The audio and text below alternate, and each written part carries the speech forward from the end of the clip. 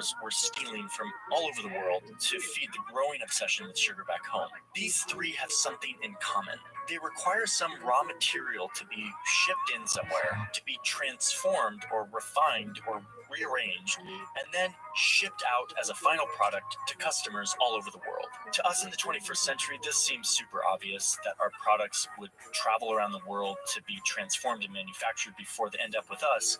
But back in the 1800s, a global interconnected supply chain was sort of a newish thing, and New York City was uniquely placed to take advantage of this new process. To add to this momentum, back in Britain, they were kind of pissed off that their settlers had declared independence from them and then had beat them in a war. So as a matter of pride, they sort of refused to trade with any of the major revolutionary cities like Philadelphia or Boston. So this meant that New York City was the place to do global business, and the city exploded with industry.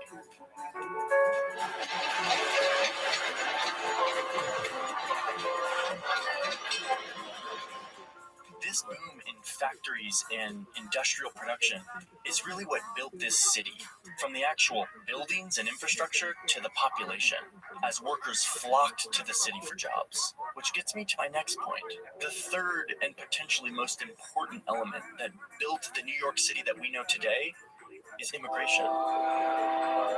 As this city became the industrial hub for making stuff for people around the world, a steady flow of immigrants started flowing into New York City, mainly from Europe at first. Some of them were fleeing war or oppression, starvation, and some were just looking for a new life, to take a risk, to try something new. And New York was there to meet them. So millions of immigrants started to flow into New York City, many getting on ships and arriving on this island. By 1860, almost 70% of adults in New York were foreign-born. 70%. That's the worst. These immigrants didn't just fill the jobs of the industrial and commercial growth of New York City. This influx of immigrants from so many different backgrounds began to lay the foundation of the incredibly diverse multicultural experience that is New York City today. But even though they all came from different backgrounds, they also had one thing in common. Immigrants tend to be a self-selecting group of risk takers. After all, they made the long, arduous journey into the unknown to start a new life. In other words, they're natural entrepreneurs. Look what we found. Best tacos on the East Coast. Because they're just like Tijuana. Here we go. Good. Num num? Yeah. So you take a bunch of risk takers and you gather them into one large growing city to build a new life. And that creates a culture of its own. A culture of new ideas, new businesses, new inventions. And when you have a bunch of new businesses and new inventions and new ideas, you often have rich people show up to try to bet on those ideas, to see whose idea will actually win, with the intention of making money on a successful idea or invention. I'm using a bunch of words to describe the process of investing or finance. For many years in the United States, the epicenter for banks and lenders was Philadelphia. But as New York City filled up with entrepreneurial immigrants, the epicenter of investing slowly shifted to the place where the best bets were happening, and New York City became the financial epicenter. All of the industrial production and factories eventually went away, but the banks and the stock exchange that were built on its shoulders stayed and became the economic foundation of modern-day New York. This explanation of New York City helps me understand the more elusive mystique about this place.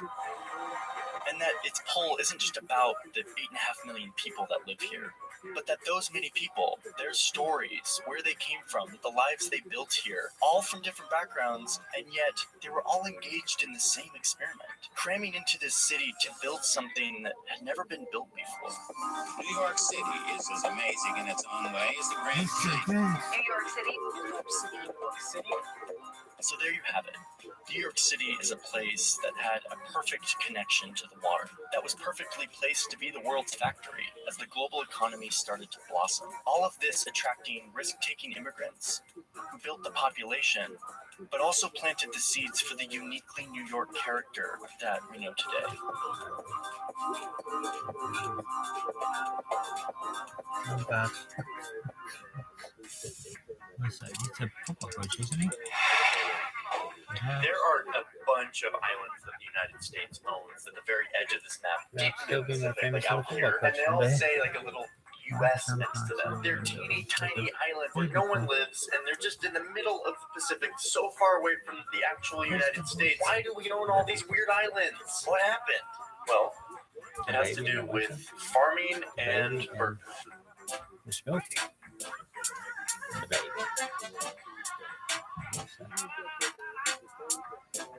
Back in the old days, farming looked like this. Basically just small groups of people, usually a few families, that would grow food for their community, and that was about it. But soon the world started to change, and started to look a lot less like this, and a lot more like this. People started moving into the city and working in factories, mass-producing commodities and items that would be shipped all around the world. And suddenly, farmers had an incentive and a duty to make more food, to ship it to these non-farm workers who are now living in cities. Farms started specializing in one crop, like corn or wheat. And they were able to sell their crops not only to their local markets, but to markets all around the world. But there's a problem here. When you're a farmer and you're producing the same crop year after year, your soil starts to lose its nutrients. It doesn't have time to regenerate, and it eventually becomes completely exhausted, making it impossible to produce in abundance. And if you can't make food in abundance, then you can't feed these ever-growing cities of people who are working in factories. And then the global economy starts to break down and the whole thing stops. For a moment there in the 1800s, it was looking like Earth would not be able to sustain a population over like 2.5 billion people, because there wasn't enough nutrients in the soil to keep up with the demand for food.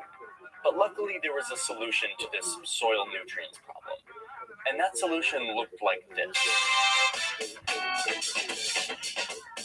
One of animal waste from any animal is packed with the nutrients that the soil needs to rejuvenate itself, to grow more crops year after year.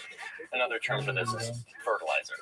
And so now we're talking about farms and industrialization and fertilizer, and you're probably thinking, this is a boring story. But these simple facts led the United States to expand well beyond the borders that we think of the United States today, to colonize far-flung islands in the Pacific and the Caribbean, all in search of one special commodity: bird shit.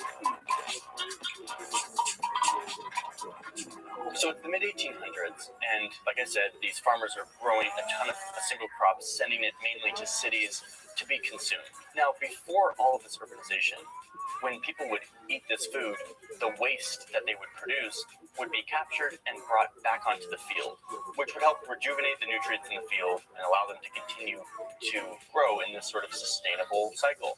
But now, all of that human waste was being piped into sewage systems and then sent out to rivers and to the ocean, completely lost. One estimate said that every year, $50 million worth of valuable fertilizer was just wasted away through the sewer system. And this is where the bird shit comes in. If you go down to Peru and look right off the coast, you're going to see a few islands. These are little more than just some rocks in the middle of the ocean that were totally uninhabited. Well, I guess they were inhabited, just not by humans, but by birds. These birds spend their day eating fish from the ocean around the rocks, inevitably dropping their waste. Pair this with the fact that these rocks don't get a lot of rain. So instead, this bird dung just sits there day after day, year after year, baking in the sun, and eventually it becomes like rock hard. You can imagine that after thousands of years of this process, you start to get some pretty thick layers of bird shit. These deposits would get up to 60 meters. That's like the size of this random building in Argentina that I found on the internet. The building's not important. The height is.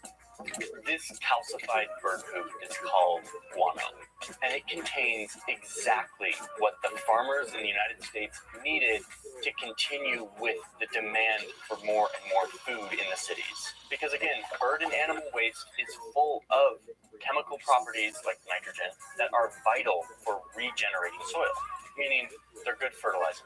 Once this guano was discovered, there was a race for everyone around the world to get their hands on it.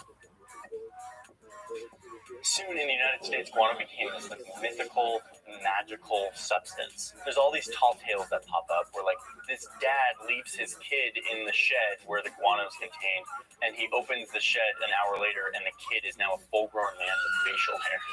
Or the farmer who sprinkles guano on his cucumbers and the vines of the cucumbers pop up and start to like attack the man. I mean, this is crazy. It's obviously not fact-based or true, but it gave a sense that there was this craze that guano was going to be the savior of all of the farmers' issues in the United States. So inevitably, an economy and a trade around guano emerged. And as always at this time, the British got there first. So there was a British firm that had a monopoly over all the guano trade from these islands in Peru, which was sort of the best known place for guano at the time. So with this one British firm controlling the whole guano trade and demand surging, the prices skyrocketed, making it way more expensive for American farmers to get their hands on this amazing stuff. So who steps in to solve this issue? The President of the United States. In his first State of the Union address, President Fillmore gets up and talks about guano. He says that, quote, Peruvian guano has become so desirable an article that he felt it, quote, the duty of the government to secure it at a good price for American farmers. This is crazy to me.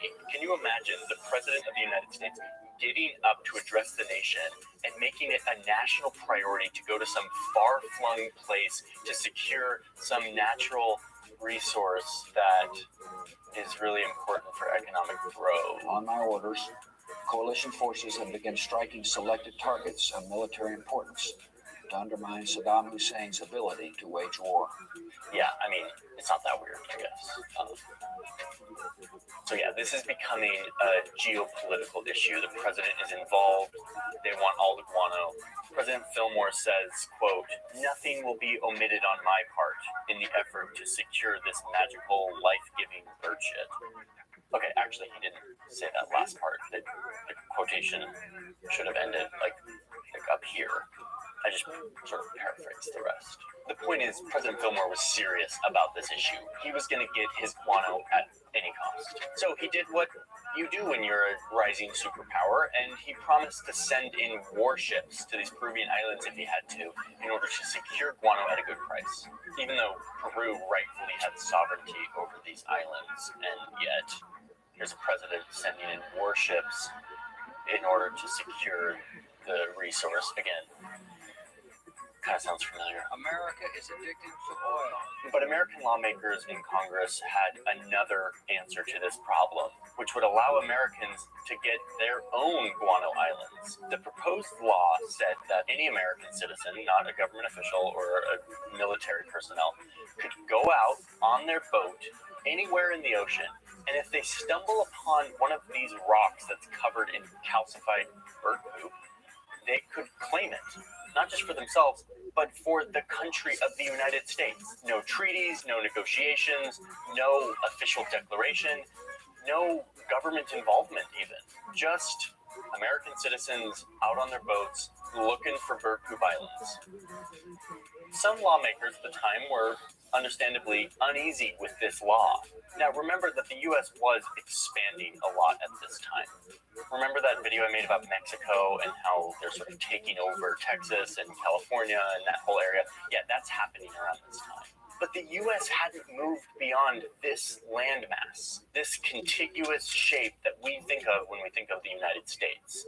Yeah, we had moved west, but we hadn't gone for far-flung colonies far into the Pacific Ocean. And secondly, the lawmakers are like, since when do we let just like random American citizens go out and like help us colonize islands anywhere in the world? This would set a precedent that these lawmakers were worried would have way bigger consequences than just like letting people go get fertilizer for their farms.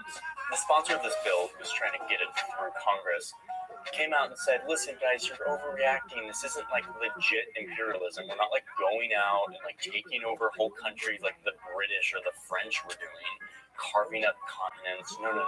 We're just going to these rocks to get some fertilizer for our farms. It's harmless. And this was apparently enough to convince the critics. And this law passes, the Guano Islands Act of 1856, where literally any American can go help expand the United States by claiming Guano Islands and mining this stuff and bringing it back to the United States. And so now a giant blitz of guano exploration begins by American citizens. Sort of like the gold rush, but, you know, for soon, these claims start rolling into the U.S. government. Random guy X from Nebraska sailed to a random island in the Pacific, planted an American flag, and now it belongs to the United States of America. All in all, by the end, there were 94 separate islands, mainly in the Pacific and the Caribbean. The guano was shipped away, harvested, put on ships, brought back to the United States, and farmers thrived. But you know who didn't thrive? The people who had to mine this stuff. I mean, you can imagine being the person who has to go onto these islands where you have thousands and thousands of years worth of layers of bird droppings to drill and cut that away and to bring it onto a ship to be shipped back to the United States. It's just like excruciating to think about. This was a pretty horrendous job, and it came with all sorts of side effects like lung issues or running out of food, because you're not on an island that grows food, you're on a literal like rock, and so the food would go bad in these ships and the people would be like stranded at sea. Unsurprisingly, these guano barons would trick people into coming with them on these expeditions. In the case of the Pacific, they would often target Hawaiians to recruit for these jobs. And in the case of the Caribbean, they would often target Black Americans recently freed from slavery to come work on these guano ships. As some members of Congress at the time worried, the Guano Act had ramifications well beyond guano and fertilizer. In fact, guano became totally obsolete a few years later in the early 1900s when a German chemist invented perhaps the most important invention of all time, which was synthetic fertilizer, a way to actually make fertilizer without having to get it from like animal waste. This allowed the population to grow to what it is today and really changed the history of humanity. But what it did is it made guano obsolete. And yet this law that allows Americans to take over random islands, and the islands themselves remained on the books. But eventually with time, these claims for random rocks in the Pacific and Caribbean sort of just withered away, and we either withdrew the claims or people forgot about them, and they were eventually claimed by local countries like Kiribati or Tonga, and places like Haiti in the Caribbean. But a few of these guano islands that we originally claimed remain today. We still own them. They're still a part of our borders in both the Pacific and the Caribbean. But the U.S. government isn't interested in using them for guano anymore, obviously. These mostly uninhabited rocks in the ocean are mainly used by the U.S. military for landing strips and seaports. They also serve to help the U.S. with their ocean borders, because international law says that if you have a piece of island, you get a big swath of ocean around it for your exclusive economic zone, meaning the country who owns this island has exclusive economic rights in all of this ocean around their islands. So this greatly enhances the U.S.'s ability to have sovereignty and control over certain parts of the ocean in the Pacific and Caribbean. But perhaps the most important result from this guano fest was a psychological one.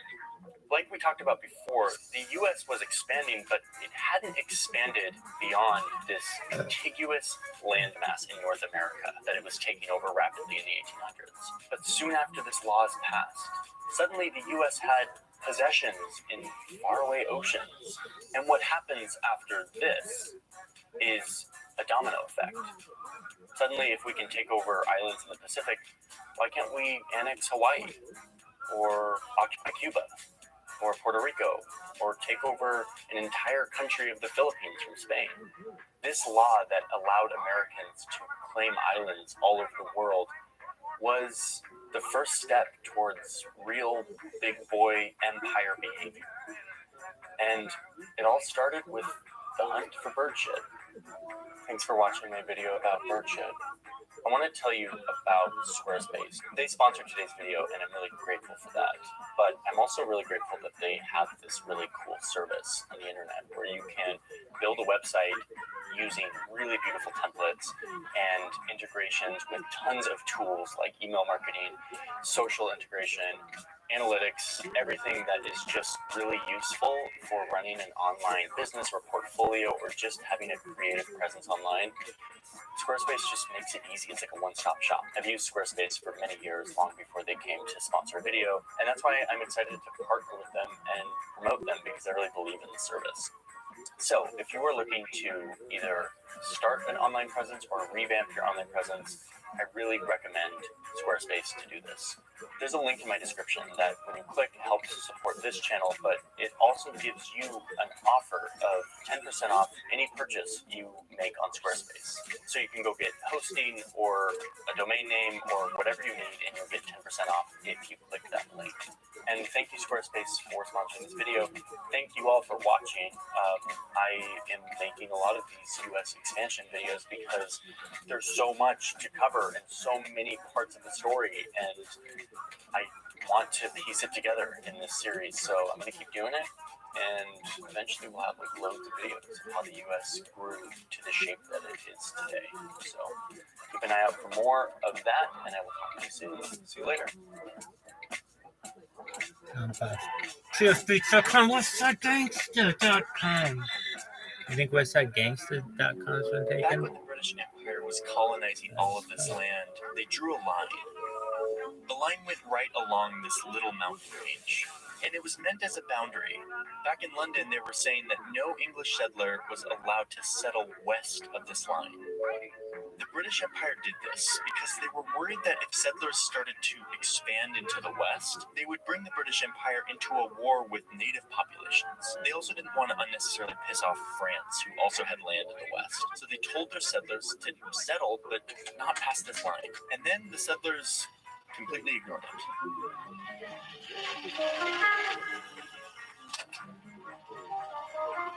These settlers would eventually declare independence from Britain and start their own country. And from there, the floodgates were open for westward expansion. A frontier people had remade a continent. Virtually all productive land had been put to the plow. A free and independent way of life prevailed. This westward blitz was made possible through the mass slaughter of people who were living on this land, which this little time-lapse ignores. How that all went down will be the subject of another video. But right now, I want to talk about what happened when the US got here. It's the mid-1800s, and the U.S. has 27 states and a bunch of territories in the West. But the country doesn't stretch from sea to shining sea quite yet. At this point, they start to bump into the recently independent country of Mexico. The northern part of Mexico was called Texas, or Texas, and it was populated mainly with native groups who had nothing to do with the U.S. or Mexico. They had just been living there for centuries. So Mexico's looking at this fairly new, sparsely populated part of their country and thinking, what do we do with all this land? They wanted to incentivize people to go and settle in this land so it would potentially be more economically productive for the country of Mexico. So they made a plan. They started to rent huge swaths of land to American settlers. They would come in and settle the land. And in return, these American settlers would recruit more settlers to come in and settle the land. Again, all with the hope that it would benefit Mexico's economy eventually. It did exactly the opposite. American settlers fled into Texas onto this newly rented land, just as the Mexican government hoped for. But with them, they brought slaves, which was totally illegal in Mexico at the time. They also brought with them an attitude of independence and frontier fever, this American obsession with moving west to settle new land. The westward movement was like a great tidal wave. The odd corners were rapidly engulfed. Mexico soon realized that this plan completely backfired, and that the Americans that had rented land from them were now not interested in having Mexico as their government. So Mexico sends in the military to remind the settlers that they're still in Mexico and that they're technically renting this land from Mexico. Well, this eventually escalated, and they started to fight all-out battles, and the American settlers lost. The big battle here was called the Battle of the Alamo. This this guy, Davy Crockett, who was like the symbol of westward expansion, died in this battle. And this loss spurred even more settlers to come to Texas and join the next fight against Mexico, which the American settlers won. And with that, they declared a new nation, independent of Mexico, the Republic of Texas. Now the map looks like this: a newly declared country of American settlers in between Mexico and the United States. But not everyone actually agreed that the map looked like this. While Mexico conceded that they lost the war, they disputed this map, saying that the border of the new Republic of Texas was actually here, and that all of this was still Mexico. So now you have a big land dispute between Mexico and the Republic of Texas. Well, soon it's 1845, and Texas becomes the 28th state of the United States. And yet this land is still disputed, but now it's a land dispute between the United States of America and Mexico. Let's keep in mind that despite all of this map drawing, there are still loads of native peoples who lived on this land for years and are now being suffocated by all these nations trying to take their land. Again, that's another episode, and it's an important episode, and I want to do it justice. But for now, what happens next in the Mexico story gets kind of nuts. And the reason it gets kind of nuts is mainly because of this guy, President James K. Polk.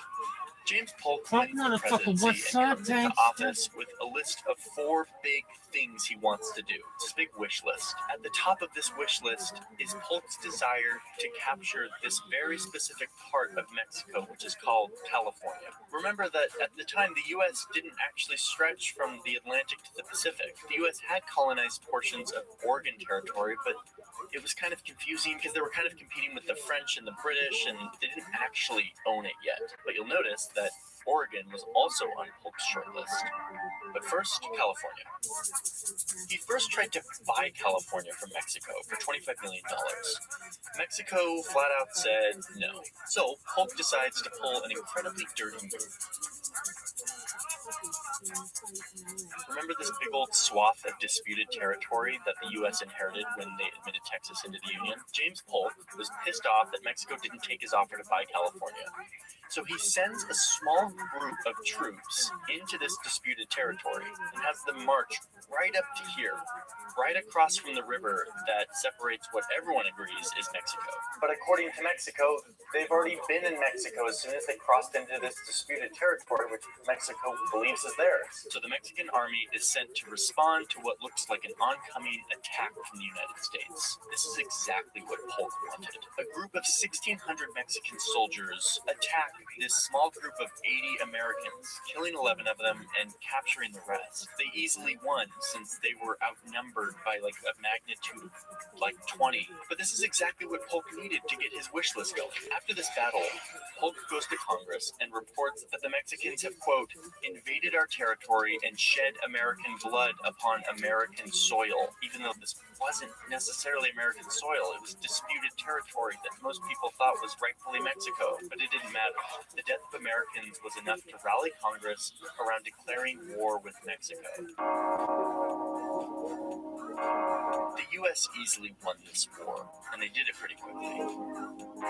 Remember that the taking over of Texas was originally a bunch of settlers who band together, made a militia, fought Mexico on their own, and declared the Republic of Texas.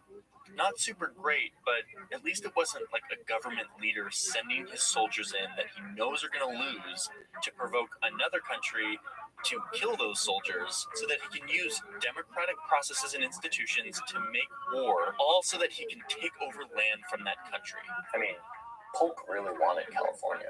Jeez. There were critics of this at the time, one of whom was this guy, who said that letting Polk force the country into war with Mexico was, quote, allowing him to make war at pleasure. And Abe hit the nail on the head. This whole war was started and fought at the pleasure of this president, James K. Polk. So anyway, the U.S. easily wins the war. They pay Mexico $15 million, and Mexico gave up all of this. As a part of this loss, Mexico also conceded all of this disputed territory, making it officially a part of the U.S. state of Texas. The U.S. had grown significantly in just a couple of years, and Polk got his California. The U.S. could have taken more land. Some American lawmakers at the time wanted to take all of Mexico, and militarily, they likely could have done this. But they only took this part of Mexico because it was the most sparsely populated, mainly by Native Americans. One senator at the time, who happened to be pro-slavery, argued on the Senate floor against taking all of Mexico, saying, quote, "We have never dreamt of incorporating into the Union any but the Caucasian race, the free white race. Are we to associate with ourselves as equal companions and fellow citizens the Indians and mixed races of Mexico?" In other words, let me put it plainly, the policy was, let's search for land where we can exterminate the natives and settle white people, instead of, let's take land where there's already big populations that are non-white people that we would have to bring into our country. This is a policy that informed American expansion and imperialism for a very long time, and it's what guided a lot of what land we took over and what land we didn't take over. Okay, so through this unprovoked, racially tinged war, Polk checked off California from his list. And just the next month, Oregon was organized into a territory after working out a deal with the British. Polk had exterminated anyone in his way, and now he had a coast-to-coast country. A few years later, they bought this little piece of land from Mexico. And this completed the southern border that we know today. One that was forged first from a rebellion of American settlers, then a war at the pleasure of James K. Polk, and then finally that little purchase there at the end.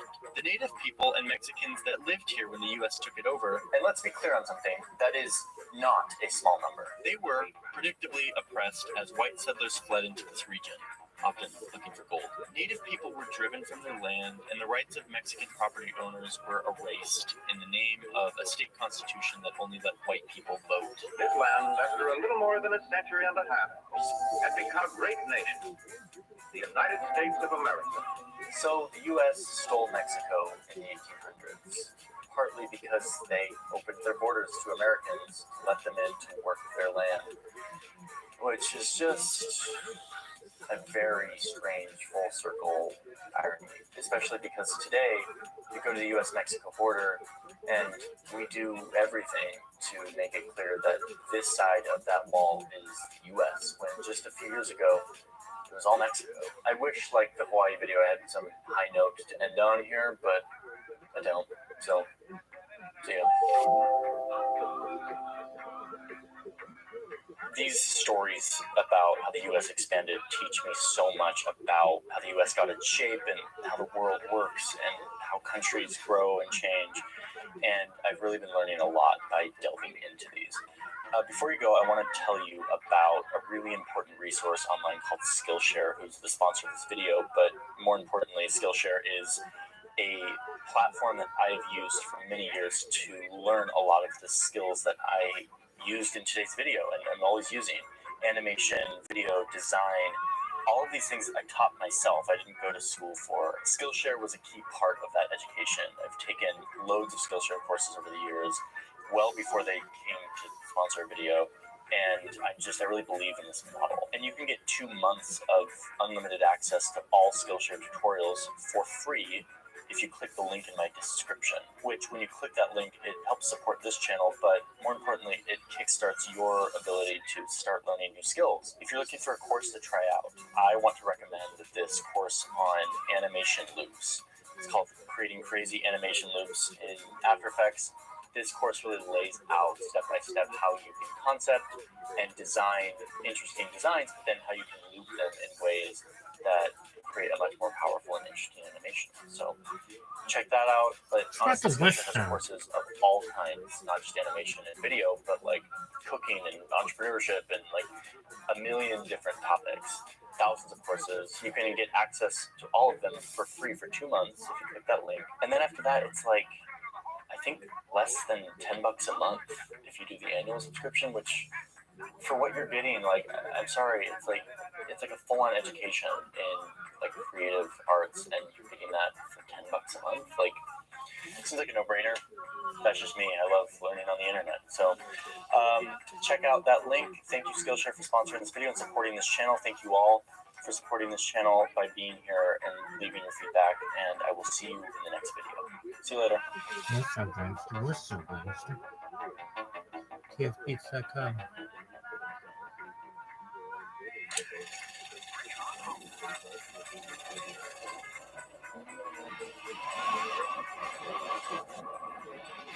I want you to see something.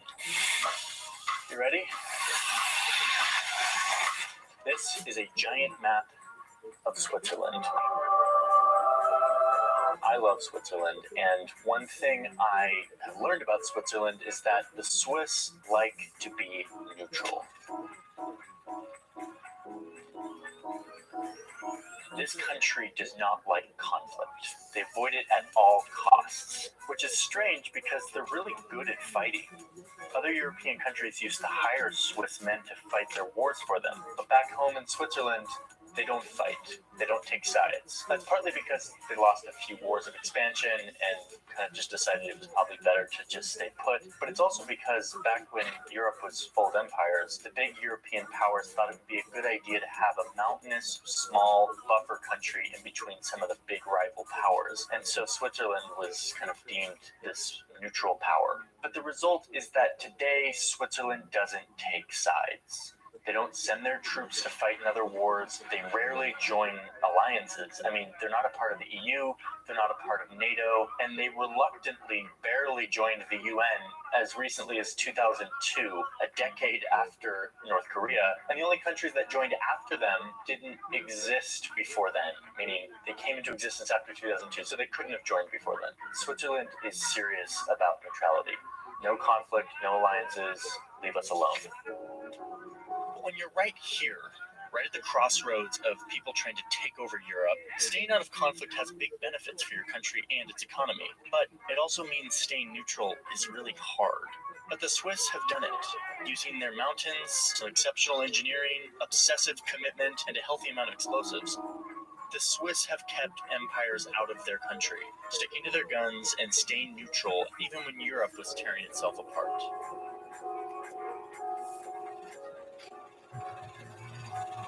So you're Switzerland in the 1940s. Here's your situation. You're surrounded by Nazi Germany to your north and fascist Italy to your south, and quickly are becoming engulfed with all the countries that are now in the sphere of influence of these countries. You're surrounded, and Hitler is winning everywhere, but you're Switzerland, and so you're like, don't invade us, we're not going to fight, we're not taking sides, we'll just keep trading with whoever wants to trade with us, but we're not going to fight or be invaded. No. That's not how Europe was in the 1940s. You couldn't just sit it out. And yet, the Swiss were committed to doing so. The fact is that even with this commitment to neutrality, an invasion from their next-door neighbor, the Third Reich, was a very real possibility. So Switzerland devised what I argue is just the most Swiss plan ever to stay neutral during World War II and future global conflicts. It's a plan that still lives on today that you can still see when you go to Switzerland. Here's what it looks like. First up, they looked around their country at any linkages to the outside. They chose key points around the country that would give invading armies access to the country, like roads, bridges, tunnels, any access point. And then they packed it full of explosives. Dynamite, TNT, whatever. Anything that would just completely destroy that linkage. They got really inventive with this stuff. Sometimes they would wire a bridge with dynamite, but they also would put secret cannons in mountains that would pop out and point at a major road and demolish it if needed, making it unusable. Or sometimes they would go to their long tunnels, like this 10-kilometer tunnel down here at the border with Italy, and they would rig it with TNT so that they could quickly seal off this part of their mountainous southern border. Up on mountain passes, they even rigged the sides of mountains with explosives to create artificial landslides to block the road. The thinking here is that if an invading army were marching into Switzerland, they could pull the trigger on all this stuff, igniting dynamite or shelling or otherwise destroying all the ways to get into the country, making it a lot harder to invade and giving them time to retreat to the mountains. There's a wonderful, strange irony going on here. The Swiss are really good at transportation. The trains are immaculate and efficient and go up crazy mountains and are always on time. Roam around the country and you'll see this. These are the little doors in the streets where they would pack explosives. So it's kind of ironic that all of this infrastructure was packed with explosives. But I guess that makes it even more functional because now it's a defense mechanism in addition to being infrastructure for transportation. I love Switzerland.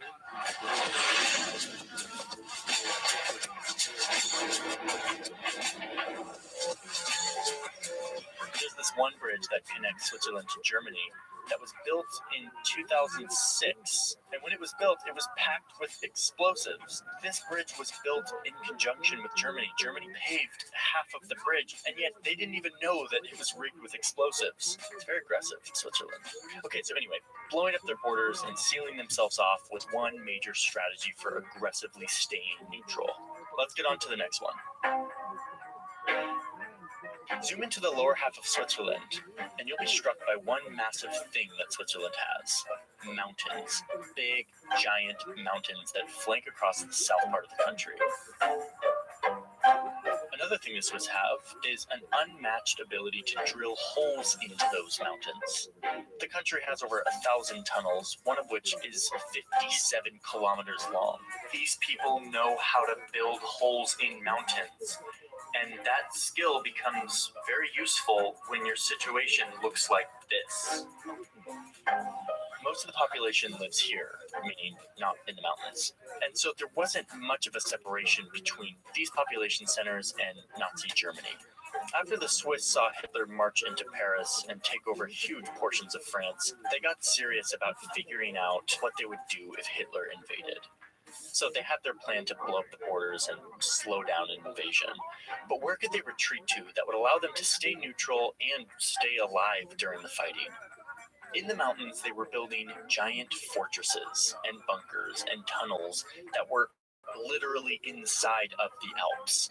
They built thousands of these things in the side of mountains, and they rigged them with guns and cannons, as well as full-on bases that were equipped with supplies and beds and living space. Sometimes they'd be hidden in steep mountain passes, disguised as a barn, but really it would be a bunker with hidden explosives, supplies, and men ready to fight. All over the Alps, the Swiss built these secret bunkers, mainly during World War II, in preparation for any sort of invasion. Once the war ended, the idea of putting bunkers in the mountains for defense and neutrality became pretty embedded in the Swiss security doctrine, as well as just Swiss culture. So I did a call out on Instagram stories to see if this bunker culture was still a thing, and I got a lot of responses that showed me that it's not just World War II in the mountains.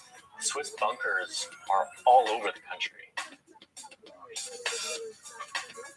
Jeez, it's a lot of bunkers. Thank you to all of those who sent me pictures of your bunkers. After World War II, the new threat was the Soviet Union and the Cold War and nuclear destruction. Bunkers were now built into homes, apartment buildings, hospitals. Public infrastructure of all kind had bunkers underneath it. By the 1960s, Switzerland had built enough underground bunkers and shelters to protect the entire population, and with a healthy surplus, something that no other country's ever done.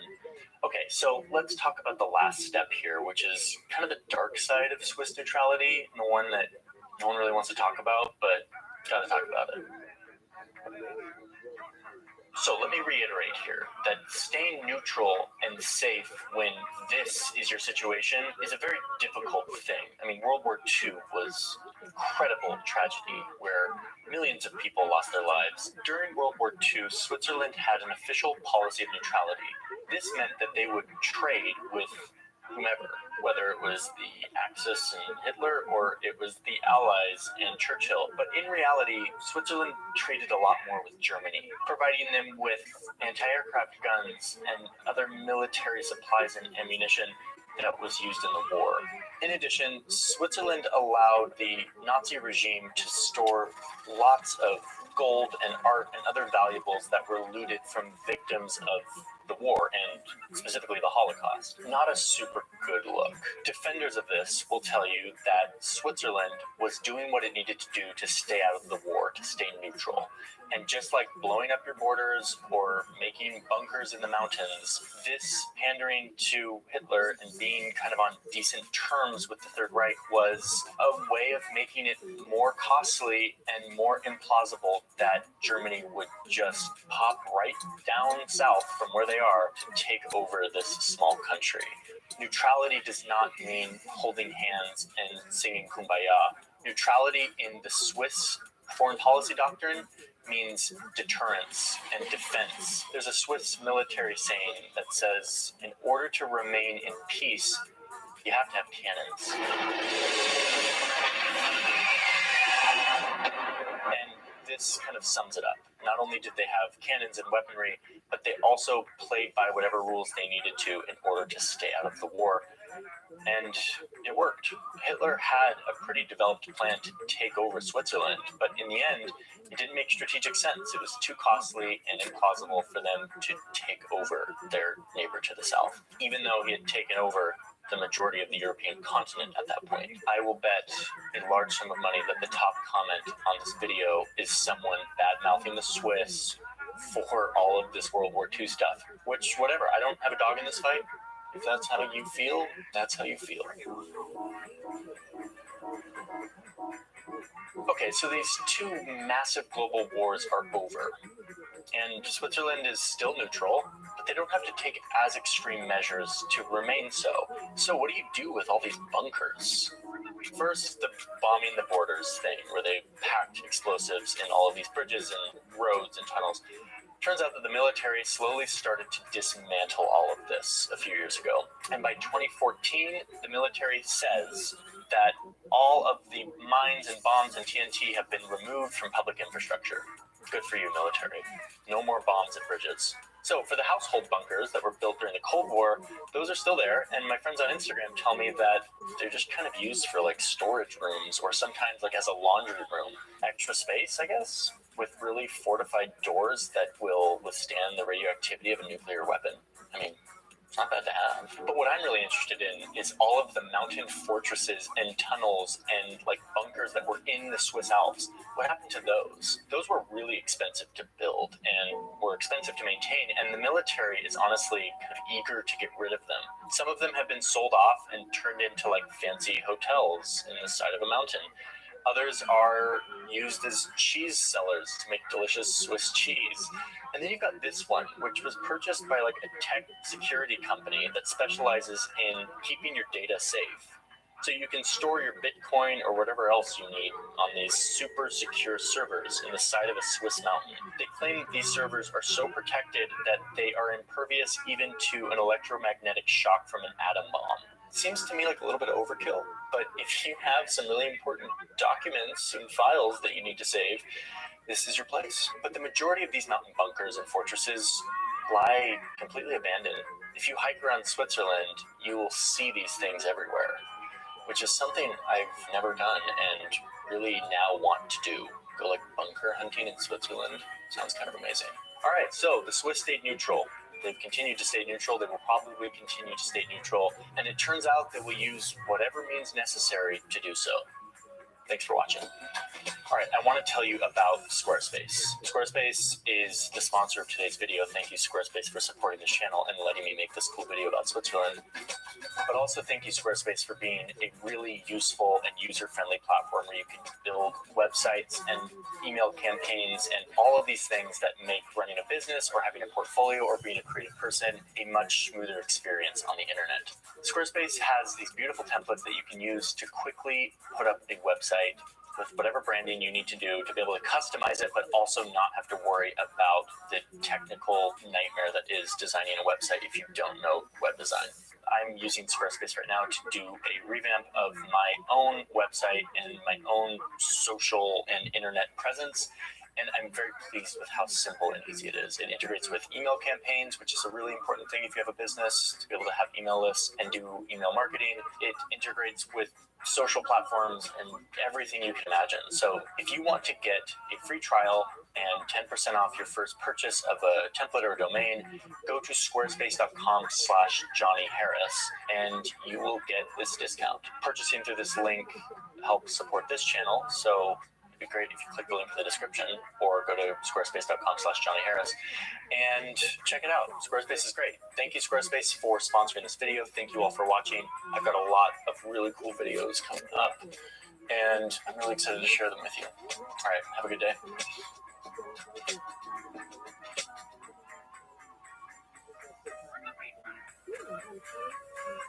A while back, I made a promise. Someday I'll make a video about this whole messy debacle. So today I intend to make good on that promise. Here we go.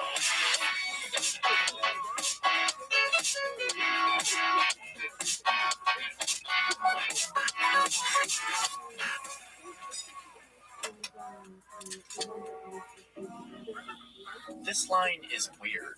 It's not a border, but I guess it kind of is. It divides something. If it's Monday evening and you fly from Hawaii to New Zealand, you'll cross into Tuesday evening and then back into Monday evening and then back into Tuesday evening. And because you've been flying for a while, now it's probably Wednesday morning. You just jumped from Monday to Wednesday on a 9-hour flight. Better yet, jump in your boat on a Tuesday afternoon and go a few hundred kilometers south, and suddenly you're watching the sunset on a Monday because you drove south in your boat. Wait, what?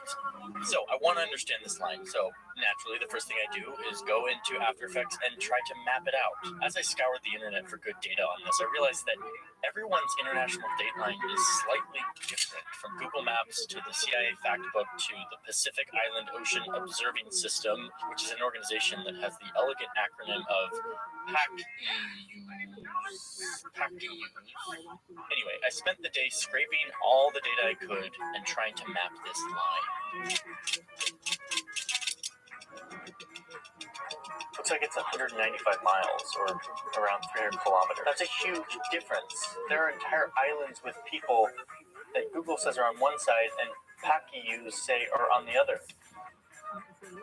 Who's right here? Before we settle that, I want to dig into what this line even is and why it looks the way it does.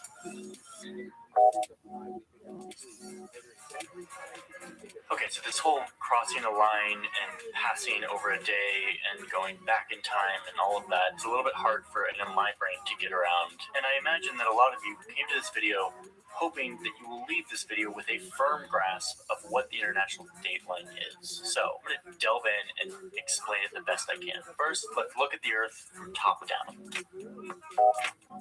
So we're looking at the Earth from above, like top down. Here's Great Britain over here. And of course, we've got our beautiful sun shining light onto our Earth, which gives us day and night. Land that is rotating into this light is seeing a sunrise.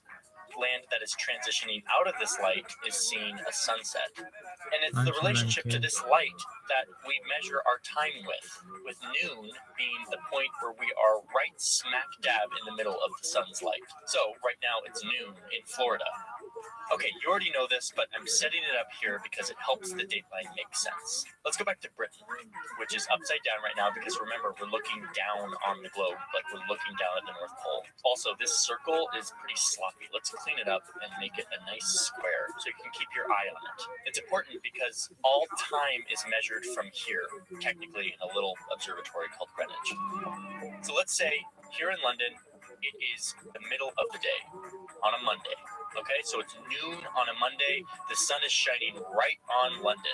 So let's freeze time and look what's happening a few thousand kilometers east of here.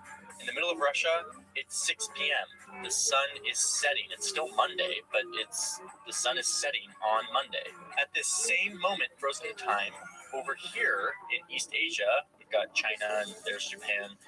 It's still noon in London, remember that, but it's late over here. The sun has gone down, it's 9 p.m. in Japan. It's still Monday, it's just late. The sun went down hours ago. These people are finishing Monday. It's like the middle of the night on Monday. It's noon in London. Let's zoom out and realize that it's Monday all around the world.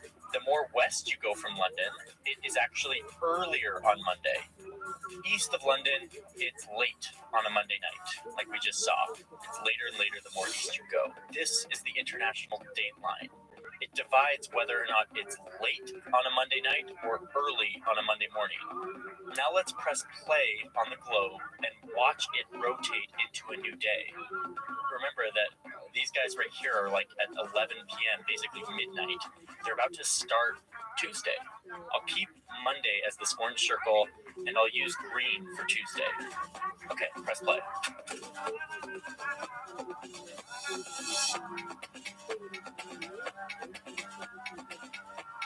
Okay, stop. Zoom in. Here in the middle of the Pacific, it's almost 11 a.m.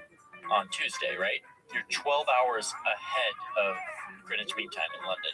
Go right over this line, and you'll still be around 11 a.m. The sun is still shining in the same way, but now you are 12 hours behind Greenwich Mean Time. But it's still Monday. You're 12 hours behind Greenwich. It hasn't passed into a new day yet. And that's how you're able to cross this line and go back a day or forward a day, even though you only go a few hundred kilometers. Okay, I'm sure you're tired of looking at this top-down globe. It's kind of disorienting and not super intuitive. So let's see what this looks like on a map, on a regular old map. Here we are in the same exact scenario. It's around 11 a.m. right here, and yet it's Tuesday here and Monday over here. I'm going to call this side, which is later than London's time, it's east of London, the Tuesday side. And I'm going to call this side, which is behind London or west of London, the Monday side. I'll just use that. That's my own little terminology. I'm going to start using that. And no one else uses it like that, but I'm just going to for the rest of this video, okay? I'm interrupting all of this conceptual, non-intuitive stuff for a little intermission. I want you to just look at this for a second. There are a bunch of beautiful islands in the Pacific. This one's called Aitutaki. That's really what it's called. That was my best accent. Just remember that the International Date Line runs through some of the most beautiful ocean in the world, and it's worth just looking at it for a second. So let's keep going on this question of why it's different on every map. Why does this line look so messed up? And what's with this notch? And why can't anyone agree on what it should look like? This is the part that I knew nothing about, and it's fascinating. Technically, according to our little conceptual model that we just did, the line should just be like this. A straight line that's on the exact opposite side of the world as Greenwich, meaning Greenwich is 0, this would be the 180th meridian. But, as I've said many times before, nature isn't super good at straight lines. So instead, it looks like this. It starts out following the 180th meridian, as it should. Then it splits off right here to make sure that this Russian island and then the very eastern tip of Russia don't get sliced in two to become part of different days. As it accommodates Russia, it passes right here between Russia and Alaska. If you zoom in, you'll see that it passes right through these two islands. These islands are just a few kilometers away from each other. The sun sets at the same time on both these islands. They're right next to each other. The difference is the sun is setting on a Tuesday here and on a Monday here. After Russia, the line heads back west to meet up with the 180th, but it passes it in order to keep all of these islands on this side because they belong to Alaska. This notch, it goes all the way over to accommodate this island of Alaska, which is this tiny outpost of 21 people. It looks like the most western part of the United States, but really because it's on the other side of the 180th meridian, everything left of this line is actually in the eastern hemisphere. So this is technically the easternmost part of the US, but whatever, it doesn't really matter. These are all fake lines anyway. Okay, so we've zigzagged back and forth, crossing the 180th meridian a few times to accommodate Russia and the United States. It finally gets back onto the 180th and starts following it south for a really long time. Once it gets to the equator, we begin the big game of whose side are you on. All these islands in the Pacific, and there are loads of them, have to make a decision on whether or not they want to be the first people to start new days or the last people to end those days. We've got this big notch here, which basically exists to accommodate Caribas, which is an island nation of just like 112,000 people. But this nation is spread across a huge swath of ocean, which spans an area greater than the continental United States. It's huge. It bounces around here to make sure that Caribas is on the Eastern Hemisphere time zone, with Australia and Asia And then other nations, like the Cook Islands, are on the western part, like with the United States. It dips down here between Samoa, which is on the Tuesday side, and the islands of American Samoa, which are on the Monday side, same with the United States. From here, the line heads straight south, but not along the 180th like it should. Instead, it follows closer to like the 172nd. This is meant to allow a bunch of these island nations to stay in the Tuesday side so that they can be on the same date as big regional countries like Australia or New Zealand. Then finally it meets up with the 180th meridian and it follows it all the way down to Antarctica. Okay, so that is this line and why it exists and why it zigzags and all of its twists and turns. So our two important questions here: why does it look so weird and why is it different on every map? The first one kind of answer pretty easily after seeing where the line goes, which is this line is really flexible. It's not a real border. It doesn't denote any land that somebody owns. A regular border is defined through conflict or negotiation, and it denotes the sovereignty of a country. You own this and I own that. That is what a normal border does. This doesn't do that. The date line is a decision that every country can make for itself.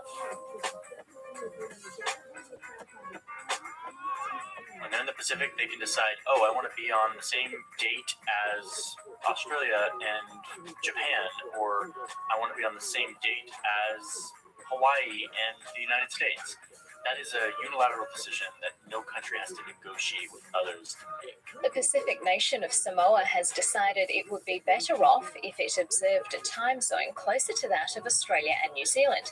So it's declared it will switch to our side of the international dateline. Before that big notch existed, half of Caribas was in the Tuesday side and the other half was in the Monday side, which just made it really hard where it was like Friday on this side, and if people wanted to get in touch with people in their country, it was already Saturday on their side, and so they were off for the weekend. So they unilaterally decided in 1995 to just change the line and put the entire country on the Tuesday side. So every country decides how they want to do it, and because of that, it's changed dramatically over the years as countries just make their own decision on what date and time zone they want to be in. So now to my second question, and the big one that I was very curious about, which is who's right? After a day of fixating on this question and mapping and doing all this stuff on the computer, it all came down to this moment. You have these two versions of the notch that are different. The black one is Google Maps. This is how Google Maps displays it on all of their different platforms. And this yellow one is from that PAC-Use, the Pacific Observer something, I don't really remember, but it's like a big authority for the Pacific Ocean. Remember that this is the Monday side and this is the Tuesday side. Same time, different dates. As I zoomed around this, I saw these islands. Google says that these islands are on the Tuesday side, the one day ahead side, whereas PAC-Use says that these are on the Monday side, meaning the one day behind side. I checked the official time zone for every one of these islands and discovered that they all belong to the Cook Islands, which is a set of islands connected to New Zealand, but that is on GMT minus 10, means it's 10 hours behind GMT, not a bunch of hours in front of GMT. In short, all of these islands are on the Monday side. PAC-Use has it right, and Google Maps has it wrong. Wait, what? Google Maps has something wrong. Bit of an existential crisis I've been going through the past couple of days. I want to be wrong on this. In fact, if somebody comments and points out a flaw in my logic or my analysis here, I will be grateful for that, because this is something that I have a really deep appreciation for Google Maps and all of the wonderful mapping that they do, but I think they got this wrong. Somebody prove me wrong, please. And if not, my worldview has just shifted slightly. But here's the thing. At the end of the day, it doesn't really matter. The fact that Google Maps didn't painstakingly weave its line through all of these islands is kind of an indication that these borders, these fake borders, these lines don't actually do anything besides describe the preference on how different countries want to measure their time. It doesn't give anyone extra land, it doesn't give anyone extra waters or minerals or any of this stuff that usually make lines really important. In this case, we're describing a preference. And so I'm sure that these mapping organizations haven't cared too much about getting the shape perfectly in this vast swath of ocean that is mostly uninhabited. That's the international date line. I want to hear thoughts and feedback from everyone, and thank you for watching. So I've been home a lot lately. You probably have been too. And I've been watching a lot of Netflix and a lot of other stuff. And one thing I realized is that there are a lot of shows and movies on Netflix that I don't have access to since I'm in the United States. Lord of the Rings, for example. That's where a VPN comes in. ExpressVPN specifically is the one I use. They're the sponsor of today's video.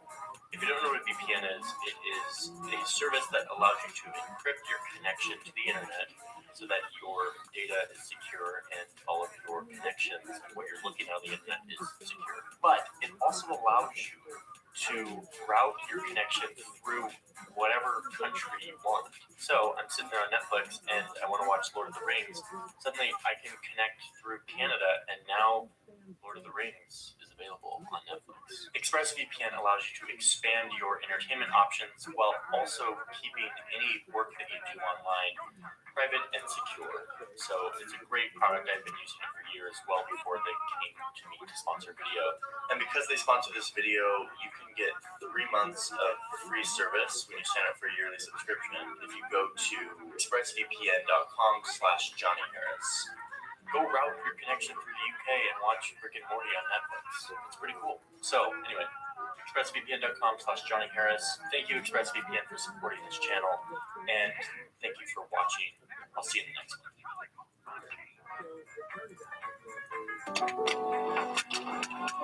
I've been playing around with a really amazing map. It's a map of the solar system. Recently, I got really curious and I started zooming out, well past the solar system and deep into the night sky. And this kind of blew my mind.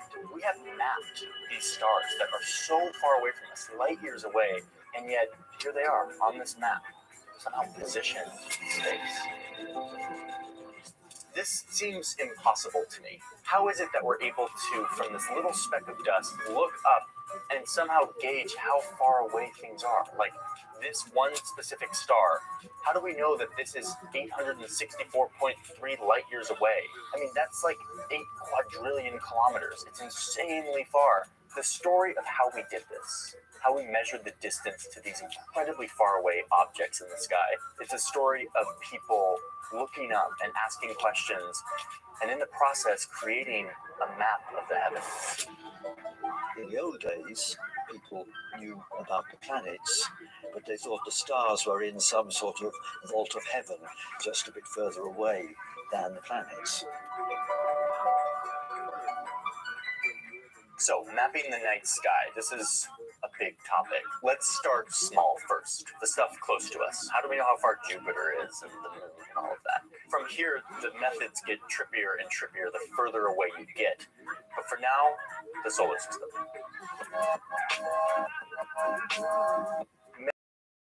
Planets is relatively easy because we see the planets move. We see them spin around the sun and we can observe their behavior over the course of decades and generations and record that. After a lot of observation, we realize that the planets go around the sun and they go in this kind of elliptical shape. They don't go like in a perfect circle. You can then observe that the planets start moving quicker the closer they are to the sun because of gravity. Gravity pulls it in and whips it around. Observing the planets and how they move around the sun allowed one very smart German astronomer who apparently exclusively ate with chopsticks. I'm kidding. I know they're not chopsticks. Okay, it's just a joke. It's actually just like a compass. Ha ha.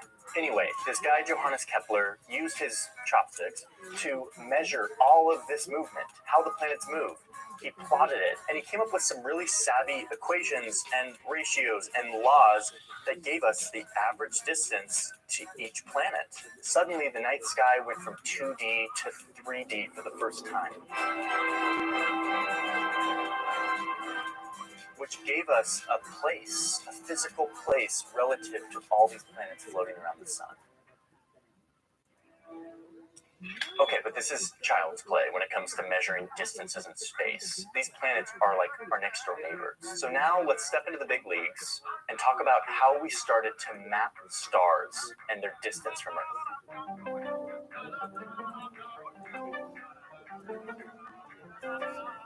For the stuff that's not orbiting the sun, that's really far away, we can use a concept called parallax. Parallax sounds strangely familiar when talking about physics and space. All right, but he goes by the pseudonym Parallax. That's a great name. Okay, no, not that Parallax, the pseudoscientist from the 1800s. I'm talking about the scientific concept. Parallax is a concept that says that if you're observing something far away and you shift your position relative to that faraway thing, the faraway thing will look slightly different relative to the background. Okay, so let's say we're looking up at the night sky and we want to know how far away this star is. Remember that Earth is always floating around the sun at any given time, which is moving us in space. So if we observe this star in May, and then wait 6 months till November and observe that star again, we've now gained a new perspective on the star and what it looks like relative to its background. This gives us an angle that we can use to calculate this distance. What we don't know is this value. This is the distance. This is what we're looking for. But we do know a few things. We know this distance because it's just the distance from Earth to the sun, which happens to be 149 million kilometers, or 1 astronomical unit. This distance times 2. And then we also know this angle up here because we measured it from 2 different perspectives. Thanks to the wizardry that is trigonometry, we can use this distance and this angle to determine what this distance is. This works really well, and it's allowed us to measure the distance to a lot of stars. But remember that a key ingredient to this whole parallax thing is the slight shift in perspective between the first angle and the second angle. As you start to measure things that are further and further away, this angle becomes slighter and slighter until eventually it becomes impossible to discern. It's so minuscule, the perspective shift, that you can't actually detect it. So there's a limit to how far parallax goes. With our Earth-based telescopes, we've been able to perceive the angle enough to where we can see things that are about 300 light years away. I mean, that is way bigger than like the things that are close to us in the solar system, but it's still a tiny number compared to like the galaxy or the universe. Luckily, we have fancier tools like this guy that have really good technology for detecting these slight angle differences from 2 different perspectives of a star. And that's allowed us to observe and measure the distance to stars that are up to 3,000 light years away, way further out. Okay, so here's where we're at. With Kepler's fancy equations, watching planets move around the sun, we've been able to measure the distance to planets. With parallax, we've been able to measure the distance to stars that are really far away and get a 3D map of our galactic neighbors. But we're still not really scratching the surface of the distances that exist in the universe. So how do we do that? This is where it starts to get kind of crazy and trippy and weird, and I'm going to do my best to explain this in a way that comes through. So here we go. One of the major methods for measuring the distance to super far away stars and galaxies was pioneered by a computer at Harvard in 1912. Wait, what? A computer in 1912? Yeah, that's what I said, a computer at Harvard in 1912. But computers weren't invented until the 1950s. But computers in 1912 looked like this. This is a group of women who worked in Harvard's astronomy department in the early 1900s. Their job title was literally computers, meaning someone who executes predetermined logical calculations on large inputs of data. Harvard astronomers were taking loads of photos of the night sky with their new fancy telescopes. The images came out like this. Glass plates with photos of the night sky developed on them. The computers were tasked with looking at each of these plates and naming and classifying the stars by their brightness and their type. They were basically creating a 2D map of the sky. They didn't know how far away they were. They just were classifying their position in the night sky relative to our perspective on Earth. At the time, a lot of legit astronomers figured that what was in our galaxy was all there was to the universe. We had no idea of knowing how far away some of these objects were, so we just figured that maybe everything is somewhat close by in our galaxy. One of these computers was named Henrietta. She was a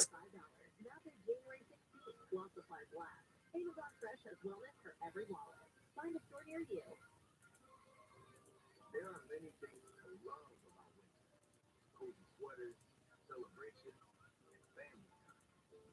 But winter can also bring many stresses, extra expenses, seasonal bugs, and so much family time. If you and your loved ones are feeling stressed or anxious this winter, Calhope can help you. Check out our free mental health resource at calhope.org today. We all make resolutions this time of year, and let's face it, most of them won't stick. But here's one that's not only easy to keep, but will help you feel healthier all year long. Nofilter. Nofilter provides quick, drug-free nasal relief by washing saline in one nostril, around the back of the nose, and out of the other nostril. This time of year, when everyone is sick, Nofilter helps by sucking out germs, bacteria, and viruses trapped in our noses that cause us to feel miserable. And come allergy season, it does the same with dust, pollen, and other allergens. And unlike medications that can take time to help, if they're effective at all, Nofilter helps treat congestion symptoms in seconds flat, without drugs. This New Year's, resolve to use drug-free Nofilter to help you breathe easier, sleep better, and feel healthier all year long. Ask for Nofilter at Walmart, Walgreens, CVS, Rite Aid, Target, or find us online at Nofilter.com. Nofilter. N-A-V-A-T. Clean nose, healthy life. Sex evaluations, they're worthless. If you let the guy out, what's the point? Why did you bother? Might as well ask my dog what he thinks. John Cobell, if we just put the mental patients away, we could probably cut the police in half. Live 1 to 4 p.m. on KFI and on demand anytime on the iHeartRadio app.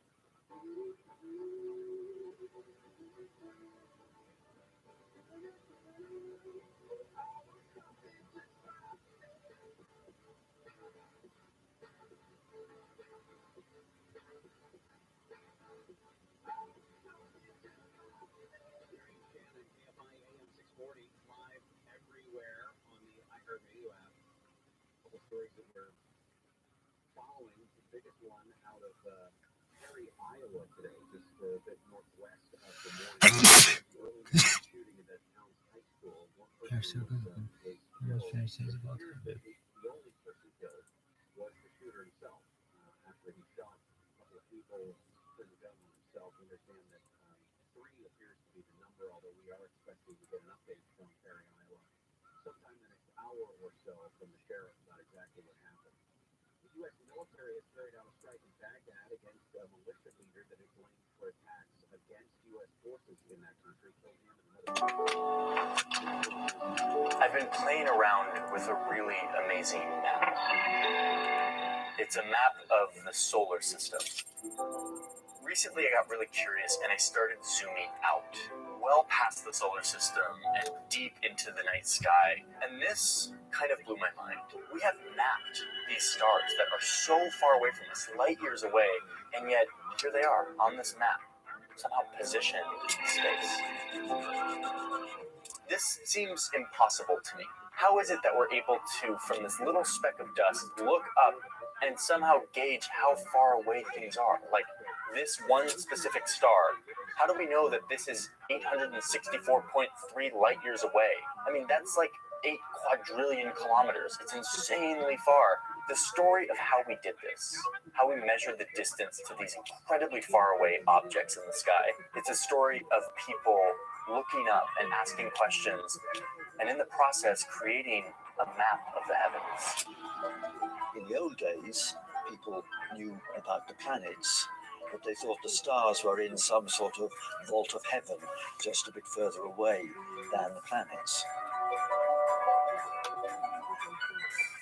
So, mapping the night sky, this is a big topic. Let's start small first, the stuff close to us. How do we know how far Jupiter is and all of that? From here, the methods get trippier and trippier the further away you get.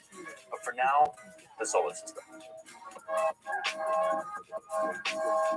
Measuring the distance to planets is relatively easy because we see the planets move.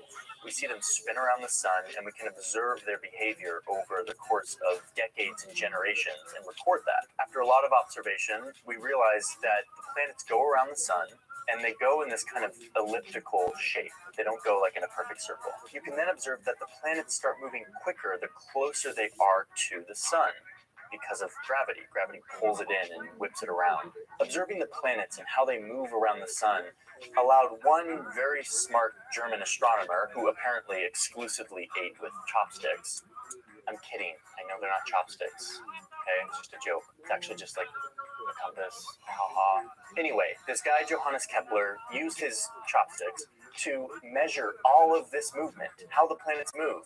He plotted it, and he came up with some really savvy equations and ratios and laws that gave us the average distance to each planet.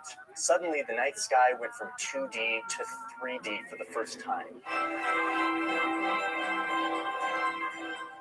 which gave us a place, a physical place relative to all these planets floating around the sun. Okay, but this is child's play when it comes to measuring distances in space. These planets are like our next door neighbors. So now let's step into the big leagues and talk about how we started to map stars and their distance from Earth.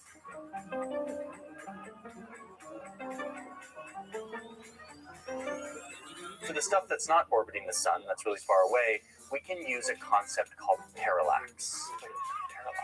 Parallax sounds strangely familiar when talking about physics and space. It was but he goes by the pseudonym Parallax. That's a great name. Okay, no. Not that Parallax, the pseudoscientist from the 1800s. I'm talking about the scientific concept. Parallax is a concept that says that if you're observing something far away and you shift your position relative to that faraway thing, the faraway thing will look slightly different relative to the background.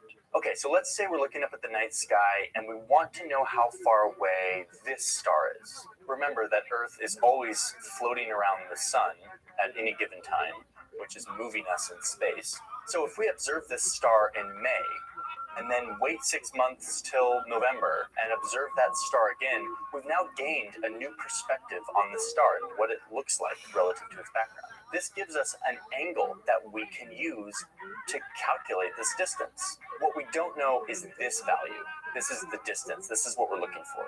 But we do know a few things.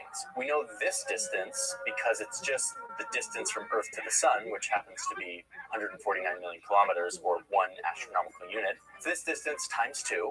And then we also know this angle up here because we measured it from 2 different perspectives. Thanks to the wizardry that is trigonometry, we can use this distance and this angle to determine what this distance is. This works really well, and it's allowed us to measure the distance to a lot of stars. But remember that a key ingredient to this whole parallax thing is the slight shift in perspective between the first angle and the second angle. As you start to measure things that are further and further away, this angle becomes slighter and slighter until eventually it becomes impossible to discern. It's so minuscule, the perspective shift, that you can't actually detect it.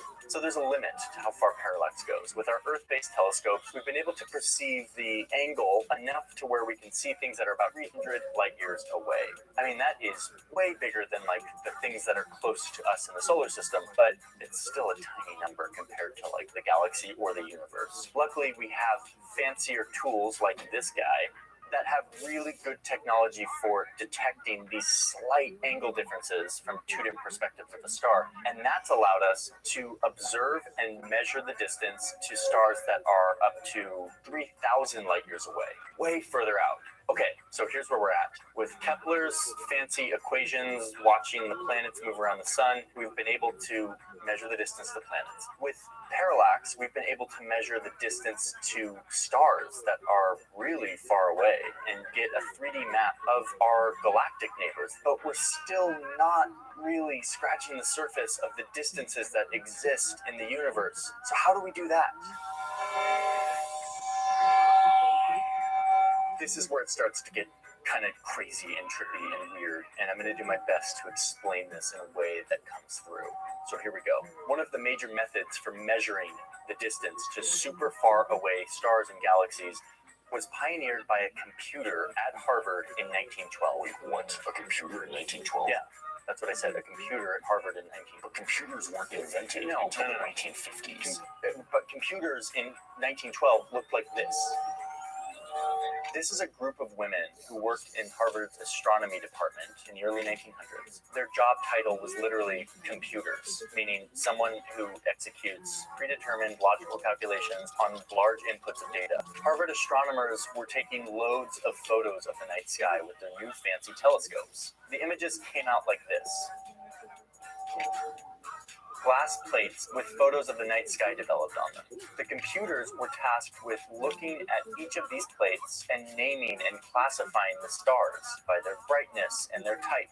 They were basically creating a 2D map of the sky. They didn't know how far away they were, they just were classifying their position in the night sky relative to our perspective on Earth. At the time, a lot of legit astronomers figured that what was in our galaxy was all there was to the universe. We had no idea of knowing how far away some of these objects were, so we just figured that maybe everything is somewhat close by in our galaxy.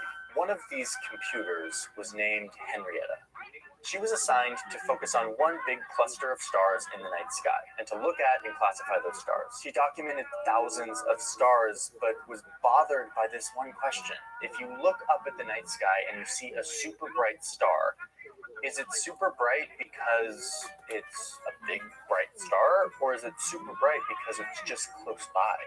By the same token, if you see a really dim star, does that mean it's just really, really far away and it's actually a big star that's super bright, or it's actually just a small dim star? We really had no way of knowing because, again, they had no idea how far away these objects were that they were measuring. She was looking at this one part of the night sky, this one cloud of stars. She didn't know how far away that cloud was, but she figured all of the stars were about the same distance from her. And she noticed that some of these stars were pulsating. They were getting brighter and dimmer, brighter and dimmer. And they were doing it at a strangely consistent rate. If one of the stars took 4 days to get brighter and it took 4 days to get dimmer and 4 days to get brighter, it would stick to that pattern, that period, over and over again. Very reliable, very consistent. You may be wondering, what does this have to do with mapping the night sky? We're getting there. So Henrietta decides to make a graph, to start to plot every one of these stars that are pulsating and determine if there's any sort of pattern. On one axis, she put how long it took for these stars' cycle to go from bright to dim. Maybe it was 2 days, maybe it was 5 days, maybe it was 10 days. Remember that each of these stars were showing a very consistent pattern of sticking to their cycle. On the other axis, she plotted how bright they were at each of these phases, at their dimmest and at their brightest point. So you've got brightness on this side, and you've got how long it takes for this pulsating to happen on this one. So let's say she sees a star, she sees that it takes 2 days for it to go from dim to bright, and then 2 more days to go from bright to dim.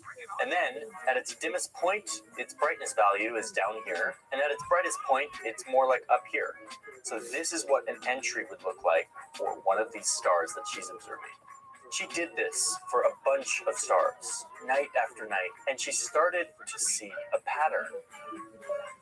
What this graph tells us is that stars that have a really long cycle going from dim to bright, let's say they take like 10 or 20 days to do that, those stars are overall really bright. They're probably big, they have more energy.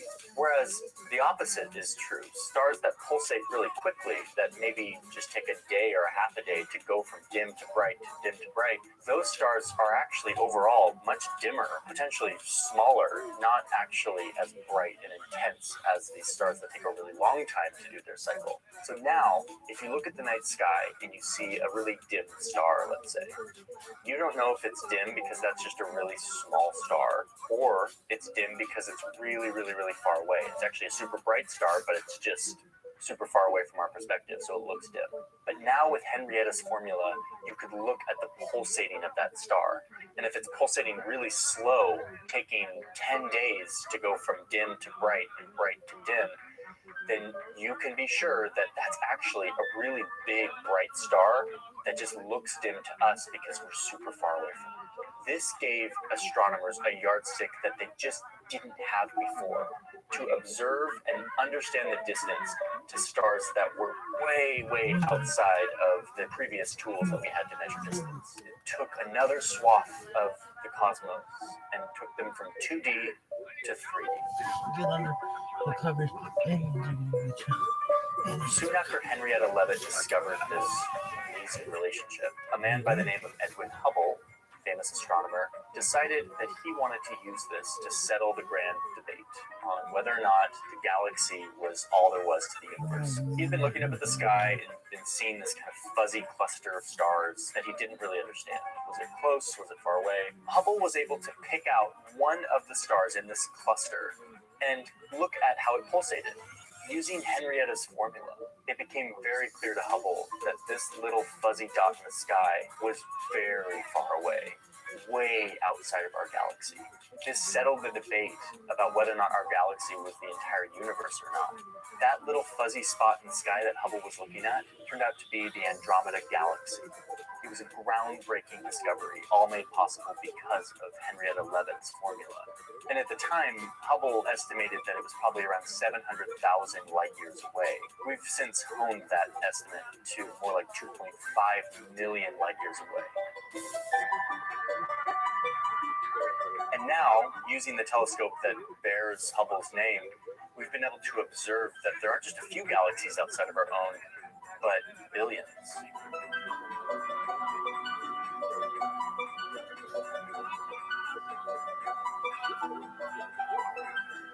Okay, that's it. That's the answer to my question.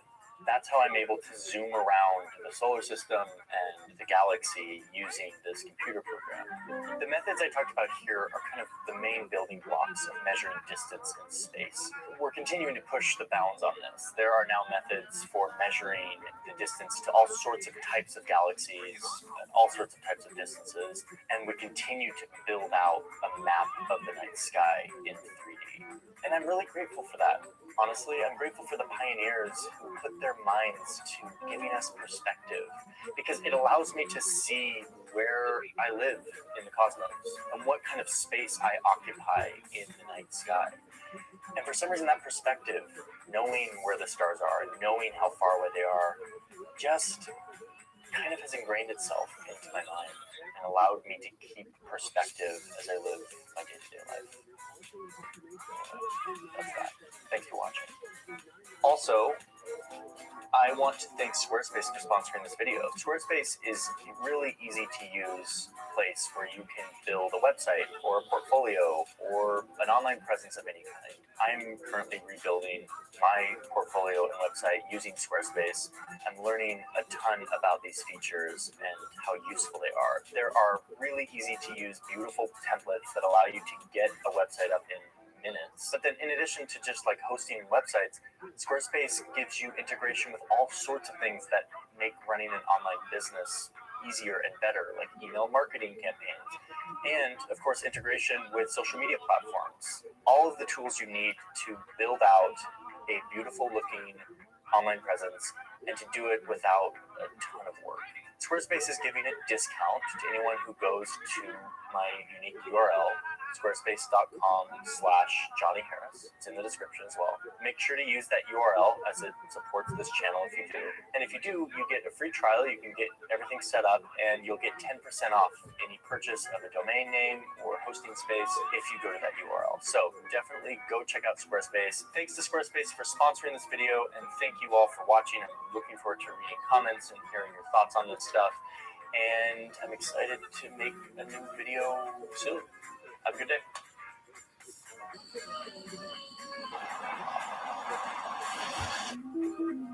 The longest border in the world is kind of strange. It goes on for thousands and thousands of miles in like a straight line. And there's a bunch of weird little details about this line that I'm becoming quite curious about.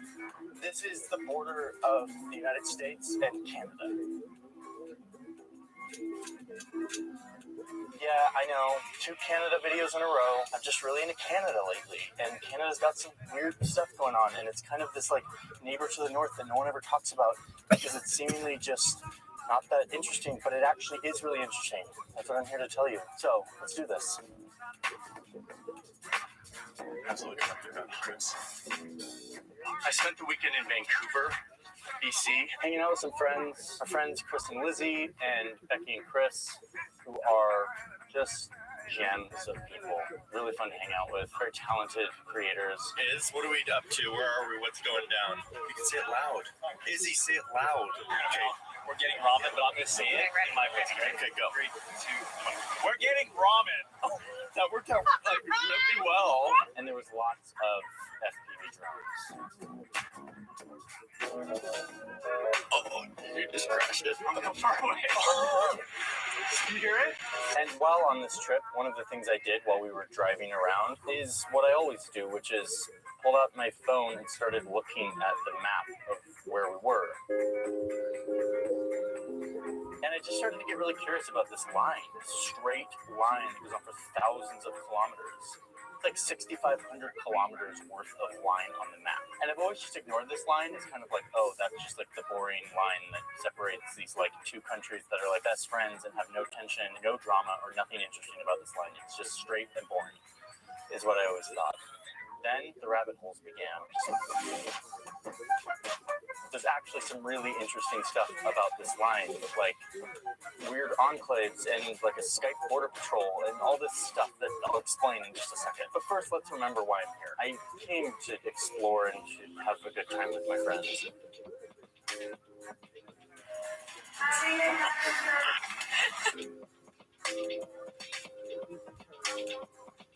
Okay, so back to this line.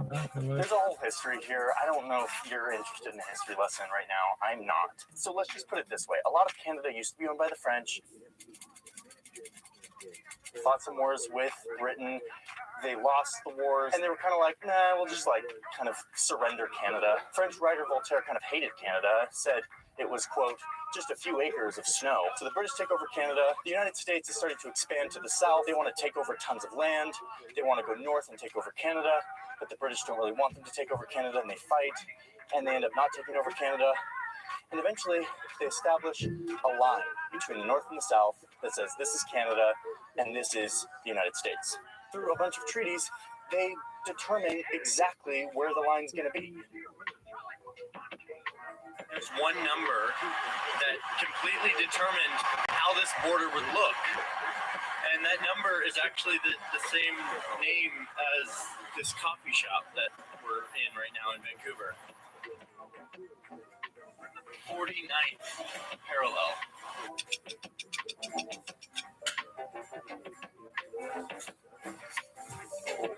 This is not today. I had this big vision of sitting on this log. I don't think it's going to work. Am I contributing to erosion with all of this traipsing through the woods?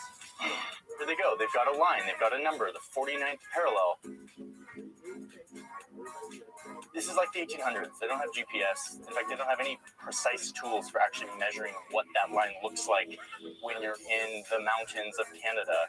So they send a bunch of people out with string. They made a bunch of straight lines that were supposed to go along the 49th parallel. And I mean, they did a pretty darn good job for just like using string and compasses. I'm actually pretty impressed, but not surprisingly, if you zoom into this very straight line, you'll see that there's actually a little bit of a zigzagging going on. The border doesn't actually go perfectly along the 49th parallel. To demarcate the border, they put thousands of these stone markings, and then they also, to make it very clear, cut a gap in the trees that's like 20 feet wide. It's kind of a bizarre looking thing, especially from space. You just see this like gap in the trees. So by the end of it, the continental United States is going to be south of the 49th parallel, and Canada would be north of the 49th parallel. This is a great thing when you're looking wide at a map, but nature isn't super good at straight lines, which is why when we draw borders, it kind of clashes sometimes with how the world actually works, and so you get some weird stuff. First, over here in Vancouver. Zoom into Vancouver, and you'll see this little peninsula. This little peninsula is great, just like any other peninsula, but look what happens when you draw the 49th parallel through it. This is Point Roberts. It's a little enclave that belongs to the United States because it's south of the 49th parallel, but you can see that it's like, should be in Canada. It's cut off from the U.S. This little town of like 1,500 people is strange because there are people living there who are U.S. citizens. They belong to the state of Washington. They have a little elementary school in this village, but what they don't have is anything above an elementary school. So anyone who wants to go to school has to get on a bus, go across the border into Canada, all the way around, like 40 kilometers or something like that, back into the United States, go to school, and then back across into Canada and back into the United States. It's like 4 border crossings in one day. Sounds like a nightmare. Listen, I know we're talking about the U.S.-Canada border and everything, but just take a minute to look at this mossy green forest that I'm in north of Vancouver. It's just the most magical thing I've ever seen. I'm gonna go far away. You hear it?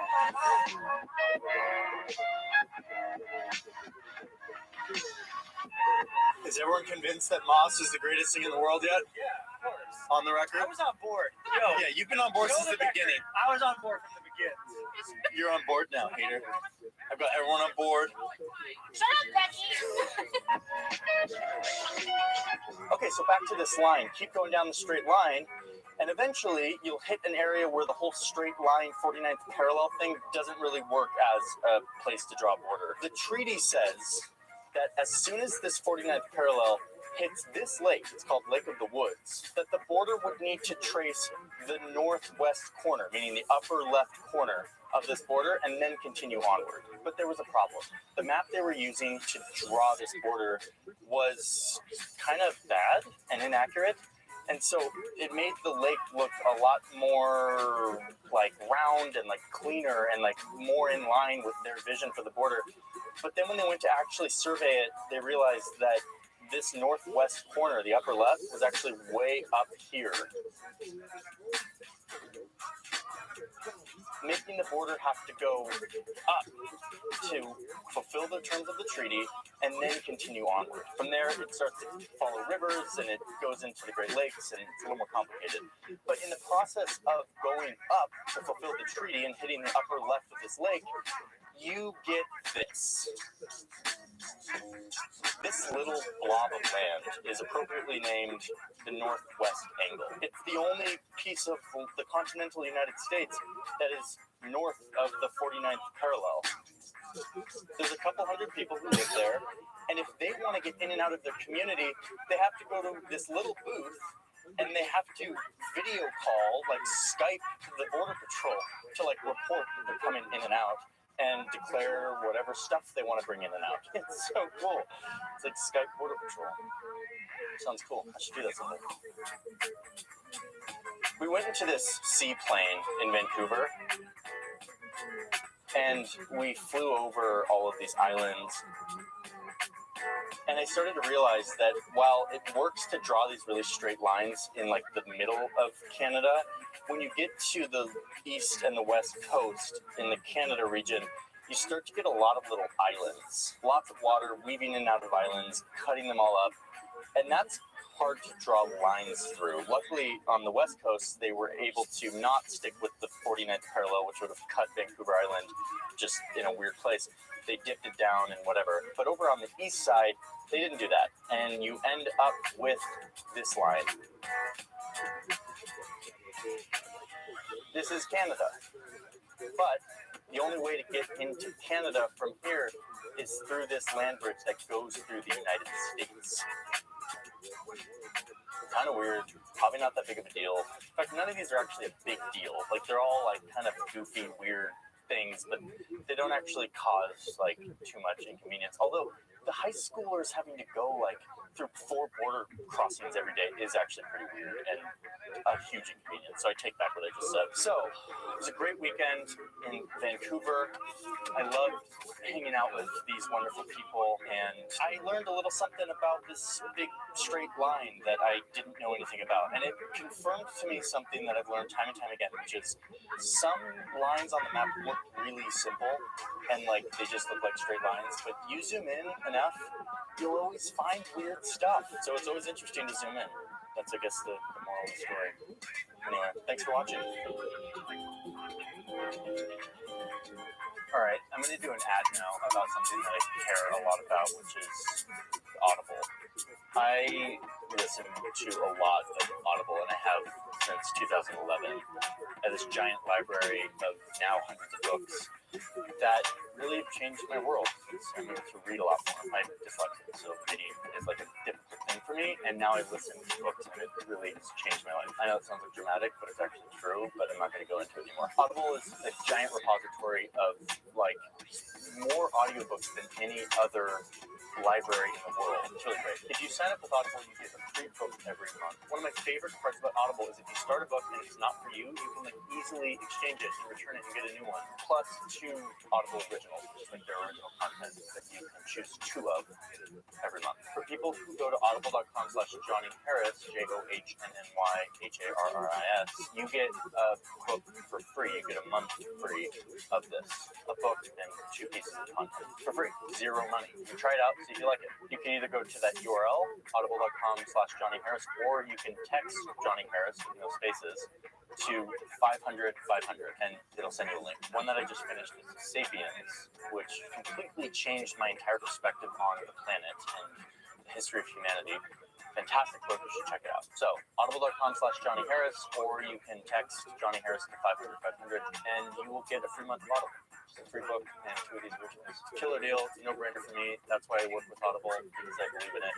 So, thank you for watching, and thank you, Audible, for sponsoring this video. Have a good day. Here it is. Here's the original one. I think there's this misnomer that my orange coat is dead, but no, it's just dying quickly. There's just a good amount of this going on. But I think this thing has a couple more years for sure. So, this is my desk. I sit here all day and I work, and I look at this map whenever I'm daydreaming. I just look at this map. I bought this map off eBay, and it was in like an elementary school, and now it's in my office. I notice something every time I look at it that kind of irks me. That something is this. This zero, which is not just one number, but it's actually a corresponding line that looks like this.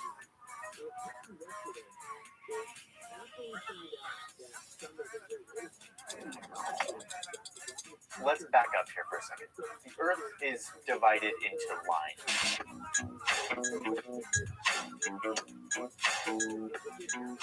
Sometimes they're curved like they are on my map. And whether or not they're curved or straight has to do with this concept of projection, which is I'm not going to talk about here. I've talked about plenty using a knife and a globe back in the old box video that I made. But just know that the Earth is divided up into lines, latitude and longitude lines, ones that go up and down, and ones that go from side to side. All of these lines in the grid have a number associated with them. So for the up and down lines, there's a 0 point, and then anywhere to the right of that or east of that starts to go up from 0 to 180 with a little E next to the east of the 0 line. And then everything to the left or the west of it has the same thing, 0 to 180 with a W for west. Okay, that center point is the 0 point from which all east and west things are measured. Same thing for these side-to-side lines. If you go up from here, you're going to start to get higher and higher until you get to 180 degrees north. Or if you go south, you will go 180 degrees south, which is the south pole. Finding out where the 0 point should be for these horizontal lines is actually quite easy.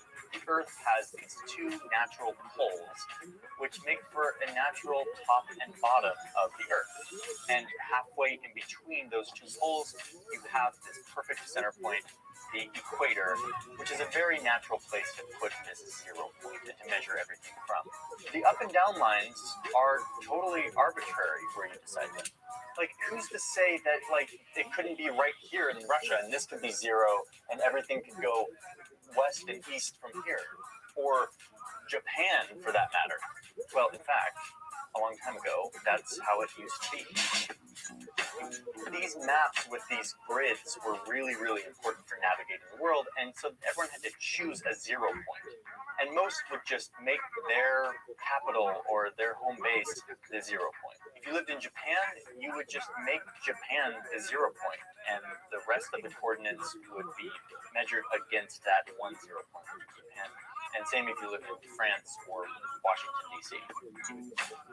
This was fine because back then countries just fought wars and competed with each other. They weren't really collaborating or aligning or trading as much as they do today. And so everyone could just have their own maps centered around their place, and they did just fine. But then, around the 1800s, a few things started to happen that completely changed everything. First, countries and empires, instead of just competing and fighting with each other, started to actually say, like, we should align with each other and trade and be friends because that's better for everyone. Pair this with the fact that map making and sea navigation was becoming like a big industry. It was no longer just the king ordering maps to be made for their like expedition, but now it was like private businesses going out and doing things that private businesses do. And so there was now like a demand for good seafaring maps. In short, map making was trending. Like pretty good. Okay, and there's one more thing that was happening around this time that was super important, which is this. Trains everywhere. Trains were just like popping up everywhere, and trains were also trending. People were now able to travel like across the country, not just like on their horses, but on this whole system of trains where you can buy a ticket, get on a train, and end up somewhere hundreds of miles away. And you know what trains run on, besides coal, is time. Timetables, schedules. How do you know when your train's going to arrive, and when it's going to leave, and when it's going to get there? Time. Some universal set time. The problem is, back in the 1800s, there was no universal set time. Check out this piece of paper. Today, all of these cities and towns would be just on Eastern Standard Time, one time zone. But back then, every town had their own time, depending on when it was noon for them. If they were a little bit east or a little bit west of here, that would be different than in Washington, D.C. Total nightmare for trains. The lifeblood of trains is time. And this time mishmash just wasn't going to work. Okay, so what does all of this have to do with this? Look at this guy. You probably don't know who this person is. I didn't know who this person was. He was the U.S. president that no one remembers.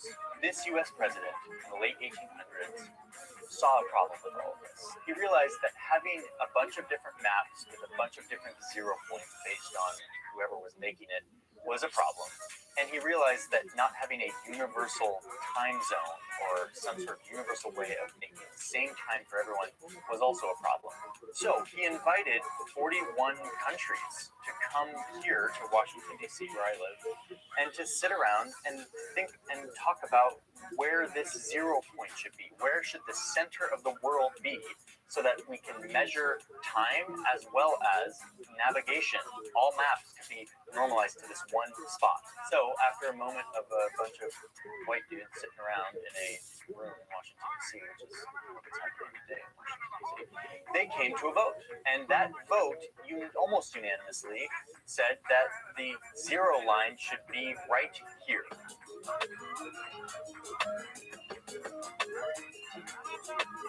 This line, if you zoom in, goes right through London, England. It actually goes through a little outskirts town called Greenwich. Greenwich is the home of the Royal Observatory of the British Empire. This would be the place where the prime meridian, or the 0 point in the entire world, east and west, would start. Every country at the conference agreed that this should be the case, except for the Dominican Republic at that time, called Santo Domingo. They said no. They were the one country that didn't like this proposal. And France and Brazil actually abstained diplomatically, which is kind of them saying, like, oh, we don't agree with this. France continued to make their maps with Paris as the center point, but eventually they got on board as well. So that gets to the crux of my big question of why the 0 right there, which is a bunch of people voted on it. But why were they so down with Britain having the 0 point being the center of the world?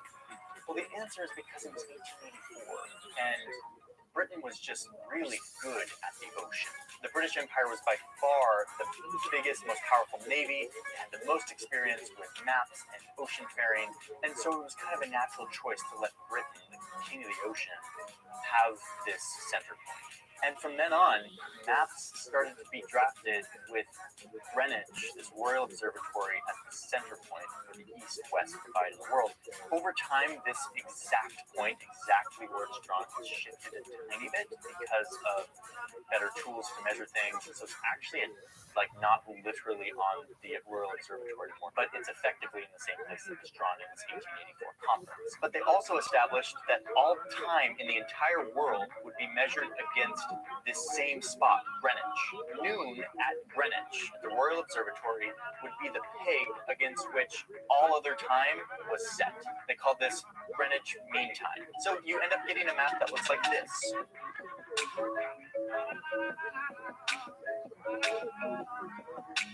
Zoom in and you see Greenwich is right here. That's GMT, Greenwich Mean Time. Okay? You go west of here and you start to get GMT -1 or -2, -3. You can come all the way back to the east coast of the United States, and this time zone is Greenwich Mean Time -5 right now. Sometimes it's -4 if there's daylight savings. But you get the idea. The more you go west, you go back from Greenwich Mean Time.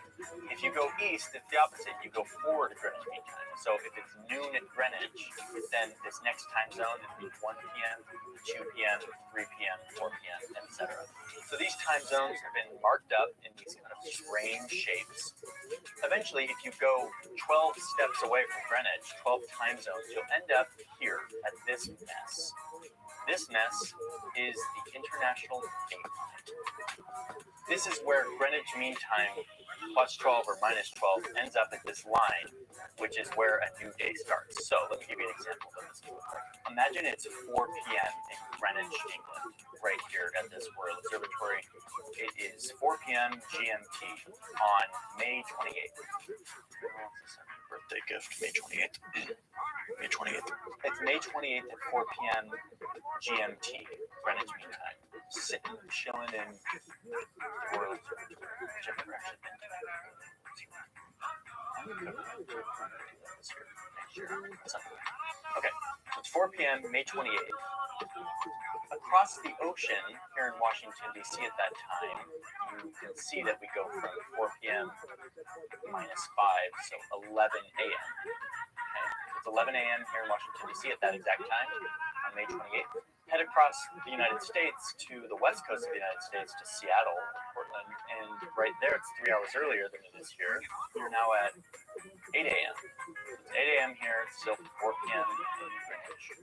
It's still 4 p.m. in London. Now you head into the Pacific Ocean, keep going west until you get to French Polynesia, at which time it's 5 in the morning. You're now GMT minus 11, it's 5 in the morning. And then you get right up to this messy line. If you were to be in the Baker Islands, which is like a U.S. like a random uninhabited island in the middle of the Pacific Ocean, you would be at 4 a.m. So it's 4 p.m. over in Greenwich. It's 4 a.m. on this random island in the Pacific. So then cross this messy looking line. It's still 4 a.m., but now it's the next day. It's May 29th at 4 a.m. Here in Fiji, at the same time, 4 p.m. at Greenwich, it's now 4 a.m. the next day, May 29th. So we went from being 12 hours behind Greenwich to being 12 hours in front of Greenwich just by going over this international date line. You could do this exact same thing going the other way. Start heading east and you see that now it's 5 p.m., and 6 p.m., and 7 p.m. Head all the way over into Asia, and now you're getting close to seeing how that 4 a.m. happens when you get over to Fiji. Now, the caveat to all this is, of course, is that some of these countries switch by an hour for like daylight savings type things or whatever. But ignore that. Imagine there wasn't daylight savings. Right now, in this moment, where daylight savings is extended in the United States, this holds across the whole world.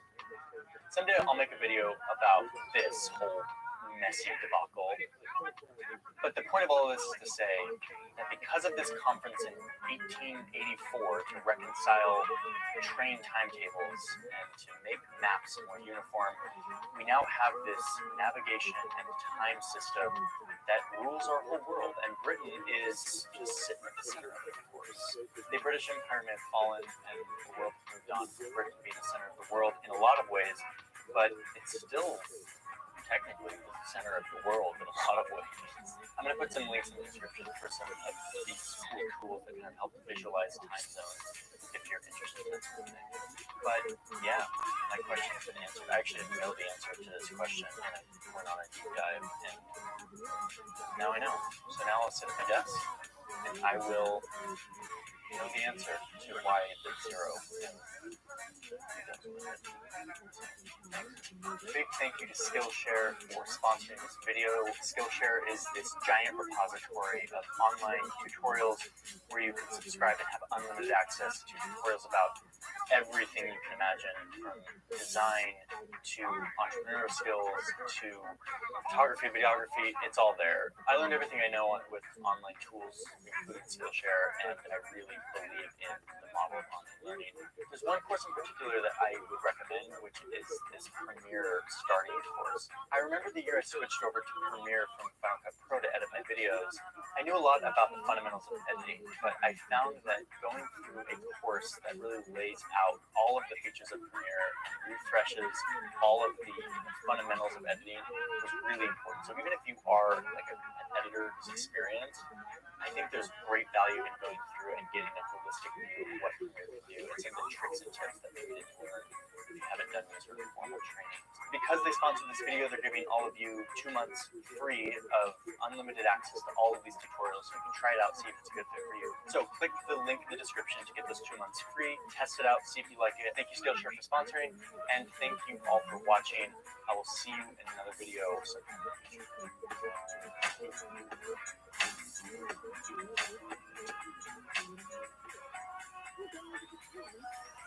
It's 1991, and the Soviet Union is fracturing.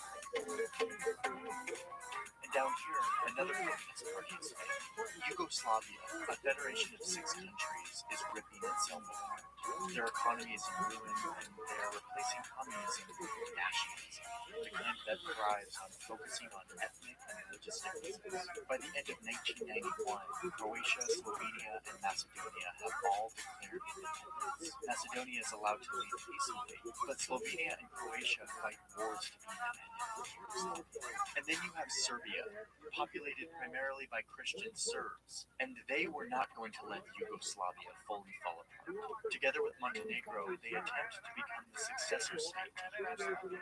After all, it was they who held the most power in Yugoslavia, and who comprised the majority of the Yugoslav army. They didn't want independent states. They wanted to hold on to their majority, to their power. Another country in this crumbling federation was the Socialist Republic of Bosnia and Herzegovina. Almost half of this country were Bosnian Muslims called Bosniaks, and about a third were Christian Serbs. Similar. Yes.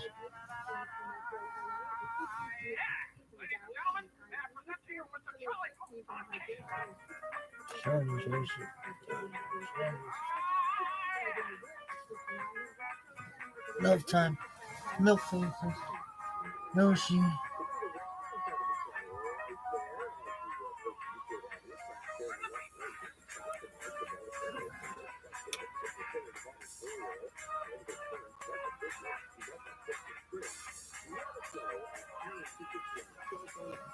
This one.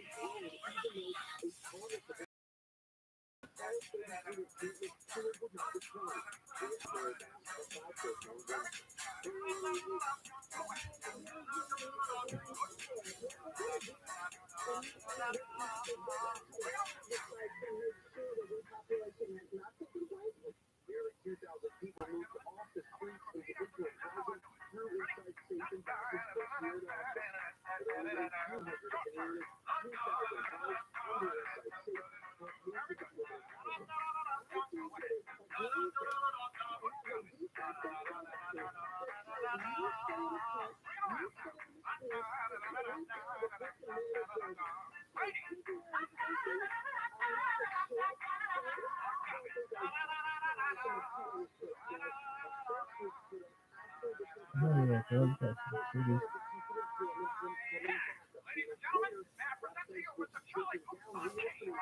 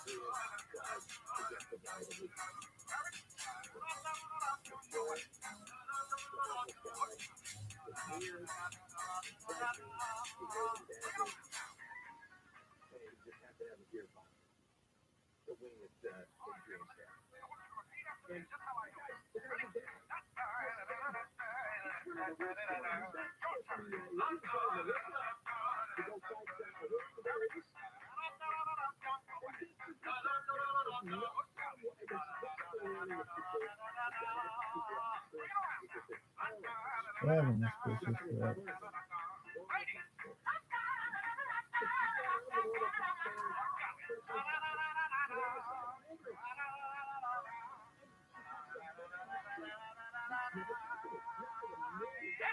Ladies and gentlemen, may I present to you Mr. Charlie on King.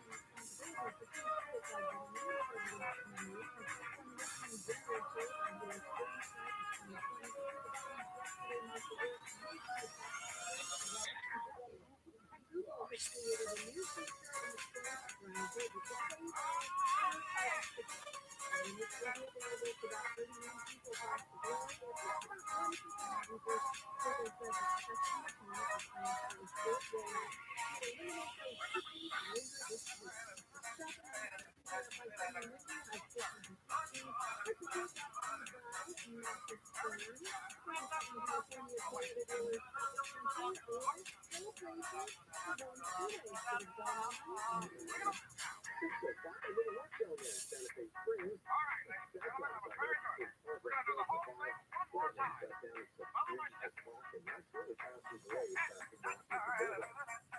Ladies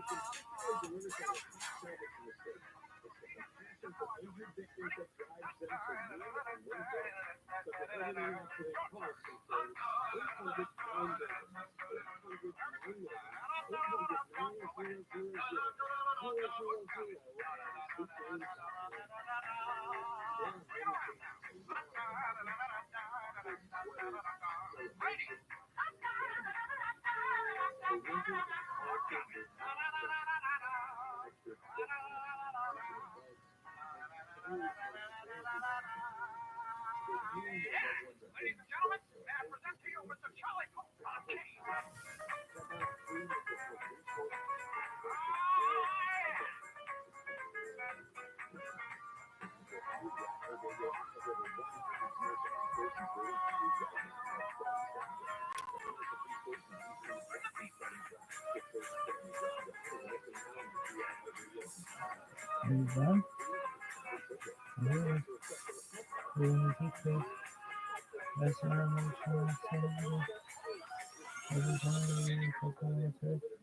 This program shall not place everything in discussed.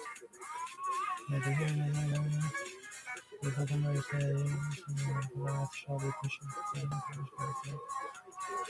information.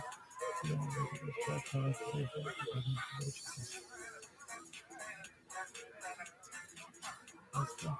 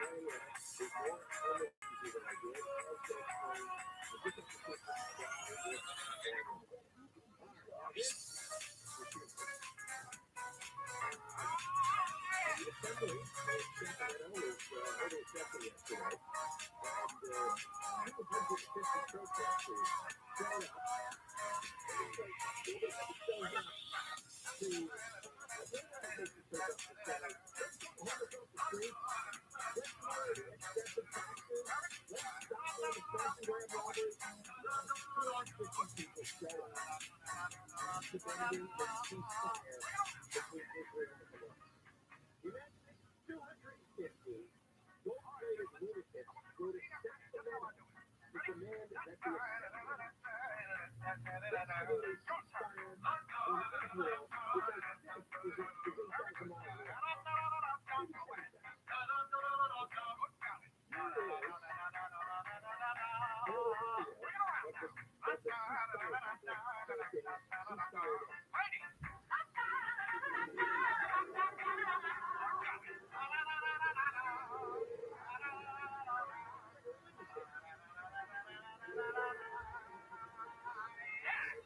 gentlemen, may I present to you Mr. Charlie from King.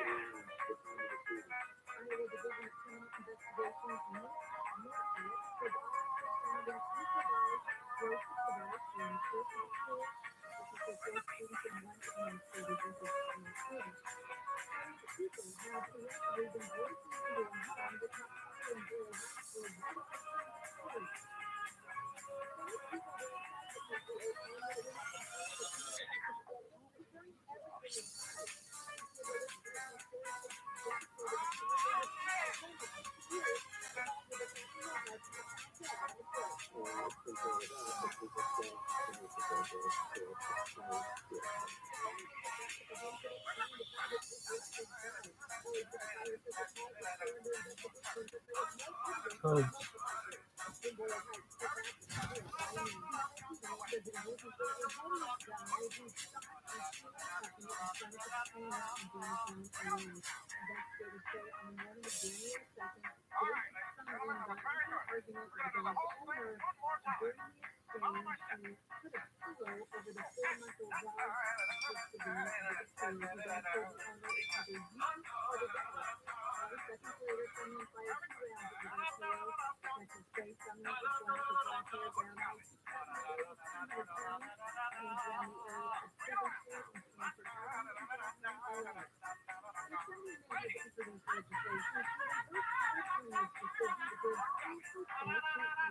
what's that? It's so sad. He shoots it in his dog.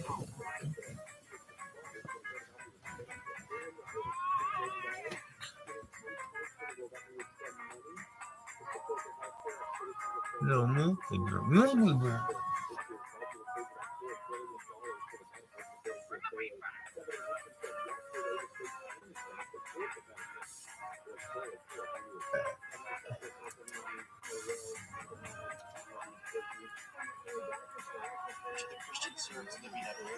living in Bosnia. The other 17% were Croats. For a long time, these groups had lived side by side in relative peace. They had a common ideology of communism, the idea of Yugoslavia.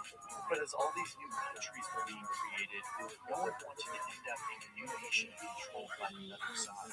So it's late 1991, and the largely Croat region declares itself an independent state of Bosnia. It wasn't recognized internationally. While some Croat leaders want to secede from the country entirely, they first agreed to cooperate in the government of Bosnia, acting like a state within a state. The next year, Bosnia holds an independence vote. 63% of the population turns out, and the results are that 99% of the voters say yes, they want to be independent from Yugoslavia. These numbers imply that it was mostly Bosnians that voted. The Bosnian Serbs boycotting the vote, as most were against becoming Bosnia. So after the independence vote passed, the Bosnian Serbs declared their own state in the borders of Bosnia. It was called the Republic of Srpska. No one recognized it. Yosh, Besides, where's the thing? Serbia Oh. and Montenegro had this Yosh. His name was Slobodan Milosevic. He Slobo. recognizes the new Serb state within Bosnia. And this marks the start of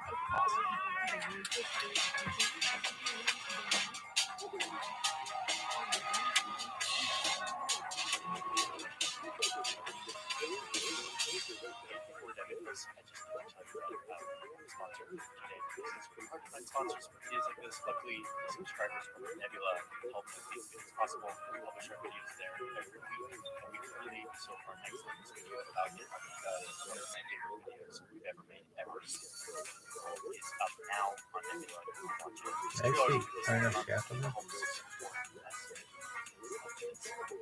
More detail on that in the video for now. Now, before we go on, we have to look back up here at this leader of Milosevic. This guy was a hyper-nationalist. He made his career starting out at detention between Serbs, Croats, and Bosnians.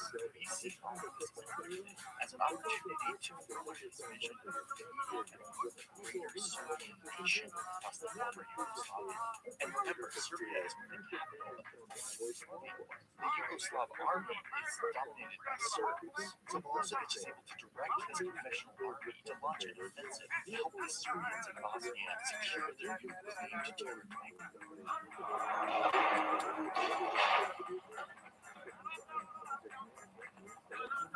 To fight back, the Bosniaks and Croats formed alliance to protect their own chances of independence. But Serbs have this large professional army on their side. It's much more powerful, and it quickly surrounds the Bosnian capital city, positioning tanks, artillery, and snipers on the hills around the city, blocking roads and supply routes. Their goal is to take the capital as fast as possible and to end this war quickly. They start firing indiscriminately, attacking civilian populations with tanks, artillery, and sniper fire, killing thousands in a siege that would last for months. And while this city was majority Bosnian, Croats and Serbs lived there too. And the Serbs held it anyway. The UN quickly attempts to negotiate with the Serb forces, and they reach a quick agreement to withdraw the Yugoslav army. But what really happens is the Yugoslav army just gives up control of around 100,000 Serb troops, who mostly continue fighting with the Serbs in Bosnia. As Yugoslav forces withdraw from Sarajevo as part of this agreement, the retreating forces are attacked by Bosniak troops. An unknown number of Yugoslav army was now defeated. Bosniak commanders remain in charge of the As the war rages on, Serbs escalate the brutality routinely identifying Bosniak homes, ransacking and burning them down, rounding up civilians, separating the men from the women, and sending the men to concentration camps or execution. Women are sent to prison where they suffer abuses and human rights violations. I'm not going to describe here for how atrocious they are. You go to the sources for details. The point here is that what the Serbs are doing is starting to look like an ethnic cleansing of the land they claim. Meanwhile, the international community is hesitant to get too involved on cutting off the Yugoslav economy with sanctions. The UN sends food, medicine, and peacekeeping soldiers. They also cut off the flow of weapons from the outside. The UN just sticks to its peacekeeping principles, not interfering in the conflict, not stopping the advance of the Serbs with the ongoing ethnic cleansing that is being But the situation in Bosnia is getting worse. The alliance between Bosniaks and Croats is falling apart. They start fighting each other. So now Bosniak forces are fighting the Serbs on one side and their former allies, the Croats, on the other. A war within a war. As this new complicated stage of the conflict starts, Croat forces surround and begin an attack in the city of Mostar, a city that the two had once defended together back in 1992 against the Serbs. Croat forces capture large portions of the city. They blow up Bosniak mosques and murder Bosniak civilians in the border. Things are getting bad, and in response to these worsening conditions in Bosnia, the UN gets NATO forces to order Bosnia to enforce a no-fly zone, basically committing them to shoot down any planes flying over the country. But this does nothing to stop the ethnic cleansing that continues to escalate on the ground. So the next year, the UN establishes safe zones across the country to protect civilians fleeing the war, particularly Bosniaks who are fleeing ethnic cleansing by the Serb armies. But the UN is only as powerful as its member nations are willing to let them be. And it turns out member nations are not willing to commit enough troops to actually fortify these safe zones. Serb forces regularly show up and attack the civilians in these safe zones. The United States, who's still trying to stay out of this war, helps negotiate peace between Croats and Bosniaks, thus ending the war within the war. They sign an agreement in March of 1994, re-establishing the Federal Republic of Bosnia and Herzegovina. And most importantly, they renew their alliance to fight against the Serbs. Things slowly start to change in 1994. Bosnian Serbs decline a peace deal offer.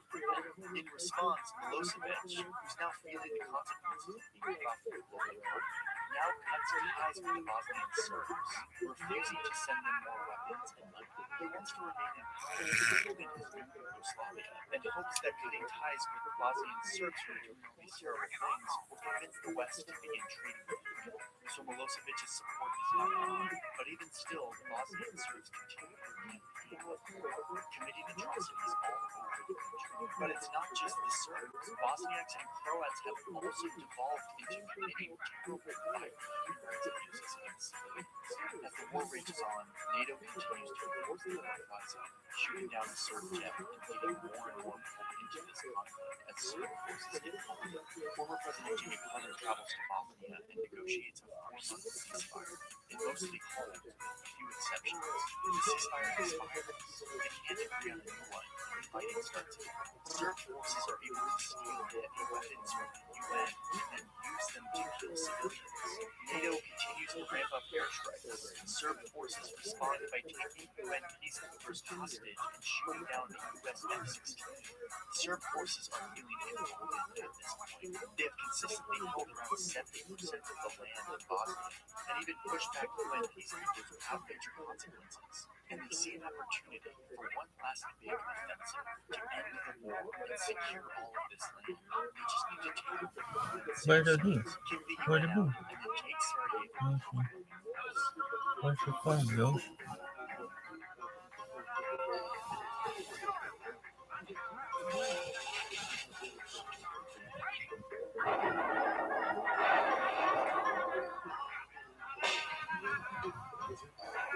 So they target the town of Srebrenica, a UN safe zone where nearly 10,000 Bosnians are seeking refuge. The UN had taken away their weapons. They were totally unarmed, but protected by military. Called ViralRabbi? In No. 1995, What were you looking 2,000 Serb soldiers marched into the town. They made no resistance from the UN soldiers, decided to maintain their neutrality and defend supplies and food for their refugees instead of the people themselves. But these UN soldiers were really just 370 Dutch soldiers. They were outmatched anyway. So some retreat, others are captured. The Serb forces then round up 8,000 Bosniak men and boys, and then they systematically execute them, comprising the deadliest genocide on European soil since World War II.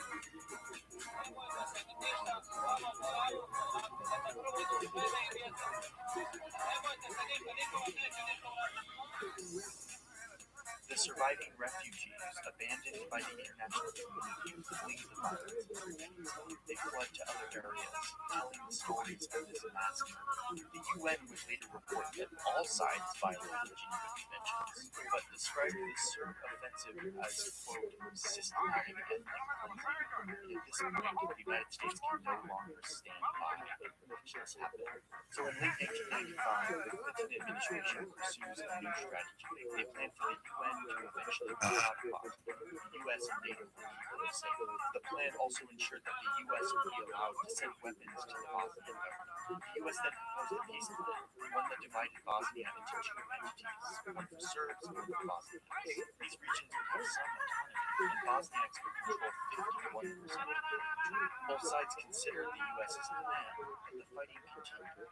But now with the international community squarely on their side, the Croats conduct a successful offensive in 1995 that takes back significant land from the Serbs, and the Bosniaks gain momentum. The balance in power is shifting, which forces the Serbs back to the negotiating table to come to consensus. After many rounds of negotiation, the Serb forces see the tide of the war turn against them. The Dayton Accords are signed in December 1995 by the presidents of Croatia, Bosnia, and Serbia. On behalf of all of us who come to see this peace unfold, we have seen what war has done.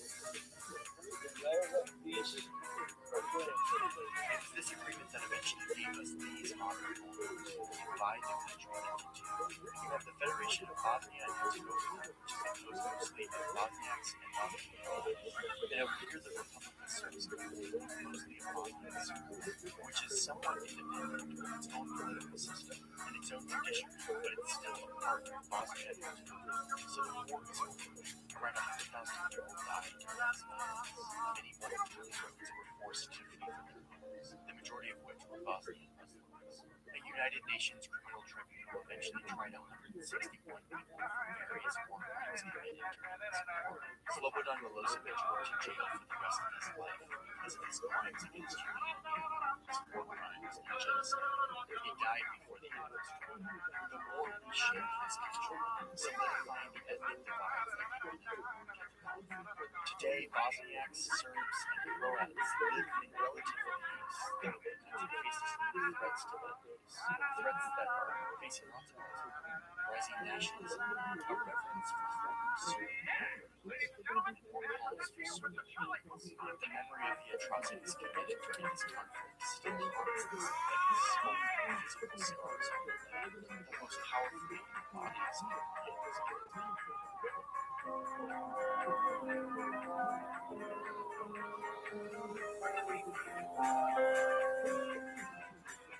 This is a complicated story.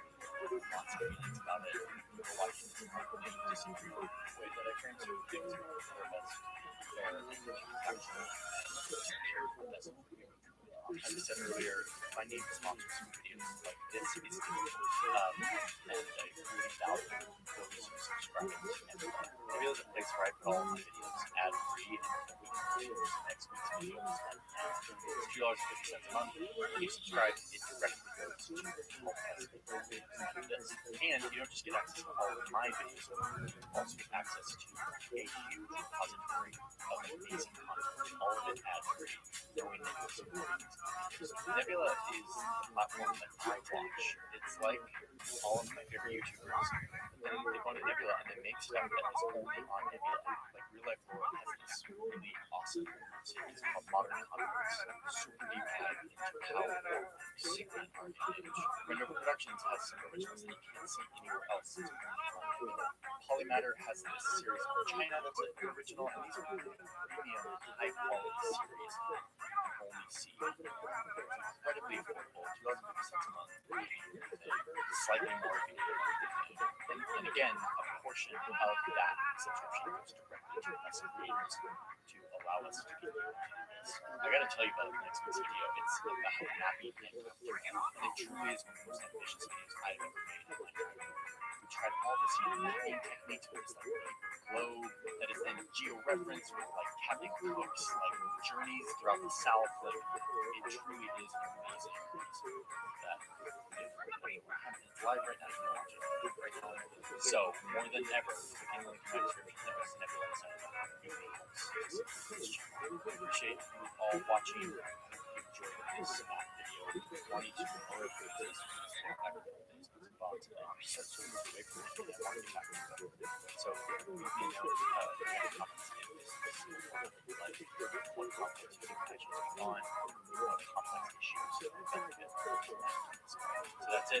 lots going on around here.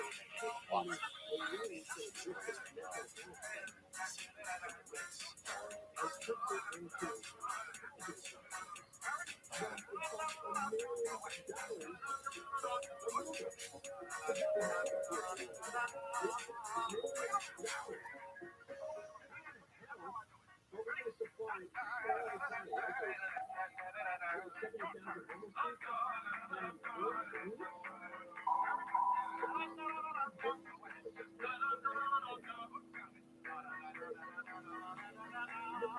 How did we get this?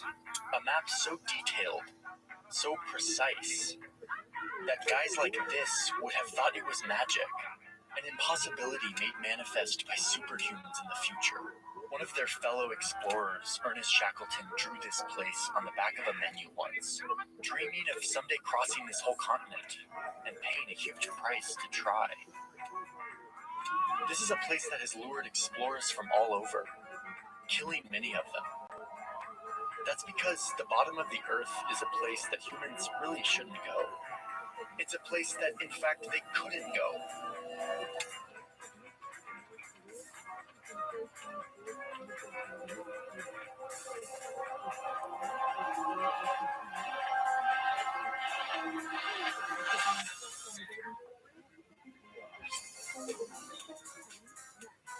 Hey, I'm super excited for you to see the rest of this video. First, I need to say thank you to Storyblocks for sponsoring today's video. I actually used Storyblocks to make this video. I didn't go to Antarctica for this video. I got a lot of this footage from Storyblocks, which is a giant repository of loads of tools that you can use to make your own videos. Over 1 million 4K and HD footage clips, animation templates, music, sound effects, images, and more. I mean, it's a lot of stuff. It's all searchable. It's all there. You can download as much as you want for one monthly subscription. I've been using Storyblocks for literally a decade before they ever came to sponsor me for a YouTube video, and it's kind of a dream to work with them. Recently, Storyblocks changed the game by creating a plugin for After Effects and Premiere, which are the programs we use to edit and animate our videos. What this means is you can be inside of your editor and have access to all of this footage, so you're not like downloading it and moving it to a different folder. You're just grabbing it from the Storyblocks panel inside of your software. It's truly amazing. And I just found out that all of this footage that I shot from Switzerland and Greenland is actually up on Storyblocks now. You can go and download as much as you want of my beautiful images from these places, in addition to hundreds of thousands of other amazing visuals. This is an incredible service that comes at a very affordable price. It's a set price. There's no like hidden fees. You can download as much stuff as you want for this one set price. I'm a huge fan. So thank you, Storyblocks, for sponsoring today's video. There's a link in my description. It is storyblocks.com/Johnny Harris. Clicking that link helps support this channel, but it also lets you learn more about how this service can help you up your game as a visual storyteller. Whether you are an individual creator or a big production company, Storyblocks can help you. Let's get back to this video about Antarctica. Our species were able to move and settle across the whole globe, from desolate ice deserts to impossibly faraway islands. Somehow we just showed up. We settled.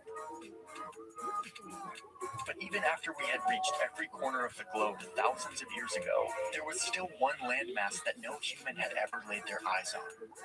But something had to exist down here, they thought, something to balance out all of the land in the north, with land in the south. So explorers and map makers continued to search.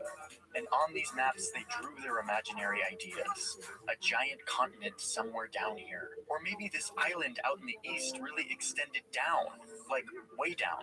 Maybe there was palm trees and abundance, a new world yet to be discovered. Others mocked the idea of a southern world. They depicted it as a dystopian land full of kingdoms rife with immorality. But these were all guesses. It all remained unknowable, too far away to find out. By the end of the 1700s, explorers had turned most of the world's oceans from mysteries to fact.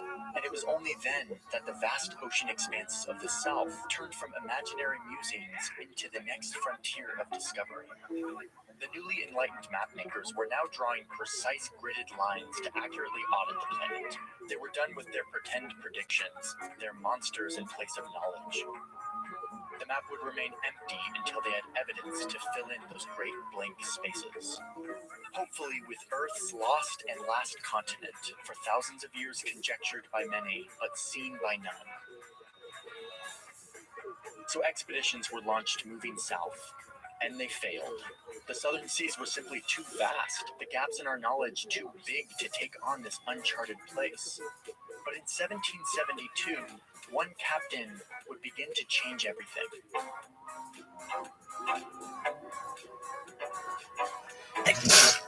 He set sail with 2 ships and 190 men. And with him, the latest technology, a new clock, the most precise clock ever made at the time, and would for the first time allow him to determine his longitude, to map his every move, to give us the lines that we can now show you on this map. This journey was funded by the all-consuming greed of an expanding empire looking for new soil to exploit. But him personally, he had big things going on in his mind. He was in it for the desire to go south, further south than any man had ever gone, and as far south as any man could possibly go. He wanted to be the one to find the lost continent at the bottom of our planet. So for 3 years he scoured the oceans, yet searching in the temperate latitudes, all he found was water. So he decided to cross a line that no one before him had crossed, the Antarctic Circle. In case it's not clear, we're now looking at the bottom of the world, and this map is actually a story. It's a story of a doggedly determined explorer spending years of his life circling these oceans, dipping more south than any human had ever traveled, then coming up, and then dipping down again, just in case this time he might find something. But all he found was frozen water, floating ice, sharp and perilous. But he kept on, looking for ways in. On a couple of occasions, he reached within breathing distance of land, but he never caught sight of it. After years of searching, it was finally time to head home. He didn't find the continent. But what he did do was prove that if this fabled land existed, it would not be the bountiful paradise that people had imagined and hoped for. He had scoured nearly every inch of those latitudes. Instead, he knew that any land down here would be a desolate world, quote, forever buried in snow and ice. So more explorers go and attempt to do what Captain Cook couldn't. And 45 years later, they find something. It was the lost continent, and humans were laying eyes on it for the first time. No, it was not temperate, but barren and merciless. But it was seen. It existed. For human beings, a moment like this doesn't mean the end of a goal. It actually just means the very beginning. So they don't stop here. Soon more ships are heading south. Explorers looking to claim land for their country. Seal hunters, whale hunters looking for new untouched waters. Scientists on boats with measuring tools and open minds, recording everything. The unknown place, a little more known, sketched on paper, the shape of a landmass. But these records only served as a new measurement of our ignorance, how much we didn't know. Our discoveries were still scattered and partial, a crude shape, a ghost of something much bigger. To truly unveil Antarctica's mysteries, we needed to venture inside it. A few years would need to pass before the people with power would turn their attention slightly away from mapping and conquering the non-icy world to supporting the full exploration of this desolate place. But eventually they got on board. They needed to know what existed in the last blank land on the map. By then, they had unleashed the magic of mechanical power, power that was fed by carbon from ancient trees, turned into black gold, locked deep in the earth. This new power allowed them to navigate the once impossible ice, unlocking the perilous interior. On board these boats were scientists, explorers, ready to ask and answer new questions, armed with new methods, new tools, progress, discovery, adventure, and of course, the French being French. Soon it's 1911, and there's a race to see who can get to the South Pole first. And it's the Norwegian group who does. The British team gets there second, and everyone dies on their way back. And the map is shaping up. New goals come to replace old ones. We now need to cross Antarctica through the pole, going through the ominous unexplored region on the map. A guy named Shackleton tried this, but didn't make it very far. But his journey became a tale of courage and the will to live. When he and his crew, against all odds, in some of the most hostile circumstances, managed to all return home. The expeditions of that period reset the standards of human limits. And bit by bit, line by line, the void on the map was gradually getting filled in. By 1920, you're seeing maps like this, a red shading on the parts that we know, and yet still so much left unknown. After millennia of dreaming of it, we finally and indisputably conquered the skies. We were now able to lay our eyes on uncharted territories at an unprecedented scale. The first airplane flew over the South Pole in 1928, and in the next decade, many more would follow, each flight providing more detail to add to the compendium of hard-fought observations. But as much as it is a part of our nature to explore and learn, it is also a part of our nature to conquer and dominate. In the aftermath of the most catastrophic war humanity had ever known, humans once again revealed their little eternal paradox, that their love for exploration was often as much about conquest and control as it was about learning and understanding. Petty fights about who owned this land came to the surface, and thus, on the maps, more and more we see these shades of colors. Unnaturally straight lines that indicate who owns what. Scientific research stations dot the icy surface, flying national flags, established as much for asserting territorial control as for science. And now it's a new world, where the two superpowers had turned the map into their chessboard for influence. Both were now looking for a share of what was still Earth's largest unexplored territory. And soon the United States is making maps like this, that has a whole shade color dedicated to land that has been seen exclusively by American eyes. It's a map that says we were here first, creating a paper trail that they could point to just in case they needed to stake a claim here at the bottom of the planet.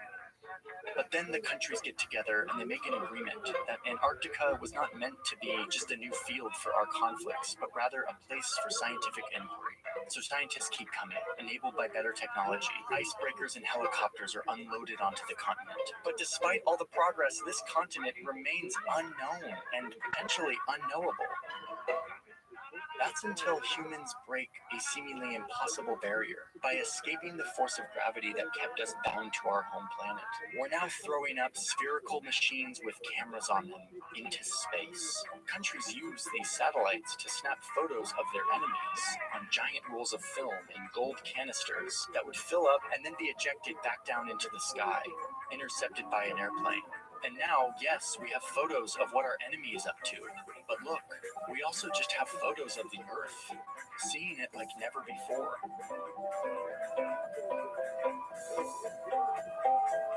These terrestrial outlines that old cartographers would tediously reconstruct with only the help of scattered observations, math, and plenty of imagination, now readily available to us with perfect accuracy.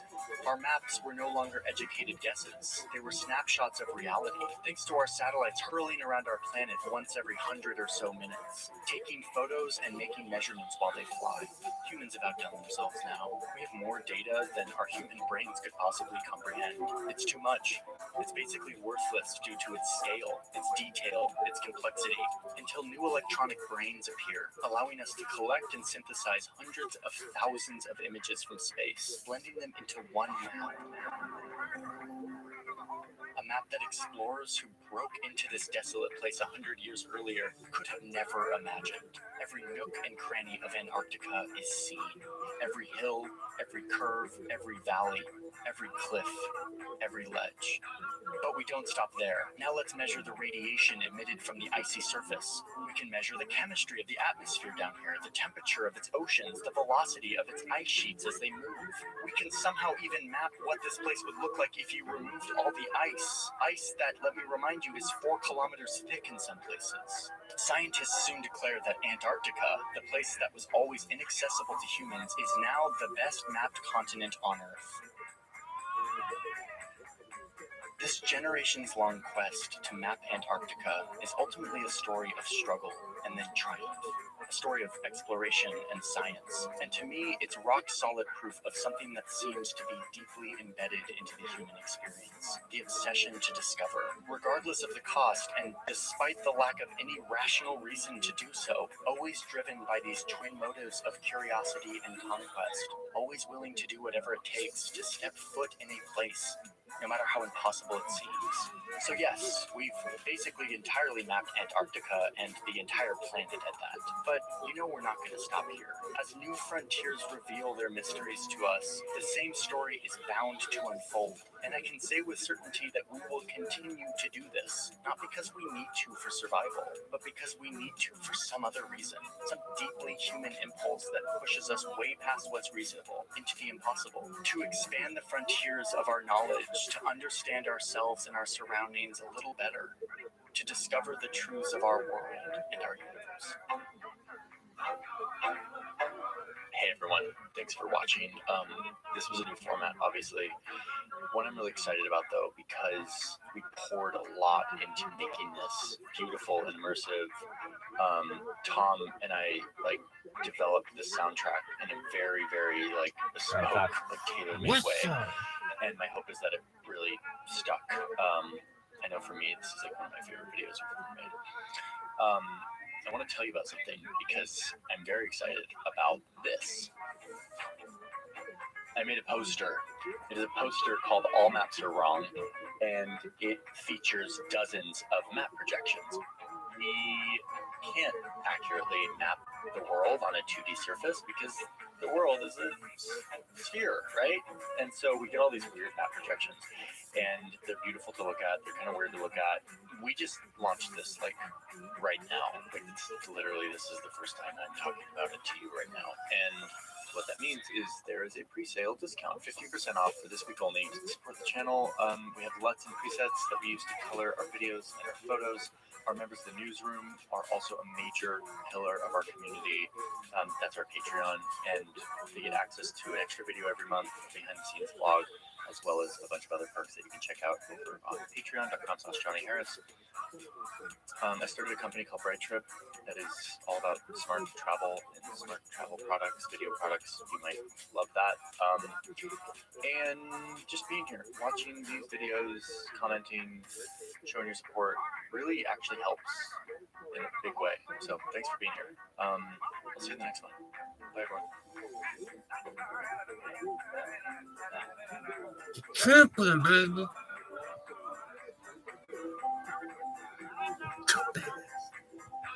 Are you done?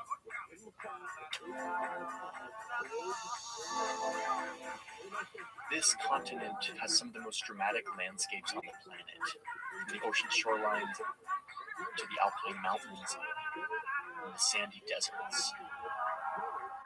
And also in this landmass, from coast to coast and everywhere in between, there lived hundreds, if not thousands, of different nations, tribes of people whose land this was. This was their home. But then others showed up to these shorelines in their boats. And that is when everything changed.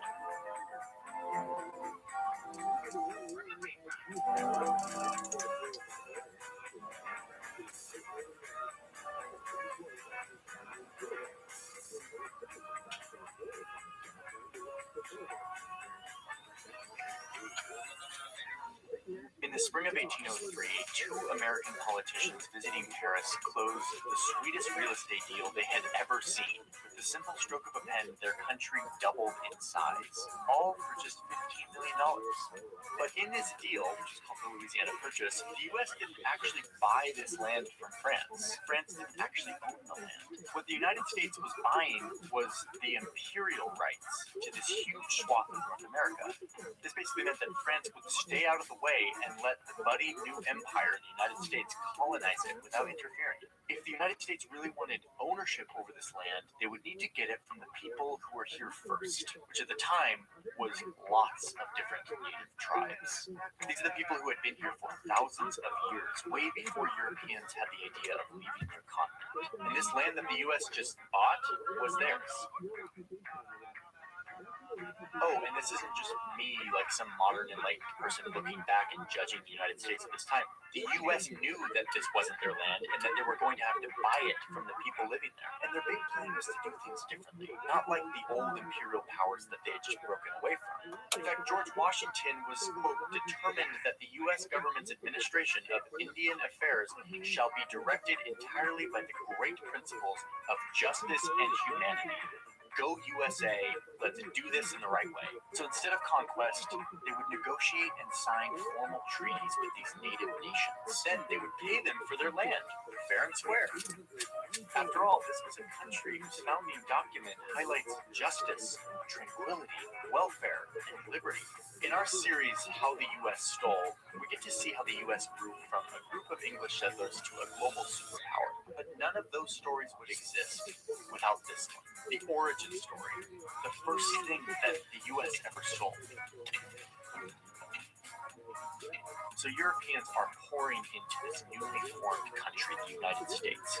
The government is making deals and signing treaties with the tribes, allowing these newcomer immigrants to settle on their land. At first, this is a fairly peaceful transactional process. The U.S. would offer food, farming equipment, cash, the services of a blacksmith, all in exchange for ownership over this land. But unsurprisingly, a lot of these tribes had no interest in moving out of their ancestral lands in exchange for, like, farming equipment. And this is where all of George Washington's ideals of justice and humanity really start to dissolve. The U.S. was becoming a more powerful nation. They needed more land for their booming population. So the impatient settlers and their government started playing dirty. You start to see what happens when these tribes say no to the newly powerful United States. In one instance, one group of tribes up near the Great Lakes didn't want to sell their land. They told the United States that this river would be the border and to not cross it, to stay off their land. The U.S. said no, and they took them to war and lost twice. But on the third time, they won the battle and forced the tribes to sign a treaty giving away all of this land, basically all of present-day Ohio. Something very similar happened down here when these Seminole tribes refused to leave their land. The U.S. military came in, another war, killing thousands, forcing the tribes to sign a treaty and pushing them into the swampy interior of the state, where they had no access to their farmland or the ocean. Down here in what was becoming Alabama, the Muskogee Nation refused to sign a relocation treaty, but not wanting to go to war, agreed to sell a portion of their land in return for a guarantee that they could keep the rest. And the United States agreed, and they actually did.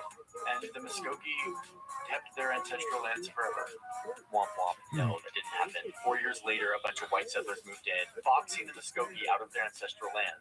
As tensions grew because of this violated agreement, the U.S. military was called in to force the Muskogee out of their lands. No treaty was ever signed. I mean, the shenanigans ranged the whole gamut here. They would get tribal leaders drunk to trick them into signing this paper that gave them all the land. They would appoint random people to be the tribal leaders and then tell them to sign away the land for the whole tribe. In another conflict, the Sioux and Arapaho nations defeated the U.S. military over and over until the U.S. finally signed a peace treaty acknowledging their land. And they were safe.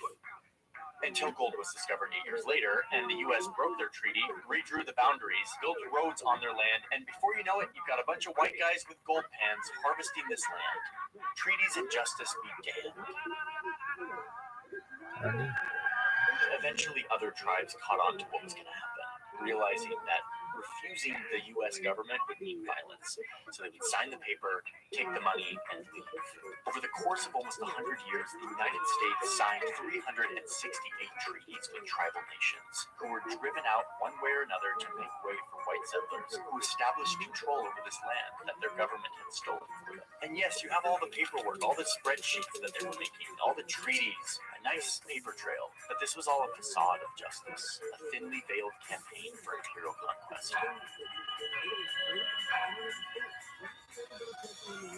Before we go on to the story, I just need to tell you that we don't have a sponsor for today's video. Lately, I've been hearing from some sponsors that my videos are too political, which is kind of a bummer because we work really hard to tell really cool stories. And if that means that people don't want to sponsor us, that's fine. Luckily, we have a Patreon where all of you can support this work. It's called The Newsroom. We call it The Newsroom because it just sounds cooler than Patreon. But it is a place where you can support what we're doing, which is something more and more. On the Newsroom, you get an extra video every month, behind-the-scenes vlog, all of the people and the processes and happenings around here in the studio. You get to see my scripts. You get royalty-free music from our composer Tom Fox that you can use in your videos, and live Q&As with me. Members of the Newsroom get to chat with me on a Q&A where they can ask me anything. But more importantly, you get the warm, fuzzy feeling of supporting independent journalism. And if that floats your boat, you can go to the link in my description, patreon.com/Johnny Harris. Let's get back to the story. Okay, so we have all of this like fake treaty shenanigans going on to help the United States feel like they're doing justice. And it's working. They're moving loads of native people out of their ancestral lands so that white people can settle it. But there was one region that proved particularly difficult for this extermination project that was going down. Here in the Deep South, we had these 5 large nations that lived side by side with the settlers for a long time. They had all signed treaties with the United States that acknowledged their right to this land.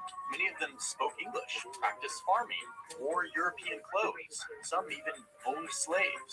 Because these 5 tribes, the Cherokee, Chickasaw, Choctaw, Muskogee, and Seminole, were known as the 5 civilized tribes. And there's an alternative world where these tribes could have remained on their land, living side by side with the Europeans as they settled. But that's not what happened. Mostly because of cotton. Farmers down here were getting super rich off of a very valuable cash crop called cotton that they could sell to textile mills around the world. It was an industry made even more profitable by its key input, free labor from stolen Africans. There was this one strip of land down here called the Black Belt Prairie that was particularly desirable for farming cotton. But as you can see, it was locked up in what the United States treaties had formally acknowledged as belonging to native nations. But the farmers down here were looking at this as like, this is a perfect place to expand our cotton kingdom. So, these southern slave owners did what was kind of becoming U.S. policy towards the people living on the land that they wanted. They made up their own rules. The state of Georgia was particularly aggressive in trying to clear this land out, or in the words of their governor at the time, to replace, quote, all of the red with white population. They targeted the Cherokee Nation, passing a law that abolished their governments. The Cherokee are not going to stand for this, so they fight back using the same shenanigans that the United States is trying to use, the U.S. legal system. They take Georgia to court, a case that went all the way to the Supreme Court. And guess what? The Cherokee Nation won. Like, there was no way around the fact that they had ironclad rights to this land, signed and sealed. The highest court in the country just ruled that the states could not impose on tribal sovereignty.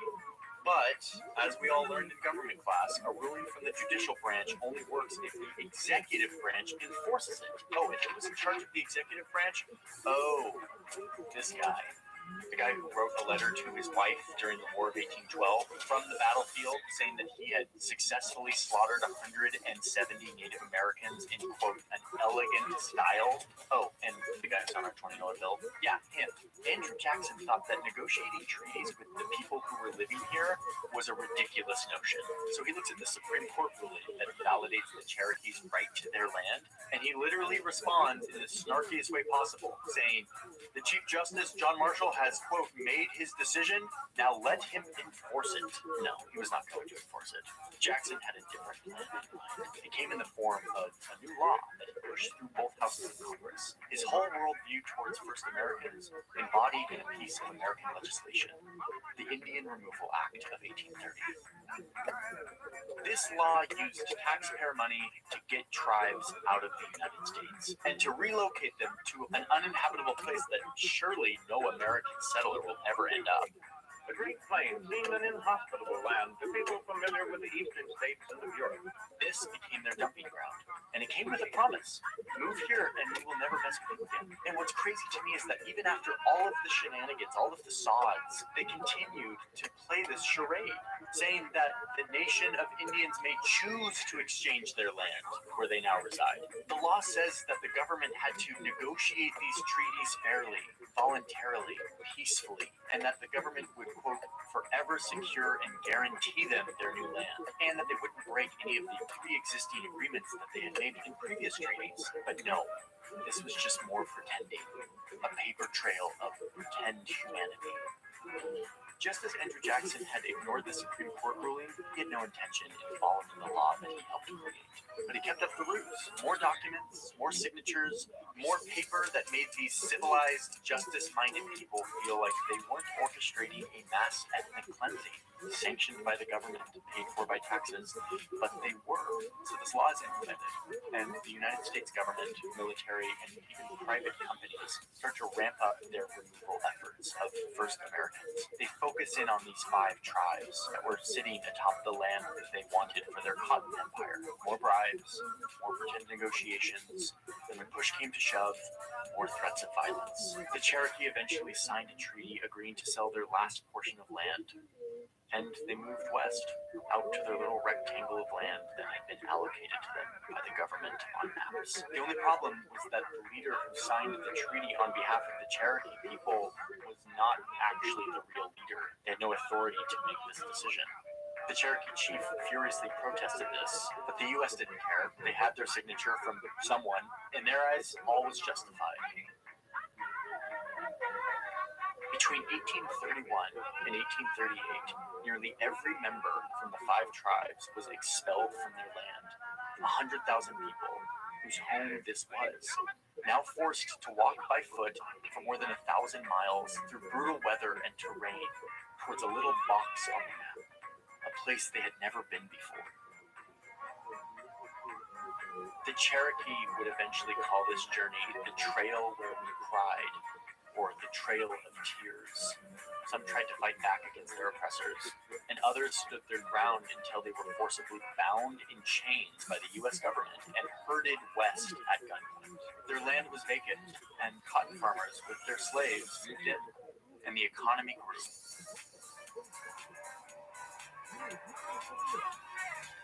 We'll never know how many people died during all of this, how many lives were really destroyed. Some people say 3,000, other estimates say 15,000, but you don't need those numbers to see how destructive this was.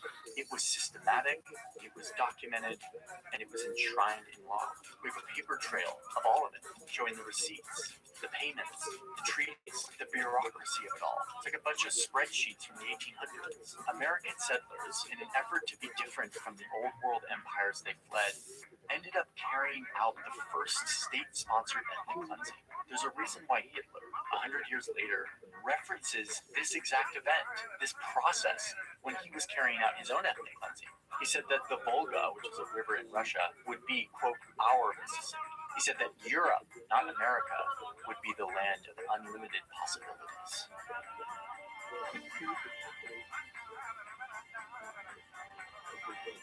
The story of what happened to many nations of the first Americans doesn't end here. In fact, this is kind of the beginning.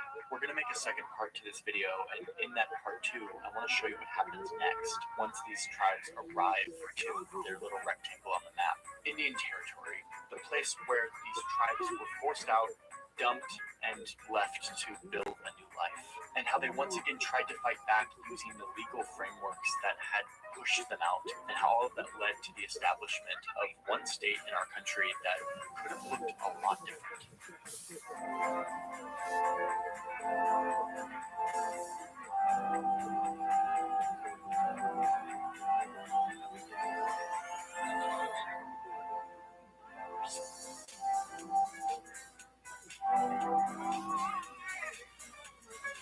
Hey, thanks for watching this video. I need to tell you about something. We have a poster. I finally have a poster. I've been dreaming about this poster for a very long time. All maps are wrong, and indeed they are. This poster shows dozens of map projections, all the weird quirky shapes that you get when you try to map a sphere, which is what our globe is, onto a piece of paper which is flat. It is available right now. You can go buy it, and doing so supports this channel, but it also gets you a really sweet poster.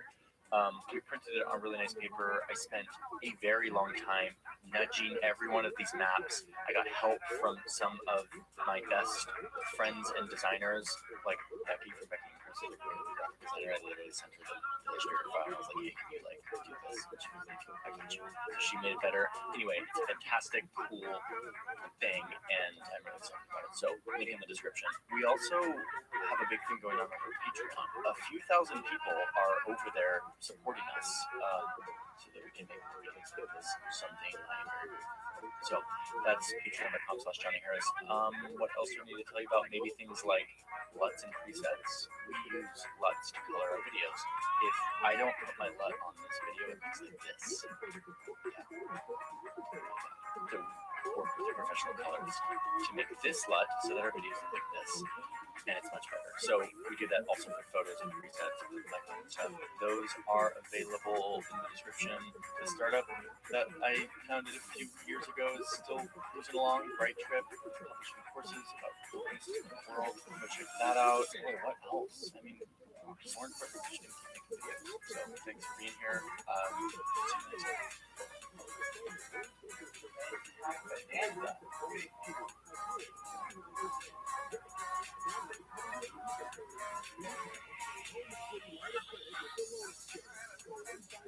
Destination, North Pole. The North Pole. North Pole.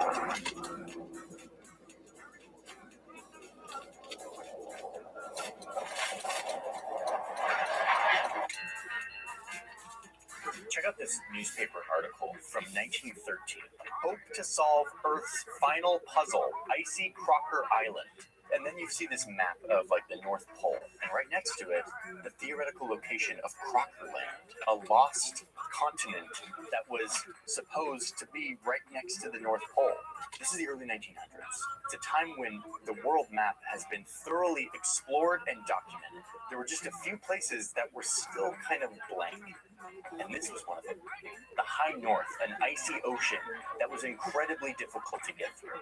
But people thought there was this North Polar continent, unexplored for now, but people wanted to get in on it. They wanted to see what was up here. And in fact, a couple explorers roaming around this area had reported seeing land up here. It created this frenzy, this wonder.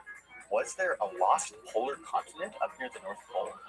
I want to show you the story of how this all went down. It's the story of the explorers who decided to go into the most impossible terrain on Earth just to explore it. And it led to a passionate rivalry between these two dudes with big egos. It's full of fake photos and smear campaigns, and it's kind of like the space race of the day. A race to see who could be the first to get to the top of the world.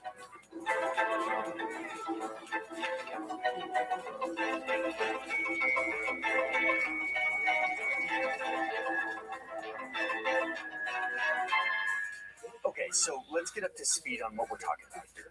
The Arctic is kind of anything above this line, but we should ditch this map. This is the Mercator projection, which I kind of have thoughts on. Where the Mercator fails is its representation of size. It massively distorts everything in the north and south, and it's just not going to be good for this story. So we need a better map. Check out this map. This one's way better. Watch. This beautiful map I have had for a very long time, and I'm finally going to be able to use it for a story. Look at that beauty. Man, this is just such a beautiful map. Just gorgeous. This is what we're going to use to tell the story. This is the top of the world. But anyway, before we go on, I need to say thank you to today's sponsor, who made today's video possible. Thank you, BetterHelp, for sponsoring today's video. I've said it before, and I'm going to continue to say it. I'm a massive fan of therapy. I believe that therapy has been stigmatized over the years, and we're going through an era where it's finally being normalized. I've been in therapy for a few years now. It's changed my life. And one thing I know is that finding a therapist is really hard. Like, it's a often very clunky process of like calling doctors' offices and checking insurance and all this stuff. BetterHelp is a platform that solves this. With BetterHelp, you just take a quiz, and then it pairs you up with a therapist in their giant network of like tens of thousands of licensed therapists that aren't defined to your geographic location, and you can communicate how you want, either through a text message or a phone call or a video chat. You get to choose how you communicate with your therapist. If your therapist isn't a good fit, you can change for free, which if you've ever done traditional therapy before, that's much more difficult to process. You can message your therapist at any time and schedule live sessions when it is convenient for you. All of this allows therapy to be more accessible, more affordable, and there's even financial aid for those who need it. So there's a link in my description. It is betterhelp.com/JohnnyHarris. Clicking that link helps support this channel. It also gets you 10% off your first month of BetterHelp. You can try it out at a discount and hopefully see if it's a good fit for you. Thank you, BetterHelp, for sponsoring this video. Let's dive into this insane story about the North Pole. Okay, the North Pole, the top of the world. Reminder that this is just one giant ocean. But the reason it looks like this is because it's frozen. You can't just like sail through it. And yet many explorers had this lofty goal. They wanted to reach the North Pole. The arbitrary place on our planet that's just a bunch of ice sheets sliding around while the longitude lines come together. The place that we just decided with math was the top of the Earth. You know, the North Pole, where Santa lives. That's what we're talking about. That is what the explorers wanted to, like, get to. So why attempt to reach an arbitrary bit of ocean that's super impractical and risky? Because it's there, dummy. We're humans. We don't ask questions like that. We just have to go. People have been trying to get up here for centuries, trying to figure out what they would find. Maybe if they got through the ice, there would be some warm water ocean here. Maybe there'd be new shipping routes over the top of the globe. By 1845, explorers were making custom ships. They were reinforcing the hulls of warships with thicker wood that could take on the pressure of the ice. And they would go and explore, and they didn't find any useful shipping routes, but they did find people. These people, the Inuit, knew a thing or two about how to handle the cold. They knew how to build shelters out in the ice. They made kayaks and parkas. They used dog sledges to get around. Oh, and these dog sledges are pretty cool. But let's not get distracted. That's for a totally different story that I'm doing on Greenland. The point is that these American and European explorers realized that any North Pole expedition with a chance of success would need to rely on Inuit guides. So it's the late 1870s, and we start to see the first serious attempts to finally reach the North Pole. Every attempt being its own version of crazy. Let me show you some of these. All of these little lines are different explorers and their attempt to get here, to the center, to the North Pole. And each one was insane. Like this guy, who intentionally floated from Russia, got his boat stuck in the ice on purpose, and then let the ice, which is always moving around, sort of drift him around and carry him with the hopes that it would like carry him to the North Pole. But instead he just did these like sort of loop-de-loops and eventually got like spit out next to Svalbard. I mean, these guys were climbing like 30-foot ice ridges. They were facing off with polar bears, whose territory this is. I mean, these guys are out exploring in some of the harshest conditions ever in the name of adventure? Exploration? Like, that is why they were doing this. They became heroes for kids back home. But anyway, this is all just backstory. Our story that I really want to tell you about starts now, and it has to do with this guy, Robert Peary, Arctic explorer who was obsessed with getting to the North Pole. I mean, just look at Robert Peary's portrait.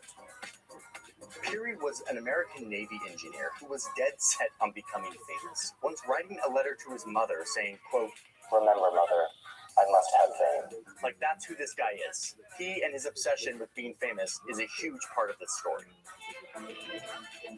So Peary is out exploring the Arctic. He makes Greenland his hopping off point. That's sort of his home base. And on his second expedition, he breaks his leg. Luckily, in his expedition, he's got this brainy doctor who comes and helps mend his leg. And while his leg was healing, they stayed up in the Arctic for like 6 months. During that time, this greeny doctor, Frederick Cook, learns a bunch of skills for surviving in the Arctic. He even starts picking up the Inuit language. Okay, so eventually Peary's leg heals, and they head back down south. And Peary is like pretty impressed with the greeny doctor who's now learned all these new skills. He's like, "Wow, Cook, you're incredible. We'd love to have you on our next mission here in the Arctic." But Cook wasn't into it. He didn't want to be some footnote in history. He was feeling confident after his one expedition, and he decided to strike out on his own as an explorer. Peary was kind of like, "Okay, cool, Cook, like, have fun trying to be an explorer. You should be like super ungrateful for everything I've taught you, like, good luck." And thus the seeds of tension were planted between these two. Old school Peary versus newbie starry-eyed Cook, both with big egos and both willing to do what it takes to show that they were great explorers. So they go their separate ways. The newbie doctor turned aspiring explorer, Frederick Cook, sets out on his own expedition back to the Arctic, feeling super confident. Wait, no, this trip doesn't get any adventure music. It was a total failure. Like, they barely made it to here, and then they had to, like, turn back and abandon their ship, and, like, Cook. And Peary is like loving this. While Cook was getting owned in the Arctic, Peary continues to kill it as this engineer turned Arctic explorer who pines to be famous. He's busy going to Greenland and bringing back 3 giant meteorites. Who goes out on an expedition and comes back with meteorites, like from space? Peary. You're the real deal. He writes a book about his adventures and starts to get heralded as the greatest Arctic adventurer of their day. I mean, look at this face. This guy's kind of a badass. True story, I was in Greenland a few weeks ago and tried to take a photo just like this. Okay, so back to Cook. He doesn't give up. He's slowly getting better at this whole explore the Arctic thing.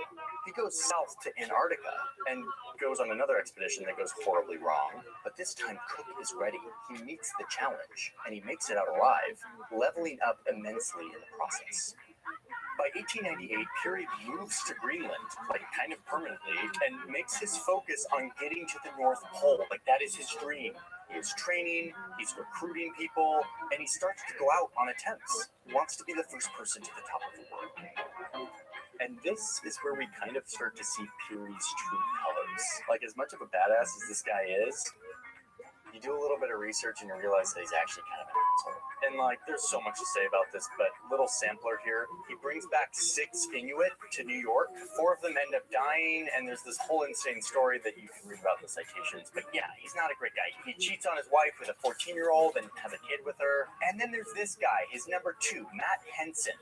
Henson was like one of the best non-Inuit dog sled drivers in the world. He even learned to speak the Inuit language, something that Peary wasn't even able to do. But Peary described him as, quote, his assistant because he's black, and goes on to give him basically no credit for all of his achievements. So yeah, Peary's kind of an asshole, but that doesn't mean that he wasn't also an incredibly skilled, determined explorer. I mean, he stays up here for 4 years, refining his technique to get to the North Pole. He obsesses over gear and designs custom sledges, and even creates this like perfect water boiler. And he keeps going back, making attempt after attempt. And each time, some disaster occurs. He had to turn back. In the process, he loses 8 toes to frostbite. He keeps going. He gets closer and closer and finally decides that it is his time. So he builds this custom ship. He mounts a massive expedition and he goes out. And on what he hopes is his last expedition, he claims to have passed by a piece of land sticking out of the ice. This would later go on to fuel the idea that there's a continent up here. All these newspaper articles I was showing you about, like, is there a continent near the North Pole? But anyway, on this expedition, he still doesn't make it. The furthest he was able to get was here, just 200 miles from the North Pole. But he had to turn back. So wait, is that it? Is Peary giving up? He lost 8 toes to frostbite and he didn't make it to the North Pole? Wait, just pause on Peary for a second. We'll talk about what happened next. But first, we got to get back to this guy, Cook.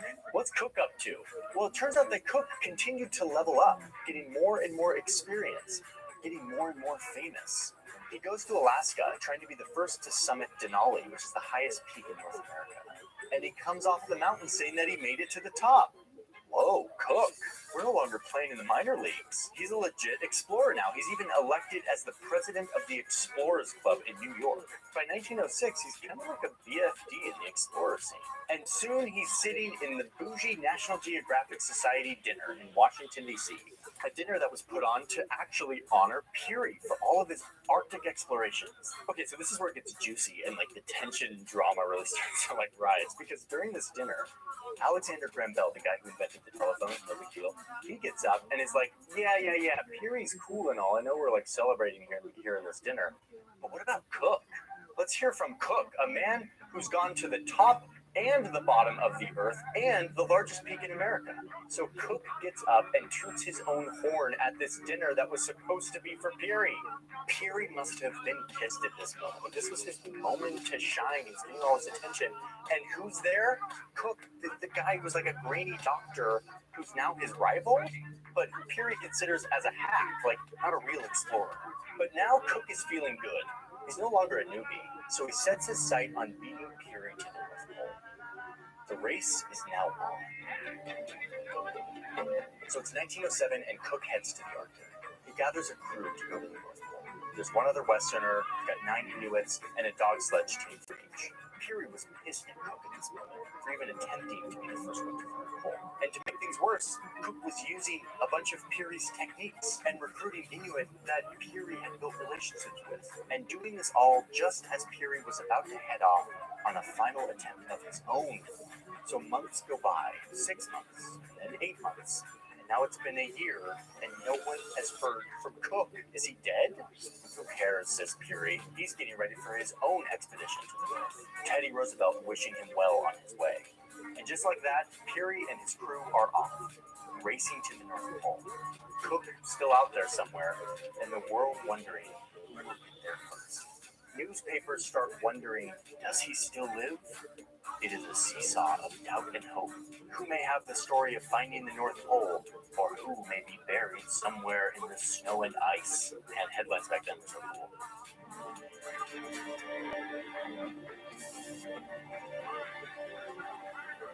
And then, on September 1st, 1909, on this little island in the north, a ragged Dr. Cook appears ashore. He heads straight to the telegraph station and sends this message.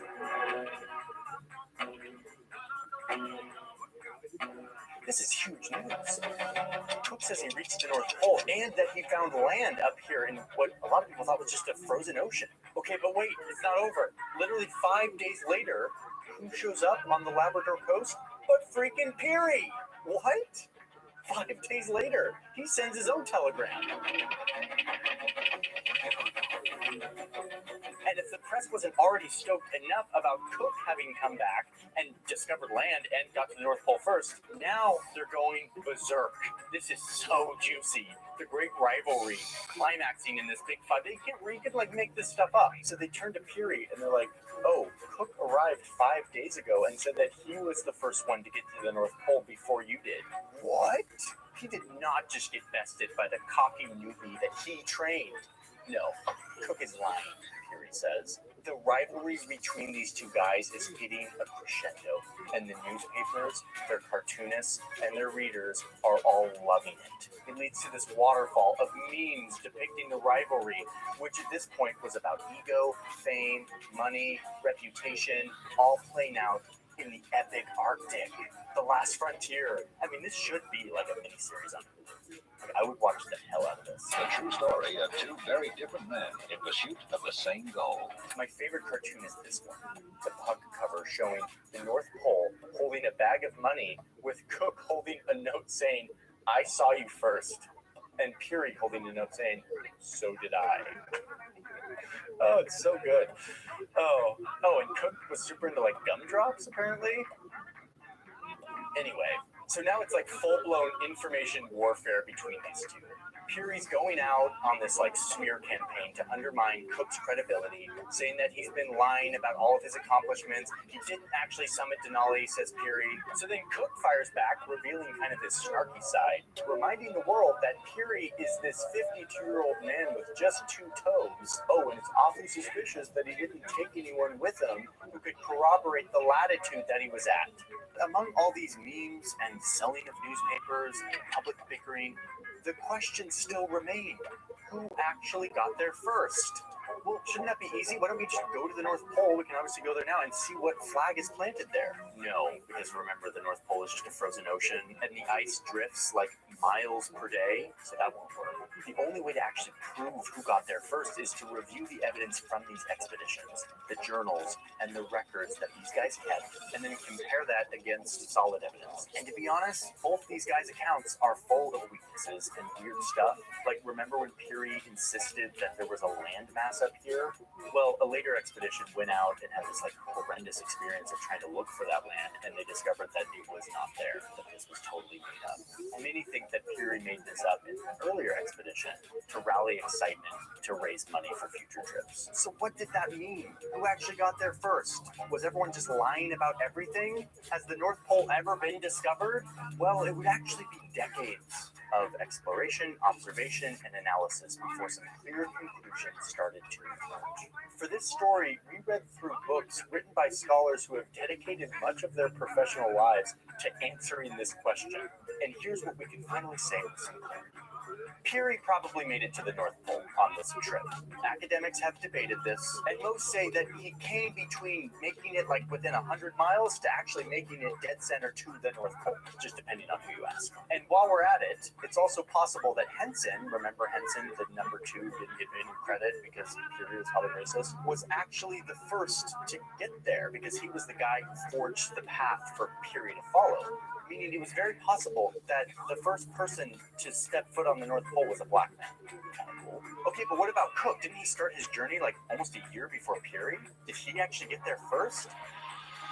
No, Cook did not get there first. Years of research has revealed that Cook was a liar, like a full-blown liar. The furthest that he probably made it was like here, 400 miles off of the North Pole, aka he never actually traversed the really difficult portion in all of this. He made it far enough to be able to tell a convincing story, and then he headed back and sent this telegram saying that he made it there first. Whoa, Cook, okay. But at least he's like a legit explorer, right? Like, he summited Denali first. I mean, he had pics. Wait, no. Turns out these pics are not the top of Denali. They're actually shots from like 15,000 feet further down, aka not even the elevation of Denver, Colorado. Like, this was a total staged photo that he lied to the world about to say that he was the first one to make it to the tallest peak in North America. Cook was a liar. He had tricked the world, and many believed him. Wow. Okay. So, Peary wasn't whole set on being famous, but at least he was a legit explorer who probably made it to the North Pole or close to it first. And Cook, seemingly a decent explorer, was actually just a much better storyteller and a full-blown liar. But this is kind of unsatisfying because we don't actually know definitively who was the first person to like touch their foot on the North Pole. Just like, why do we even need to know that? Why is that important? Because it is. No one gets the credit without needing to go into all of these caveats, and there's way more caveats than I've gone into here. Instead, this is a story of reputation manipulation, and media blitzes, of controversy and debate, optics and lying. And instead of seeing a Neil Armstrong, we're left with more of like a couple of Elon Musk types. But I won't leave you there. Let's just say definitively who made it to the North Pole first with no asterisks. In 1926, Roald Amundsen, the man who had previously won the race to the South Pole, became the first to get to the North Pole, undisputed, by flying over it. He didn't actually touch the ice, he just flew over it. But it wasn't until 1948 that a Russian was the first verified person to walk on the pole, and actually put the boot on the North Pole. He took a plane to get there, and then just like walked on the North Pole. In 1958, The USS Nautilus, the world's first nuclear-powered submarine, went under the pole, which was another first. And submarines are really awesome, and we made a whole video about them that you should watch. Then finally, the first undisputed person to reach the North Pole by land was a guy from Minnesota. It was essentially the culmination of like a bar bet that got way out of hand. That's a whole other story. But yeah, it was 1968 and with a snowmobile. So it really gives you an appreciation of what Peary was capable of doing decades earlier using Inuit wisdom, his own clever inventions, and a lot of sled dogs.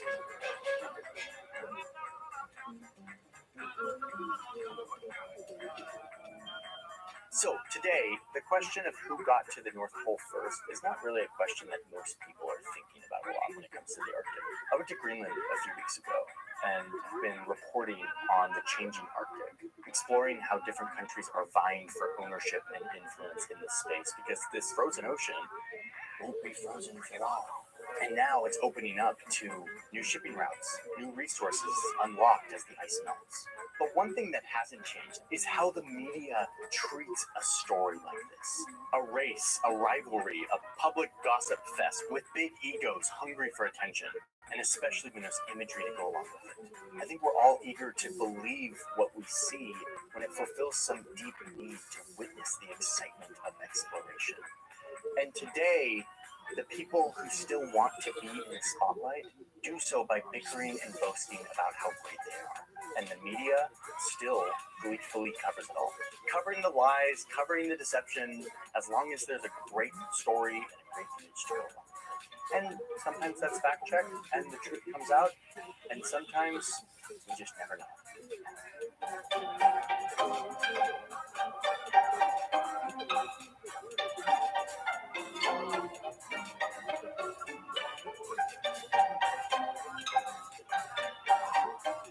Wasn't this a nuts story? Like, isn't it just wild, these two characters, and how it's like not that much different from like people on Twitter today? This was another deep dive where we had so much stuff. And if you look at the info doc, which is like our kind of research doc for this, it's literally hundreds of pages long. So anyway, thanks for watching. I hope this was a fun one for you. And yes, this map is permanently just up in my studio because I want to look at it every day of my life. Speaking of maps, let me show you something. I made a poster about maps, and I'm very, very excited about it. It is called All Maps Are Wrong, and it is a display of a bunch of map projections, basically the mathematical algorithms that we use to take a spherical thing called the Earth and put it onto a flat thing called a piece of paper. This map kind of celebrates that. It has a little explainer in the middle that explains why we need to do this, and then it has a name of all of the map projections that are displayed on this poster. This is beautiful and cool and fun, and I've been wanting to design something like this for years. But it's also a way that you can help support what we're doing here. We're trying to make rigorous journalism on YouTube, not as a part of like a big corporate entity, but just like us. And to do that, we more and more rely on our community to help us do it better and to be able to pour ourselves into these stories. And we kind of have a big team that helps us do this now. Like, our team is growing. In fact, speaking of our team, we publish an extra video every month that introduces you to the behind the scenes of what we do here. Is an intro to our team, to all of the people and the processes and the shenanigans of running the studio. That is available to people who are members of the newsroom, which is just what we call our Patreon. The newsroom is a place that supports us, but also gets you this extra video every month. It gets you access to scripts. You get royalty-free music that you can use. And it's just a fun community. I like post things there. Like I ask for help on thumbnails and titles. I get feedback. Every once in a while I'll do a Q&A with the community. So that is patreon.com/JohnnyHarris. We have LUTs and presets that we use to color our videos and photos. We're publishing more courses over at Bright Trip, which is the travel startup that we started a few years ago and is growing. I think that's it. So thank you all for being here. Thanks for watching this video. We've got a lot more coming. And we'll see you in the next one. Bye. What? And go get your poster. Go get your poster. Should I reference Greenland? I'd be like, oh, you just up here. Like, I can't not be like, by the way, like, really? We have all this footage. Can I not be like, keep me honest with Peary?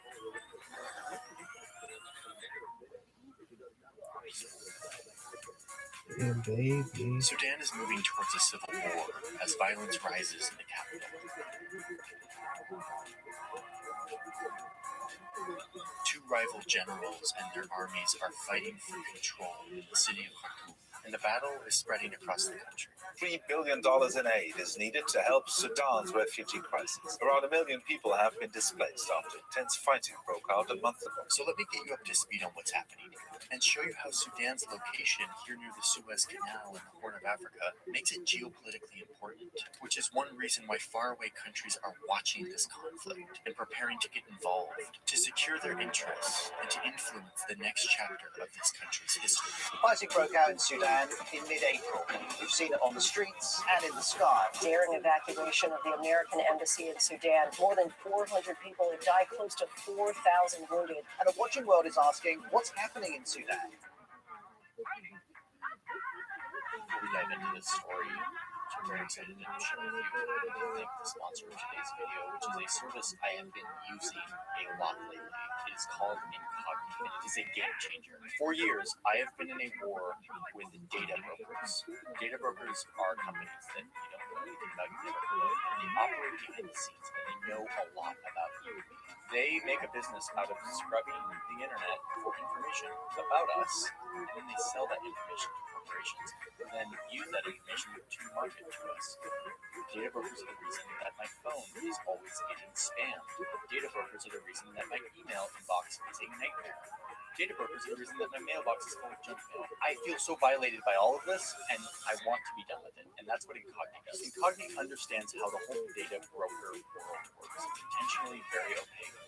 Incogni understands it. And it's super easy. You sign up with them, you give them permission to act on your behalf, to go unsubscribing from the hundreds of lists that you are probably on. The lists that have your birthday and your phone number and your preferences, no more. I've been spending a lot of time on the Incogni dashboard where you can see all of the data brokers that you're being unsubscribed to. Incogni deletes your personal information from dozens of data brokers. The fact is, we all have rights to not be on these lists, but none of us know how to actually do it because it's incredibly complicated by design. So I'm proud to say that since I signed up for Incogni, I've been taking off dozens of these lists. A yearly subscription to get Incogni to constantly monitor your name and your private information on the open market data brokers, constantly scrubbing to take it off whenever they see it. There's a link in my description. It's incogni.com/JohnnyHarris. Clicking that link helps support this channel, but it also gets you a sweet discount on Incogni, 60% off when you sign up using that link. With the annual plan, they're constantly monitoring to make sure that your name is going to get back on these lists. I'm very happy. Thank you, Incogni, for sponsoring today's video and for existing. I didn't know you existed until you came to sponsor the video, and I'm very grateful you exist. Okay, let's get back to the video. I'm excited to share with you this story.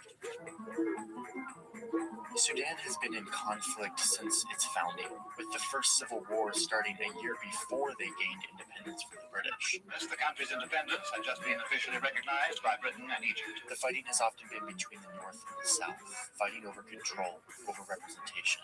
And because Sudan has oil and gold, these conflicts have always attracted outsiders looking to support the side that would serve their interests. The conflict today has a lot to do with the actions of one man, Omar al-Bashir,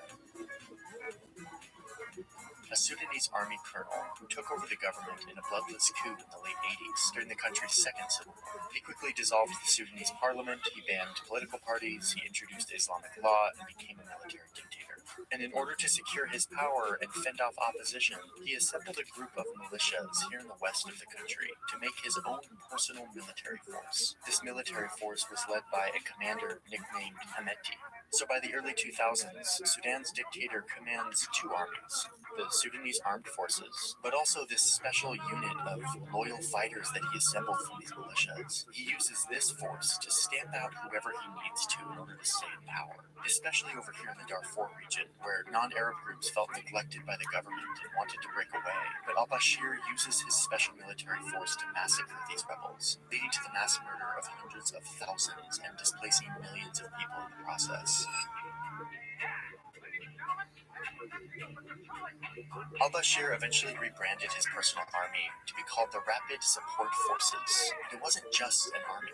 A trove of leaked bank and corporate documents show that this army is also a lucrative business empire that captures gold mines, runs smuggling operations, patrols the borders, and provides its fighters for hire in regional conflict, and facilitates a profitable gold trade with foreign powers like Russia and the United Arab Emirates. One document details the delivery of $30 million worth of gold bars from Sudan to Dubai from the company owned by Hemeti, the leader of his army. And this is a key part of this story, because in addition to helping al-Bashir, the dictator, stay in power, the RSF also made this warlord Hemeti super rich, because he was able to use his tens of thousands of soldiers to control both the gold market and the borders of Sudan. Okay, so it's 2005. The conflict in Darfur is just getting started, but the civil war that has been raging for decades between the North and the South comes to an end. By 2011, its result is a formal division. South Sudan finally breaks away and becomes the world's newest country. A nation is born, the symbol of sovereignty and identity flies for the first time. But with them, they take 75% of the oil reserves, a major blow to Sudan's economy. So inflation runs wild, food prices rise, and al-Bashir doesn't have enough money to continue his system of bribes and tributes to political elites in the military. The quality of life in Sudan plummets, and by 2019, they had had enough.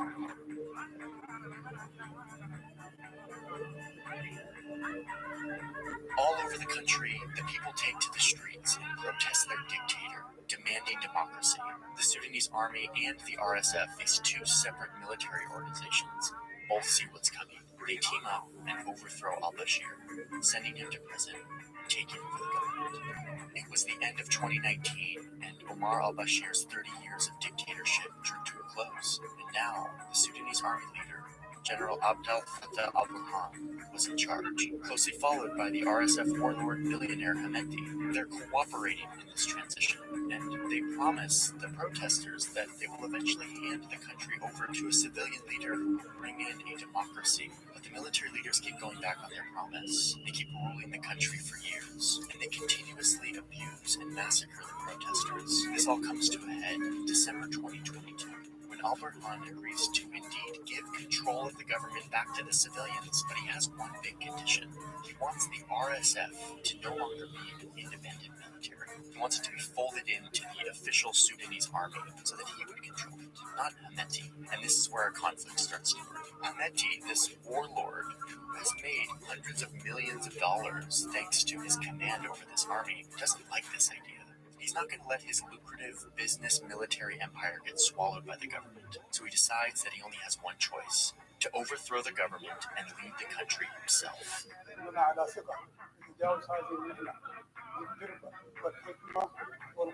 On April 15th, 2023, Hemeti sends 2,000 of his men to al-Burhan's personal residence, which is a military compound.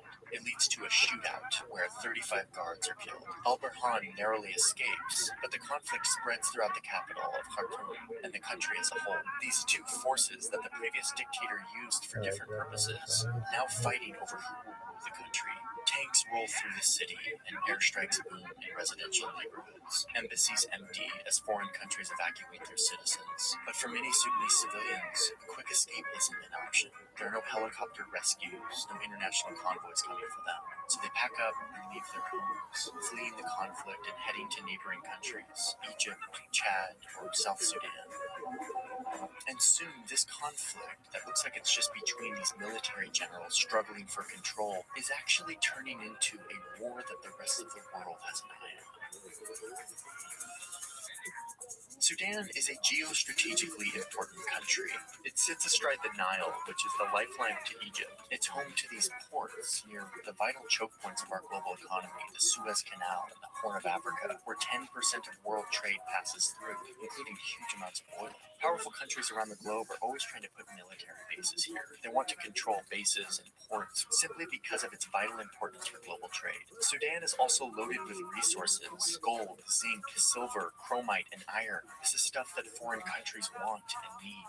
So powerful countries are watching this military commander showdown and evaluating who they should support, who will best secure their interests in the future. Gunfire in Sudan's capital, Khartoum. Fractured Friday's start. The United Arab Emirates is a huge player in all of this. They buy and refine the majority of Sudan's gold, and a lot of it comes from Hemeti and his military business empire.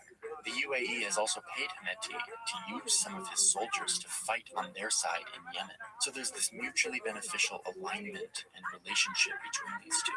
But the Sudanese armed forces also have fought in Yemen in recent years, and the UAE has made deals with the military government to secure ports and access to minerals. So the UAE is now in a situation where they've bolstered both sides of this now conflict. And then there's Libya, where this warlord Khalifa Haftar has strong connections to Hemeti. Hemeti has also loaned out some of his fighters to go to Libya to fight on Haftar's side. So now Haftar is returning the favor, supporting his warlord ally by sending fuel shipments to the RSF. Haftar is really important in all of this because if other countries like the UAE do decide to send money or weapons to Hemeti, they can use Haftar and his network as the middleman. In fact, this is already happening. Haftar is already working as a middleman to transfer supplies and weapons to the RSF on behalf of Russia. Yes, Russia is already here, in the form of the private military called the Wagner Group. They've been in Sudan for years, supplying training for the RSF in exchange for getting in on the lucrative gold trade in Sudan. And while Russia has also worked with the Sudanese army in the past, a recent CNN investigation shows that Russia is sending significant support for the RSF, implying that they've chosen a side in this conflict. But there doesn't seem to be any real loyalty here. Russia will likely shift to favor any leader who will likely win in this, who will support Russian interests and in facilitating their goal to eventually build a naval base here in the Red Sea. And then you've got the neighbor to the north, Egypt, who has to walk a fine line in how they support this conflict. Egypt more naturally aligns with the government and the military of Sudan, but they can't publicly be against the RSF. They can't choose a side quite yet. That's because the Egyptian economy is in trouble. Their currency has lost over half its value, and they've been asking for help from the UAE, who has sent them $100 billion in cash and other aid since 2013. It would be unwise for Egypt to be on the opposite side of the UAE on this. Their economy depends on them, so they're maintaining a mostly neutral stance for now. Ethiopia and Eritrea are both, for now, neutral, though Ethiopia has invited General al-Burhan to visit in recent months, and Eritrea invited his enemy Hemeti for a visit as well, signaling that they may land on opposite sides in the future of this conflict. Meanwhile, Saudi Arabia and the United States are offering to act as mediators, hoping for a peaceful resolution, and some are looking to China, who recently negotiated a deal with Saudi Arabia and Iran. China might use this as another moment to flex its new diplomatic muscles and broker a peace in Sudan. This conflict between two generals is more than it appears. It has the potential to spiral into a full-on proxy war, both by regional partners who bear the brunt of this conflict, but also foreign powers who care much more about securing their own interests than the devastating human effects of the conflict they are viewing.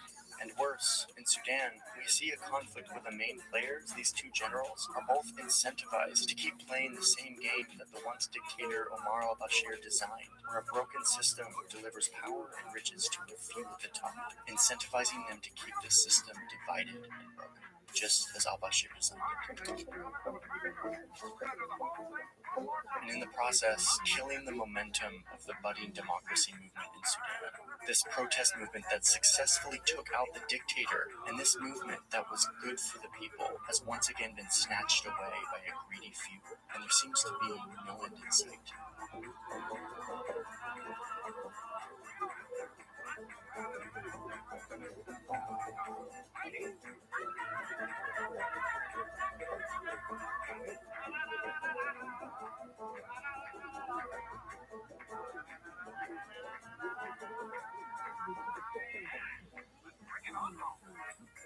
On August 28, 2023, the Chinese government released a map.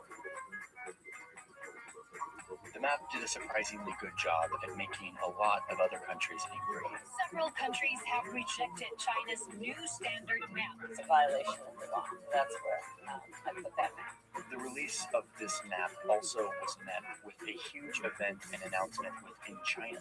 This featured the state media launching into a commentary on the importance of maps, 地图是国家版图最主要的表现形式。 followed by a warning to the people that maps that have errors can cause, quote, great harm to society. 危害到我们祖国的这个统一。 So let's look at what's going on with this map, why countries around the region are condemning it, and why China had to go to such great lengths to tell people that there's nothing wrong with these maps, and that in fact, a map like this is key to national unity. To do this, I'm going to need a high-res version of this map. Luckily, the Chinese government has it covered. 地图是国家版图最主要的表现形式。发布了矢量地图，更好地满足专业用户。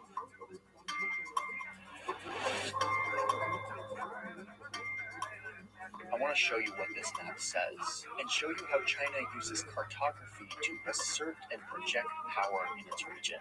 Because as clean as this map looks, within it, there's actually a lot going on. Border tug-of-wars, fake islands, a 10th dash on a line in the ocean, barbed wire-wrapped clubs, and proxy wars. It's the perfect example of how maps aren't just maps. They're tools of national power.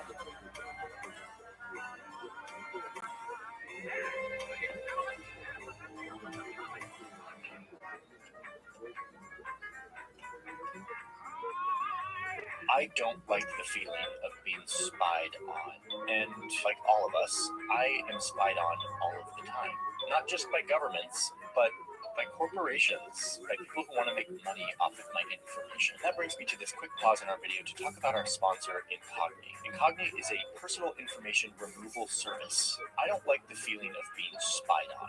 I don't think any of us do, but we all are kind of spied on. Some of us by governments, but almost all of us are spied on by corporations. collect our information, put it on these data broker lists, and sell it on an open market to people who want to make money off of us. Luckily, in many countries, including the United States, we have laws and rights to remove ourselves from these lists, but most of us don't know how to do it. It's a cumbersome bureaucratic process. And that brings me to the sponsor of today's video, Incogni, which is a personal information removal service. I've been using Incogni now for a few months, and it has changed my world. What you do is you sign up for Incogni, and you give them permission. Then they go through the process of requesting that you be taken off that list. And if anyone pushes back, like one of the corporations that makes it harder, Incogni follows through with the process to make sure that you get off of all of these lists. And then they update you month after month so that you can see the progress. You can see your privacy being reclaimed. The people who want this information aren't just marketers who want to sell you like new tennis shoes, but it's like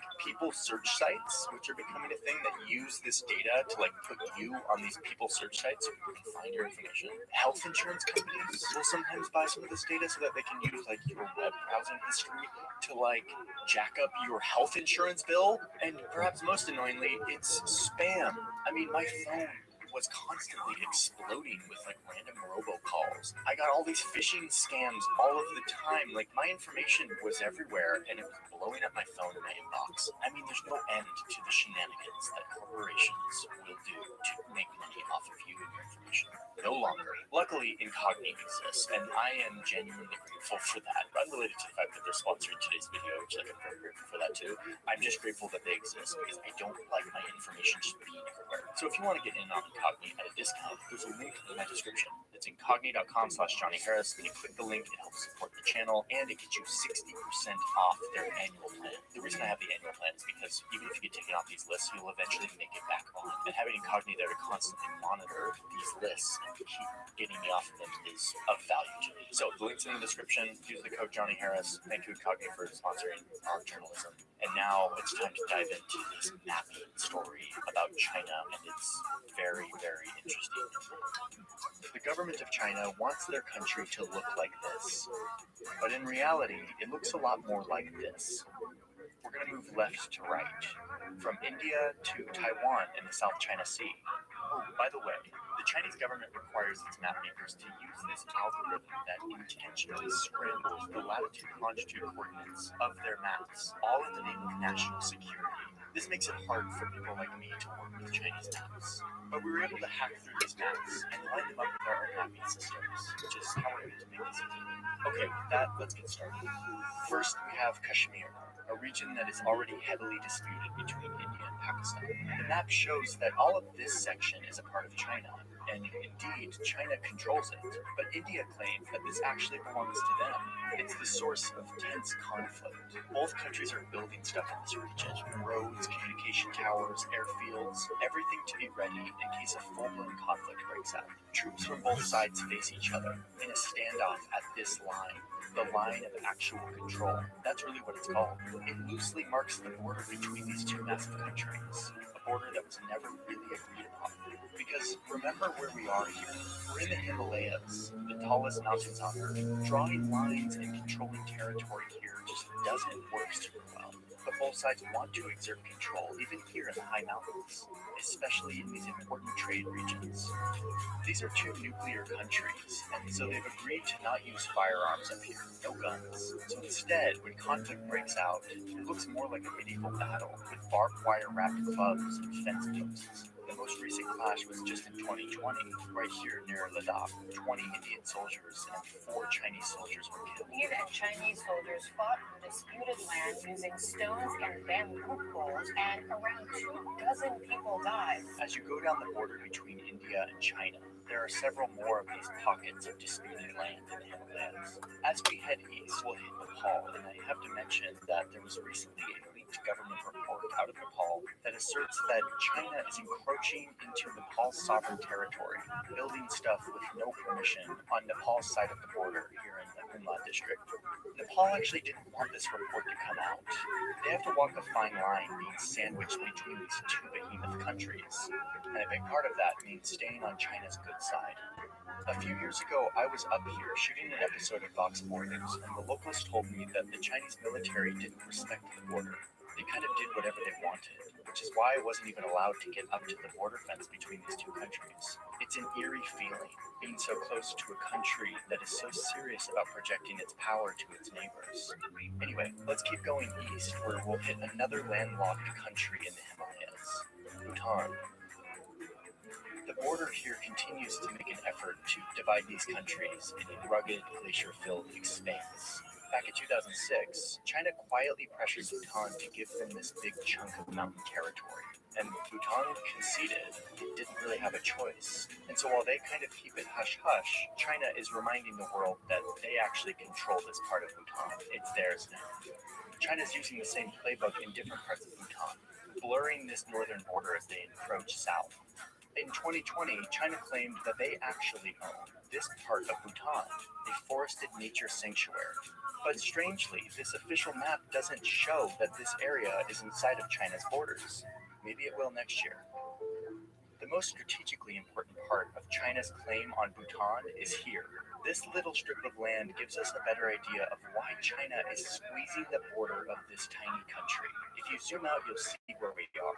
Right here at this vital choke point between these two rivals, India and China. This thin corridor where India connects to its eastern states. Some call this the chicken neck.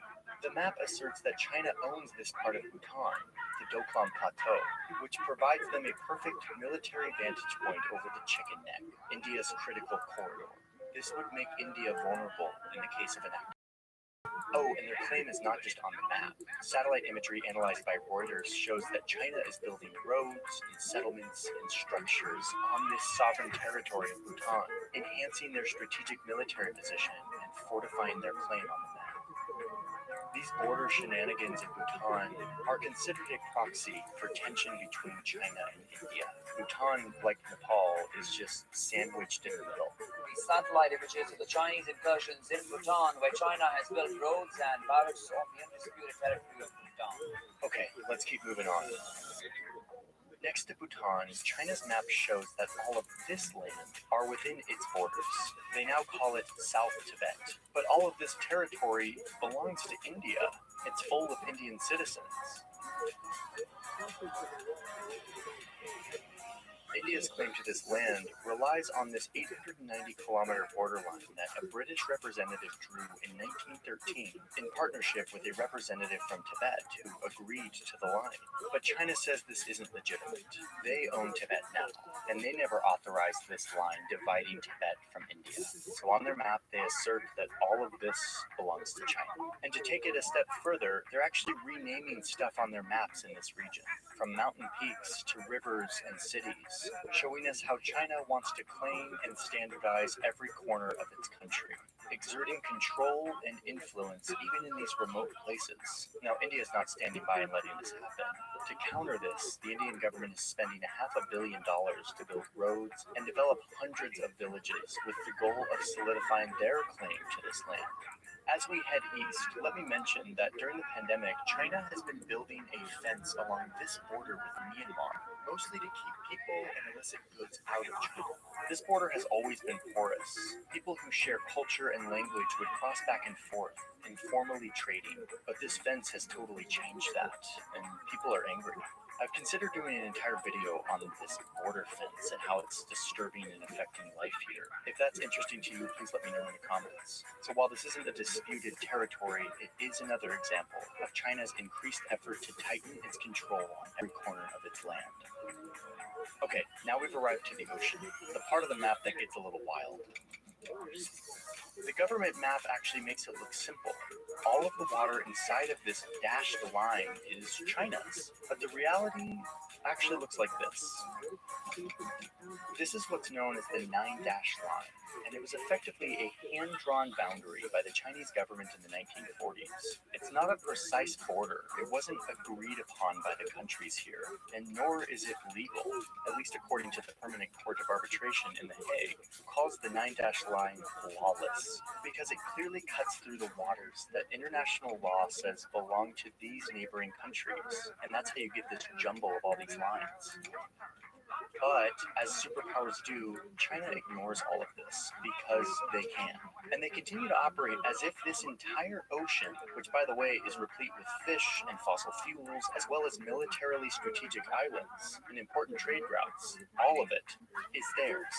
This has created active conflicts with neighboring countries because for China, these aren't just lines on the map.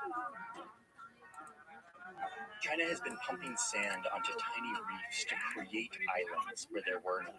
Then they build a military outpost on these newly created islands. In the last decade, they've built dozens of these outposts throughout the South China Sea. And you can see that these militarized islands are right inside the waters that the world has agreed belong to these other countries.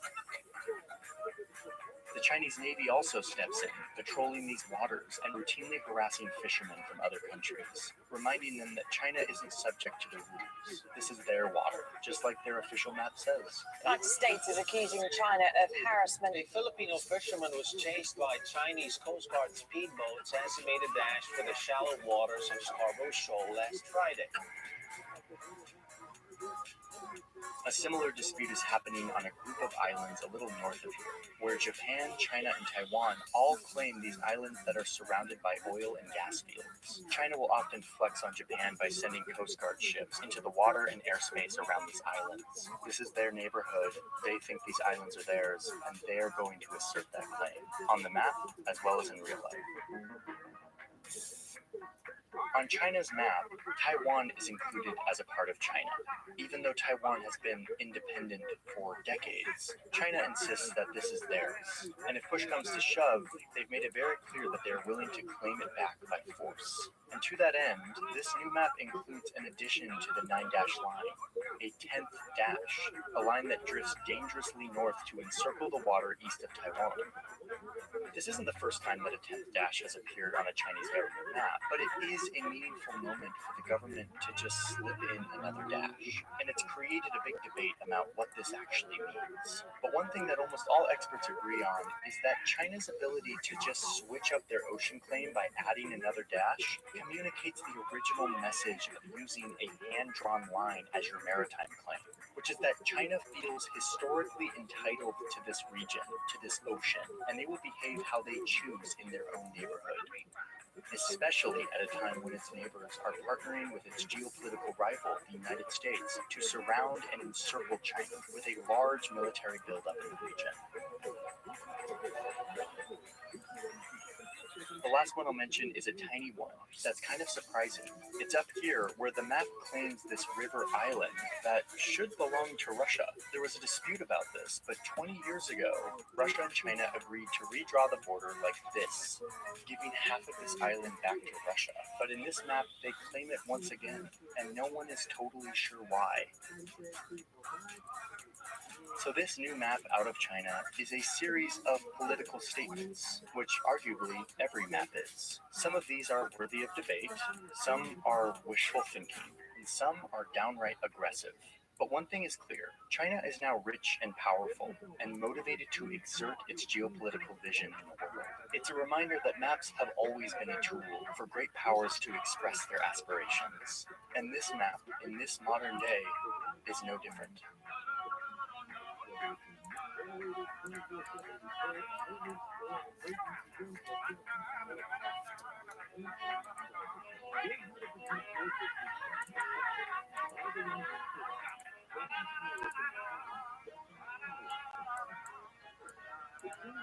Seven Servants, a nice kid. There you go.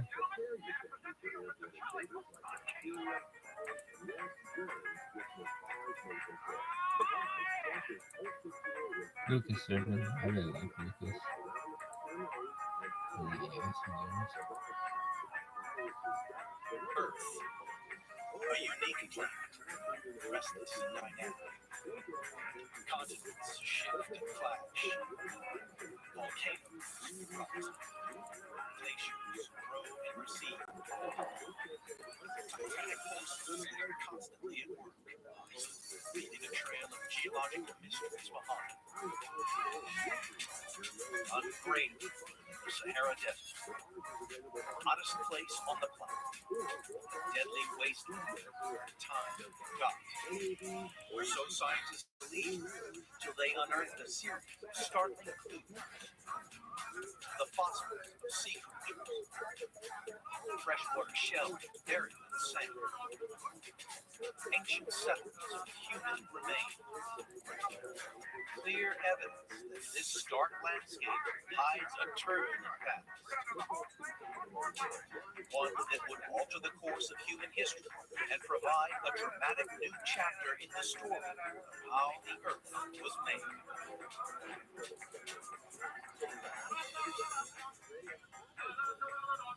Africa's vast Sahara Desert is as big as the United States. The sand alone from this giant expanse could bury the entire world 8 inches deep. It's the largest desert and the hottest place on Earth. When I first arrived in Sahara, I was just struck by how utterly barren it was. It's like the color green was removed from the palette and they made this place just nothing but grays and browns. Not a scrap of life. Smith's mission is to unearth evidence of what made the Sahara into the wasteland it is today. Her investigation begins on the desert's far eastern edge in Egypt. Not in the sands of the Sahara, but in one of the most epic structures ever built by man. The Great Pyramids. The building blocks of this ancient wonder house a remarkable clue to the history of this land, a time long before the pharaohs even existed. So, taking a closer look at these blocks making up the pyramids, there's actually these gorgeous green fossils in here. The most obvious are these flat discs up to about an inch wide. They're called nummulites, and they're actually single-celled organisms. The name nummulites means little forms in Latin. They are some of the largest single-celled creatures to have ever existed. In ancient times, these blocks were cut from quarries across the country and dragged to the pyramid site. Each block weighed 2.5 tons, and it took 2 million and over 20 years to build the Great Pyramid. And incredibly, up to 40% of each building block is made up of the bodies of ancient sea creatures like these.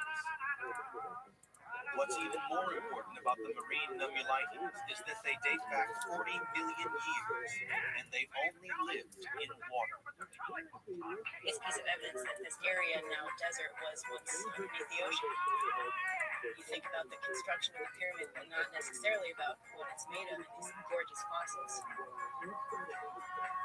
The Sahara now is the world's biggest dust bowl, but the tiny nummulites fossils suggest that it was once very different, that perhaps there could have been water in this barren wilderness. Smith heads further inland to investigate this extraordinary idea. She travels to a remote desert valley near where the pyramid stones were formed. It's called Wadi al-Hitam.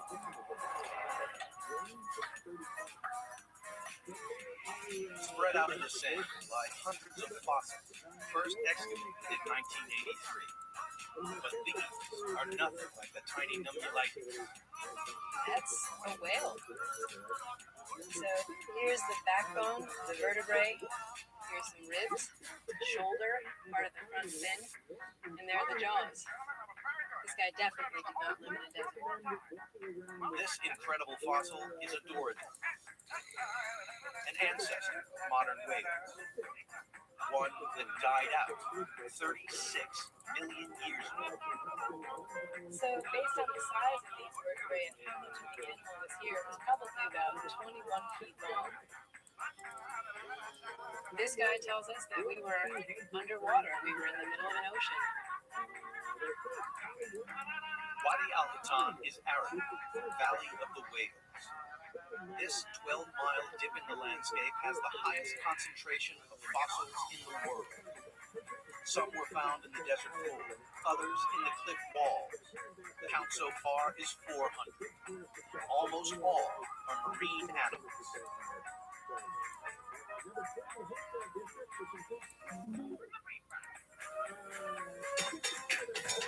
So while I was on this road trip headed north, we got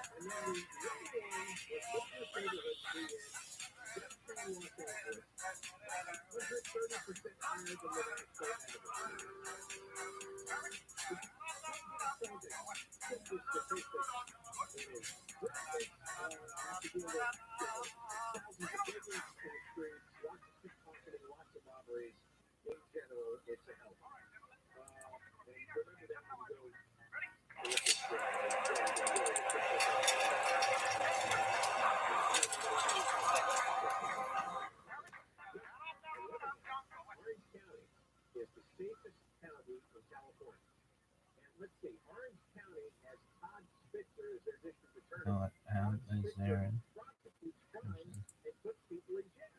Therefore, Orange County is the safest county in California. LA County has George Gascon. George Gascon does not prosecute people, and we can prove this. He's got 14,000 cases not yet prosecuted. A complete refusal to prosecute. 14,000. So what do we have? We have 10 distinct high crime areas that Property Club has listed here, with crime rates as high as 530% over the national average. So there's your statistics. Gascon, no prosecutions, huge amounts of crime. Todd Spitzer, lots of prosecutions, very low amount of crime. That you don't need to do any other studies. There's no need for any more research at think tanks. No more college professors. No more criminal justice. Nothing. None of that. Okay. You arrest people, convict them, and put them in jail. They can't commit crimes. Therefore, less crime. If you let them run free, therefore, more crime. So the case is settled. And remember that. Anytime you hear any other kind of propaganda, there's a lot of it. All right, we got John. Yeah. Hey, so TGI Fridays going away. But that's a cool thing. TGI Fridays. The chain. Yeah, but the chain's closing like 30 restaurants or so. We used to call it TGITS. Thank God it's potato skins, because that's the only place you can buy that crap. You know, it's 2023. People have moved on from cheese-filled old potato skins. We moved to I used to like them. No.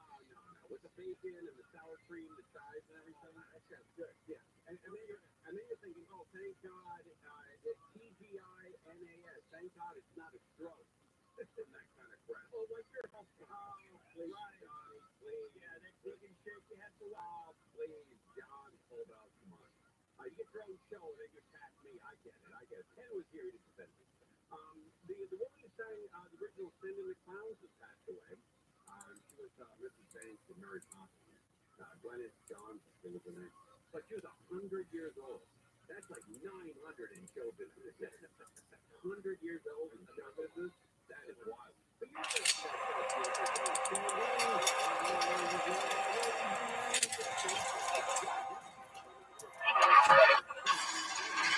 we made it to New York City. Every time I'm in this city, I find not to tell it until he passed away. I can tell it. I like this kind of story. Yeah, because please don't say that on the air when I'm alive. But it has to do with Jimmy Kimmel and Jay Leno and my dad. All right, big dog. That's coming up. Let's roll, man. Come on. And we got Conway Grocer with the news. Live in the KFI 24-hour news. KFI is literally the KFI of talk radio. KFI. And KOST HD2. Los Angeles, Orange County. Everywhere on the iHeartRadio app. And you deserve it. I'm Michael Grocer, live from the KFI 24-hour newsroom. Assemblyman has introduced legislation to reverse California's decision to give free health care to illegal immigrants.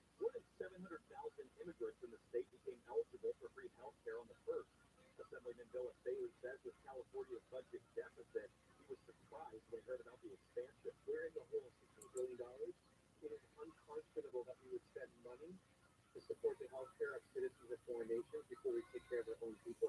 This year's budget includes about $4 billion for the benefits, according to a daily. Governor Newsom said yesterday the state can, in fact, afford the benefits. Like trollers, KFI News. Strong winds have uprooted a tree in Sherman Oaks. Power lines also knocked down. Santa Barbara, Ventura, and LA counties were most impacted by last night's gusty winds. LADWP and SoCal Edison say hundreds of customers were without power this morning. And advised return to technical parts of the San Fernando Valley until tomorrow. A home that caught fire in Royal Heights where someone was killed has been burglarized. This person lives next door and says it's devastating to watch their neighbors lose their family monarch while also dealing with looters. This state was called like please secure the gates. Early in the morning we come and with the doors that we boarded up that are open and things are like pulled out and sprawled like all over the backyard. We caught fire 2 days after Christmas. Firefighters found the owner dead on the porch. 4 other family members were able to escape the fire that's still under investigation. 10 states are under snow and wind alerts as the winter storm sweeps across the U.S. ABC's Ginger Z says the storm's making its way through the southern Rockies. Ginger Z's big. Ginger Chan's big. Ginger Chan's big. Saturday snow will hit New York City all the way down to Philadelphia and turn into rain.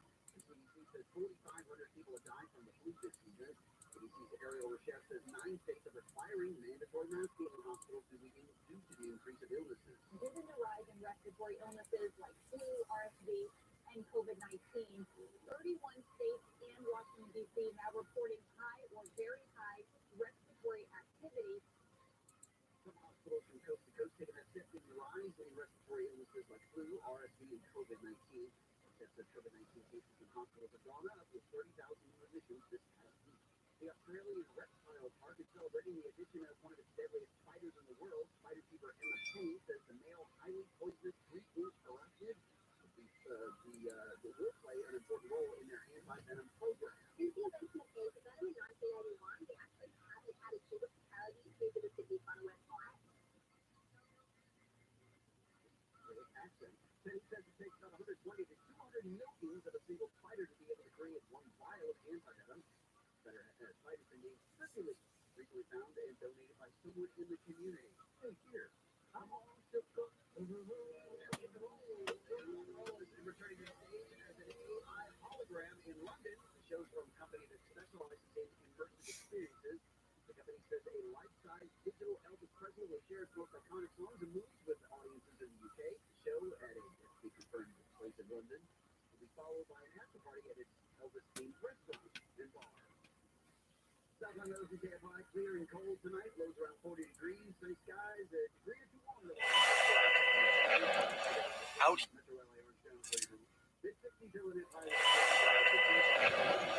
Out here in the Indian Ocean, there's a lot of emptiness.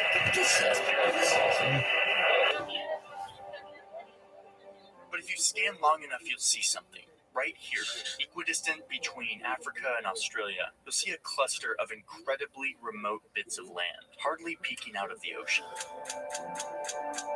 This is the Chagos Archipelago, a chain of around 60 remote atolls and islands, 1,000 or so kilometers from any landmass. There used to be people here, local islanders who lived here for many generations. But those islanders are gone now. And today, the main island, called Diego Garcia, looks like this. It's a United States military base, and instead of a local community of coconut farmers, this island is now a little slice of America, transplanted into one of the most remote places on Earth. But this weaponized island doesn't even belong to the United States. It's technically British territory that was secretly rented to the US in a covert deal 50 years ago. So what's going on here? What's the deal with this American base on a technically British island? And whatever happened to the thousands of islanders that used to live on this island?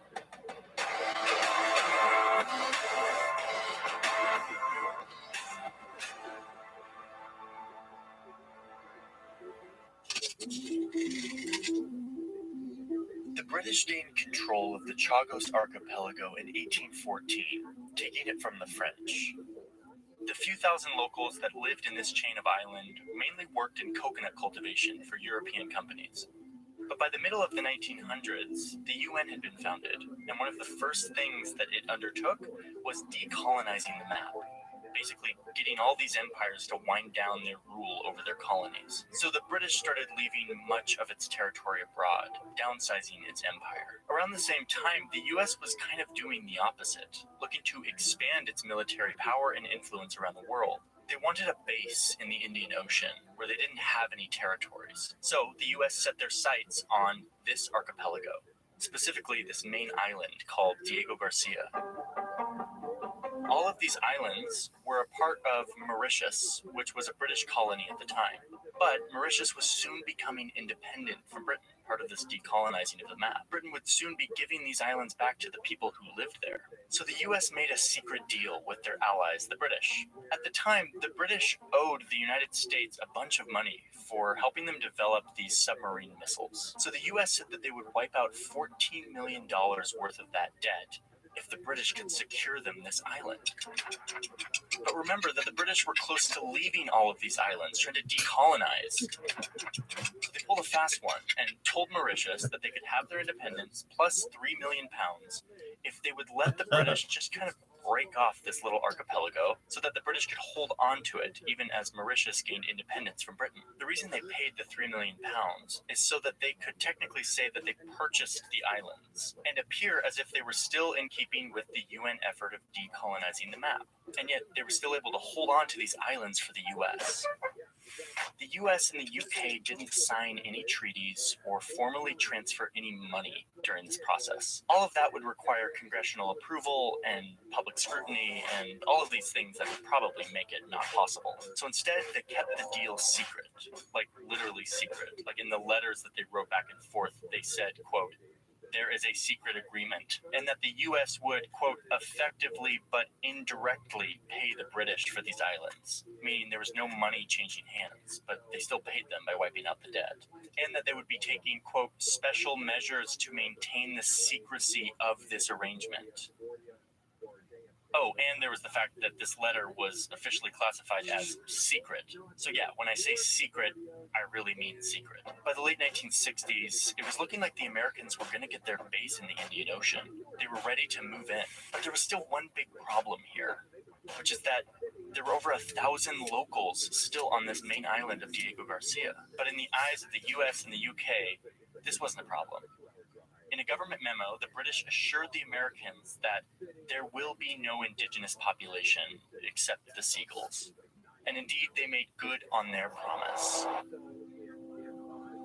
The locals were herded onto cargo ships and shipped off to the islands of Mauritius and the Seychelles. And they were left there in a world that many of them had never seen before to fend for themselves. Many had never worked outside of their island. They had no skills or no way of getting work. Back on the island, their pets were rounded up and gassed. Their houses left to crumble. The indigenous population was gone.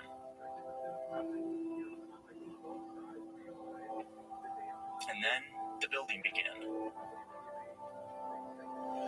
The US now had their base in the middle of the Indian Ocean, giving them direct access to big regional hotspots like the Middle East and Asia. Diego Garcia became more and more militarized with time. Soon it had a deep-sea port where nuclear submarines could dock, and it soon took on the nickname the Footprint of Freedom.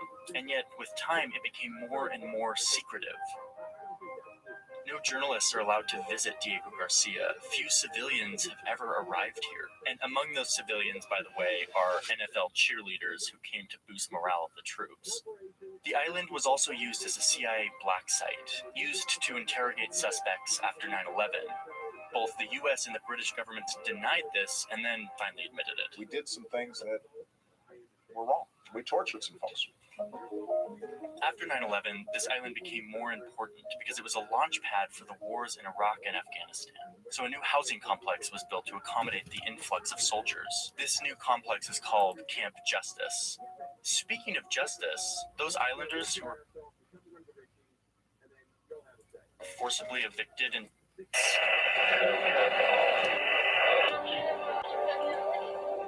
But if you scan long enough, you'll see something. Right here, equidistant between Africa and Australia, you'll see a cluster of incredibly remote bits of land, hardly peeking out of the ocean.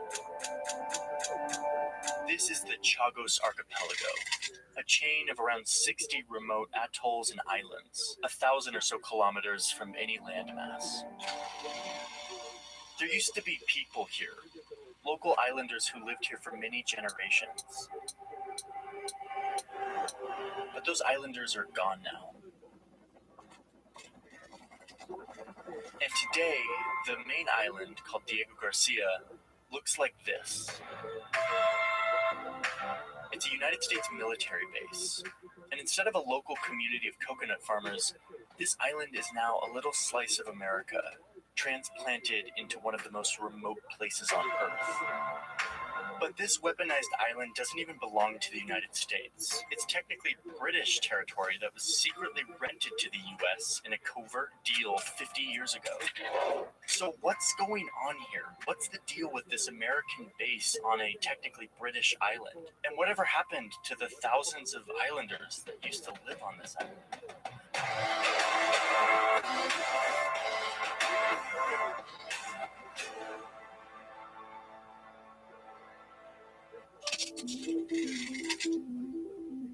The British gained control of the Chagos Archipelago in 1814, taking it from the French. The few thousand locals that lived in this chain of island mainly worked in coconut cultivation for European companies.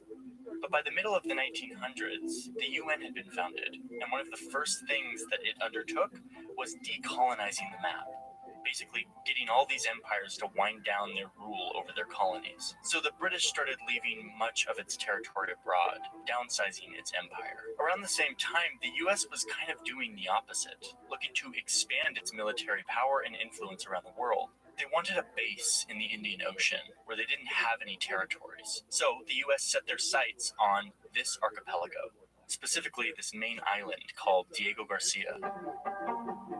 All of these islands were a part of Mauritius, which was a British colony at the time.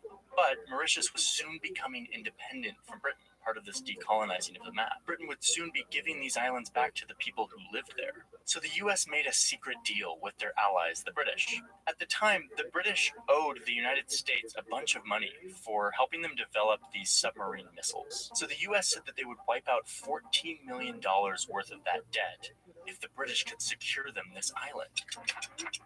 But remember that the British were close to leaving all of these islands, trying to decolonize. They pulled a fast one and told Mauritius that they could have their independence plus £3 million if they would let the British just kind of break off this little archipelago so that the British could hold on to it even as Mauritius gained independence from Britain. The reason they paid the £3 million is so that they could technically say that they purchased the islands and appear as if they were still in keeping with the UN effort of decolonizing the map. And yet they were still able to hold on to these islands for the US. The US and the UK didn't sign any treaties or formally transfer any money during this process. All of that would require congressional approval and public scrutiny and all of these things that would probably make it not possible. So instead, they kept the deal secret, like literally secret. Like in the letters that they wrote back and forth, they said, quote, "There is a secret agreement," and that the U.S. would, quote, "effectively but indirectly pay the British for these islands," meaning there was no money changing hands, but they still paid them by wiping out the debt. And that they would be taking, quote, "special measures to maintain the secrecy of this arrangement." Oh, and there was the fact that this letter was officially classified as secret.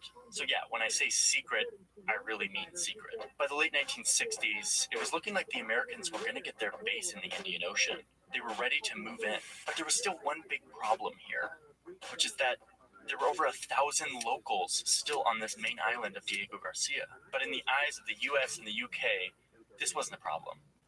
In a government memo, the British assured the Americans that there will be no indigenous population except the seagulls. And indeed, they made good on their promise. The locals were herded onto cargo ships and shipped off to the islands of Mauritius and the Seychelles. And they were left there in a world that many of them had never seen before. to fend for themselves. Many had never worked outside of their island. They had no skills or no way of getting work. Back on the island, their pets were rounded up and gassed. Their houses left to crumble. The indigenous population was gone.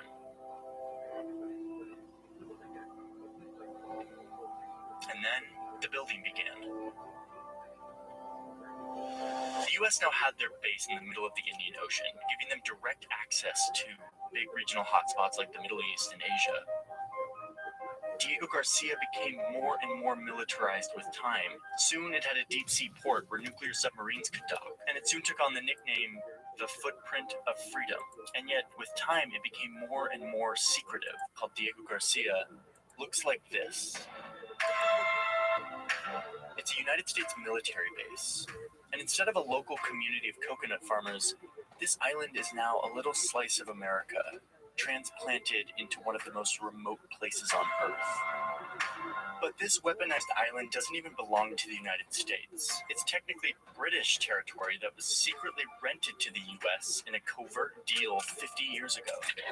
So what's going on here? What's the deal with this American base on a technically British island? And whatever happened to the thousands of islanders that used to live on this island?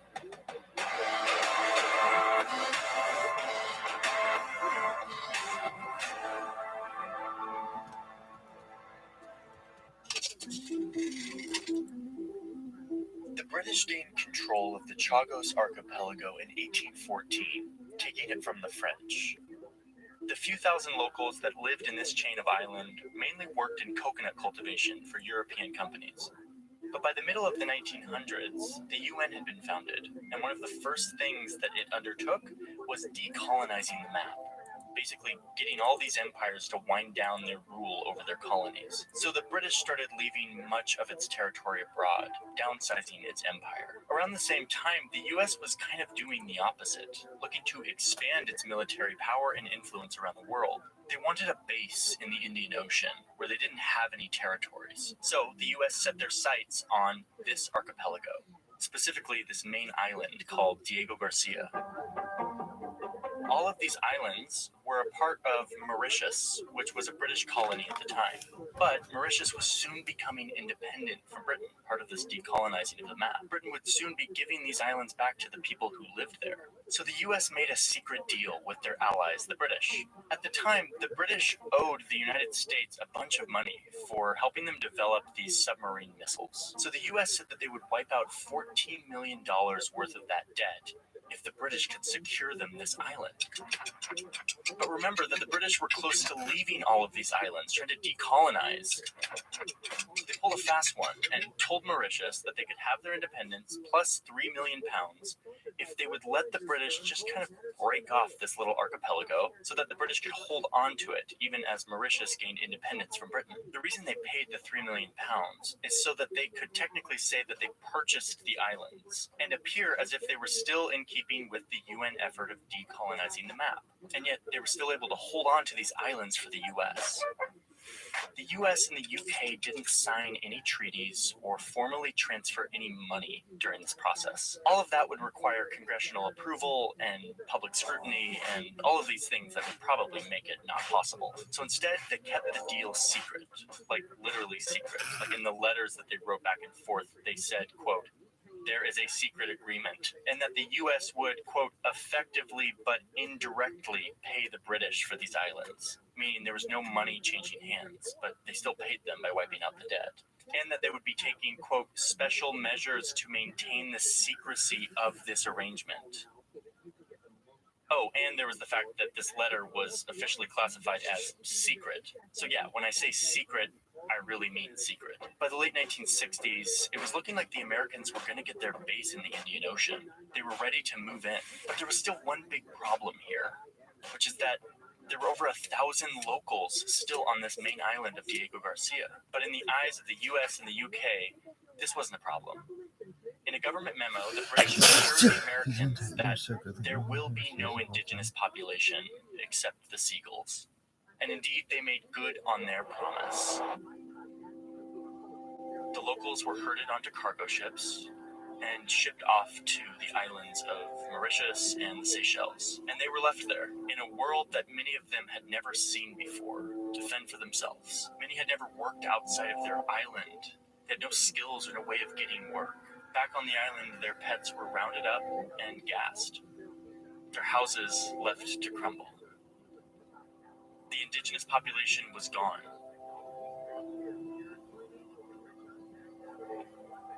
And then the building began. The U.S. now had their base in the middle of the Indian Ocean, giving them direct access to big regional hotspots like the Middle East and Asia. Diego Garcia became more and more militarized with time. Soon it had a deep-sea port where nuclear submarines could dock, and it soon took on the nickname the Footprint of Freedom. And yet, with time, it became more and more secretive. No journalists are allowed to visit Diego Garcia. Few civilians have ever arrived here. And among those civilians, by the way, are NFL cheerleaders who came to boost morale of the troops. The island was also used as a CIA black site, used to interrogate suspects after 9/11. Both the US and the British governments denied this and then finally admitted it. We did some things that were wrong. We tortured some folks. After 9/11, this island became more important because it was a launch pad for the wars in Iraq and Afghanistan. So a new housing complex was built to accommodate the influx of soldiers. This new complex is called Camp Justice. Speaking of justice, those islanders who were forcibly evicted and deported from their island, they wanted some of it. So over the years, they've been fighting for some form of justice. And the British government has tried to compensate them, sometimes with money or by giving them an option to become British citizens. But even still, many live in very difficult circumstances, displaced from their homeland. What they really want is to go back. And through years of legal action, they've made a strong case that they have a right to do so. Will the Foreign Office review its current position on the Chagos Islanders, who should be granted immediately the right to repatriation in their home? We are currently in dispute with Mauritius about the issue of the Chagosian Islanders and about Diego Garcia. Remember all those indirect payments and loopholes that the British and US pulled during decolonization? That stuff that they made very clear was very, very secret. Well, last year, the International Court of Justice ruled that this was totally illegal and not in compliance with the process of decolonizing. The General Assembly of the UN voted 116 to 6 that the UK never decolonized Mauritius because they held on to this archipelago and called for them to immediately finish the process of returning the archipelago to the people who lived there. But despite these legal rulings and this global consensus, the US and the UK aren't likely to budge. The UK continues to defend its claim to this island, and as long as they do, the US military will have a home there. In this country, we're doing our best to ensure that we are as humane as we could possibly be.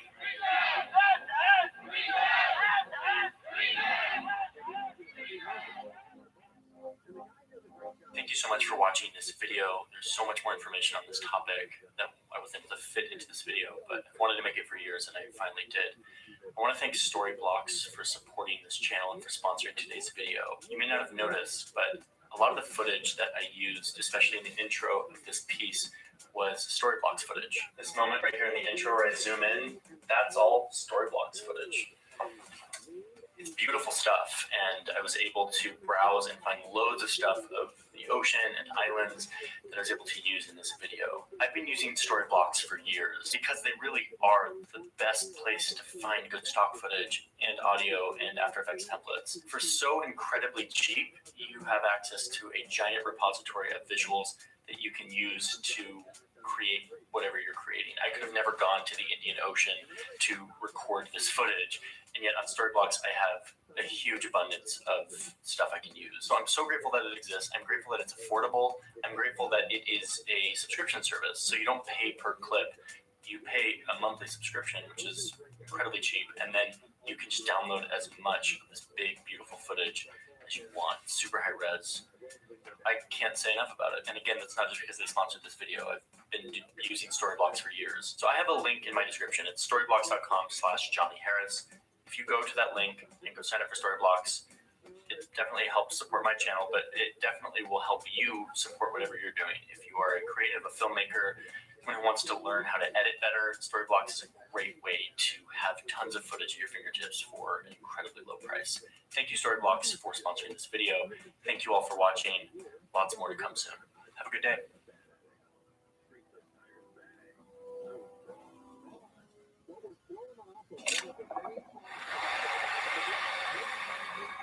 "40 million years ago, the ocean floor cracked open and molten lava started flowing out. It cooled as it hit the cold ocean water and turned solid, eventually making mountains in the ocean. Those mountains got taller and taller, and soon a chain of islands was born. And then, around 2,000 years ago, a group of people arrived to these islands in canoes. Those communities eventually unified into one kingdom, the Kingdom of Hawaii, a sovereign nation in the middle of the Pacific Ocean. Hawaii became a language, a culture, a national identity. But that sovereignty, that culture, that identity was soon stolen, captured by a new, bigger country an ocean away. This is the story of these islands.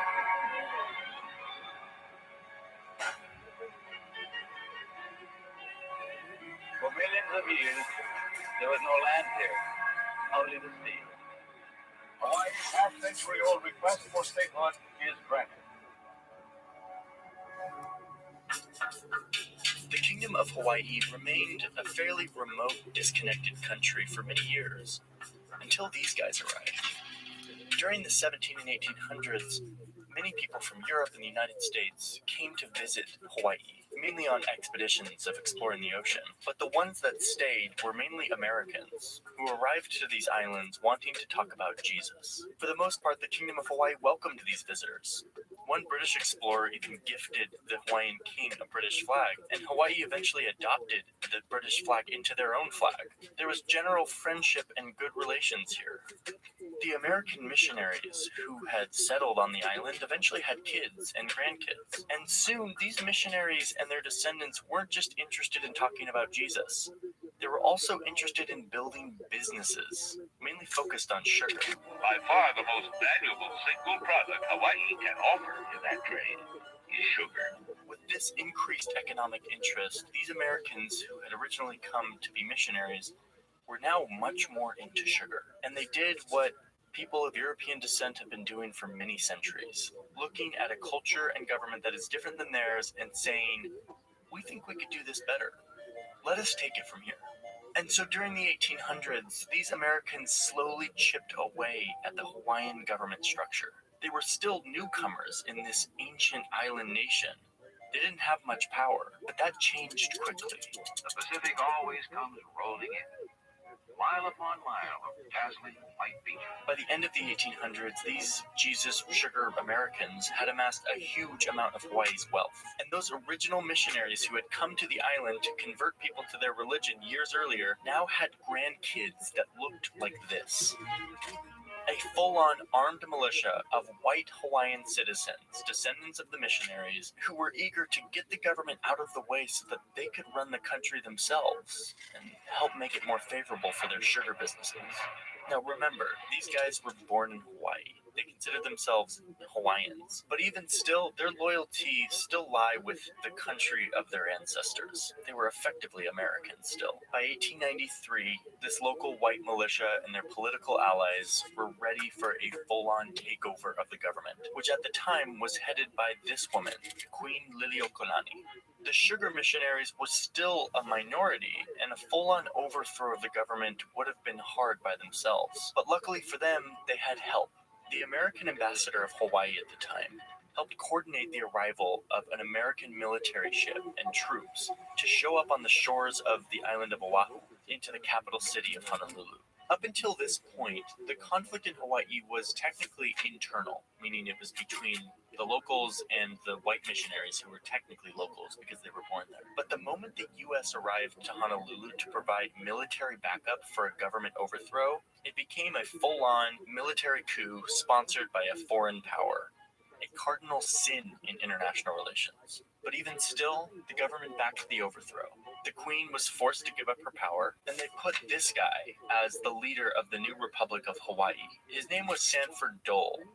His family was huge in the sugar business. There's a new taste in pineapple from Dole. And now he was the leader of the country of Hawaii. The locals fought this, but peacefully. They protested. Nearly every adult on the islands signed a petition condemning the takeover. Back in Washington, D.C., a debate began as to what to do with Hawaii now that a bunch of pro-American missionaries turned sugar warriors had grabbed power. Dole himself traveled to D.C. to lobby for the U.S. to take over Hawaii for themselves. But so did a group of local Hawaiians to oppose the American encroachment. The Queen, who was overthrown, wrote a letter demanding to be reinstated as the legitimate leader of the Kingdom of Hawaii. The United States was split on what to do until 1898, when the new president surrounded himself with leaders who kind of loved war and American expansion.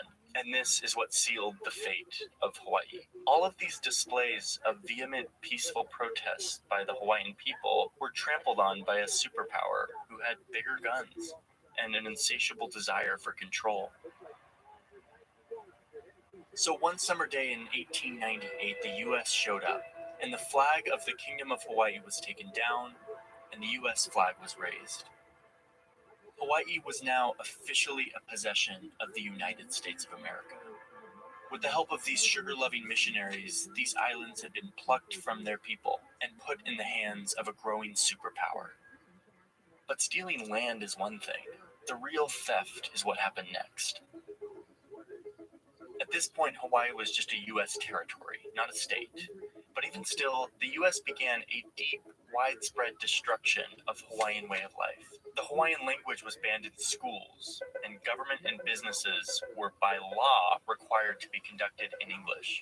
The U.S. began developing land, often on sacred sites, and the history itself was censored to make it seem as if the Hawaiian people welcomed the U.S. without a fight. Much of the real history became inaccessible because it was only documented in the Hawaiian language, which was beginning to die. And then in 1959, Hawaii became the 50th state of the Union and quickly became the place we know today.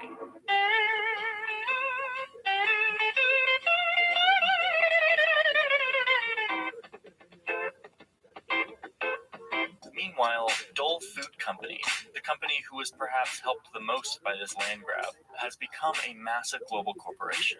By 1993, Hawaii was a full-on part of the United States. That year, President Bill Clinton came out with an apology. Presidential apology. At the White House yesterday, President Clinton signed a formal letter of apology to the people of Hawaii. He was apologizing on behalf of the U.S. government for the government's involvement 100 years ago in removing the independent Hawaiian monarchy by force. But despite this horrendous land grab and the pillaging and theft of these islands, there is a little bit of hope here. That spirit of peaceful resistance that led to petitions and protests back in 1893 persisted even after the takeover. The Hawaiian language was delicately preserved through painstaking effort. And today, there are full immersion Hawaiian language public schools. Hawaiian traditions have stayed alive. And last year, Hawaiians showed that they were not willing to give up their sacred sites. They staged a dramatic protest to protect a holy mountain that was slated to be developed on. Hawaii may have been stolen, and attempts made to erase its culture. But while the negative effects of this imperial land grab are wide-reaching, many pillars of this beautiful culture have survived.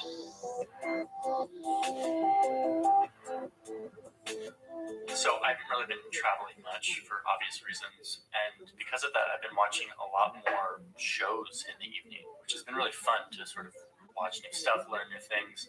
One of the shows I wanted to watch for ages was the Michael Jordan documentary, which was off limits to me because I don't have cable or ESPN or any of that. Last month, I discovered a way I could watch it using ExpressVPN, which happens to be the sponsor of today's video, but also something I genuinely want to tell you about because it's pretty exciting. A VPN allows you to route your connection through a different country, which there's some security benefits in keeping your data safe and private and all that. But in this case, it allowed me to watch the Michael Jordan documentary in its entirety on Netflix, on demand. which was just like, I feel like I had won the lottery. Everyone was talking about it, and I just wasn't watching it. And suddenly I was, and Iz and I just binged it. There are a lot of offerings on Netflix that are available in other countries and not your country. Suddenly I can watch Spirited Away on Netflix, or Lord of the Rings. I mean, I've been using ExpressVPN for years, mainly for the sort of privacy element, but in this case, I'm realizing that it's way more than just a privacy tool. It's allowing me to just have way more content at my fingertips. There's a link in my description, expressvpn.com/JohnnyHarris. You can click that link and find out how to get 3 months free of ExpressVPN. Go click that link in the description. It helps support this channel when you do that, but it also gives you access to a lot more content that you didn't have before for free for 3 months. Go binge Lord of the Rings, and thank you ExpressVPN for sponsoring this video. Thank you all for watching. I will see you in the next one.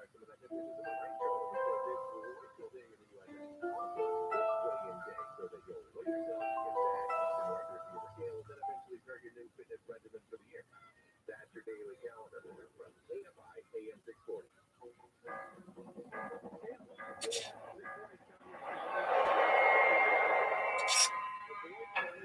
There's a lot of international mail that flows to a small nation in Western Africa.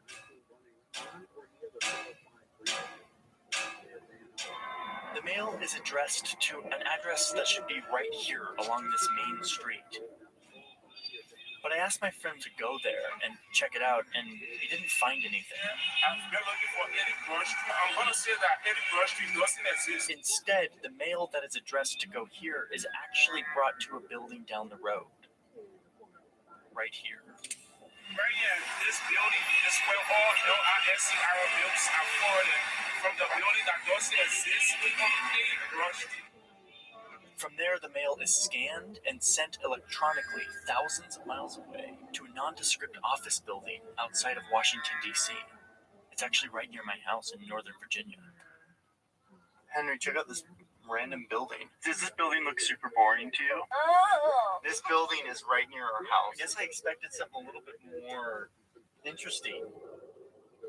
This process is a part of a secretive web of corporate secrecy. It's a web that is built off of years of strange connections between the United States and the country of Liberia, a nation invented by a group of Americans here in Virginia. This is how the U.S. stashed its secrets off the coast of West Africa.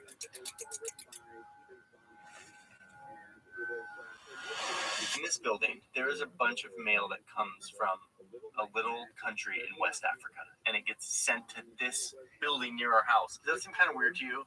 Yes, what did they do with it?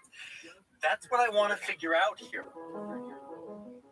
So let's say I want to start an international corporation and start doing business abroad.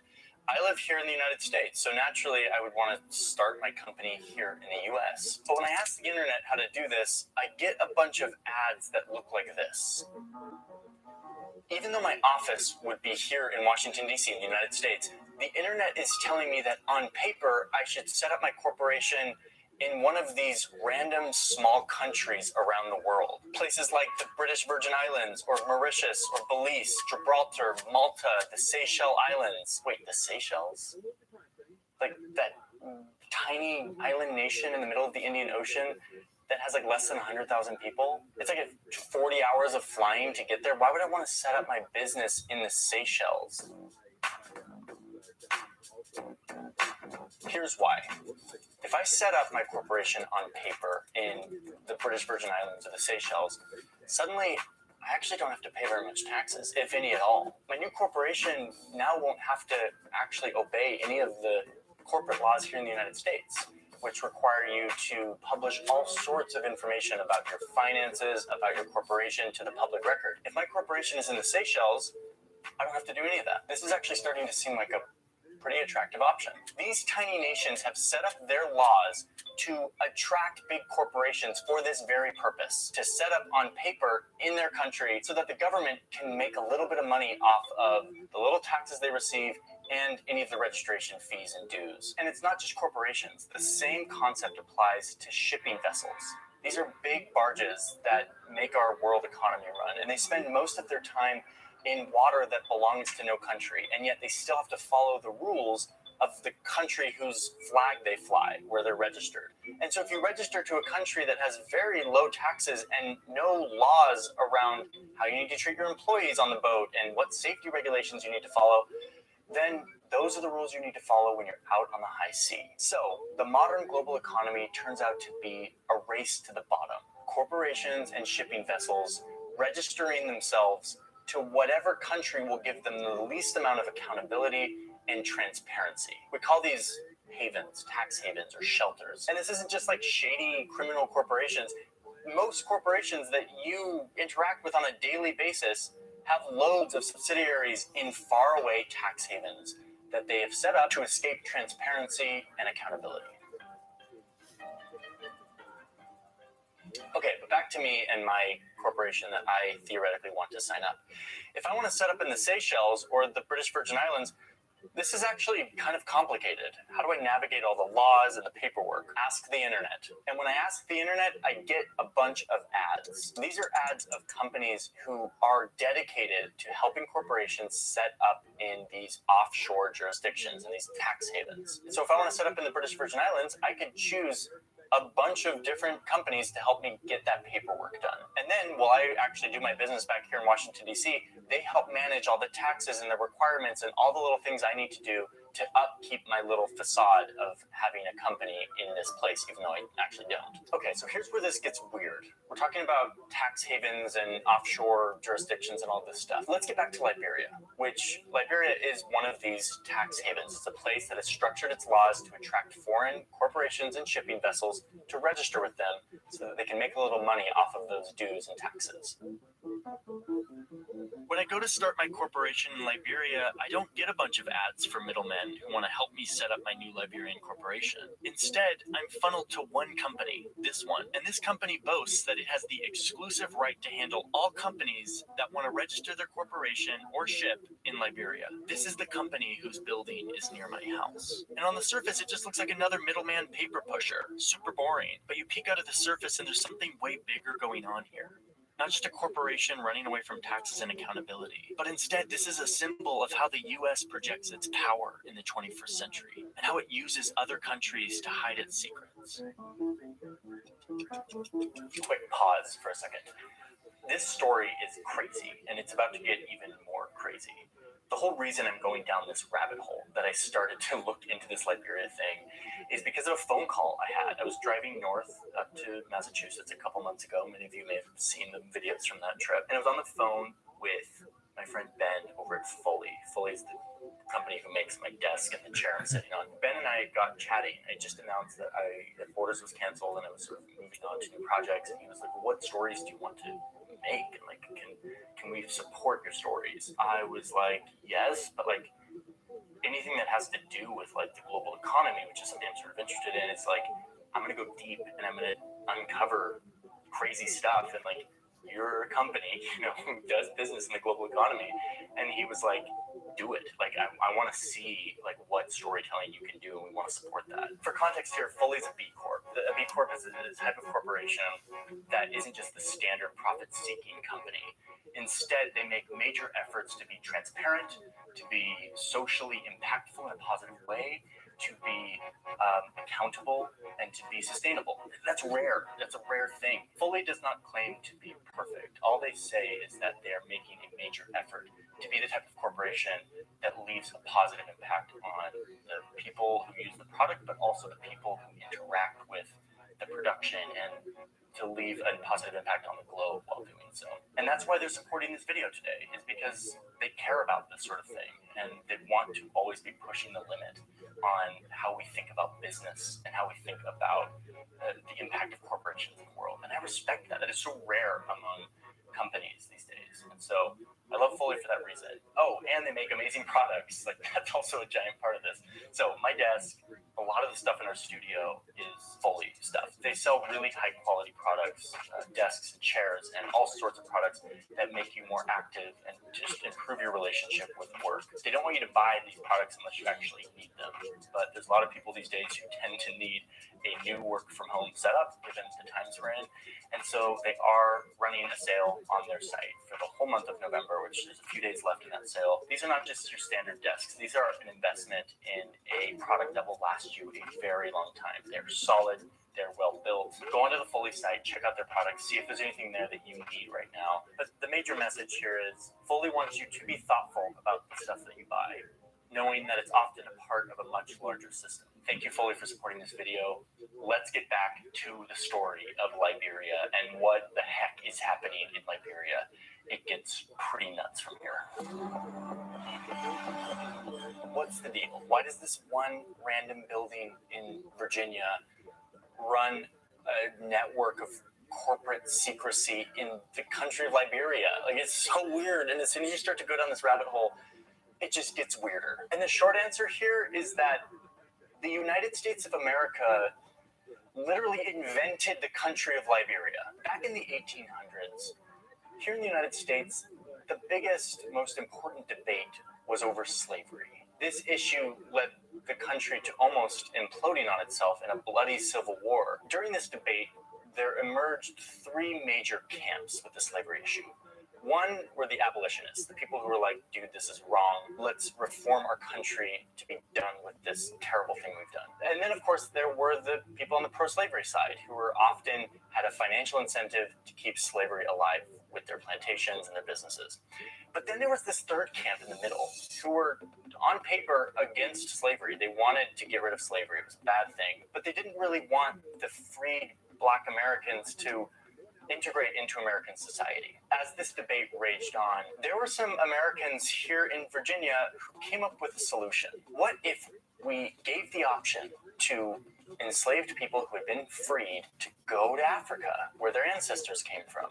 We could ship them back, we could buy a piece of land, and they would all flock to the boats to go back to Africa, was the thinking here. The quasi-abolitionists kind of liked this, because they're like, oh yeah, we can get the moral buzz out of being against slavery, but we don't have to deal with the complicated consequences of our actions to reintegrate these people into our society. And then, of course, the slave owners liked this too, because it meant that any freed Black Americans could be shipped away so they wouldn't foment rebellion among those enslaved people who were still working on plantations.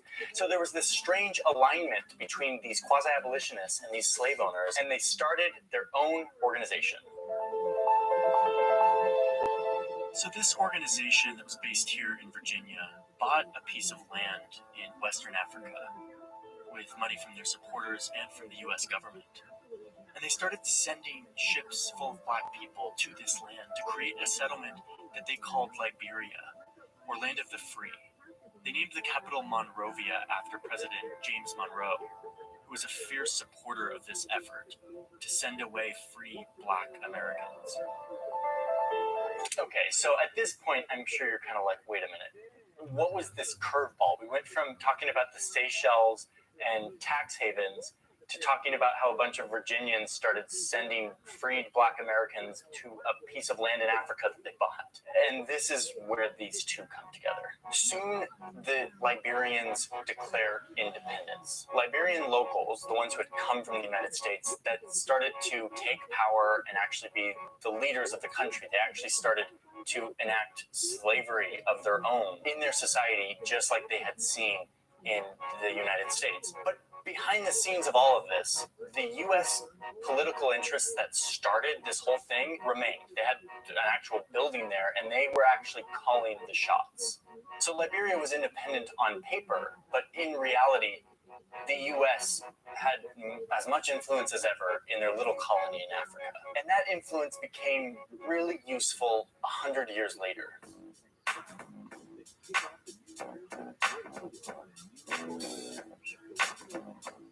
So it's 100 years later, the U.S. just got out of World War II, and you have this guy. This guy was the Secretary of State for the U.S., which is like the foreign minister. He became a U.S. representative at the UN, and he was out on a diplomatic tour that brought him to Liberia. While in Liberia, this little African nation that was created by the United States and still had deep ties to the United States, he looked at the deep sea port that the U.S. had created during World War II. And his wheels started turning. He returned to the United States and quickly stepped down from his role as a diplomat. Harry Truman, really wanted him to stick around as a diplomat, but he had actually a very strong reason to leave.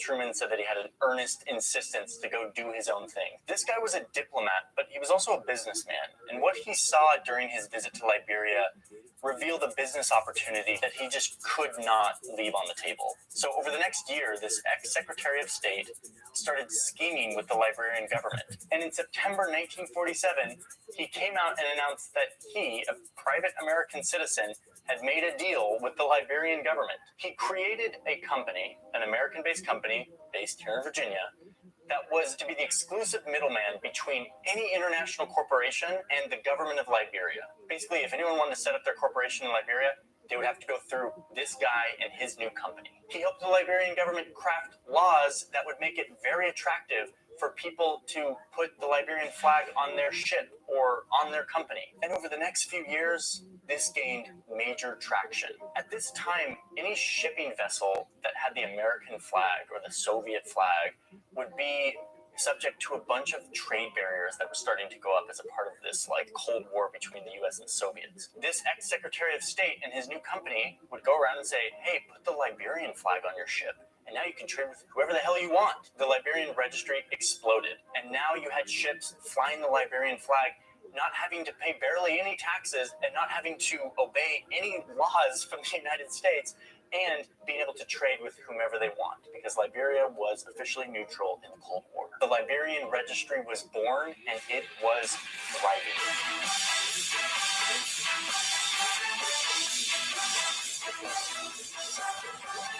So in recent decades, the number of ships that register under the Liberian flag, who never step foot in Liberia, by the way, but have their flag on their ship, has grown, and it's become the second most common flag on international ships in the world, only second to Panama. Meanwhile, the company here in Virginia who has a monopoly over this registry is getting super rich, and they're giving some of those riches to the Liberian government. But what the Liberian government does with that money is actually probably the ugliest underbelly of this whole story.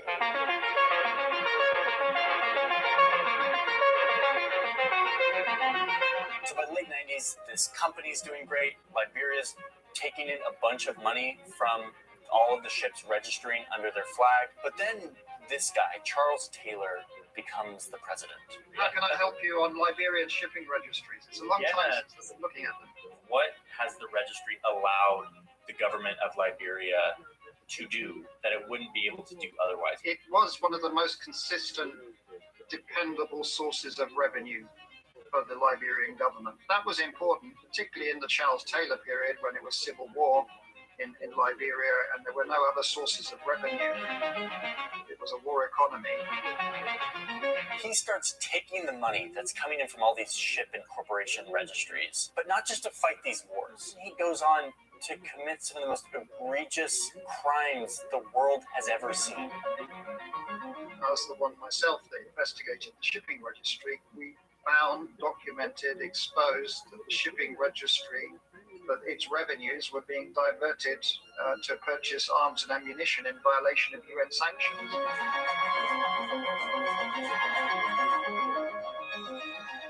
And yet the corporations and ships that fly the Liberian flag don't even have to think about this stuff. They don't step foot in Liberia. They've never met Charles Taylor or any of his people. They just go about doing their thing and doing all of their business through a nondescript office right near my house, where a company is getting very rich using Liberia as the facade, but really everything is happening right here. The money is being made right here, and a little bit of that is being sent to Liberia, and Liberia is using it to do terrible things. Charles Taylor eventually goes to the International Court of Justice and gets indicted on a million really horrible counts, goes to jail for the rest of his life. But the registry that helped fund his horrible rise remains, and remains as a mechanism for helping many corporations around the world hide their secrets and evade accountability. And this connection between these two unlikely places retains a similar purpose as its original one. way back in the 1800s, when with the support of the US government, private interests sent away their secrets and their guilt to a faraway place. And that hasn't really stopped happening. Today, with the blessing of the US government, corporations continue to deposit their secrets in this same faraway place, far away from any real accountability.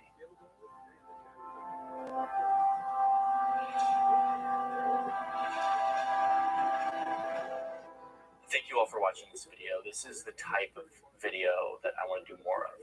A video like this takes longer, it takes more time, because it's a lot more research, it's more interviews.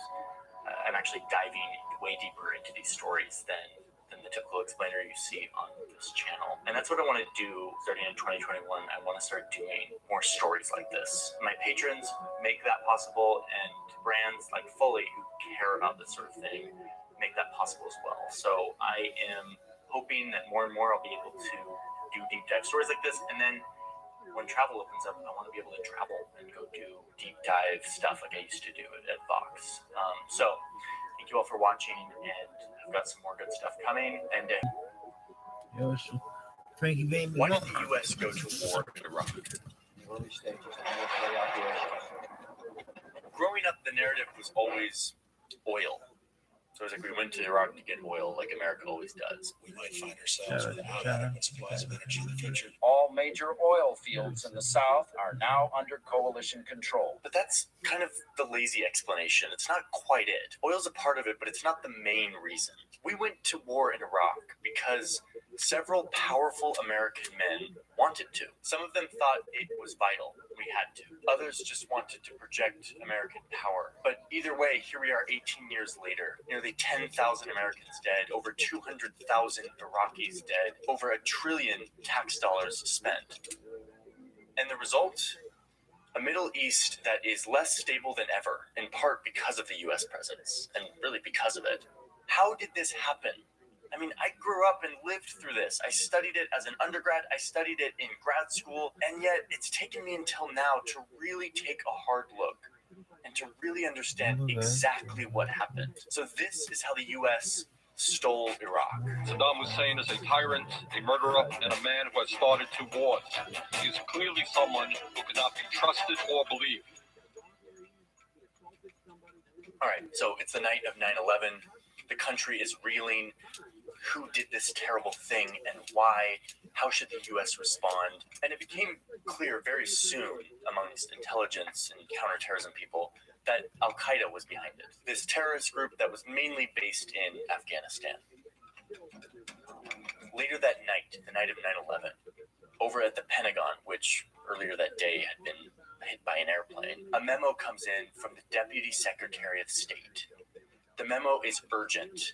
It's for the Defense Intelligence Agency, the people who spend their time doing all the intelligence for war and other defense purposes. And this memo tells the intelligence agents not to look into Al-Qaeda, the people they know did it, but instead to look into ways Iraq has been involved in terrorism for the previous decade. The intelligence agents who got this memo sort of scratched their head and were like, wait, what? What's going on here? These people were very familiar with the intel, and they knew that this attack had come from Al-Qaeda in Afghanistan. Afghanistan is like more than 1,000 kilometers away from Iraq. It is a completely different place. They speak a different language. It has nothing to do with Iraq. Afghanistan and Iraq are totally different. We had just been attacked by Al-Qaeda, and yet the Deputy Secretary of Defense is asking for information about Iraq and its ties to terrorism. The person who sent this memo was the Deputy Secretary of State, Paul Wolfowitz, and he was just getting started. A few days after 9/11, the president gathers all of his top advisors out at his forest retreat right outside of Washington, D.C. They were there to discuss how to respond to these attacks. The focus of this discussion was, of course, Afghanistan. How do we retaliate against Al-Qaeda, this terrorist group that has been given sort of a safe haven by the government of Afghanistan? So they're sitting in some conference room in some lodge in this forest retreat, debating how they're going to retaliate against Al-Qaeda. And who pipes up again? But this guy, Paul Wolfowitz, this time with the support of his boss, Secretary of Defense Donald Rumsfeld. So Wolfowitz pipes up and he's like, You know, 9/11 was a pretty sophisticated attack. There's no way that this ragtag terror group of Al-Qaeda could have pulled it off all alone. They probably had help from Saddam in Iraq. And then Wolfowitz says that when it comes to global terrorism, Saddam is actually the head of the snake. He actually said that, basically saying that Saddam is behind all of this. And everyone in the room is sort of like, what the hell is this guy talking about? Saddam Hussein is a really bad guy, but he's not the head of the snake of international terrorism. Like, all these people, these like very informed international like advisors.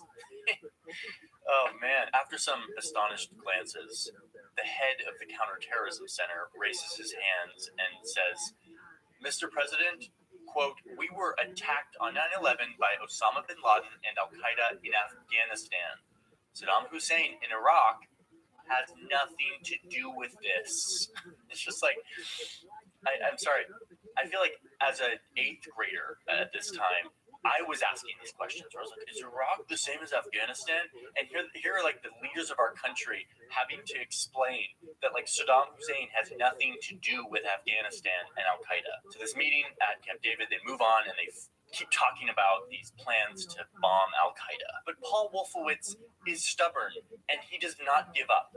Later that day, there's a break in all of the meetings. It's like the afternoon. Attorney General John Ashcroft is playing the piano in this sort of lobby, and a few others were singing along these like piano spirituals that he's playing. Condoleezza Rice is one of these people singing along. President Bush is sitting over by the fire. It's like this rustic cabin. It's all cozy. He's drinking a cup of coffee, and who cozies up to him at the fire but Paul Wolfowitz?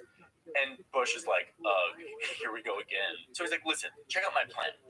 Half of Iraq's people live either way up here, where they don't like Saddam, they're Kurds, they've been brutalized by Saddam, they do not like him, or they live way down here in the south, which is right near the border of our good friend Kuwait. We could easily come into Iraq and take both of these big population centers. Oh, and in doing so, says Paul Wolfowitz, we could naturally take the major oil fields in Iraq, thus cutting off Saddam from his main revenue source. Or, in other words, he said, making Saddam, quote, the mayor of Baghdad. He would only have power in Baghdad. He would be cut off from the north and south of his country. In this moment, I can almost see George Bush's ears like literally perking up when he hears this last part about cutting off the oil supply. After all, Bush was a former Texas oil man, and he knew the importance of having access to oil. So this plan sort of intrigued Bush, and he literally said to Paul Wolfowitz, quote, why didn't you bring this up in the meeting? And Wolfowitz is like, well, I didn't want to like step on the toes of my superiors. And Wolfowitz, we know you just wanted to cozy up against the president and plant the seed of how easy it would be to take over Iraq. So put yourself in George Bush's shoes for a second. Your country was just brutally attacked on your watch, and you are completely at a loss of what to do. There's no clear, easy target to retaliate against. After a day of meetings of sitting around trying to figure out how to retaliate, George Bush is realizing that retaliating against a tiny group of terrorists living in caves in Afghanistan is like trying to hit smoke with a baseball bat. Kind of impossible. What George Bush wanted and felt like he needed, and it turns out what a lot of American lawmakers also wanted, was a clear, decisive target. Not to try to hit smoke with a baseball bat, but a nice, solid hit. A home run. So I believe this day at Camp David, 4 days after 9/11, is when President Bush decided that he would find a way to invade Iraq, to make Americans and himself feel like he was actually doing something definitive, like toppling dictators, as a rebuttal to the terrible attacks of 9/11. Even though Iraq had nothing to do with Al-Qaeda, he and his people around him would find a way to make a connection. If they're harboring terrorists, why not go in and get them? Well, the evidence is pretty conclusive that the Iraqis have indeed harbored terrorists. So over the next year, This seed that Paul Wolfowitz really planted and nourished in George Bush's mind starts to spread to everyone around him. And they start to find a way to sell the American public on this idea of war with Iraq. They get the British on board, and soon there's a full-blown debate which revolves around this story that Saddam has really big, terrible weapons, and that he will likely give those weapons to terrorists who will strike the United States in another 9/11 type attack, but way worse. The debate about the war against Iraq has divided many along the political spectrum. Hundreds of millions of dollars, and I think that is unnecessary. Real concern about this Russian war. And Bush just kept saying weapons of mass destruction over and over again. Right. He learned that short phrase. Very dangerous weapons of mass destruction into this country. But wait, hold on a second. Don't be fooled. The lead up to the Iraq War is often remembered as this robust debate about WMDs, weapons of mass destruction. Saddam Hussein will continue to increase his capacity to wage biological and chemical warfare and will keep trying to develop nuclear weapons. But I'm here to tell you that you need to think differently about it. The decision to go to war in Iraq was already made. It was made moments after 9/11, when a small group of powerful men imagined a glorious military campaign to liberate oppressed Iraqis and topple a dictator to make themselves and their country feel like we got a home run after we were attacked. From there, everything molded to fit that decision. Did Saddam Hussein have weapons of mass destruction? Did he want to give those to terrorists? No, there was no evidence. The little evidence there was threadbare and super speculative. But these guys turned into sort of like tea leaf readers, where you could look at the tea leaves and see whatever you need to support the decision that they made many months earlier. And it wasn't just these guys. Soon, this vision of toppling Saddam and having this American victory spread to the American Congress, Republicans and Democrats, who were also getting on board with this idea of America, a force for good, toppling the bad guy. It's a really wild study in human psychology. When you're a true believer in something, you really, really believe that you need to do something. Everything you see confirms what you want to believe or what you need to believe. We all do it, but it's just scary when our leaders are doing this, and they're doing it on beliefs and decisions that have deep ramifications for human suffering. So yeah, you can go over the debates and the intelligence and the back and forth on whether or not Saddam had weapons of mass destruction. It was all a show to help these people confirm what they've already decided they wanted to do. So by the end, after weapons inspectors had done like 700 inspections and found no weapons, this group of guys eventually just start resorting to full-on lying. Dick Cheney gets up in a speech and says, Simply stated, there is no doubt that Saddam Hussein now has weapons of mass destruction. Well, there was plenty of doubt. In fact, he simply stated there can be no evidence that Saddam has WMD, was the reality at the time. Even the Secretary of State, Colin Powell, who was totally against this fanciful vision of going and invading Iraq, even him eventually got on board, painstakingly getting in front of the UN and going over a bunch of thin or non-existent evidence and claiming that it was watertight. My colleagues, every statement I make today is backed up by sources, solid sources. These are not assertions. What we're giving you are facts and conclusions based on solid intelligence. Solid intelligence. No. These are words that Colin Powell has lived to regret for the rest of his life. A lot of people saw Colin Powell as like the one sane guy in the room. And so here at the UN, when he's drinking the Kool-Aid and backing this intelligence, a lot of people got on board. By October 10th, 2002, the US Congress was fully on board. Almost all the Republicans in the chamber, as well as a sizable group of Democrats, voted to authorize the U.S. to use force against Iraq. Senate Joint Resolution 45 to authorize the use of United States armed forces against Iraq. He has said he wants the power to be able to go to war. It seems completely consistent with that request that we say, yes, Mr. President, you have that power to go to war. This resolution gives the President the authority he needs to confront the threat posed by Iraq. Saddam Hussein and his sons must leave Iraq within 48 hours. And then it happened. Sirens went off in Baghdad just a few minutes ago. An air raid is in progress over Baghdad. Explosions in Baghdad. Our nation enters this conflict reluctantly. That an estimated 30 Iraqis surrendered at the border.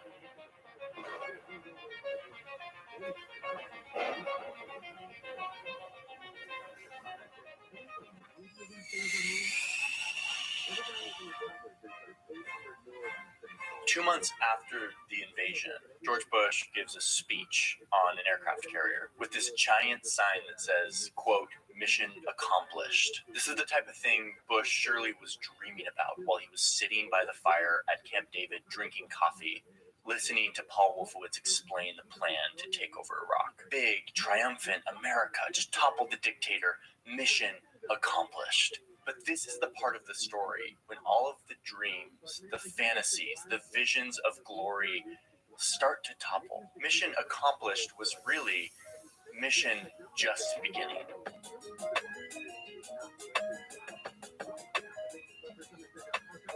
One of the first things that the U.S. did when they took over Baghdad was they dissolved the huge Iraqi military. They just said, no, we don't want you anymore. All of you commanders and leaders, soldiers, you're out. We're going to start fresh. In typical simplistic thinking of these visionary leaders, the idea was that doing so would allow them to start totally fresh with a new army completely rid of any sort of influence of Saddam Hussein. So now you have a bunch of ex-Iraqi army members who are angry at the United States and unemployed. Oh, and all of them have extensive military experience. There is a large number of former Iraqi soldiers that are unemployed now.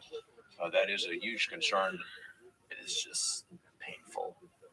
A terrible decision. So these guys run off and they start to join the growing number of rebel groups that are there cropping up to oppose the United States presence. One of those groups is called Al-Qaeda in Iraq, which later turns into the Islamic State of Iraq, which eventually becomes the Islamic State of Iraq and Syria, or ISIS, a well-oiled governmental and military organization run by many of the military leaders who were ousted by the Americans from the Iraqi military when they took over Baghdad. So Iraq turns into the U.S. trying to fight this growing rebellion. Billions of dollars turns into tens of billions of dollars, and then hundreds of billions of dollars, and eventually crossing over into over $1 trillion of taxpayer money to fight this unnecessary war. Saddam Hussein was a really bad guy. He committed mass genocide against his own people, the Kurds. He executed many others, imprisoned many others. All in all, the number of dead on Saddam Hussein's hands numbers around 250,000, according to Human Rights Watch. That was over 25 years of his brutal regime. And yet, in just 8 years of this war that the U.S. started in Iraq, way more people were killed. A power vacuum was opened up that allowed ISIS to thrive. And for what? Why did we do this? How was this worth it? I really believe that in the aftermath of those towers falling, this group of guys began constructing a story for themselves, a fantasy, one not grounded in real facts from intelligence, but one grounded in fear, in a desire to be the hero, in the messianic complex that always infects the powerful. That fantasy trickled down and spread to other people in power, leading us into one of the most catastrophic and unnecessary wars in modern history.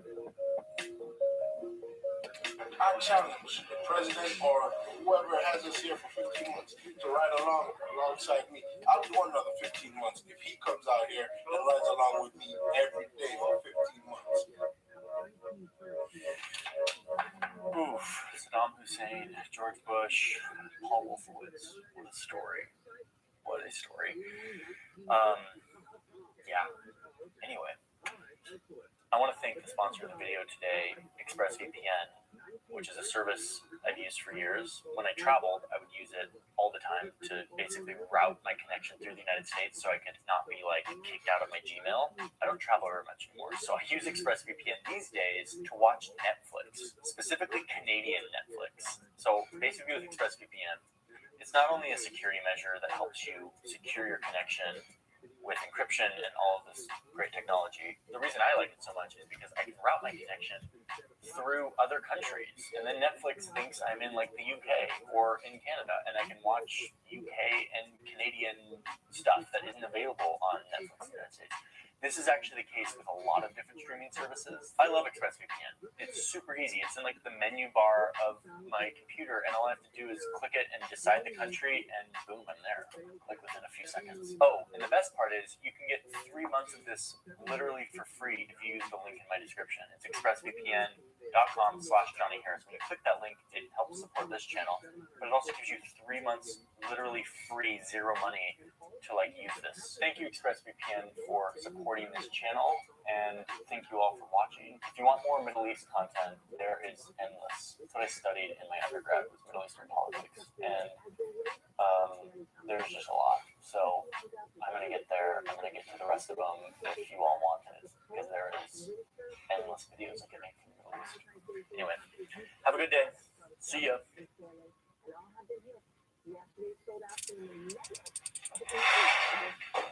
There are a bunch of islands that the United States owns at the very edge of this map, deep into the Pacific, like out here. And they all say like a little U.S. next to them. They're teeny tiny islands where no one lives, and they're just in the middle of the Pacific, so far away from the actual United States. Why do we own all these weird islands? What happened? Well, it has to do with farming and bird poop.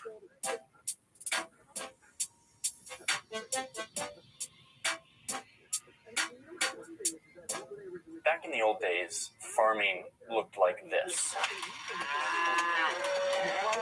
Basically just small groups of people, usually a few families, that would grow food for their community, and that was about it.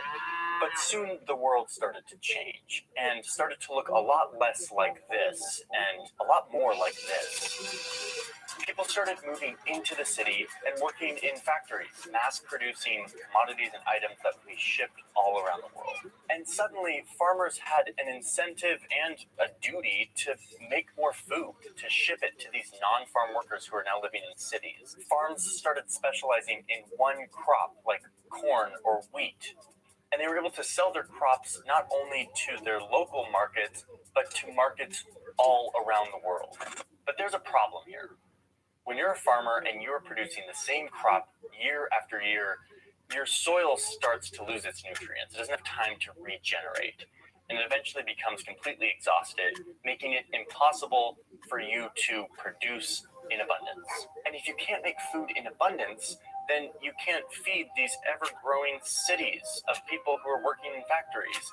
And then the global economy starts to break down and the whole thing stops.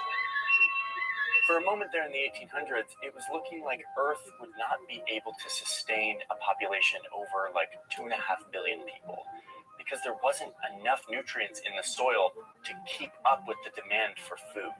But luckily, there was a solution to this soil nutrients problem. And that solution looked like this.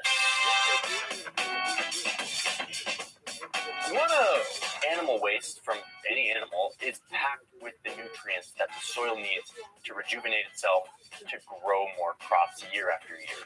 Another term for this is fertilizer. And so now we're talking about farms and industrialization and fertilizer, and you're probably thinking, this is a boring story. But these simple facts led the United States to expand well beyond the borders that we think of the United States today, to colonize far-flung islands in the Pacific and the Caribbean, all in search of one special commodity: bird shit. So it's the mid-1800s, and like I said, these farmers are growing a ton of a single crop, sending it mainly to cities to be consumed. Now, before all of this urbanization, when people would eat this food, the waste that they would produce would be captured and brought back onto the field, which would help rejuvenate the nutrients in the field and allow them to continue to grow in this sort of sustainable cycle. But now, all of that human waste was being piped into sewage systems and then sent out to rivers and to the ocean, completely lost. One estimate said that every year, $50 million worth of valuable fertilizer was just wasted away through the sewer system. And this is where the bird shit comes in. If you go down to Peru and look right off the coast, you're going to see a few islands. These are little more than just some rocks in the middle of the ocean that were totally uninhabited. Well, I guess they were inhabited, just not by humans, but by birds. These birds spend their day eating fish from the ocean around the rocks, inevitably dropping their waste. Pair this with the fact that these rocks don't get a lot of rain. So instead, this bird dung just sits there day after day, year after year, baking in the sun, and eventually it becomes like rock hard.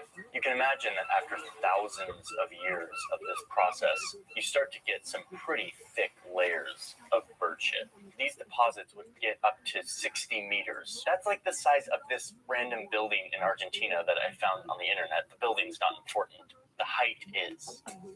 This calcified bird poop is called guano, and it contains exactly what the farmers in the United States needed to continue with the demand for more and more food in the cities. Because again, bird and animal waste is full of chemical properties like nitrogen that are vital for regenerating soil, meaning they're good fertilizer. Once this guano was discovered, there was a race for everyone around the world to get their hands on it.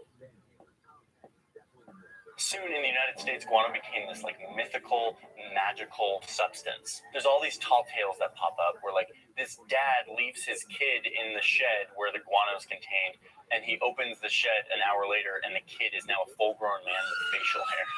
Or the farmer who sprinkles guano on his cucumbers and the vines of the cucumbers pop up and start to like attack the man. I mean, this is crazy. It's obviously not fact-based or true, but it gave a sense that there was this craze that guano was going to be the savior of all of the farmers' issues in the United States. So inevitably, an economy and a trade around guano emerged. And as always at this time, the British got there first. So there was a British firm that had a monopoly over all the guano trade from these islands in Peru, which was sort of the best known place for guano at the time. So with this one British firm controlling the whole guano trade and demand surging, the prices skyrocketed, making it way more expensive for American farmers to get their hands on this amazing stuff. So who steps in to solve this issue?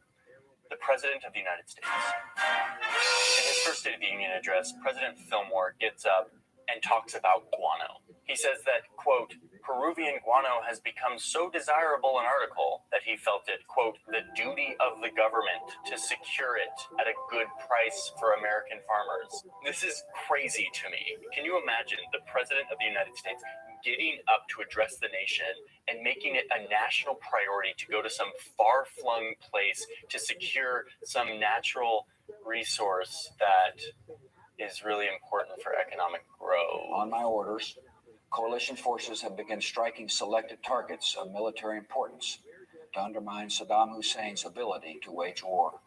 Yeah, I mean, it's not that weird, I guess. So yeah, this is becoming a geopolitical issue. The president is involved. They want all the guano.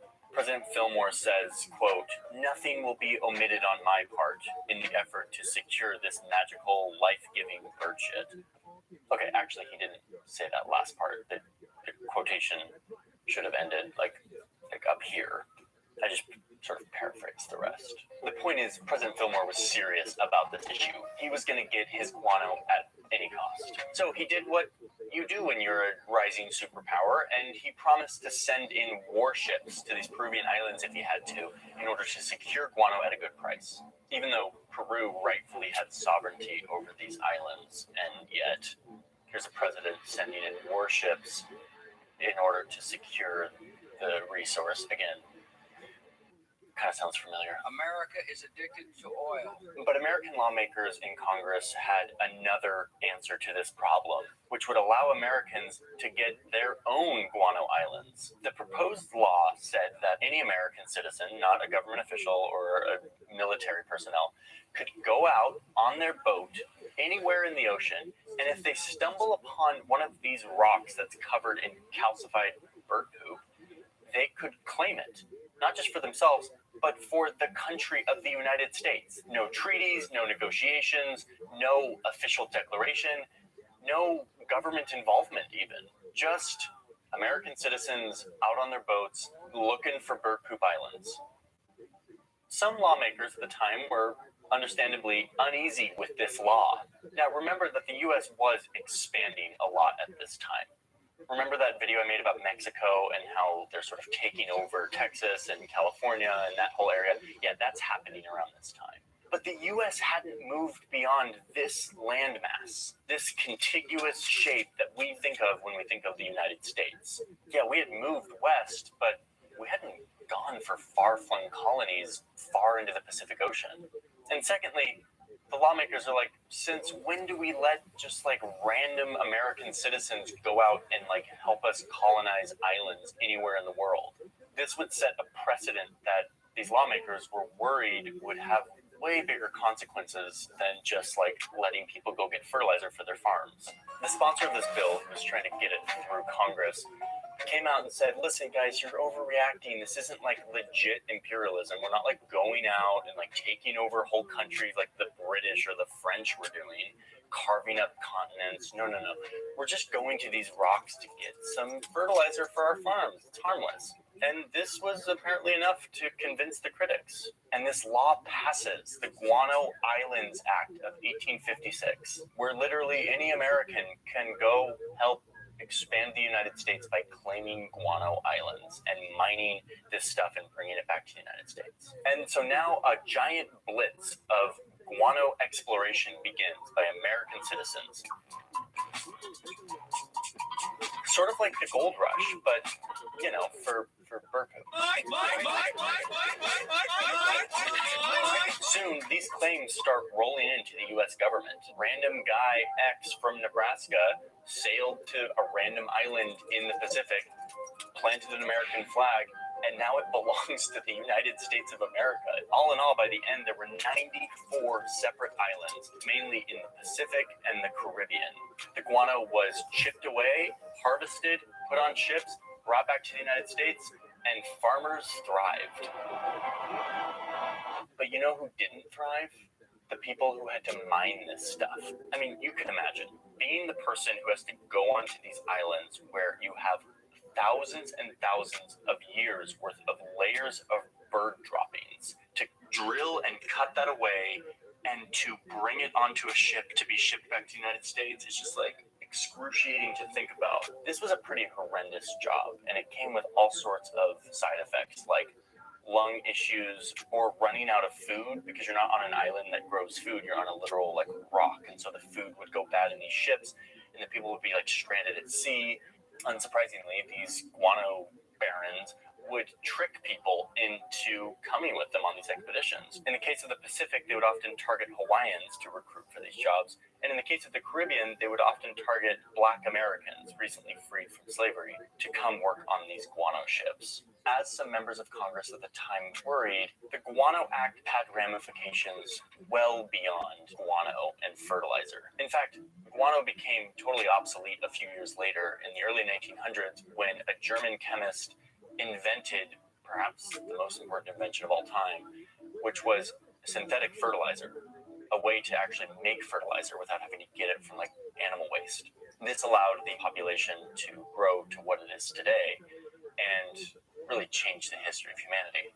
But what it did is it made guano obsolete. And yet this law that allows Americans to take over random islands and the islands themselves remained on the books. But eventually with time, these claims for random rocks in the Pacific and Caribbean sort of just withered away, and we either withdrew the claims or people forgot about them, and they were eventually claimed by local countries like Kiribati or Tonga and places like Haiti in the Caribbean. But a few of these guano islands that we originally claimed remain today. We still own them. They're still a part of our borders in both the Pacific and the Caribbean. But the U.S. government isn't interested in using them for guano anymore, obviously. These mostly uninhabited rocks in the ocean are mainly used by the U.S. military for landing strips and seaports. They also serve to help the U.S. with their ocean borders, because international law says that if you have a piece of island, you get a big swath of ocean around it for your exclusive economic zone, meaning the country who owns this island has exclusive economic rights in all of this ocean around their islands. So this greatly enhances the US's ability to have sovereignty and control over certain parts of the ocean in the Pacific and Caribbean. But perhaps the most important result from this guano fest was a psychological one. Like we talked about before, the US was expanding, but it hadn't expanded beyond this contiguous landmass in North America that it was taking over rapidly in the 1800s. But soon after this law is passed, suddenly the US had possessions in faraway oceans. And what happens after this is a domino effect. Suddenly, if we can take over islands in the Pacific, why can't we annex Hawaii or occupy Cuba or Puerto Rico or take over an entire country of the Philippines from Spain? This law that allowed Americans to claim islands all over the world was the first step towards real big boy empire behavior. And it all started with the hunt for bird shit. Thanks for watching my video about bird shit. I want to tell you about Squarespace. They sponsored today's video, and I'm really grateful for that.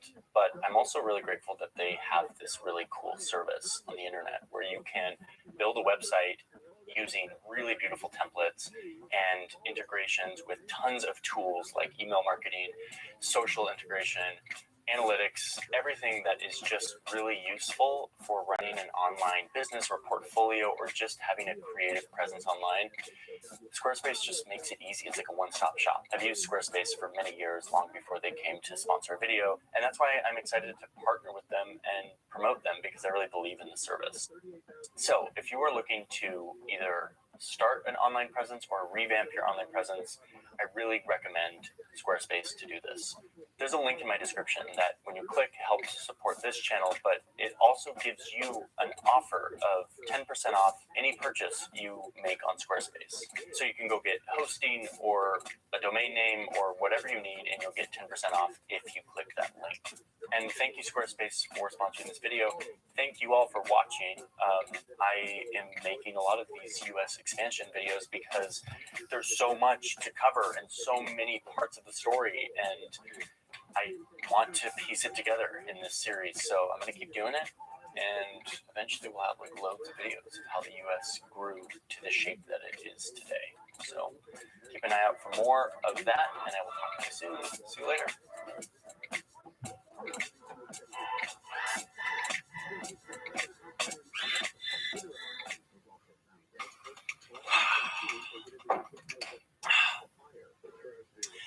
The Middle East, the part of Asia that Europeans see as the middle of what they see as the East. Sort of arbitrary, whatever. We call it the Middle East. This part of the world is literally where civilization started, right here in modern-day Iraq. And over the years, the borders here have been redrawn many times as empires have ebbed and flowed through this region. By the way, I didn't make this time-lapse. A very talented YouTuber did, and he deserves a medal for it. Or perhaps just a new patron. Thanks, man. Anyway, the most recent carving up of this region happened by European powers. The French, the British, the Russians. I mean, are we surprised? No. Like, of course it was the British. Of course it was the French. Of course it was Europeans. Of course. The lines they drew didn't really take into account language or ethnicity or regional identity. They just sort of sliced it all up amongst themselves and said, these are our new regions of power in the Middle East. Eventually, those European powers left, but the lines they drew stuck around and became the skeleton for what the borders look like today. And this is where our story starts. In the 1930s, here in the modern Middle East. At this point, across the ocean, there was this growing superpower that had spent the last century moving west, taking over this whole continent and beyond deep into the Pacific Ocean. We've talked about that a bit. But things were changing. The world had just fought a brutal world war that was fought with new weapons that were powered by this new important substance, oil. Germany lost that war, in part because they didn't have access to enough oil to keep up with this new style of warfare that relied a lot more on machines. The young superpower realized that access to this stuff would determine who would be powerful and who would not. So they stopped looking west for a moment and turned east. with hopes of finding the fuel they needed to build their power. The US presence in the Middle East started with one little dot right here. But soon that dot would expand into a sprawling network of alliances, covert attacks, flows of weapons, money, and the building of innumerable bases, and eventually turning into full-on ground wars. This is how the US stole the Middle East. Ready and willing to employ all means necessary. Okay, so it's the 1930s, and the US doesn't have a significant presence in the Middle East at this point. But that's about to change, because there's a company based in California that wants to explore this vast desert for oil. 11,000 miles from San Francisco, there lies a primeval desert, a mass of drifting sand and sun-baked earth, 1/3 the size of the United States. This was sort of a risky decision for the California company because, first off, they had no idea if there was actually any oil here. They knew it would mean sinking into the desert the money of thousands of stockholders in a project that might well end in complete loss. And second off, this desert was a part of a very hardcore religious kingdom.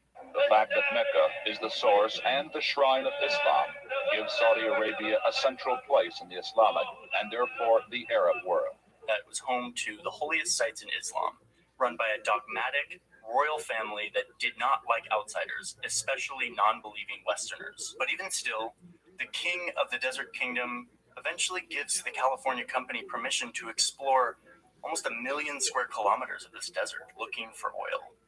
And after a few years, the bet paid off. And on March 3rd, 1938, in this little patch of coastal desert, they struck gold. Well, actually, they struck oil, but it might as well have been gold.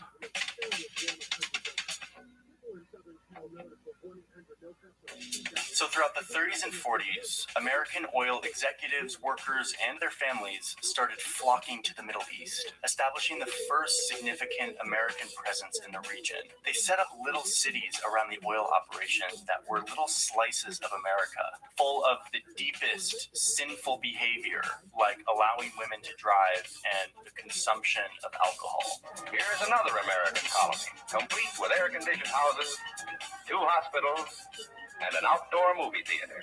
This is the sort of stuff that is very off limits in Saudi Arabia. It's literally illegal at this point. So you have a lot of Saudis who are not happy about their government letting the Americans in to behave however they want. But the oil kept flowing. And soon the US government goes to the royal family and says, listen, the oil is flowing better than ever. This is awesome. How about we build a little military base attached to our little oil city so that we can, protect you and protect us and protect the oil and stuff. And the Saudis are like, okay, having the great Satan come to our country for oil is one thing, but letting them set up a full-on military base on our soil, and especially when everyone in our country is not happy with their presence in the first place. But, said the royal family, all of this oil is really valuable and it's really nice and we're getting super rich. So they're like, yeah, sure, set up the base. But there was one stipulation that the Saudis had for the Americans. You are not allowed to literally plant a flag, no flagpoles of the United States. You cannot put your flag anywhere on this base. Instead, you can put a little plaque on the side of the building so that your flag is not literally on our soil. And that was the deal. And that's exactly what happened. The U.S. sets up its first military operation in the Middle East in the form of a landing strip that is right next to this oil field. Okay, so all of this infrastructure that the Americans were building required someone to build it. They needed a construction company. And there was one construction company that the Americans really liked that helped them build their oil city and their base. This company was founded and run by a guy named Mohammed. Now listen, do you think I'm really giving you the backstory on the construction company that built the air base in the oil city just because that's interesting and I like to talk about construction? No, this is actually very relevant to the story, and you will see why very soon. So the Americans and the Saudis are having this forbidden oil bromance, and it's going really well, and they are just, the oil is flowing, everyone's getting rich, and meanwhile, the rest of the Middle East is looking at Saudi Arabia and they're like, dude, WTF, why are you in bed with America? And why are you letting them set up a landing strip in your country? And the Saudi royals are like, do you realize how rich we're getting right now? If you were in our position, you would do the same thing. Egypt. Okay, so it's the 1950s, and let's get back to Mohammed, the construction guy. His company, by this point, is thriving. The American presence in oil land is just exploding, and he is building all of the stuff for it. And so this guy is just has a giant business. And he starts to have children. Well, in fact, he had a lot of children, like 54 children, because he had 22 wives, because that is a thing in Saudi Arabia to this day. Anyway, the point is, one of Muhammad's sons is named Osama. I told you this was going to be relevant. Okay, a reminder that Saudi Arabia is not the entire Middle East. So I'm going to leave the Osama bin Laden cliffhanger for a moment to tell you what else was going on in the Middle East at this time. Remember that it was the hunt for oil that brought the U.S. to Saudi Arabia originally. But now, in the 50s and 60s, there was a new reason for the U.S. to think about the Middle East. And that reason is because there's another big superpower that has nuclear weapons, called the Soviet Union, who is coming into the region and saying to everyone, come join Team Communism. And the U.S. is like, hold my beer.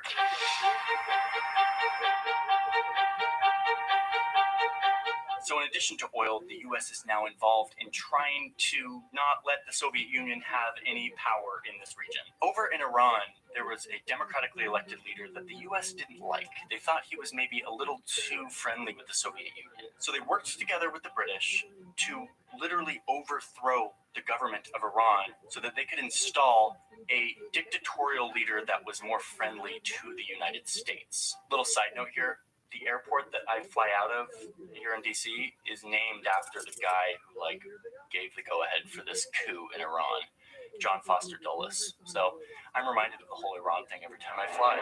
So the U.S. has its oil thing. It's now involved in trying to prop up a dictator in Iran. There's another big thing happening that brings the U.S. into the region, which is that the newly declared state of Israel is starting to piss off its neighbors and starting to look to the U.S. for support.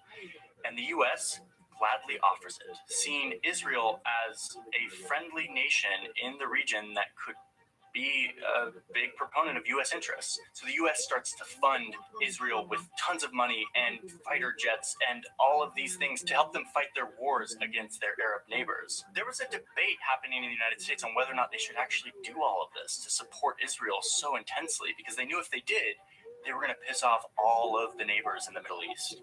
And all of the neighbors are the ones who had the oil. In the end, the U.S. did decide to support Israel. And with that came a major backlash from all of these oil-producing countries in the neighborhood. There's a crisis of such proportion that we probably haven't even begun to grasp it yet as far as the country is concerned. Scenes like this are becoming all too common on both sides of the Atlantic. But for America, they are more ominous. They tell the Arabs that their oil weapon is wounding America, the country that supports and supplies their enemy Israel. Eventually, this backlash against supporting Israel kind of calmed down. There was some peace talks. And anyway, let's get back to Mohammed, the construction guy, and his son Osama, because this is where it really starts to heat up. And it is this world of religious authority and deeply rooted traditions that is now being challenged by the wealth of oil and the Western invasion it has brought. So it's now the 70s, and Mohammed bin Laden, the construction guy, is now insanely rich. His construction company is giant, his 54 children are also rich, and his son Osama is growing up and is in his 20s and is looking around at all of this stuff happening in Iran and in Israel and is starting to feel really uncomfortable with the notion of his family being so supportive of American presence in the Middle East and his government, this religious kingdom, home of Mecca and Medina, being so okay with the U.S.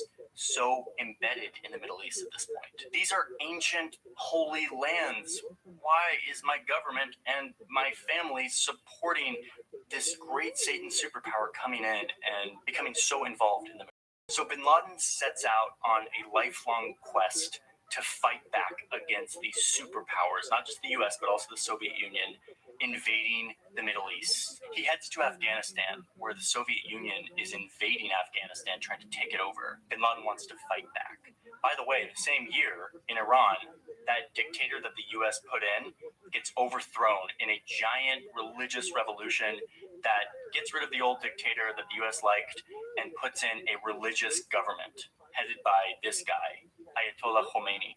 This new government takes a bunch of Americans hostage and starts off hating the United States. And I mean, can you blame them? If someone overthrew the person I elected, I would be pretty pissed too.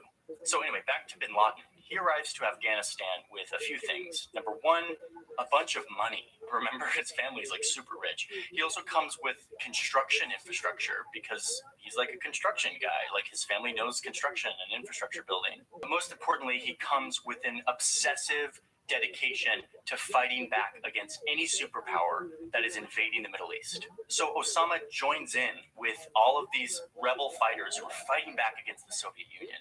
And they fight a long, brutal war. By the way, the US was secretly loving this, loving that the Soviet Union was getting like beat back by these like rebel fighters. So they end up sending loads of weapons and money and support to these fighters, something that will come back to bite them a few decades later. Eventually, Osama and the Afghan fighters beat back the Soviet Union. It was 10 brutal years of war, and by the end, these fighters were battle-hardened. Osama was now completely dedicated to his cause of fighting back against superpowers who were coming into the Middle East. So he returns back to Saudi Arabia, where he starts raising money and awareness for his new group that he started while he was in Afghanistan. It's called Al-Qaeda, and the mission of the group is to protect Islam through violently striking back against big superpowers coming into the Middle East. And Saudi Arabia's like, Osama, like, do you have to do this, dude? Do you realize how rich we're getting? Like, Saudi princes are living on yachts in the south of France and, like, flying in their private jets. And they're like, dude, chill. Like, it's fine. We get it. We don't like the United States. But, like, can you, like, maybe chill? Our partnership with the United States is actually turning out to be really great. And I know, yeah, they're really into Israel and they're really bad and everything. But, like, they buy our oil and they give us weapons. And we're, like, doing just fine over here. Osama doesn't chill, and the Saudi government eventually takes away his passport, not letting him leave, and told him to hush up with all the anti-American holy war talk. So Osama finds another plan to maybe win back the heart of the royals. Saudi Arabia has a next-door neighbor named Iraq who is run by Saddam Hussein, who Osama sees as a really bad Muslim, totally secular and brutal, and he's just like not a good guy. Saddam is also cashing in on the oil boom. He's building big palaces and statues of himself all over the country. Oh yeah, and he also used the oil money to build a giant army, like the fourth biggest in the world. With this massive army, Saddam decided that he could maybe multiply his oil reserves if he popped down to invade this little tiny country of Kuwait, where there's also loads of oil. This sort of freaked the Saudis out. If Saddam, with his giant army, could grab Kuwait, what would stop him from marching right across this desert into Saudi Arabia? So there's this moment that, like, it's like the moment of infamy of this whole thing, where Osama goes to the Saudis and he says, I volunteer as tribute. He doesn't actually say, I volunteer in tribute. That was Hunger Games. I believe we have a volunteer. But he effectively says, I have me and my battle-hardened men who, like, can go in and fight against Saddam and defend the kingdom. And the Saudis are like, no, we're not going to, like, let this ragtag group of, like, rebel fighters fight off the fourth largest army in the world. And Osama's like, well, we beat the Soviets. Like, they're a big army with nuclear weapons and everything. And the Saudis are like, yeah, because you hid in the hills in caves in Afghanistan. Prince Sultan literally told bin Laden verbatim, quote, there are no caves in Kuwait. And then he asks them, what will you do when he lobs the missiles at you with chemical and biological weapons? Osama's response, we will fight them with our faith. And the Saudis are like, awkward. Sorry, dude. Like, instead, the king met with somebody else that he thought would make a much better fit than bin Laden and his faith fighters. Dick Cheney had flown to Saudi Arabia the day after Saddam had invaded Kuwait. At this point, the bromance between the U.S. and Saudi Arabia had cooled a little bit as Saudi had gotten more and more flack for being in bed with the U.S. But even despite this, he told Cheney to come with as much force and as quickly as he could.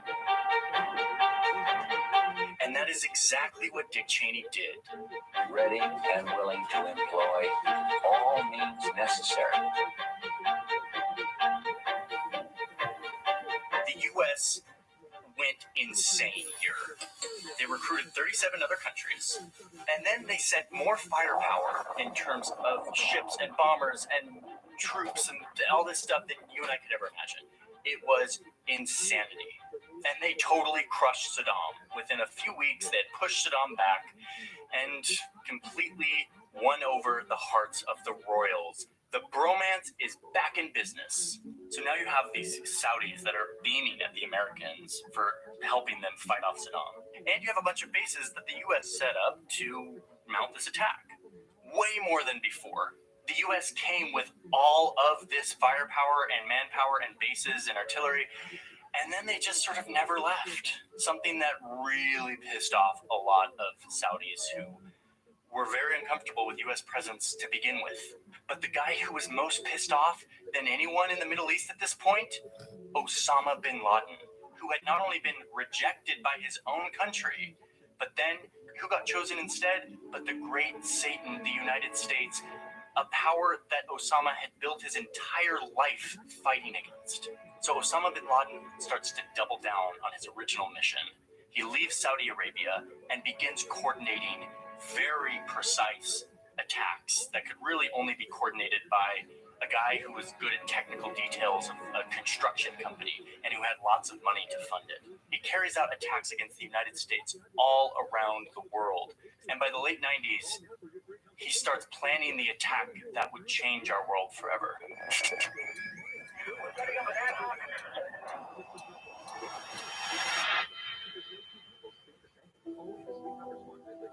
So this is just the first half of the story. What happens next is something that we're all kind of familiar with.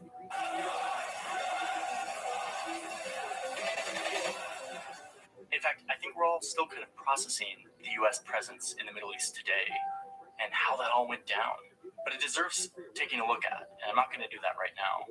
I want to make a separate video for Iraq and Afghanistan and Israel and Iran and dive into each of these cases to show how the US presence in the Middle East is not just about oil.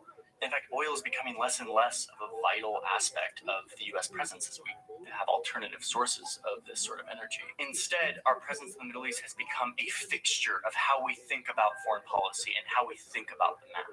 It's become so embedded in our military doctrine and in our foreign policy doctrine that it's proving to be really hard to think about how we could ever get out.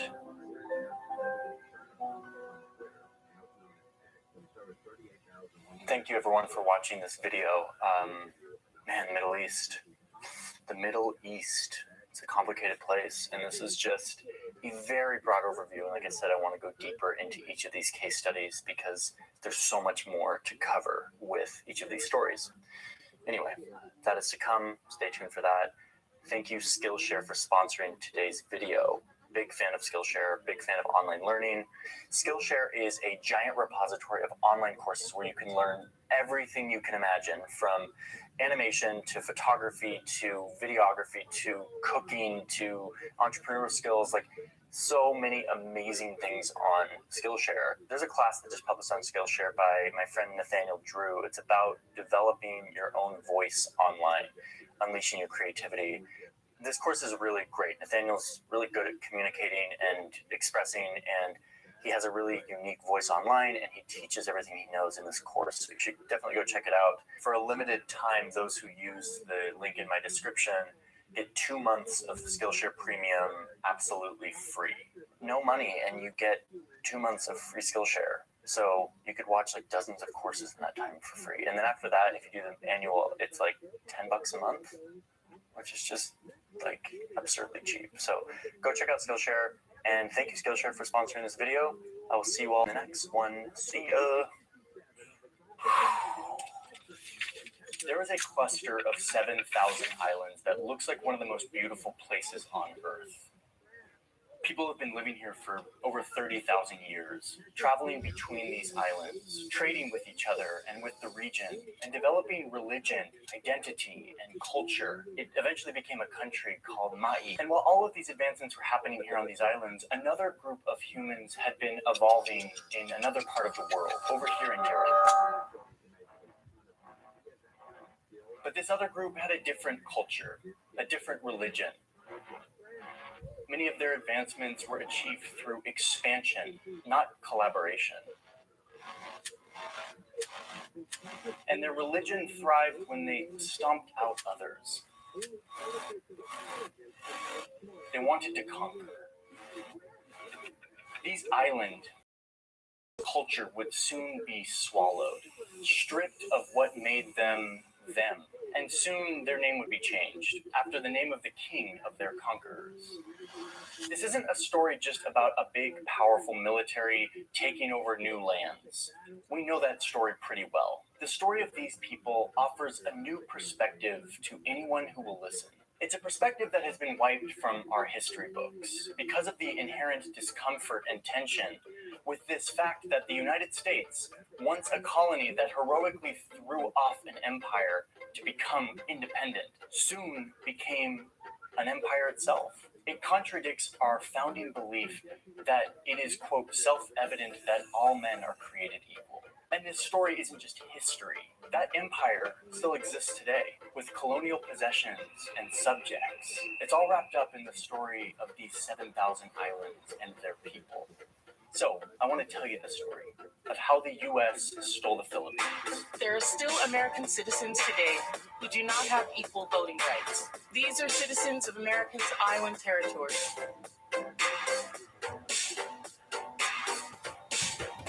The U.S. Constitution grants citizenship to everyone born on U.S. soil except in one jurisdiction.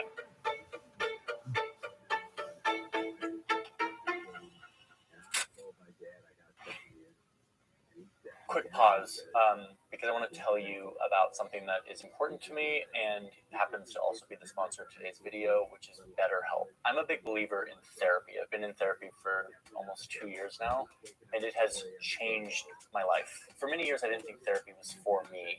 I thought it was for everyone else, and so I sort of avoided it.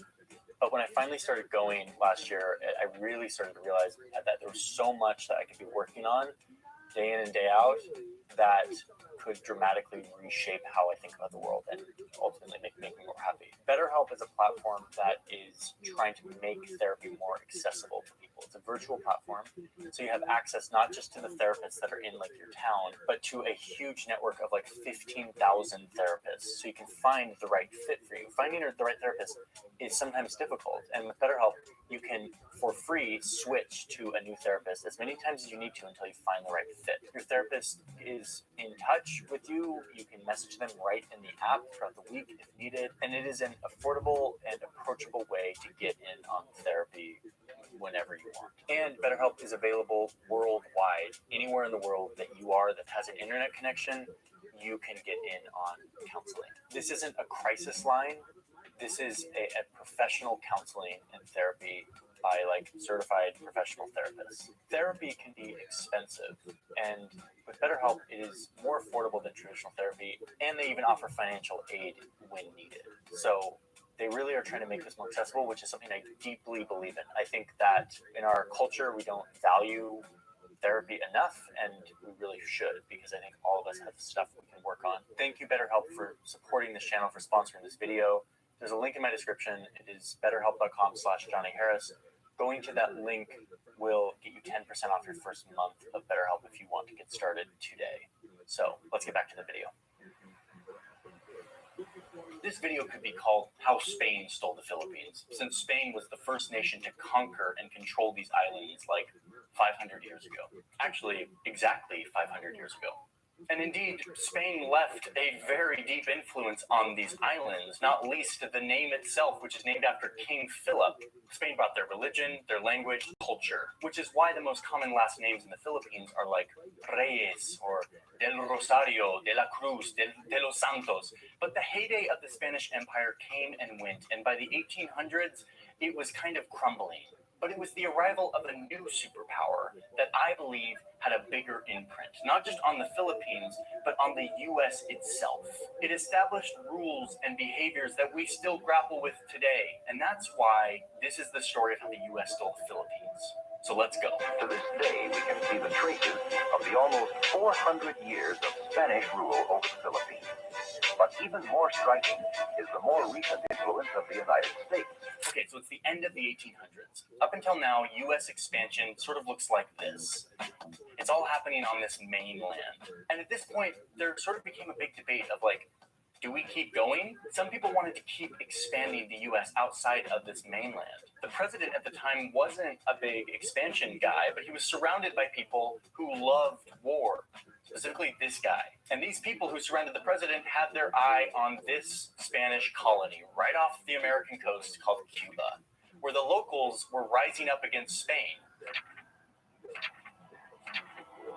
Wait a minute, isn't this a video about the Philippines? Why are we talking about Cuba? We're getting there in just a second, okay? So anyway, Cuba. Americans didn't want to go to war with Cuba. They're like, we don't need more war. But thanks to the explosion of an American submarine in Cuba, which was probably an accident, and thanks to some highly unethical journalism that blamed the explosion on Spain, and a big thanks to, again, this guy, Teddy Roosevelt, who at this point was just a peon. He was literally the Assistant Secretary of the Navy. But he somehow cajoled his boss's boss, the President of the United States, to go to war in Cuba to, like, liberate the Cubans from Spain. So the U.S. declared war on Spain in 1898.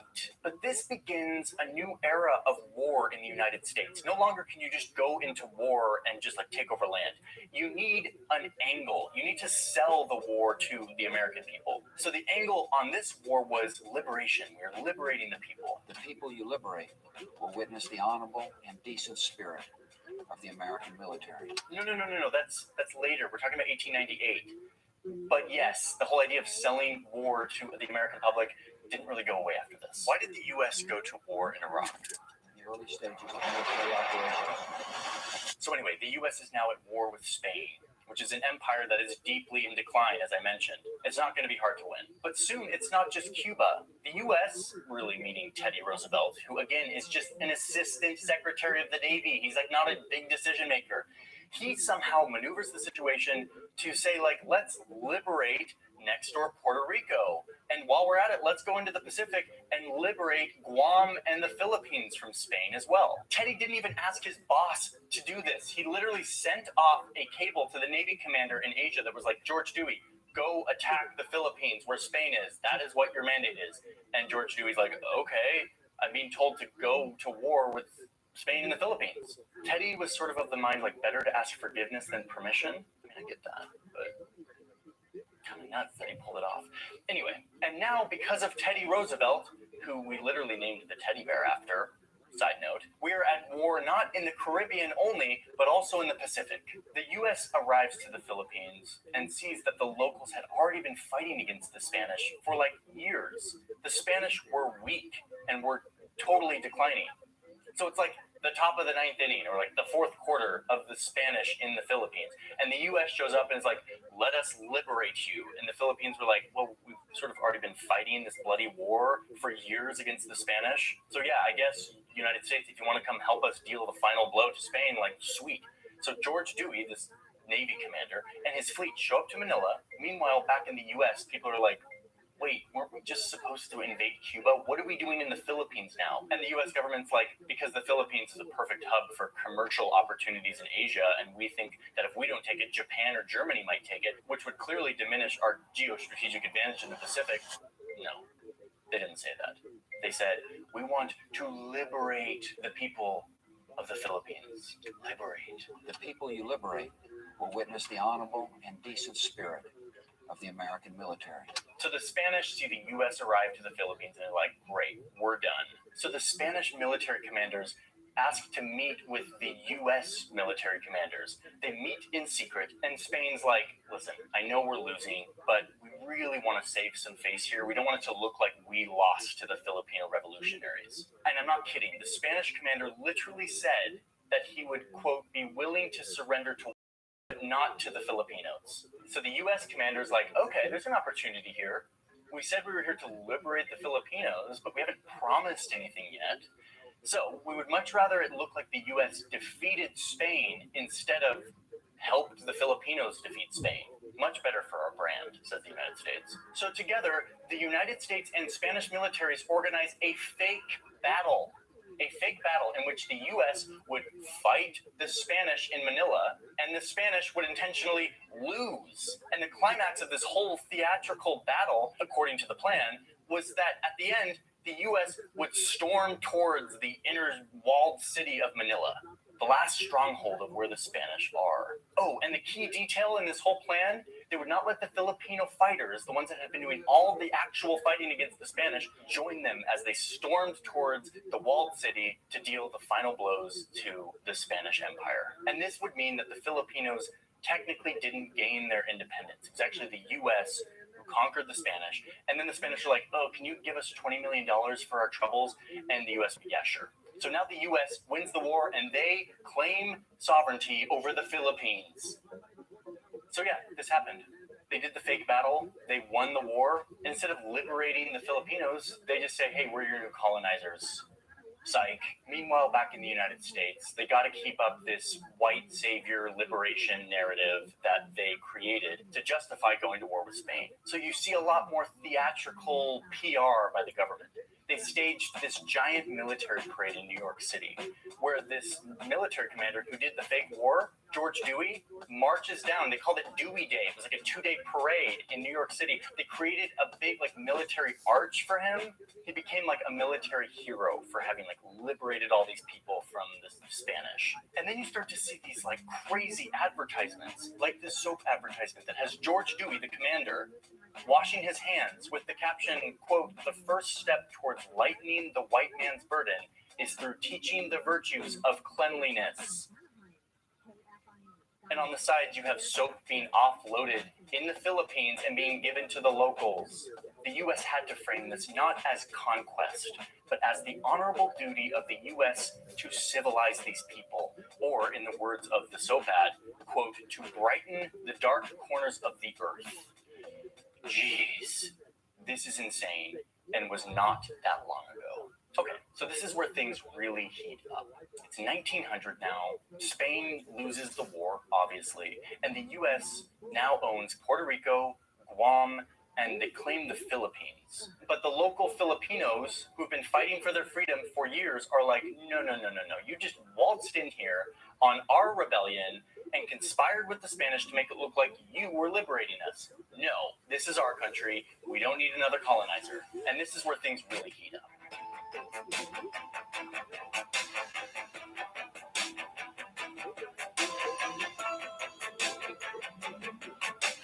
The Filipinos start fighting again for their independence, and this time against the United States.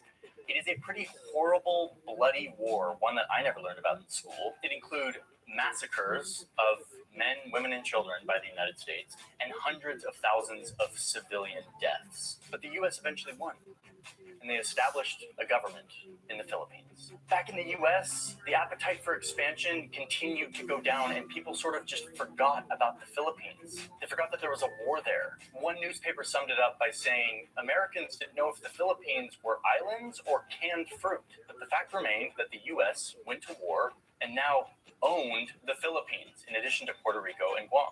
So this begged a very important question, one that hadn't been asked before, which is all of this land America? Are these people Americans? This was a huge question. And the answer to that question affects how we see these territories still today. Okay, so a few years after these wars, there's a guy in New York City who's importing oranges from one of these territories, Puerto Rico. And he's paying tariffs on these imports because, that's what you do when you're importing oranges from another country. Wait a minute, another country? This guy was like, didn't we conquer Puerto Rico and Guam and the Philippines? Isn't that America?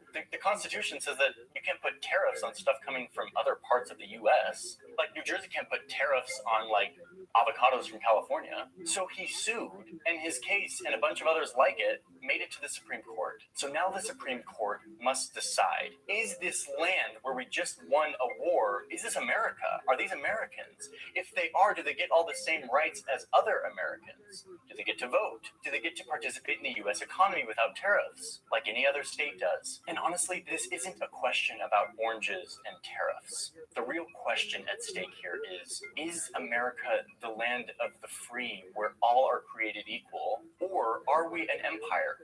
No different than any other empire that scoops up colonial possessions in war and rules the people, who are usually black and brown, as subjects, not fully a part of the country. That was the question that was at stake. And in this series of cases in the early 1900s, the Supreme Court decided that America was the latter, is the latter. They created a new category of land called unincorporated territories, where the people don't have any representation in the democracy, but where Congress could create laws on their own, particularly laws dealing with revenue, which would not be allowed by the Constitution for states within the Union. We can create revenue laws, stuff that's totally unconstitutional for other parts of our country. In other words, unincorporated territories are land we control and exploit for revenue, but whose people don't get to vote and don't get the right to trial by jury. So yeah, the Philippines, in addition to Puerto Rico and Guam, remained unincorporated territories, a place that the US could kind of just ignore without a lot of consequence. They weren't important enough or strategic enough to be considered to become states like Hawaii or Alaska. So they sort of faded from American consciousness. Like, this is why we never heard about this in school. Like, it didn't make it into the history books in any salient way. And how far the Philippines had faded from people's mind became very clear in December of 1941, during World War II. The US had owned the Philippines for like 40 years, when a fleet of Japanese bombers flew across the Pacific and bombed an American naval base in Hawaii.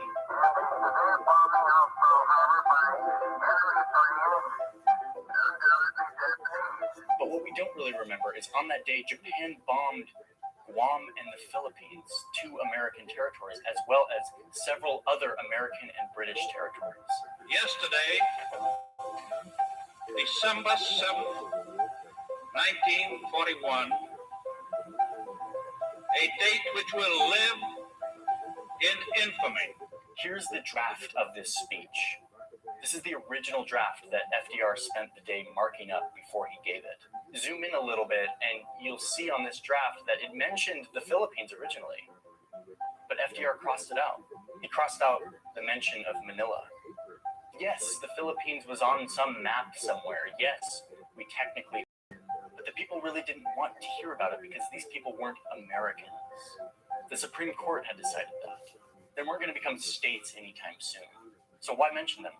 After that day, Japan actually full-on invaded the Philippines. They didn't do that to Hawaii, but they did to the Philippines until the end of the war, at which point the Philippines were finally granted independence in 1946. Fast forward to today, and this "we own you, but you're not really Americans" precedent established by the Supreme Court still applies to 4 million people who live in unincorporated territories. Or let's just call it a spade. Let's call them what they are. These are colonial possessions. The people who live here don't experience the full rule of law. They don't get trial by jury. They don't have full representation in our democracy and get to vote for the president. This is why when a hurricane hits Puerto Rico, the government response is not nearly what it should be. The way Trump talked about Puerto Rico as almost another country, as not a part of us, mirrors exactly how the Supreme Court talked about these unincorporated territories. They're for revenue, not to compete with American farmers. We conquered these places, but we didn't want to bring the people fully into the American project.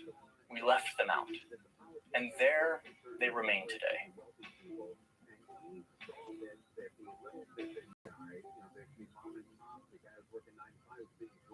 The American nation cannot, must not, and will not permit the establishment of another communist government.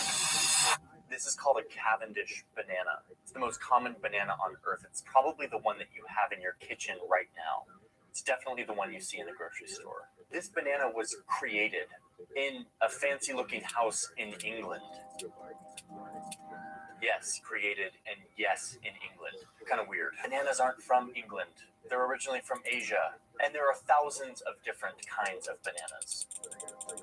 So how did this banana, the Cavendish, that was created in England, become the banana that you eat today? Well, the answer to that is not so simple. You have to understand the story of bananas, which, yes, is something we're diving into today.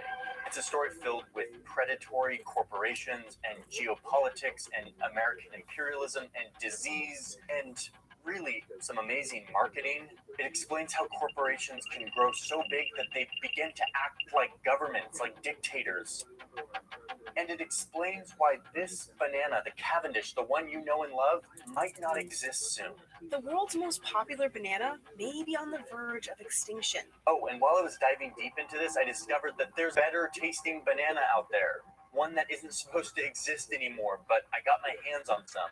And yes, they're better. So, buckle up. This is the effed up history of bananas.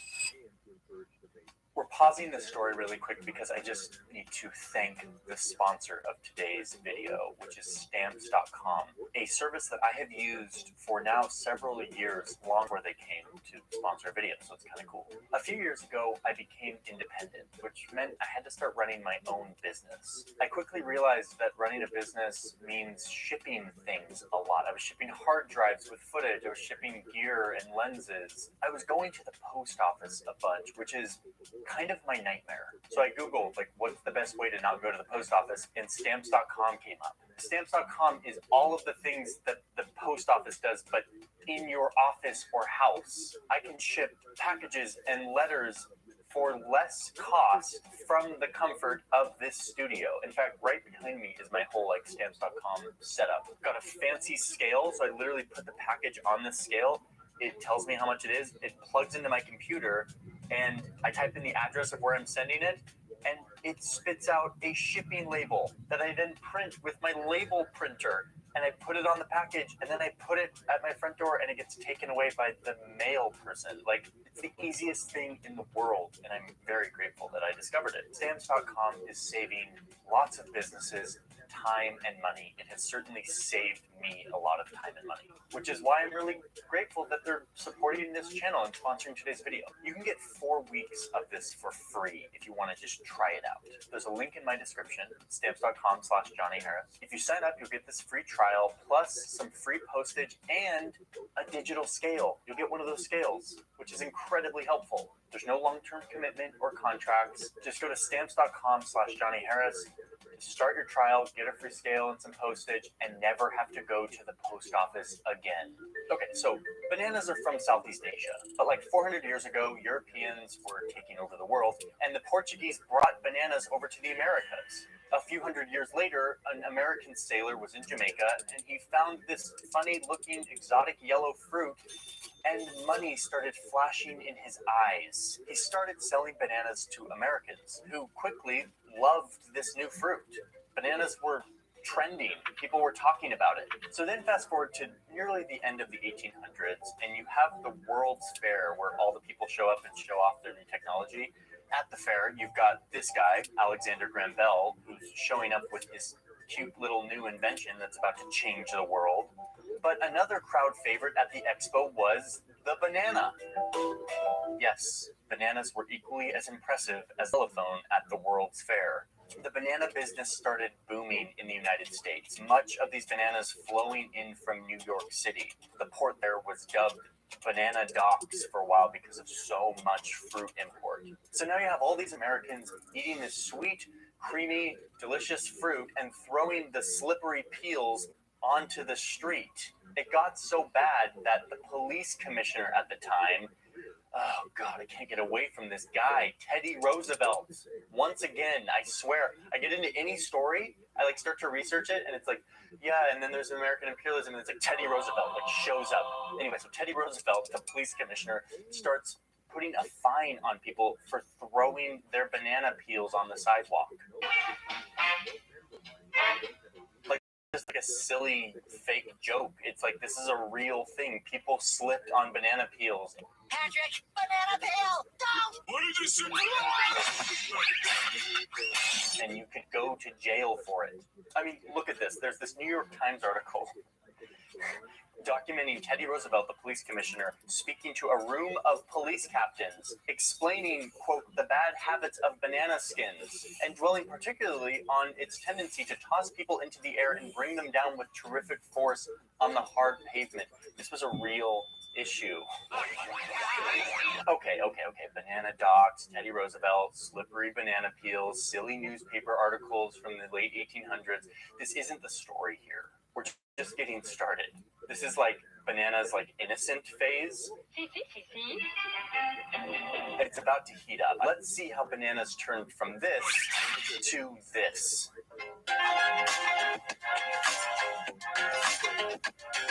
The banana business people in the US realized it was time to ramp up to meet all of this new demand. But instead of just importing more bananas from, say, Jamaica or other countries in the Caribbean, the banana companies realized that they needed to control the supply chain. Let me explain what I mean by a second by looking at this banana. Bananas are fragile. They're soft. They spoil in like a week, but this one's like moments away from spoiling. Look at those spots. To get this thing from somewhere close to the equator all the way to New York City and then into someone's market and then into somebody's home, all without it being crushed and without it spoiling, is a fragile, quick, expensive process. And the only way to do it profitably is to do a lot of it. A lot of bananas. And the only way to do a lot of bananas is to control the supply chain. So it's like 1900 at this point. There's a banana gold rush happening. There's a bunch of companies trying to figure out how to control the supply chain. And then they decide to sort of merge together and become this one super company called the United Fruit Company. And their plan for combining was to control everything, control the supply chain. They turned their attention completely to Central America, where they know bananas could grow abundantly and where, oh, look at this, the U.S. is thinking about making a little canal that cuts through this little narrow strip of land. So the United Fruit Company is like, that's kind of a nice perk for the region. If anything goes wrong, the U.S. could have our backs. Foreshadowing. Am I foreshadowing? I'm foreshadowing. So yeah, United Fruit Company is like, this region, Central America, looks like a great neighborhood to control the supply chain. They wanted to control the people who worked on the farm by owning their basic survival needs. They wanted to control the houses they lived in and the stores they shopped in and what they could buy. They wanted to control the transportation by building railways so that they could quickly ship their product onto ports. They wanted to control the boats and the waterways so that they could get all of these bananas from Central America to the U.S. before they spoiled. They started with Guatemala, pouring tons of investment into controlling every inch of their supply chain. Soon, they were the largest company in Guatemala. They owned a fifth of the farmable land in the country. They owned all of the railways and all of the radio stations and radio infrastructure. And by 1901, the government of Guatemala actually hired the United Fruit Company to manage the postal service. What? United Fruit was starting to look a lot like a government, and the result was a lot of happy banana-eating Americans. So they kept going. They kept expanding their operations across Central America. So now with all of this beautiful infrastructure and trains and land, the next strategy for making bananas even more profitable was, you guessed it, paying the workers next to nothing. Oh, and paying them not with real money. A lot of the times, United Fruit paid their workers in vouchers. These vouchers could only be used in designated United Fruit commissaries. So they're not actually making real money here. So wait, now the United Fruit Company has its own currency? Oh, and they also had like a private navy. 93 boats called the Great White Fleet. Then eventually they started using these boats to like transport people on cruises. These boats were even used during World War II. United Fruit started to look like a literal government. They had their hands in everything, so much so that they earned themselves the nickname El Pulpo, which means the octopus in Spanish, meaning they had their tentacles in everything all over Central America. The land, the crops, the people, the infrastructure, and soon enough, government agencies. Soon these countries became so dominated by and reliant on the United Fruit Company that they were no longer run by the people or the governments. They were run by American banana companies who had all the power and leverage in the world. This led to the nickname Banana Republic, which is a politically unstable country whose society is exploited for profit for one single product, in this case, bananas. Yeah, and probably not the best sort of thing to name your clothing store after, like just a thought, but like, who made that decision? United Fruit and other banana companies continued to grow and control Central America. Eventually, people got tired of this.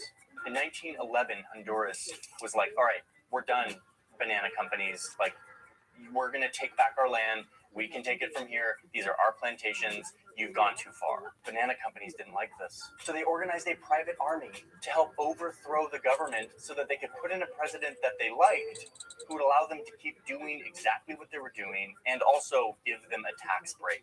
So yeah, banana companies are now overthrowing governments. Jeez. This kept happening. Anytime there was political dissent or the governments of these countries started to like step up and say like, no, the banana companies would intervene. And guess who had their back? The US military. And yes, we're back to Teddy Roosevelt. Teddy Roosevelt. What a guy. Here's Teddy stomping around the Caribbean with his big stick, making sure that American military and business interests are protected. In Honduras alone, the US invaded 7 times in the early 1900s, all in the name of protecting these banana companies and other US interests from having to face these pesky locals who were so audacious as to want to run their own country. How dare they? If you remember that at this time, the US was starting to get really comfortable with empire behavior. And Central America was at the top of the priority list. The banana companies knew this, which allowed them to feel emboldened to just sort of do whatever they wanted in the region. Okay, but this is sort of child's play. It started to get a lot worse in the 1920s.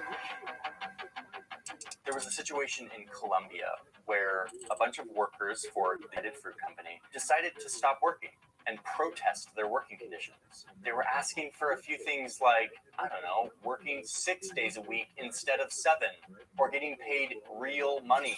The United Fruit Company refuses to negotiate with them and instead goes to the US and says, hey, USA, we've got these really annoying workers who are like trying to unionize and trying to get paid and stuff. And it actually smells a lot like communism. And the US is like, wait, what, communism? Tell me more. So then the US threatens to invade with their Marines and squash this strike if the Colombian military doesn't do something first. Reminder that we're not talking about some big political revolution or rebellion. We're talking about a few workers in a banana plantation protesting for more humane conditions. And yet, this was a priority for the US government to put pressure on Colombia to fix the situation. Of course, Colombia didn't want to make the US angry, so they responded and sent in their own troops to go put down this workers' strike. And they were ordered to, quote, spare no ammunition. So on December 5th, 1928, these protesters are in the town square in this town in Colombia, and the Colombian army shows up and massacres them. Men, women, and children were killed by their own military, all because an American banana company didn't want to pay them a decent wage. I mean, this is madness. It is madness to think that these large geopolitical forces were coming to bear over a banana plantation. This event is called the Banana Massacre. This didn't stop in 1928. Fast forward to Guatemala in the 1950s. At this point, the United Fruit Company, El Pulpo, is making major profits.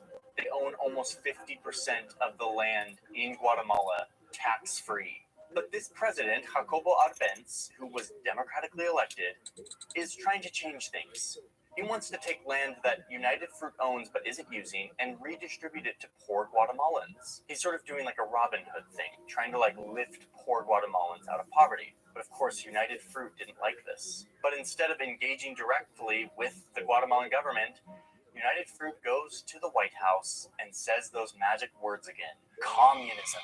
United Fruit then hired this PR magician, who happened to be Sigmund Freud's nephew, and he worked with news agencies to create a bunch of fake stories that linked Arbenz, the president of Guatemala, to communism. Completely fake news. And not just like using that word lightly, like he created a fake Guatemalan newspaper, created all these fake reports, and then distributed those fake newspapers to Congress. He planted the seeds in their minds that the United Fruit Company were the good guys, and that Arbenz, the democratically elected leader, needed to go because of communism. It totally worked. President Eisenhower, the president of the United States, believed all of this, and he sent in the CIA to get Arbenz out of power, to protect the banana people once again. So it's a classic CIA coup. They go find a bunch of rebels, they give them money, and they train them. Rose to oust Guatemala's red infiltrated government. They find a leader who wants to be the next president that's friendly to the US, and eventually they start broadcasting anti-government propaganda, and they turn Guatemalans against their government with all of this fake news and propaganda. They send the Navy in to block Guatemalan waters, they send some bombs onto Guatemala City, and then they invade.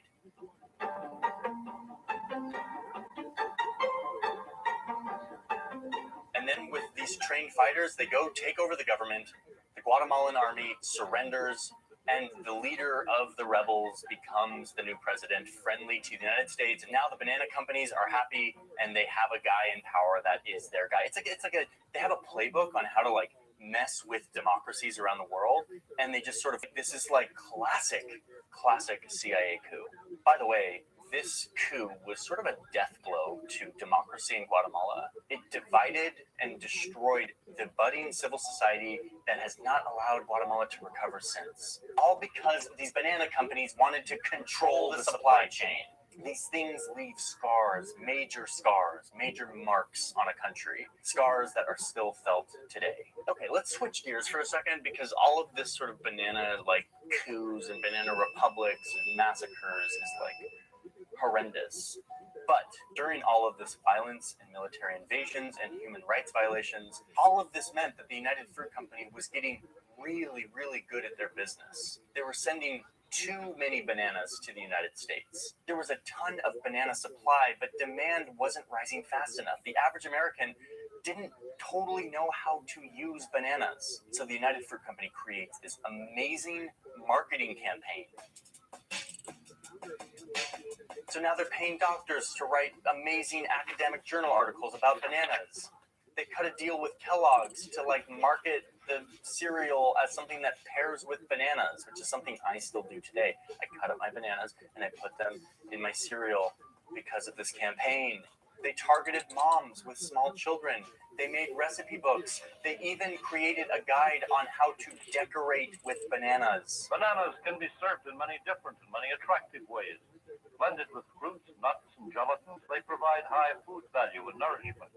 But their biggest success was Miss Chiquita. I'm Chiquita Banana, and I've come to say bananas have to ripen in a certain way, and when they're flecked with brown and have a golden hue, bananas taste the best and are the best for you. The American public fell in love with this lady and bananas. They had no idea that these bananas were being produced and shipped and bought with blood. They just liked how they taste. But isn't that the case with a lot of things that we all consume every day? But there's one thing that U.S. imperialism and millions of dollars of marketing cannot control, which is disease. This is the part of the story that I tell you that the bananas that were all the rage during the 1900s are not the bananas that you're eating today. Part of United Fruit Company's efforts to control everything was standardizing the genetics of the banana, making them all exactly the same. Monocultures is what we call that.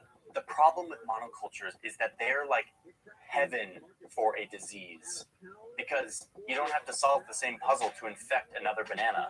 If you infect one, you infect them all. And that's exactly what happened. Panama disease was a fungus that came in and destroyed banana plantations. The banana supply in the U.S. shrank rapidly, and there was even a hit song about the banana shortage. We have no banana. The banana that they had been using, the one that was getting really popular in the U.S., was called the Gros Michel, or the Big Mike banana. But it was now completely getting ravaged by disease. So these banana companies are freaking out. They're like, we are done. Like, we've built this entire empire, and this disease is going to wipe us out. So they started to scramble to find another banana. It turns out there's like 1,000 types of bananas out there. There's like red ones and blue ones and like teal ones. I mean, a blue banana. I feel like I have to eat a blue banana at some point in my life. But here's the problem. Us Americans, we buy our food kind of with our eyes first. We're just like, it needs to look good. And so these companies realized that they couldn't send a blue banana to the United States. They needed a banana that looked similar. Yellow, sweet, and seedless, so that they could keep selling to Americans who hopefully wouldn't notice the switch. Enter our friend, the Cavendish banana.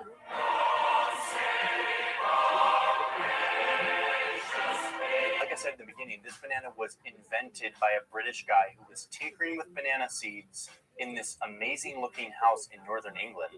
And after years of playing around with the genetics, the plant finally flowered and popped out this big, beautiful yellow banana. And so he named it after the Duke, William Cavendish. So now here's the sad part. The Gros Michel, the one that had caught on that was like the big hit in America, was a way better banana, is a way better banana. It is sweeter, it's more durable, and it's just overall a better banana compared to the Cavendish. In fact, the artificial banana flavor that we have in our candies, like Laffy Taffy, comes from the original Gros Michel, not from the Cavendish. But the Gros Michel was getting destroyed by this disease, and the Cavendish was luckily resistant to the disease. So the dictator banana companies made the switch and hoped that the people wouldn't care or notice as long as they looked the same. And guess what? It totally worked. They quietly switched out the banana to the new Cavendish, and people just kept buying bananas. I mean, I can't believe that there is a better banana out there that I have not tasted. Wonder if I can get my hands on one. Bananas. The Gros Michel banana still exists. It's just a select few people on this planet still grow it, and I found a farm that sent me a few. I'm gonna try this thing. Gros Michel, let's do this.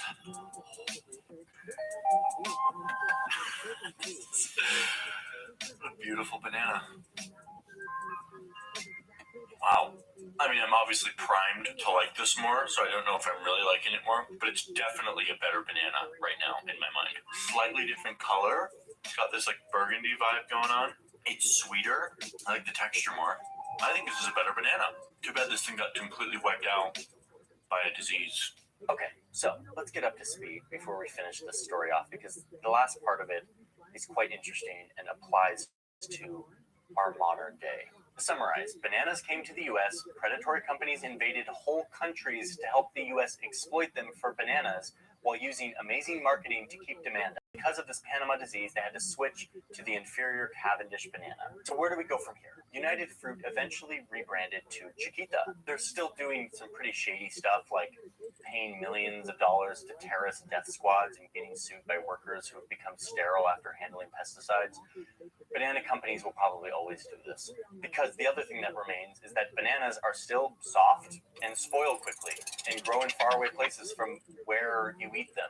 So the entire supply chain needs to be controlled. And the other thing that hasn't changed is that the new banana is genetically optimized so that every banana is exactly the same. So it fits perfectly into these boxes, into these crates, onto these ships, into these supermarkets. But guess what?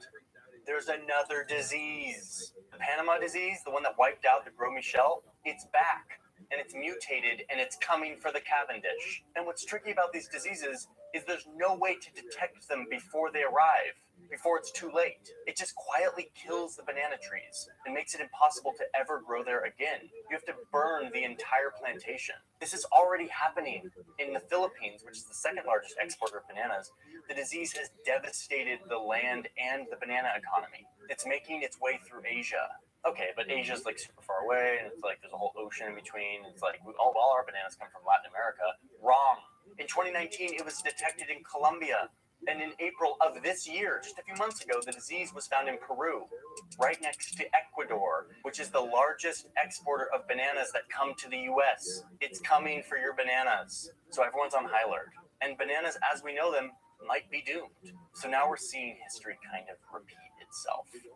We're looking at the potential collapse of a $25 billion industry and entire economies, which is like hundreds of thousands of jobs. To me, the big problem here, the thing that's repeating itself, is the same problem of United Fruit Company going in, trying to control every angle of their production to maximize profits. When we have companies that feel emboldened to do whatever it takes to make the most profit, you're going to get situations like this, whether it is banana massacres in Colombia, or a coup in Honduras, or a monoculture that gets wiped out by disease time and time again. We try to engineer our way out of these problems, and we sometimes do, but at the end of the day, nature will catch up with us. And as long as we the true costs of these economies, the cost to people, to democracies, to ecologies, we're never actually going to get rid of these problems. Okay. Thanks for watching. I'm going to eat a Cavendish now. Pre-World War II, we hadn't worked out, we didn't have amazing appliances, and we hadn't worked out indoor plumbing, so the rear yard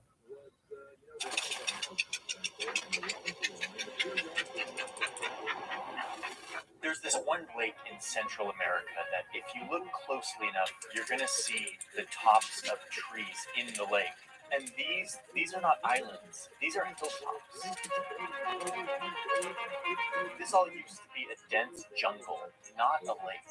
But then they built dams and all sorts of infrastructure to flood this forest, all in the name of solving a centuries-old puzzle, which was, how do we make it faster and easier to travel between here and here, even in spite of the fact that you have two massive continents blocking any waterway. But there was hope. If you look down here at this one thin stretch of land, here it's only 80 kilometers across, and it looks so easy to just cut a waterway into it. No. Turns out that puzzle was not easy. This little 80-kilometer strip of land proved to be really hard to cut through. But as long as international trade continued to grow, there continued to be great powers looking for new waterways to shorten their routes and to increase their power. For whoever controls the water has the power. And these great powers always focused on this narrow stretch of land, from the Spanish in the 14th century to the Scottish in the 15th. But then the most earnest and serious attempt was in 1880. When this guy, a French engineer, Ferdinand de Lesseps, shows up and is like, hey, I got this. He had just completed another big world-changing canal over here. He was feeling very confident, and he's like, yep, I'm your guy. Let's build another canal. It'll be easy. We'll just dig down to sea level and reroute the river like we did in Egypt for the Suez Canal, and it'll be great, and I'll be famous. But listen, de Lesseps, Egypt is a flat desert, and Panama is not. These mountains that you want to dig through are well above sea level. So if you want to dig down to sea level to make a flat canal, it's not going to be easy. Meanwhile, another French engineer comes to de Lesseps, and he's like, dude, this isn't going to work. It's way too much digging. Instead of bringing the mountains down to sea level, what you need to do is bring the sea up to the mountains. And in a moment of collaborative creativity, de Lesseps admits that he was wrong and begins construction based on the new plans. And then he promotes this guy as the head of engineer and says, great idea. No, de Lesseps was like, bring the ocean up to the mountains? That sounds stupid. Screw you. I'm the famous one. The canal is going to be at sea level, just like we did with the Suez Canal. So the French start digging. Well, actually, it wasn't the French. It was a ton of poorly paid migrant workers who were doing the digging, hacking away at the jungle with machetes, and then digging by hand with pickaxes in sweltering heat, knee-deep in sitting water, which is heaven for, you guessed it, disease-infested mosquitoes, which is terrible news. But luckily, de Lesseps, the engineer, was always there in the trenches with his workers, wielding a pickaxe alongside his people. Yeah, no, of course he wasn't. He was just hanging out in France, only visiting Panama twice over the course of 7 years to just like check in on the project. And what he realized when he showed up 7 years into this digging is that things were going horribly. People were dying like 40 or 50 a day. All in all, 20,000 workers died trying to dig this canal. Thousands died from disease and accidents, and we will never know their names. And it's not just that people are dying, it's that the digging isn't working either. They would do a bunch of digging one day, and then the next day the rain would bring in all of the mud that they just dug back into the canal. So de Lesseps shows up, realizes this is happening, and is like, this is not working. Is there another way to dig this canal? And then he has a flashback to 7 years. Bring the sea up to the mountains. And he's like, oh yeah, that was actually a really good idea. My bad. We actually are going to do that other plan instead. But no, it was too late. The investors were done. They had lost way too much money. 20,000 people were dead. Malaria and yellow fever were rampant. This was a failed project. So the company that owned all of this work had to abandon it and leave it unfinished in 1889. Everyone gave up and left, except for one of the top engineers on the project, this guy. I'm just going to call him Philippe, because after researching him for many days, I now feel like I'm on a first-name basis with him. And by the way, he becomes a giant part of this story, starting now. So Philippe was this French engineer and businessman, and he was obsessed with the canal. He also had a huge financial stake in the project, and where some investors would say, darn, too bad, we invested in a bad bet, let's move on. Philippe was like, no, I will do whatever it takes to make sure that this is not a failure. And what happens next is one of the most insane things I have ever researched in my entire life. So buckle up. The wind of change is blowing half a gale in the Panama Canal Zone. Okay, so let's get some context really quick. It's like 1900 at this point. The U.S. is really starting to get a handle on this whole imperialism thing that they've been doing. They just fabricated a war with Spain, which led them to conquer the Philippines, Guam, and Puerto Rico. They had just overthrown Hawaii's government. They annexed Wake Island and American Samoa. They're like, dude, this overseas empire thing is kind of working out for us. The president at the time was Teddy Roosevelt, who we've seen in previous episodes. And Teddy is looking around this region that the U.S. is increasingly taking over, and he sees an opportunity to dramatically increase the naval power of the United States. They could just unite the Atlantic and the Pacific. It's time to build a canal, says Teddy. So of course they looked somewhere in Central America. And the original plan that the U.S. wanted to pursue was to build a canal not in Panama, but here in Nicaragua. It wasn't the shortest stretch of land in this area, but there was a huge lake here which would cut down on the digging, and it just made a lot of sense. So they started doing surveys and making plans to build a canal in Nicaragua. Meanwhile, Philippe, the Frenchman, is still down here at his failed project, and he's seeing the U.S. become interested in the canal, and he's like, this is my moment of vindication. So he goes to the U.S. Congress, and he's like, hey guys, I know you're looking at Nicaragua, you've been doing all this site planning and surveys and stuff, but guess what? Right next to this proposed site for your canal, there are volcanoes. Big, scary, belching volcanoes. And one of them just erupted around here, sort of next to your site. Nicaragua even had a postage stamp that featured one of these nearby volcanoes erupting. So the Frenchman goes around to the U.S. senators and distributes this postage stamp and says, look, scary volcanoes in Nicaragua, don't build your canal here or they'll be destroyed by lava or something. And guess what? It totally worked. The U.S. Senate got cold feet about their Nicaragua canal plan, and they're like, we're not going to do this anymore. Let's find another place to build. And Philippe is like, oh my gosh, I can't believe that just worked. Stamps with volcanoes. He's like all giddy, and he's like, I wonder where there would be a good place to build a canal. Oh, wait a minute. Why not Panama? We, the French, already did a ton of work to get you started. Why don't you just pick up where we left off? We'll sell you all of our gear, all of our stuff. It'll be a great deal. And the U.S. is like, but isn't Panama a part of Colombia? And yes, indeed, at the time, Panama was actually a part of Colombia. It was not an independent country. So the United States Congress is like, okay, listen, Philippe, we will buy you out of your canal project that you clearly failed on, but we will only do it if we can get approval from Colombia, who literally owns this land. And Philippe is secretly like, there's no way that Colombia is going to go for this. They're going to reject the plan, and then the U.S. is going to back out, and I'm going to lose all my money, and I have to make this happen. Philippe was very serious about this canal. So this is where Philippe starts to get really conniving, to pull out all the stops to get the canal built. So he goes to the people who live in the region of Colombia called Panama, and he says, hey guys, I know you've sort of been wanting to be independent from Colombia for a long time. Bogota is so far away, they don't care about you. You could be your own country. What if I, a French engineer, could guarantee your independence without a bloody war? Just leave the details to me. Make me your ambassador, and I will make this happen. And the Panamanians are like, but dude, you're French. And he's like, yeah, but you're Colombian. So why don't we team up in the name of creating Panama, a new country? And they were like, okay, fine, Philippe, you're our representative, our ambassador now. Just give us the signal when we should rise up for our independence. But you promise to make sure that Colombia is not going to come in and quell our uprising. And Philippe's like, yeah, I'll take care of it. Okay, before we keep going with the story, I want to tell you about today's sponsor, Policy Genius. About a month ago, I signed up for life insurance, something I knew nothing about for a very long time until I did and looked into it and realized that being a responsible adult, I should probably have life insurance. It's something that's not fun to think about, but is absolutely something that feels good to have once you have it. Policy Genius is very simple. It takes a few minutes to sign up and makes it easy to compare quotes from over a dozen top insurers all in one place. You could save 50% or more on life insurance by comparing quotes with Policy Genius. insurance. You could have life insurance in less than a week. That's what happened to me. I didn't even have to go to like a doctor's office. Like one of the options was to just do a medical exam over the phone. And I was like, yes, please. It was a simple phone call. The Policy Genius team, they took care of all the paperwork. They did all the complicated stuff that I would have no time to do. And before you know it, I have a life insurance policy. So go to policygenius.com/Johnny Harris, where you can learn about different policies and which one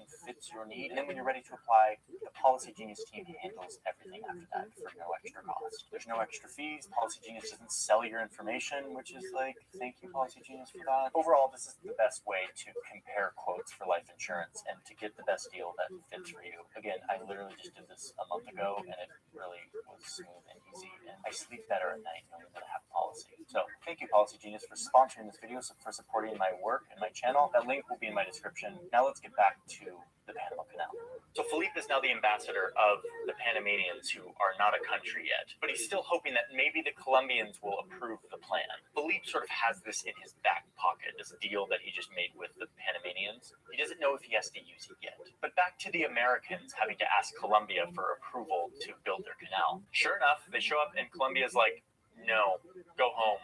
You guys are way too aggressive around here lately. We're not interested. No canal. See you later. So the U.S. goes to Philippe and they say, sorry, bro, the deal is off. Colombia said no. We said we'd only do this if Colombia said yes. After all, Panama is a part of Colombia. And Philippe is like, wait, hold on. I have a plan for this. I've been talking to the Panamanians and they want to break away from Colombia. And they made me their ambassador. I've even written them a new constitution and designed them a new flag. Wait, Philippe, are you a graphic designer? No, but I designed them a flag anyway. We can still make this canal thing happen.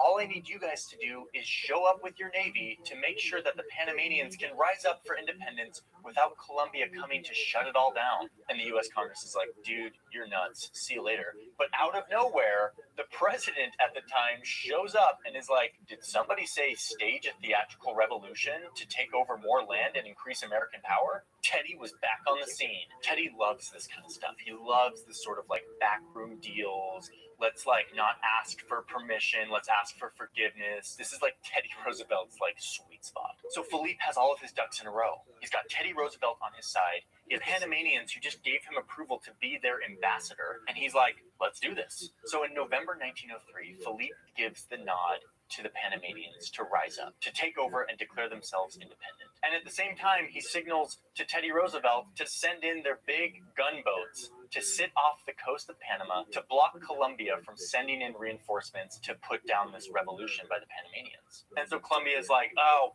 fine, take it. F you, America. You guys played real dirty there, okay? You know that? That was not cool. So just as Philippe orchestrated, Panama declares independence. And Philippe is the ambassador. The U.S. is the first to recognize them as a new country. And Teddy Roosevelt's like, that was thrilling. Now what, Philippe? So Philippe is like, let's make a deal, America. I'm the official representative of Panama now, as per my agreement with the Panamanians. So let's write a treaty on behalf of Panama. So he travels to the United States and starts working on a treaty between the United States and Panama that would give the USA the rights and sovereignty over this strip of land to build a canal. I mean, this series of events is insane. France fails to build a canal, so one French dude, an engineer, tries to redeem the whole thing by convincing the U.S. to change the location of their canal, and then creates a revolution and convinces the U.S. to help back that revolution so that he, a Frenchman, can be the ambassador of the newly created country of Panama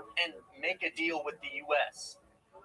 Whoa, Philippe. He was like the one-man band lobbyist who somehow like finagled this whole situation. So Philippe and the Secretary of State of the United States draw up this treaty. It gives the U.S. total control over this strip of land for them to build their canal. No Panamanians were in the room when they drafted this treaty. They gave no approval of this. This treaty was between the U.S. and Panama, but really it was between the U.S. and Philippe, the French engineer. So now the U.S. military shows up to Panama to like claim this land that they now see as theirs. And the Panamanians are like, dude, WTF, what are you doing here? And the U.S. is like, oh, you signed a treaty with us giving us all this land. And Panama's like, no, we didn't. And then they're like, oh, wait, light bulb. Philippe. That's why he wanted to be our ambassador. I get it. Man, we got played by Philippe. And they totally did. So now the U.S. is setting up shop in Panama to start digging their canal.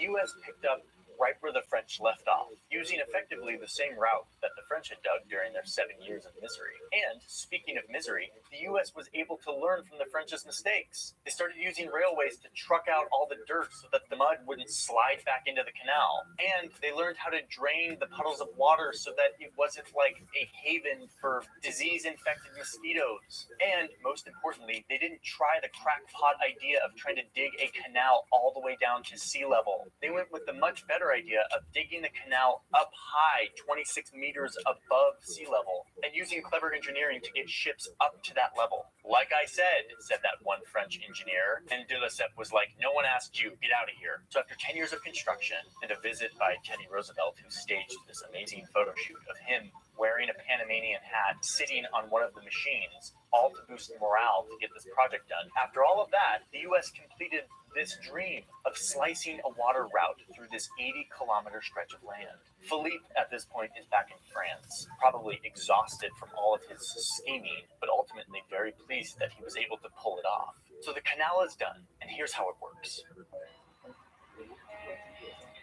Remember that the land looks like this. You have the Pacific and Atlantic Oceans here at sea level, and then the interior of the land being about 26 meters above sea level. So first they built a dam on this river to create this giant lake so that they have loads of water to work with. That's why we see those trees sticking up from the water, or why these hilltops turned into islands.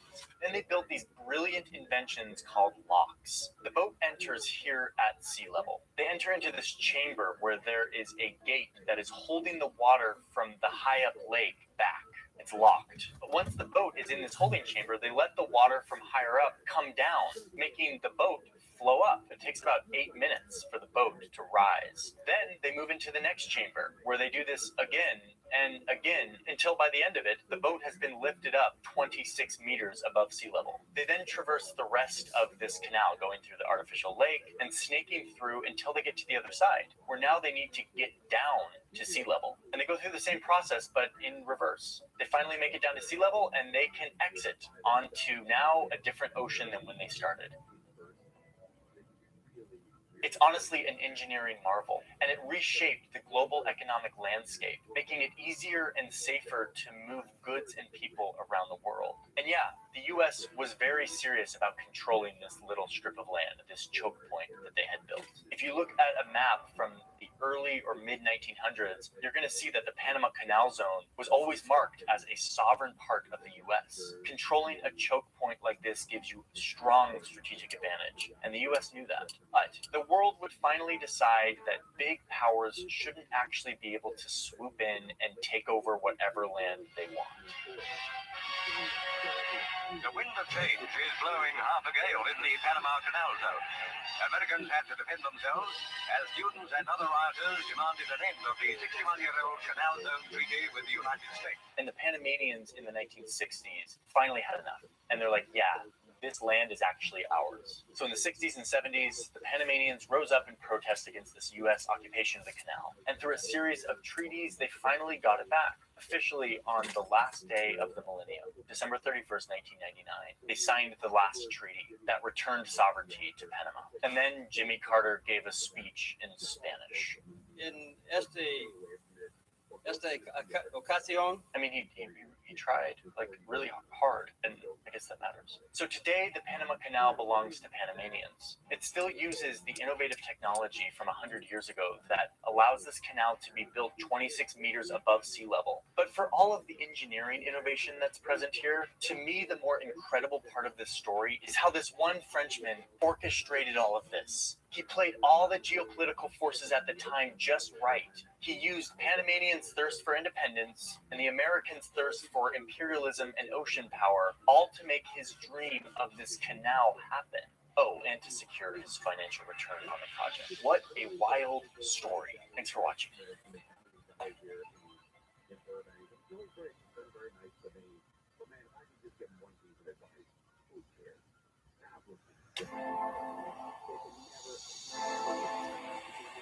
This continent has some of the most dramatic landscapes on the planet, from the ocean shorelines to the alpine mountains and the sandy deserts.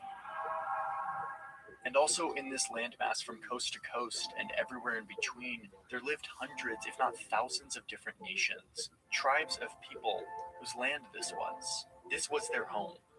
But then others showed up to these shorelines in their boats. And that is when everything changed.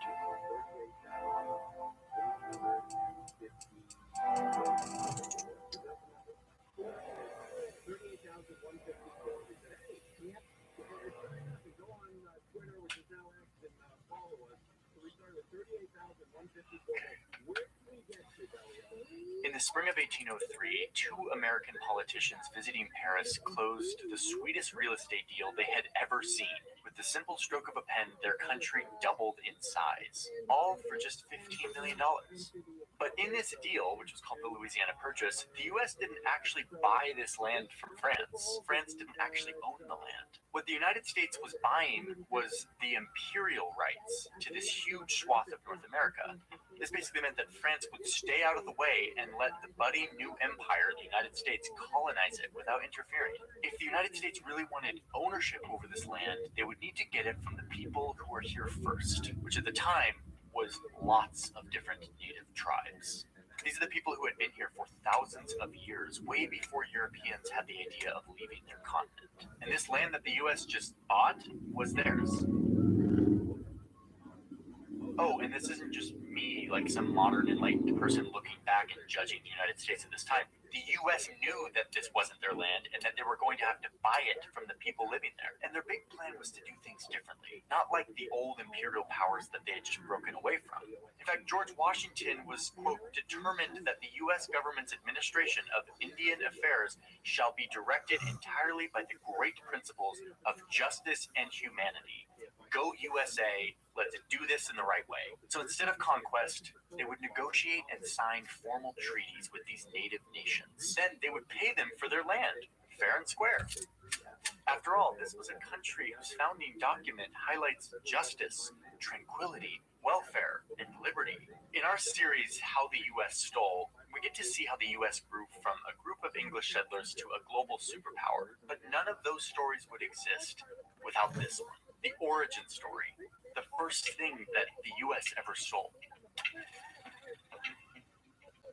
So Europeans are pouring into this newly formed country, the United States.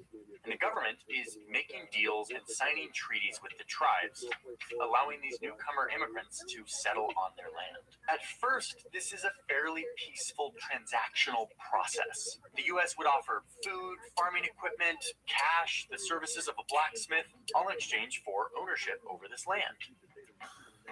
But unsurprisingly, a lot of these tribes had no interest in moving out of their ancestral lands in exchange for, like, farming equipment.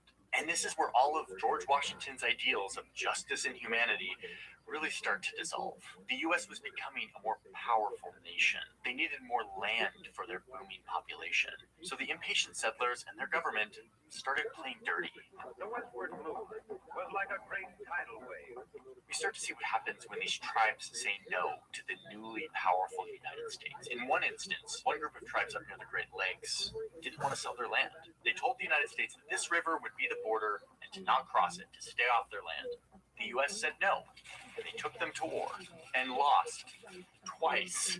But on the third time, they won the battle and forced the tribes to sign a treaty giving away all of this land, basically all of present-day Ohio. Something very similar happened down here when these Seminole tribes refused to leave their land. The U.S. military came in, another war, killing thousands, forcing the tribes to sign a treaty and pushing them into the swampy interior of the state, where they had no access to their farmland or the ocean. Down here in what was becoming Alabama, the Muskogee Nation refused to sign a relocation treaty, but not wanting to go to war, agreed to sell a portion of their land in return for a guarantee that they could keep the rest. And the United States agreed, and they actually did. And the Muskogee kept their ancestral lands forever. Womp womp, no, that didn't happen. 4 years years later, a bunch of white settlers moved in, boxing the Muskogee out of their ancestral land. As tensions grew because of this violated agreement, the U.S. military was called in to force the Muskogee out of their lands. No treaty was ever signed. I mean, the shenanigans ranged the whole gamut here. They would get tribal leaders drunk to trick them into signing this paper that gave them all the land.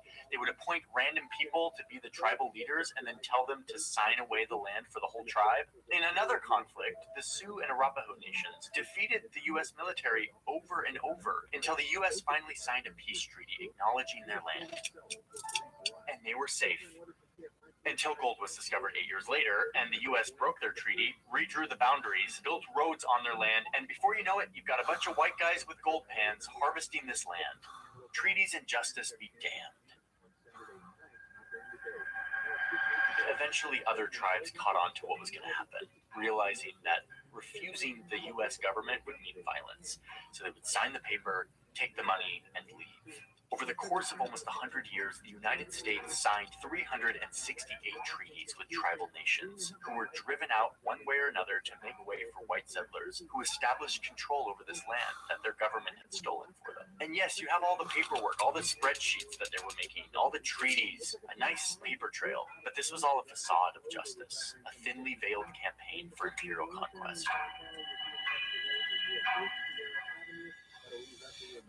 Before we go on to this story, I just need to tell you that we don't have a sponsor for today's video. Lately, I've been hearing from some sponsors that my videos are too political, which is kind of a bummer because we work really hard to tell really cool stories. And if that means that people don't want to sponsor us, that's fine. Luckily, we have a Patreon where all of you can support this work. It's called The Newsroom. We call it The Newsroom because it just sounds cooler than Patreon, but it is a place where you can support what we are doing, which is something more and more we need. On the Newsroom, you get an extra video every month. It's a behind-the-scenes vlog from all of the people and processes and happenings around here in the studio. You get to see my scripts. You get royalty-free music from our composer, Tom Fox, that you can use in your videos. And live Q&As with me. Members of the Newsroom get to chat with me on the Q&A where they can ask me anything. But more importantly, you get the warm, fuzzy feeling of supporting independent journalism. And if that floats your boat, you can go to the link in my description, patreon.com/JohnnyHarris.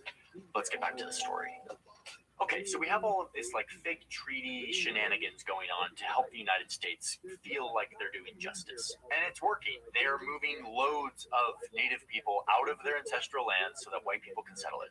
But there was one region that proved particularly difficult for this extermination project that was going down. Here in the Deep South, you had these 5 large nations that lived side by side with the settlers for a long time. They had all signed treaties with the United States that acknowledged their right to this land. Many of them spoke English, practiced farming, wore European clothes. Some even owned slaves. Because of this, these 5 tribes, the Cherokee, Chickasaw, Choctaw, Muskogee, and Seminole, were known as the 5 civilized tribes. And there's an alternative world where these tribes could have remained on their land, living side by side with the Europeans as they settled. But that's not what happened, mostly because of cotton. Farmers down here were getting super rich off of a very valuable cash crop called cotton that they could sell to textile mills around the world. It was an industry made even more profitable by its key input, free labor from stolen Africans. There was this one strip of land down here called the Black Belt Prairie that was particularly desirable for farming cotton. But as you can see, it was locked up in what the United States treaties had formally acknowledged as belonging to native nations. But the farmers down here were looking at this as like, this is a perfect place to expand our cotton kingdom. So, these southern slave owners did what was kind of becoming U.S. policy towards the people living on the land that they wanted. They made up their own rules. The state of Georgia was particularly aggressive in trying to clear this land out, or in the words of their governor at the time, to replace, quote, all of the red with white population. They targeted the Cherokee Nation, passing a law that abolished their governments. The Cherokee are not going to stand for this, so they fight back using the same shenanigans that the United States is trying to use, the U.S. legal system. They take Georgia to court, a case that went all the way to the Supreme Court. And guess what? The Cherokee Nation won. Like, there was no way around the fact that they had ironclad rights to this land, signed and sealed. The highest court in the country just ruled that the states could not impose on tribal sovereignty. But, as we all learned in government class, a ruling from the judicial branch only works if the executive branch enforces it. Oh, and who was in charge of the executive branch? Oh, this guy. The guy who wrote a letter to his wife during the War of 1812 from the battlefield saying that he had successfully slaughtered 170 Native Americans in, quote, an elegant style. Oh, and the guy who's on our $20 bill? Yeah, him. Andrew Jackson thought that negotiating treaties with the people who were living here was a ridiculous notion. So he looks at the Supreme Court ruling that validates the Cherokees' right to their land, and he literally responds in the snarkiest way possible, saying, "The Chief Justice, John Marshall, has, quote, made his decision. Now let him enforce it." No, he was not going to enforce it. Jackson had a different plan in mind. It came in the form of a new law that he pushed through both houses of Congress. His whole worldview towards First Americans embodied in a piece of American legislation, the Indian Removal Act of 1830. This law used taxpayer money to get tribes out of the United States and to relocate them to an uninhabitable place that surely no American settler will ever end up. The Great Plains seemed an inhospitable land to people familiar with the eastern states and of Europe. This became their dumping ground, and it came with a promise. Move here and we will never mess with you again. And what's crazy to me is that even after all of the shenanigans, all the facades, they continued to play this charade, saying that the nation of Indians may choose to exchange their land where they now reside. The law says that the government had to negotiate these treaties fairly, voluntarily, peacefully, and that the government would, quote, forever secure and guarantee them their new land, and that they wouldn't break any of the pre-existing agreements that they had made in previous treaties. But no, this was just more pretending. A paper trail of pretend humanity. Just as Andrew Jackson had ignored the Supreme Court ruling, he had no intention in following the law that he helped create. But he kept up the ruse. More documents, more signatures, more paper that made these civilized, justice-minded people feel like they weren't orchestrating a mass ethnic cleansing, sanctioned by the government, paid for by taxes, but they were. So this law is implemented, and the United States government, military, and even private companies start to ramp up their removal efforts of First Americans. They focus in on these 5 tribes that were sitting atop the land that they wanted for their cotton empire. More bribes, more pretend negotiations, and when push came to shove, more threats of violence. The Cherokee eventually signed a treaty agreeing to sell their last portion of land, and they moved west, out to their little rectangle of land that had been allocated to them by the government on maps. The only problem was that the leader who signed the treaty on behalf of the Cherokee people was not actually the real leader. They had no authority to make this decision. The Cherokee chief furiously protested this, but the U.S. didn't care. They had their signature from someone. In their eyes, all was justified. Between 1831 and 1838, nearly every member from the 5 tribes was expelled from their land. 100,000 people, whose home this was, now forced to walk by foot for more than 1,000 miles through brutal weather and terrain towards a little box on the map, a place they had never been before. The Cherokee would eventually call this journey the Trail Where We Cried, or the Trail of Tears. Some tried to fight back against their oppressors, and others stood their ground until they were forcibly bound in chains by the U.S. government and herded west at gunpoint. Their land was vacant, and cotton farmers with their slaves moved in, and the economy grew.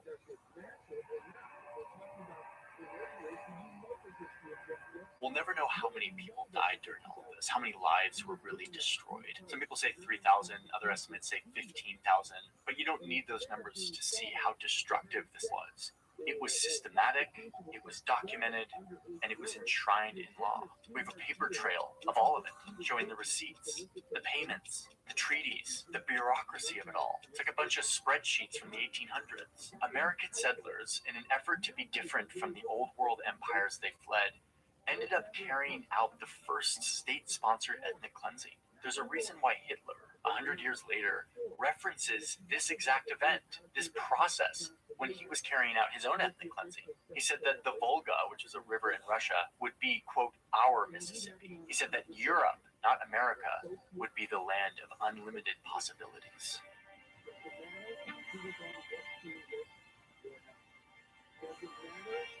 The story of what happened to many nations of the first Americans doesn't end here. In fact, this is kind of the beginning. We're going to make a second part to this video, and in that part 2, I want to show you what happens next once these tribes arrive to their little rectangle on the map. Indian Territory, the place where these tribes were forced out, dumped, and left to build a new life, and how they once again tried to fight back using the legal frameworks that had pushed them out, and how all of that led to the establishment of one state in our country that could have looked a lot different.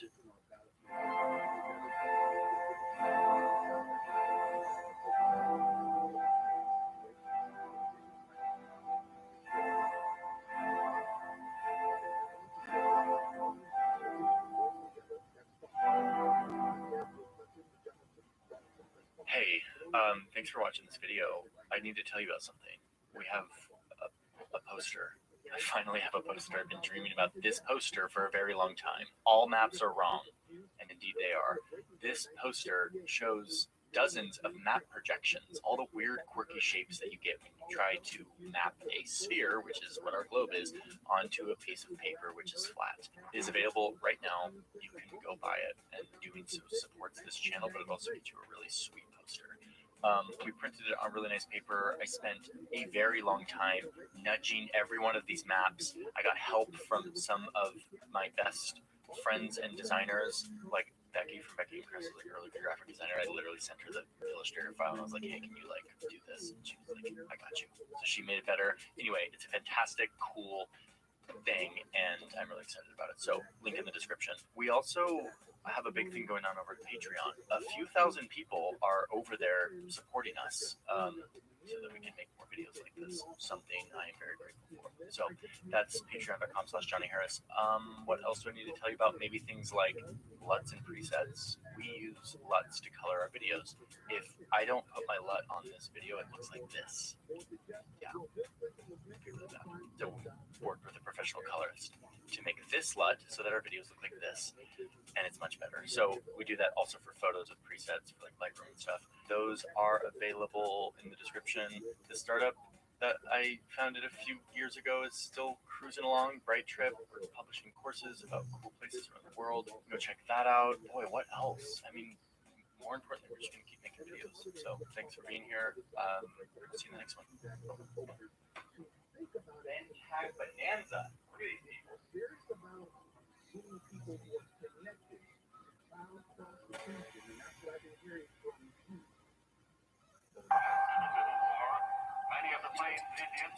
these people. There's a place in the middle of North America with a story that you should know about.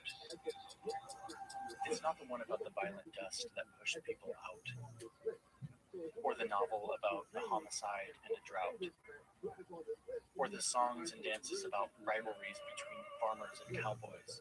It's the story of what happened before all of this. The story of checkerboard maps and lines and private property and broken promises. All because of this. This place was a dumping ground for the people that the U.S. government wanted to get rid of, which is why today it has the second highest number of first Americans of any state. It was once a random rectangle that the U.S. government used to shift native populations after they removed them with a new weapon of state power. Treaties and payments and spreadsheets to pretend justice. That's the story we talked about in part 1. The next part is how these first Americans created a state of their own, fighting against their captors to retain one last shred of sovereignty over their land, the land that had been taken from them over and over again. A frontier people have remade a continent. The United States of America.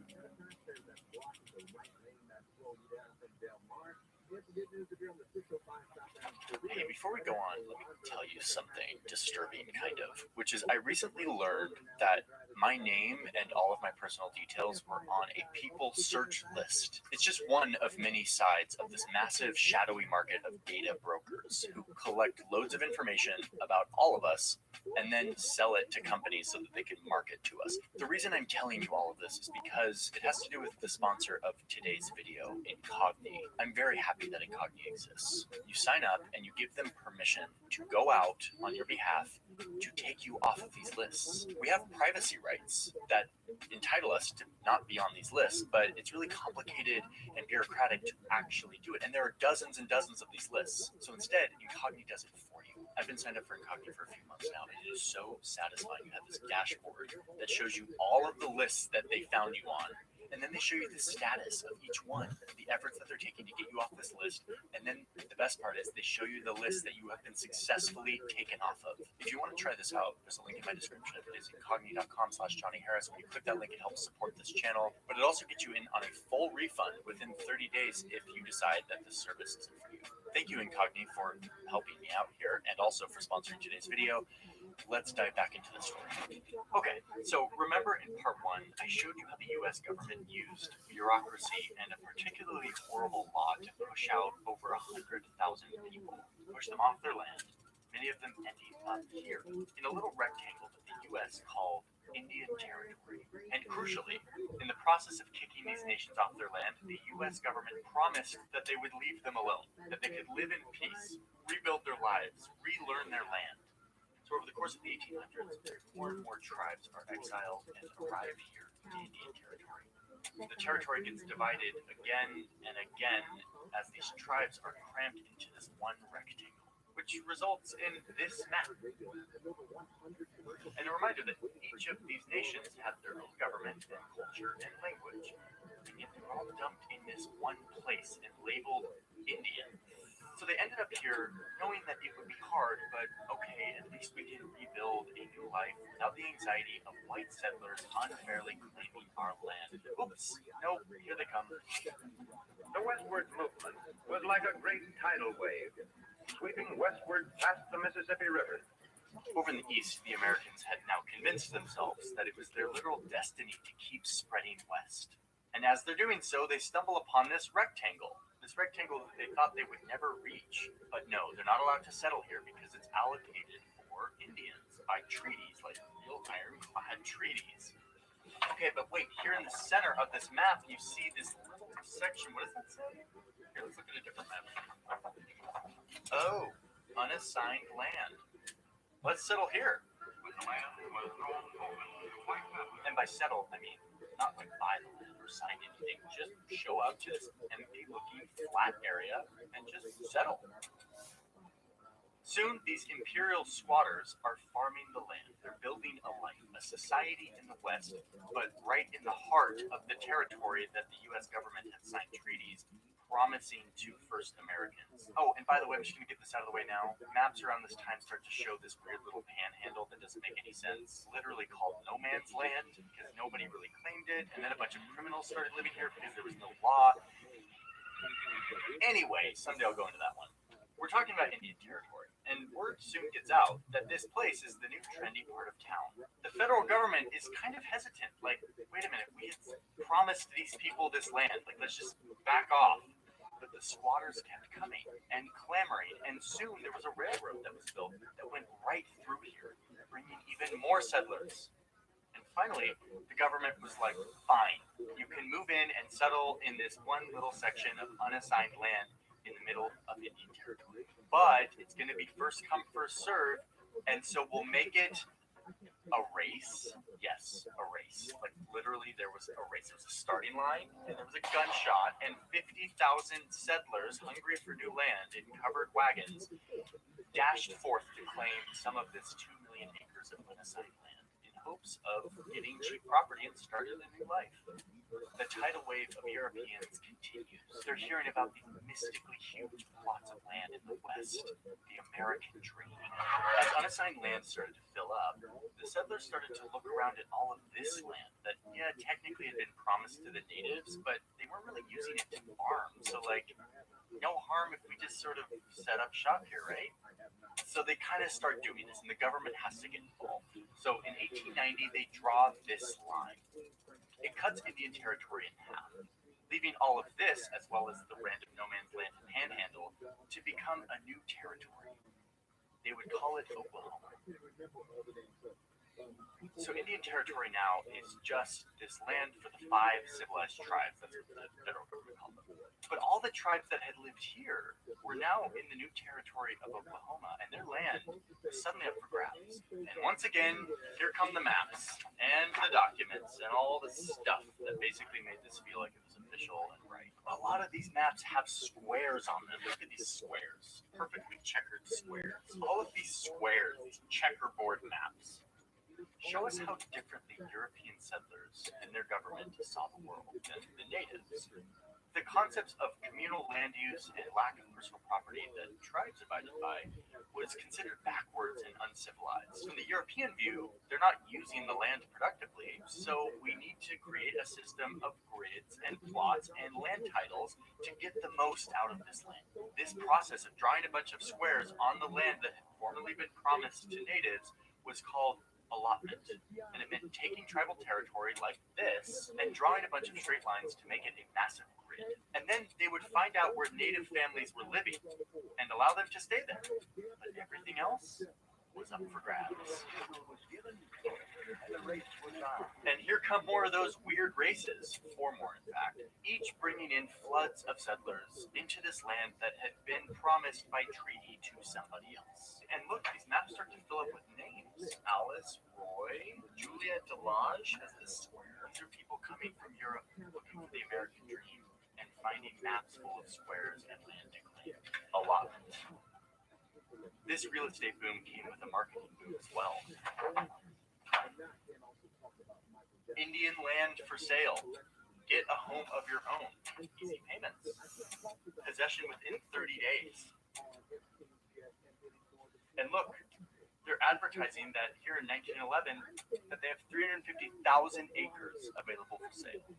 There is so much land up for grabs. It was the same thing as before we talked about the first video. It was just happening again in a different place by different people. It was maps and documents and bureaucracy, cutting down native sovereignty and culture square by square.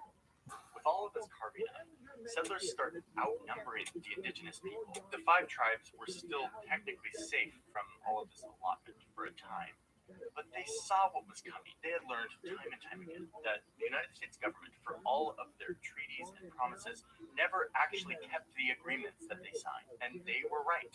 Soon, there was a law passed that said that all tribal governments and tribal courts would be abolished by 1906. So as a last-ditch effort to fight back, the 5 tribes gathered and devised a plan to salvage some shred of their sovereignty.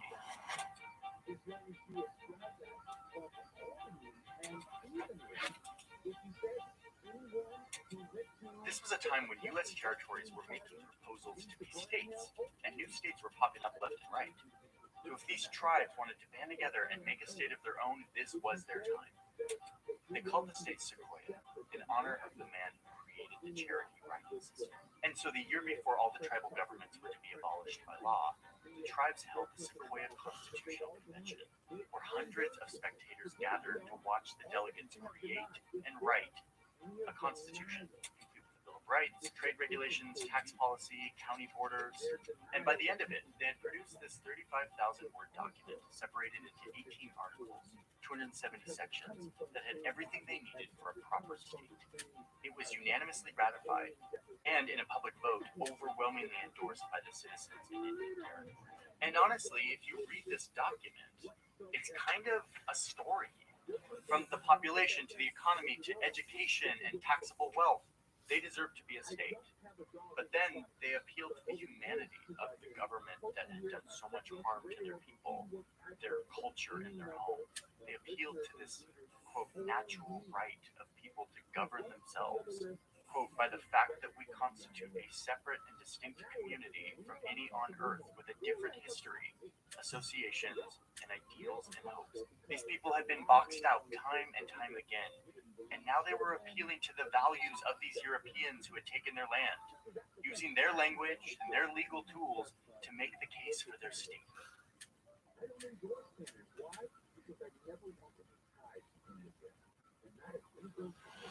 Okay, so now with their well-formulated constitution, their solid proposal, their maps, all of it in hand, the tribal leaders went to Washington, ready to lobby for a state. And Congress didn't even look at the proposal. Like, they didn't even look at the they didn't even like look at it. It wasn't like a debate. They just went, no, of course not. Like dead on arrival. First, just because of plain old politics. The Republican majority at the time didn't want a state that would be more senators and congressmen or Democrats, something that Republican President Teddy Roosevelt especially didn't like. It was also about resources. Sequoia had oil and farmland that Oklahoma Territory didn't have. They were going to let the native people have like all these resources. But in addition to this, many white lawmakers didn't like the idea of a state run by brown people. So the proposal died. Sequoia never became a state. If there was going to be a state, there could only be one. And indeed, 2 years later, a new map was drawn. All of this land that was going to be Sequoia was swallowed into a new state, the 46th, Oklahoma. But of course, they wouldn't throw away all the work that these tribes had put into Sequoia's constitution, so they just sort of took it for themselves. The Oklahoma Constitution is basically word for word what was written in Sequoia's constitution. One historian called it, quote, the ultimate cut and paste job. So this is what Oklahoma looks like. And they reserved one small chunk for the native people to govern themselves up here. So just as a quick recap, time-lapse of the whole thing, remember that first Americans, the people who had lived here for thousands of years, went from roaming freely around all of this to being driven out and dumped into this rectangle, and then eventually cut in half, and then gridded up square by square and sold, to then being further reduced to this. Today, there are 39 recognized tribal nations in Oklahoma, but just one of them has a reservation. Now listen, this is one little shred of the history of the people who lived on this land. This same process happened all over the country as Europeans moved to every corner of the continent. After first Americans were boxed out and lied to and relocated, the United States government eventually settled on this.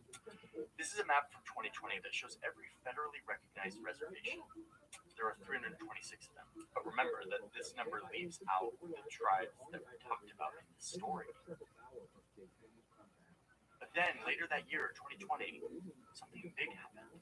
A Supreme Court ruling found that the treaties that the U.S. had signed with the Muskogee, Cherokee, Choctaw, Seminole, and Chickasaw nations, promising that they would leave them alone in Oklahoma, those were legitimate treaties. And that those treaties had been broken when the U.S. government just drew all of them into the state of Oklahoma. And thus, all of this land that was set aside for the 5 tribes during the whole relocation was in fact still tribal land. So what does that mean? Well, what it means at first is that Google Maps shows these borders that we've been looking at, these borders from treaties in the late 1800s. But if nothing else, it makes crystal clear how much of a charade all of this justice was back in the day. All of the treaties, all of the legal processes, it was all pretend. It was a sterilized version of the classical imperialism that these Europeans had kind of fled from, and yet it was incredibly effective. I mean, the very way that I have had to tell this story is proof of how effective it is. Our government policy successfully created the concept of Native American or Indian. Hundreds, if not thousands, of different peoples with unique cultures, languages, and histories, and relationships to this land, all lumped into one category on a spreadsheet, drawn into boxes, the perfect place to continue to whittle away at their distinct identities, to erase their story, one broken treaty at a time.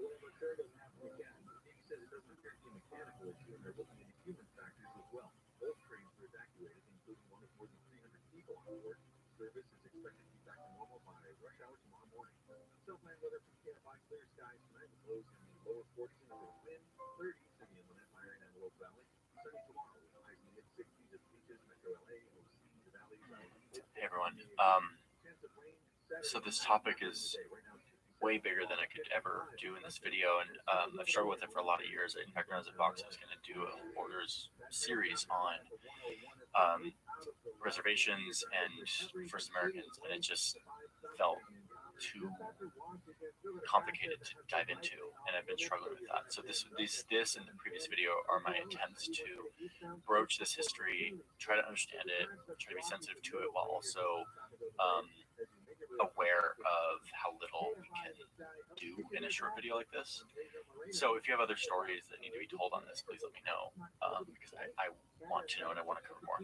I just want to tell you about a couple things. Number one, something I'm really excited about is that we have a giant map poster that I designed with some help from my amazing team. And it is a poster of all of the map projections, not all of them, dozens of them, with a little explainer on why all maps are wrong, which is something I've been thinking about for years. So go check it out. It is a way you can support our channel while also having a cool poster about maps in your room.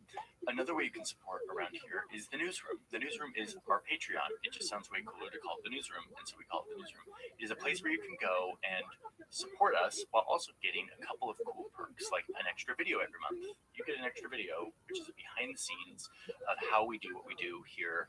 We have a big team of people, very talented, fun, interesting, funny people that appear in the behind the scenes vlog that publishes to newsroom members. You get access to royalty-free music from our composer Tom Fox, and you get the warm, fuzzy feeling in your belly that you are supporting independent journalism. So go check that out. It's in patreon.com/JohnnyHarris. Also, I started a company a few years ago called Bright Trip. It's where we do smart travel education, brighttrip.com. We have LUTs and presets that help color our videos and photos. And I think that's all the things I need to tell you about. So thank you all for being here and for your ongoing support, for everyone who comments. And it is a conversation that we are in all of the time as we read your comments and hear your support, hear your generosity. We will see you in the next one.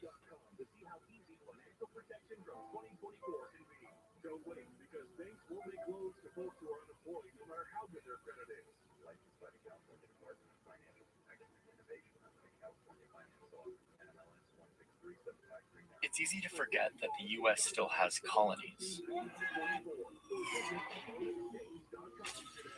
But we don't actually use the word colony. We prefer words like unincorporated territory or commonwealth. These are places where people are subject to U.S. rule but don't enjoy the full rights that other Americans do. I want to tell you about one of them, Puerto Rico. When you're in Puerto Rico, you're not just in a vacation paradise. You are in a part of the United States. It feels like the United States, but it also feels distinctly different. This feeling, this limbo state, didn't happen by accident. In fact, it's perhaps the best example of the lengths the United States has gone to hold on to land. So let me show you how the U.S. kept their colony in the Caribbean, using brute force, spying, and the abuse of land and people. This is how the U.S. stole Puerto Rico. Pause the video really quick. I need to just tell you something, which is that about 3 years ago, I started seeing a therapist because I was kind of not in a happy place in my life and needed to talk to somebody, and it kind of changed my life. It really changed my life. I'm telling you this because it has to do with who's sponsoring today's video. Thank you, BetterHelp, for sponsoring today's video and the channel generally. I didn't grow up going to therapy or really understood. I sort of thought it was only for if like I had some big mental illness and I needed help, I go see a therapist. What I've learned is that therapy is actually something that I think we all need. In the same way that we all need exercise for our physical bodies, we need help with our mental selves as well, and that is what therapy can do. And BetterHelp is a platform that makes it really easy to find a good therapist and start communicating with them immediately. With BetterHelp, you sign up, you take a quick quiz, and then they match you with a licensed therapist in their giant network of tens of thousands of therapists that are all over the place. It's not limited to your geographic location. Once you're connected to a therapist, you can very quickly start communicating however you want. You can do text message sessions, you can do video call, you can do phone call. Finding a therapist the traditional way I've found is a much more difficult and arduous process, which when you're looking for a therapist, you don't want any friction. It's not a very fun thing to do. With BetterHelp, if your therapist isn't a good fit, you can switch to a new one for free. In the end, BetterHelp is trying to make therapy more accessible to all of us so that we can learn more about our minds, how our minds and our emotions work, and hopefully live better lives. There's a link in my description. It's betterhelp.com/JohnnyHarris. You get a 10% off your first month of BetterHelp, so you can try it out at a discount and see if it fits into your life. There's also financial aid for those who need it. So thank you, BetterHelp, for existing and sponsoring today's video. And now let's dive back into Puerto Rico. Okay, so it's 1898, and the Spanish Empire looks like this. But it's faltering. A lot of its colonies are fighting for independence. The United States gets involved and allies with a lot of these independence fighters. They say they want to liberate these colonies, and so they get into the war and they win. But instead of liberating Spain's colonies, they just take them for themselves. And one of those colonies was Puerto Rico. And so on an ordinary Tuesday in the late 1800s, there was a quiet ceremony that takes place on the governor's balcony in San Juan. After 400 years of Spanish rule, Puerto Rico, this island in the Caribbean, is simply passed from one ruler to the next. And this begins an unprecedented experiment in the Caribbean for the United States, an operation to extract resources, money, labor, and military protection from this small, beautiful island. They start by passing a law that gives the U.S. total political control over the island. They start appointing American leaders to govern the island, men who don't speak Spanish, don't know anything about Puerto Rico or its people. Most of these leaders treat the assignment like a business venture. Like this one guy who, when he was the leader of Puerto Rico, starts to give public Puerto Rican funds to American-owned businesses on the island. Then he stacks the government with American loyalists. And then eventually he resigns. But then he returns to the island to build a sugar kingdom. Now with the help of all of the political officials that he had appointed, this company balloons into the largest global sugar business on earth. And when it's domino, you're sure it's pure. At the same time, U.S. banks descend on the island, giving out very predatory loans and then foreclosing on land, gobbling it up and turning it into, you guessed it, sugar farms. Puerto Rico is slowly turning into a sugar island and becoming more and more dependent on shipments from the mainland.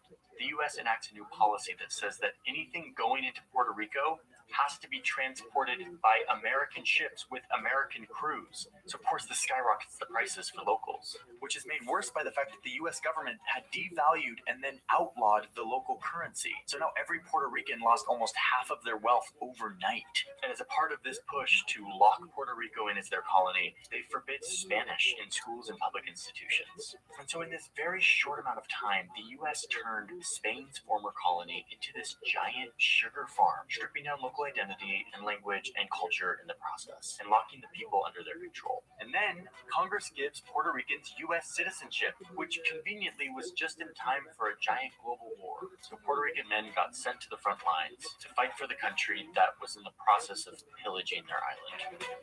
By 1922, a series of Supreme Court cases had solidified Puerto Rico as a, quote, unincorporated territory, which is just like word salad for the U.S. Constitution doesn't fully apply here. I mean, think about it. Unincorporated territory, this intentionally contradictory jargon that came from these men hundreds of miles away. But honestly, the message was very clear. Puerto Ricans did not look or sound enough like Americans to actually be a part of the United States. By the 1930s, big banks owned 60% of these sugar farms, 80% of the tobacco farms, and 100% of the railroads and shipping facilities. At the same time, Puerto Ricans were being paid less than 4 cents an hour. If you put that into today's currency by inflation, that's like $1 an hour. Poverty and malnutrition start to grip this island. All the while, the U.S. is turning the island into an essential military outpost. See how Puerto Rico juts out a little bit into the Caribbean? It served as a strategically positioned island to help protect trade routes and a place where you could refuel ships. Over time, more and more military bases and installations start to pop up on this island. The U.S. would go on to test thousands of bombs in Puerto Rico, leaving behind one of the most hazardous waste sites in the United States. And by the middle of the 1900s, Puerto Rico really starts to mirror what the U.S. envisioned. Puerto Rico, the sugar metropolis. Puerto Rico, the land of low wages and abundant laborers. Puerto Rico, the irreplaceable military outpost. The empire that built themselves as the liberators from Spain is now an overlord, and the locals start fighting back. The fight is led by this guy, Pedro Albizu Campos. He's He's this poor kid who ends up going to Harvard. He graduates valedictorian from Harvard Law School. He serves the U.S. in World War I and even helps draft Ireland's independence constitution. The guy's kind of a superstar. Ultimately, he returns to his hometown to attempt the impossible, Puerto Rican independence. But soon, Campos would find himself bouncing in and out of prison for 25 years. Cuando los adultos de la patria tienen que salir despavoridos de sus lares, no tienen siquiera salida a países extranjeros distintos del poder enemigo que nos oculta. Tienen que ir a Estados Unidos a ser los esclavos de los poderes económicos de los tiranos de nuestra patria. Things haven't quite escalated. This movement is just starting. Campos comes back to Puerto Rico with the goal of total separation from the United States, and people join him. A lot of people, just everyday, ordinary Puerto Ricans who are fed up with being exploited. They join them, they organize, and they call themselves the Nationalists. They run for office, they go on strike, and they fight back against this superpower that has been exploiting them. Momentum begins to pick up. And then the dominoes really start to fall. There was this American doctor. His name is Cornelius Rhodes, and he went to Puerto Rico saying he's going to do like health research or something. We know what he really was doing and thinking because he wrote this letter. Let me read it to you. He writes that Puerto Ricans are, quote, beyond doubt the dirtiest, laziest, and most degenerate and thievish race of men ever to have inhabited this sphere. And he goes on to say that it makes him sick to be on the same island with them. But he doesn't stop there. He says that Puerto Ricans need, quote, something to eliminate the entire population. And then he admits to a crime. He says, I have done my best to further the process of their extermination by killing off 8 and transplanting cancer into several more. I mean, this is bad. It's really bad, but a lot of Puerto Ricans, this wasn't surprising. So the staff at the hospital find this letter and they send it around to everyone. And it goes out and it goes viral. And nothing happens to this guy who has admitted to murdering a bunch of Puerto Ricans. Actually, something does happen. He gets on the front cover of Time magazine. To the Nationalists, this letter confirms something that they already knew. It actually wasn't that surprising. There was an awareness that, yes, America loves Puerto Rico for their soil and their labor and their strategic location, but hates them as people. So after this letter, the movement explodes.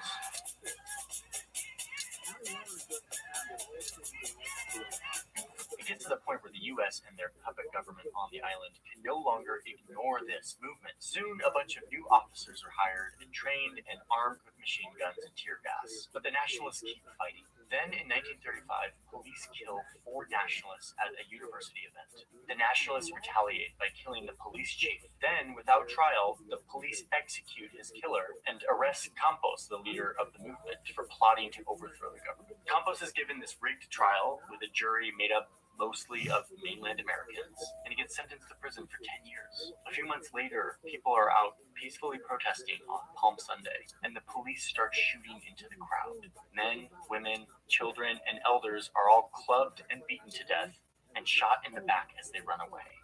19 are killed, and over 100 are wounded, but it still doesn't put down the movement. The violence only pours fuel on the fire. Back in Washington, D.C., they're starting to get worried that this independence movement is just going to keep building. And they don't want to give up their island in the Caribbean. There's still plenty of money to be made off of Puerto Rican soil and labor, not to mention the military bases that they have there. So they turn to an extreme measure, something that, as I learned about and as we reported on, has been blowing my mind in a way that I study this stuff a lot. I look at the behavior of empires. I look at how they control people. I've never seen this before. It starts with FBI agents who come to the island to work with the police of Puerto Rico. They have one simple mission: to spy on anyone who they deem politically subversive and to sabotage them, and thus sabotage the independence movement. So they spy on everyone. They spy on the Nationalists who are part of the movement, but also their friends, their partners, their sexual partners, their business colleagues, their children. They track down criminal records and mistresses and debtors and creditors and photos and license plate numbers, school transcripts, and even the guest list to weddings. Like, they got really, really detailed. They started listening in on phone calls and intercepting letters. Everything was fair game. The idea was to create panopticon, this idea that they're always watching. They also started to cultivate relationships with a network of informers. Often the victim's family or friends or neighbors would get sucked into this state spying apparatus. The FBI uses payments, coercion, and manipulation, which often forces people to turn on each other, causing divorce and broken friendship and fractured communities. Much of this was done undercover. Like these FBI agents would just be dressed in normal clothes, but would be constantly surveilling the people around them. Oh, and we know about this because they documented everything.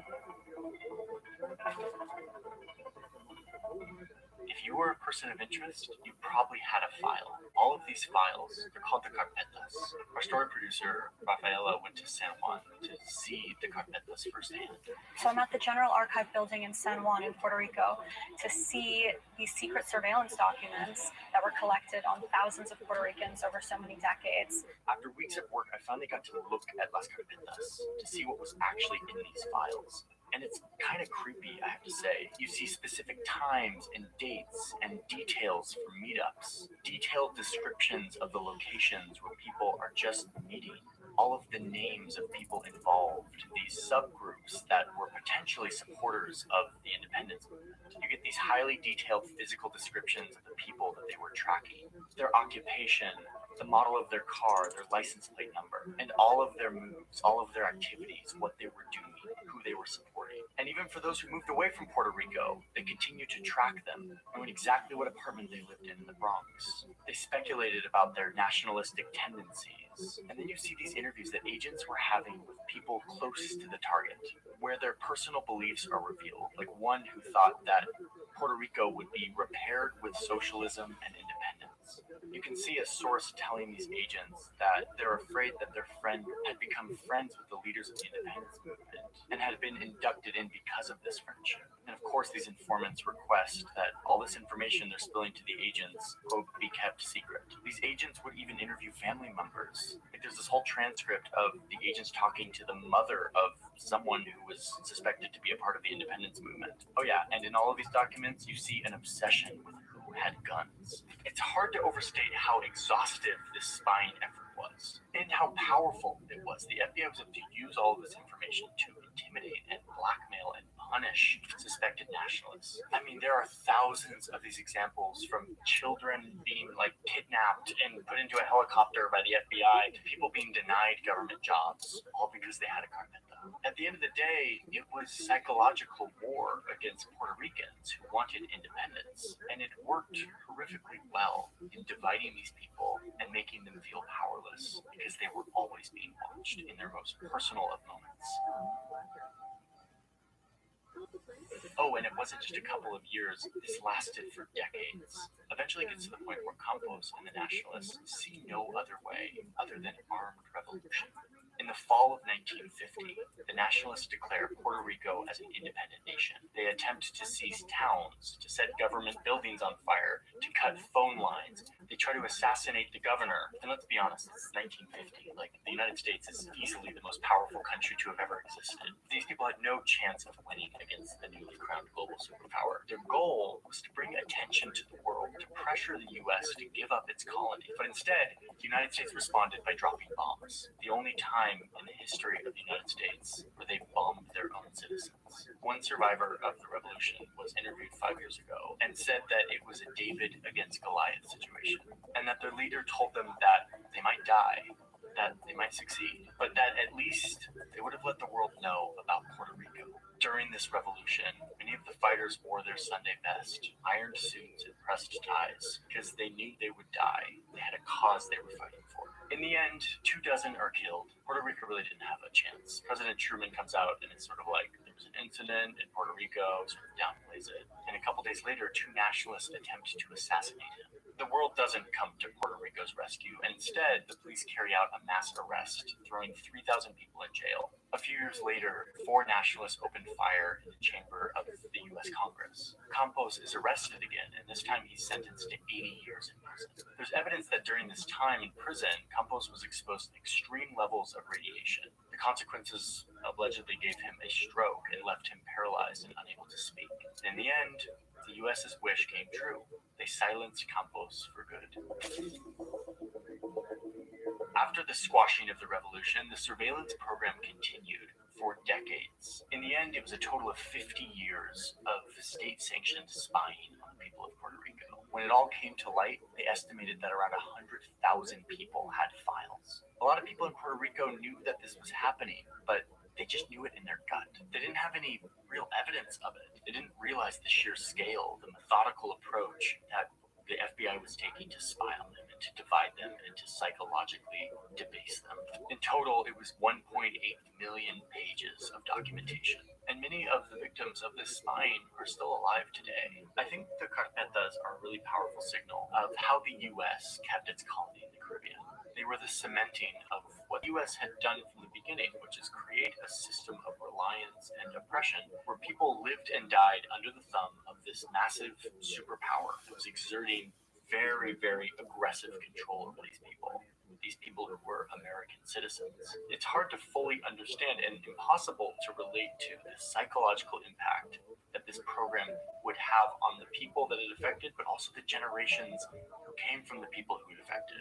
Imagine such a pervasive force that was sowing division, mistrust, betrayal, and fear, not just of the government, but of each other. Puerto Rico never got independence, and to this day they remain an unincorporated territory, which means that they don't have the same rights as other American citizens. And the status of the island is a heated debate. Many Puerto Ricans value the modern-day benefits of being connected to the U.S., but at what cost? This is backlit by the U.S.'s lasting control over the island. And even though the people of Puerto Rico served in our armed forces, they still can't vote for the president. They still don't have full representation in our democracy. And yet, Puerto Rico still has this immense impact on American culture and life. The food, the music, the dance, the art from this island, it's a part of what it means to be American. And yet, I think most of us don't really think about the status of this place very often, or its history. It's only when there's like a hurricane on this island, and we see the U.S. kind of barely show up relative to how they show up for their other citizens. Only then are we reminded that Puerto Rico is a colonial possession, one taken in war and exploited through predatory and racist policies, and then held on to through a massive amount of state force, spying, violence, and repression.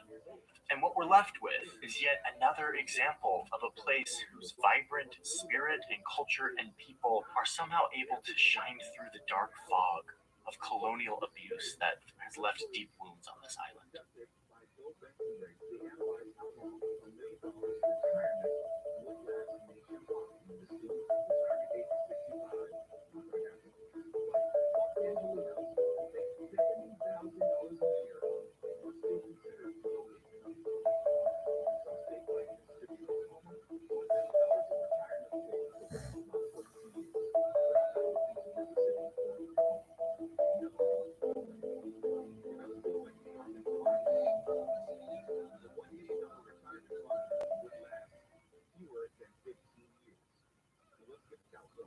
This channel is part of the History Hit Network.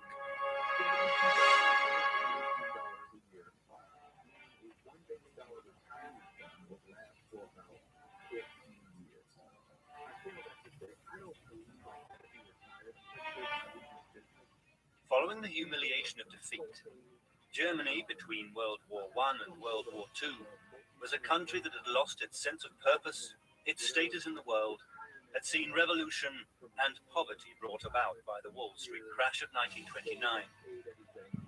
By 1933, it was a country that longed for strong leadership, restore law, order, and a sense of identity.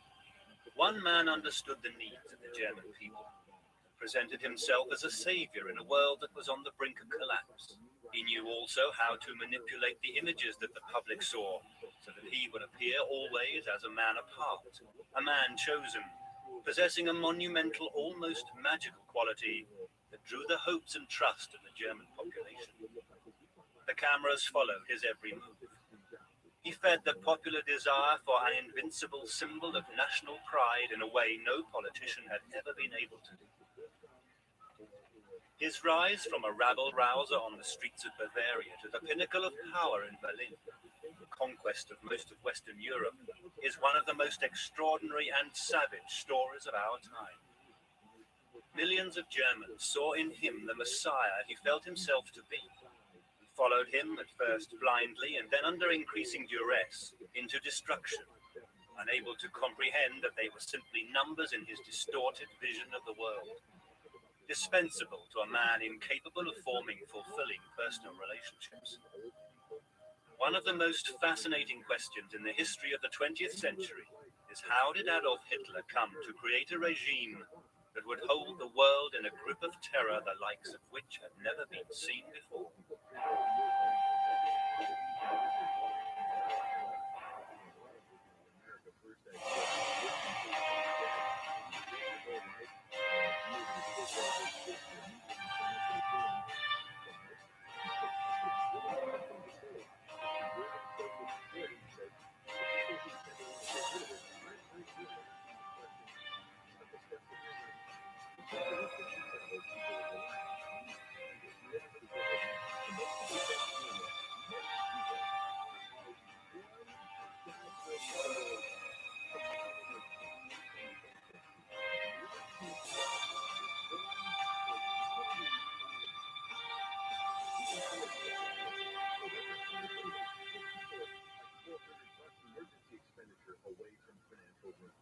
At the time of Adolf Hitler's birth, his mother was staying in an inn, the Gasthof zum Pommer at Braunau am Inn in Austria. He was born at 6:30 in the evening of the 20th of April 1889, the fourth of 6 children of Alois and Clara Hitler. Alois had been an illegitimate child and had taken his mother's name, Schickelgruber, for the first 39 years of his life. In 1886, he adopted the surname of his stepfather, Johann Georg Hitler. Clara was his third wife, and only 2 of the children, Adolf and Paula, survived the difficult early years and lived into adulthood. There was strong affection between them, as she reported later, and bickering. Adolf's father was financially comfortable as he worked for the Imperial Customs Service as a government official. He was devoted to duty, pompous, proud of his status, and strict with himself and others. Adolf was frequently beaten by him. "I never loved my father," Hitler said later in life, adding unsurprisingly that he was afraid of him and his terrible temper, and recalling that he counted silently the blows of the stick once he had resolved never to cry again when being whipped. It is easy to find the boy in the man who would demand unflinching obedience from his new super race. He was not a good student, and despite his father wanting his son to follow his career path as a customs official, Adolf was more interested in art. He was considered lazy, except when reading and talking about his war books. Then his enthusiasm was plain to see. The relationship with his mother was entirely different. She was a kind and devout Roman Catholic who adored and supported her son, as he also adored her. In 1903, his father died of a lung hemorrhage.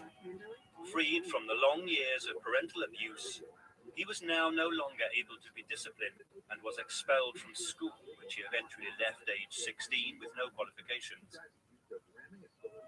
In 1905, Hitler moved to Vienna to become a painter, living partly on the money given by his mother. He was twice rejected by the Academy of Fine Arts as being untalented and unfit for painting, but with the encouragement that his talents lay in the architectural profession. Despite the bitterness he felt at the refusal, this encouragement gave him a belief in his talent as an architect that stayed with him, and later his architect Albert Speer became one of his closest advisors. If you love history, then you'll love History Hit. Our extensive library of documentary features everything from the ancient origins of our earliest ancestors to the daring mission to sink the Bismarck. History Hit has hundreds of exclusive documentaries with unrivaled access to the world's best historians. We're committed to bringing history fans award-winning documentaries and podcasts that you cannot find anywhere else. Sign up now for a free trial, and Timeline fans get 50% off their first 3 months. Just be sure to use the code TIMELINE at checkout. He began to paint pictures from postcards in an attempt to earn his living as an artist to supplement the financial help from his mother. He did sell some of his paintings.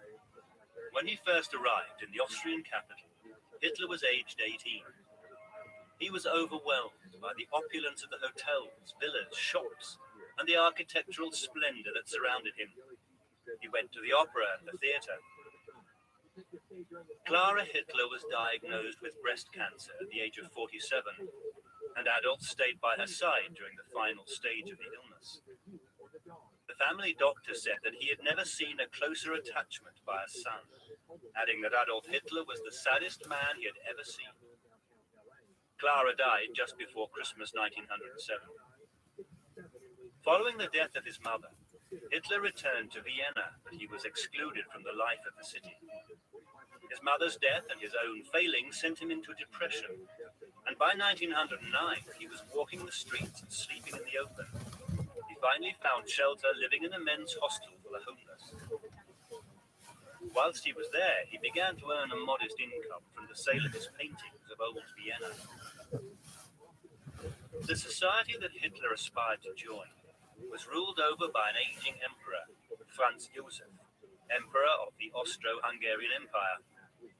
He had been on the throne for 60 years and symbolized the divisions of a society where money separated the workers even from the middle classes. Hitler watched street marches taking place as the red flag was carried through Vienna. The sight of these made the young Hitler depressed. He feared for the future. Austria, as part of the Austro-Hungarian Empire, was also a society where the German population felt under threat by Slavic races. The Catholic Church seemed also to favor the Slavs, with the result that a distrust and dislike for the Catholic religion was widespread amongst Germans. The desire for a united German fatherland was strong. Vienna's population was growing, and amongst the mix of races to be found there was a large Jewish community. Their presence, their strange appearance, caused unease amongst the middle classes. He would not have been alone in sensing dislike of these strange figures with their market stalls, even though he expressed lifelong gratitude to the Jewish doctor, Eduard Bloch, who attended his mother. By his own account, the more I saw, the more sharply they became distinguished in my eyes from the rest of humanity. Whether Hitler came across the works of the Englishman Houston Stewart Chamberlain in Vienna is uncertain, but his book, The Foundations of the 19th Century, which he wrote in German, was very popular in Germany at the time, which was hardly surprising as Chamberlain maintained that the German race should be dominant in the world. The Germans were, he argued, the most highly gifted of the Aryan group of peoples, and the Aryans are preeminent amongst all peoples, and therefore the lords of the world. He pointed out the racial differences of the Jews, and spoke in derogatory terms of them, warning that racial mixing would mean moral and physical degeneration and the end of Aryan world power. Jews and other racial aliens had to be removed from Germany, he argued. Chamberlain had a particular influence on Alfred Rosenberg, the Nazis' philosopher. Hitler and Goebbels expressed a desire for a cult of race, blood, and battle once the final victory had been achieved. ZipRecruiter doesn't depend on candidates finding you. Its powerful technology identifies people with the right experience and actively invites them to apply. His thinking now thoroughly tainted, sensing himself an outcast, Hitler was still in the hostel when, in 1913, he inherited the remaining money from his father's estate and moved to Munich, time to avoid conscription for the imminent First World War. His fierce interest in all things German meant that he did not want to fight for Austria. To many people, the Jews represented the grasping capitalism that brought about poverty and the unfairness of democracy. A war to re-establish the world order seemed desirable. When Archduke Franz Ferdinand was assassinated in Sarajevo on June the 28th, 1914, the war everyone wanted was just months away. The Germans mobilized on the 30th of July. Hitler was eagerly ready to fight when World War I hostilities broke out in August. He volunteered to join a Bavarian regiment, the 16th Infantry Reserve Regiment, recording later that he had been gripped with stormy enthusiasm, fallen to his knees with an overflowing heart to thank God for the good fortune of being permitted to live at the time. It was probably bureaucratic oversight that allowed him into the German army. Officially, he should have been returned to Austria as a foreigner. On the 29th of October 1914, Hitler's regiment was engulfed in the battles at Ypres. With 70% losses, his enthusiasm waned. In Mein Kampf, Hitler did not mention that he was in fact a dispatch runner from the first day on, and not an infantryman in the trenches. His luck, however, was already in evidence when a shell exploded in the regimental HQ minutes after he had left, almost wiping out the entire staff.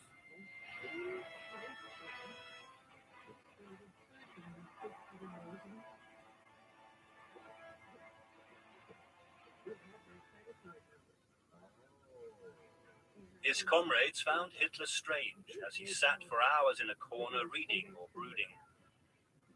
Despite his lack of humor and the fact that he never joined in with the usual moans or jibes, he generally got on well with those around him. His defense of all things German was fanatical. He would come to passionate life when talking of a new Germany. His comrades were drawn in as he persuasively described his vision of an Austria reunited with a fatherland in which foreigners and democracy had been removed. Most of his listeners were in agreement. In the 36 battles that he would take part in, he earned a reputation for great personal courage. A senior officer described him as an exceptionally brave, effective, and conscientious soldier. He was promoted to Lance Corporal in November 1914, although he was never to progress further because he was not considered to be leadership material by his superior officers, although he did receive the Iron Cross Second Class that year for rescuing his deputy commanding officer under fire. In late 1960, a shell exploded near the runner's dugout, injuring him in the thigh. The others beside him were also wounded or killed. He spent 2 months in hospital near Berlin. On a visit to Munich, he was shocked. Morale was low, he wrote later, and every clerk seemed to be a Jew. In 1918, he received the Iron Cross First Class, an award seldom given to a corporal. It was probably not awarded for capturing 15 French soldiers single-handedly, as he claimed later, but for bravery in delivering important dispatches in over 4 years at the front. And even then, he had to badger the regimental commander for weeks to get it. During the night of October the 13th, 1918, a mustard gas attack near Ypres partially blinded him. His war was over. During his recovery in northeastern Germany, he learned of capitulation at the front in France and revolution on the German streets. Workers in Berlin had been on strike to protest at the continuing war and against democratic institutions. For him, ending the war was the greatest villainy of the century. Did all this happen so that a bunch of wretched criminals could lay hands on the fatherland, he wrote. The shame of indignation and disgrace burned my brow. Hatred grew in me, hatred for those responsible for this deed. Those responsible were, in his eyes, the politicians of the democratic Weimar Republic, socialists and communists for the industrial strikes in the arms factories, and Jews, who it was said, quite wrongly, had not supported the war. He would later make them all suffer for their assumed treachery. Hitler, along with many others, felt that Germany had been stabbed in the back. The legend of the Dolchstoß was born. Socialists and Bolsheviks agitating for strikes, and especially Jews, were held responsible for the German defeat. The Jews were considered unpatriotic, a claim that was completely unfounded. Hitler wrote, "My own fate became known to me, and I decided to go into politics." Hitler had, it seemed, decided that he was the only one able to save Germany. After the war, chaos came to the streets of Germany. Hitler was stunned by what was taking place. Anti-war sentiment and revolution had gripped Germany. The democratically elected Chancellor, Philipp Scheidemann, refused to sign the Treaty of Versailles and resigned. The signing of the treaty finally took place under the chancellorship of Gustav Bauer on June 28, 1919. When the Kaiser abdicated on November 9th, 1918, and fled to Holland, a power vacuum arose, and there was mutiny, fighting in the streets. The unrest was fanned by the Versailles Treaty, the reparations demanded by the Allies from Germany that kept it financially weak. In Bavaria, the revolutionary fever was at its greatest, with revolutionaries thinking themselves on the edge of a new world order. The Freikorps, paramilitary gangs set up by former army officers and made up of demobbed soldiers, angered at the sudden defeat in the war, were sent to quell the communist unrest, break up the workers' councils, and put down risings by communists. The army had taught them that obedience and martial law was the way to ensure stability, and they intended to impose that attitude on peacetime Germany.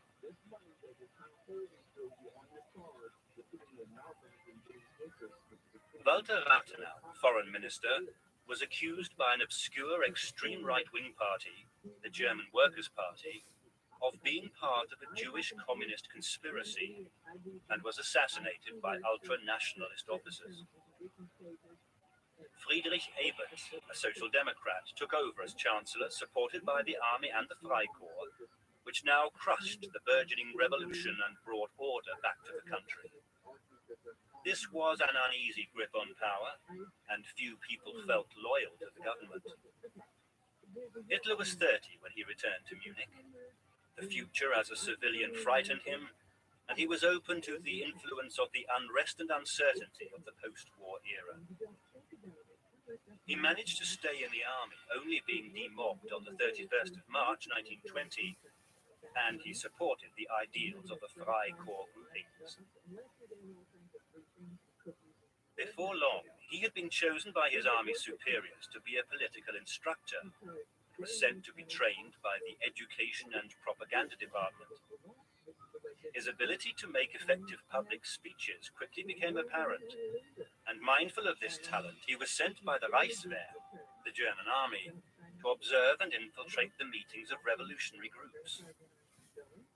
On one of his undercover missions in September 1919, he was sent to listen to an extreme right-wing nationalist group that met in one of the Munich beer cellars.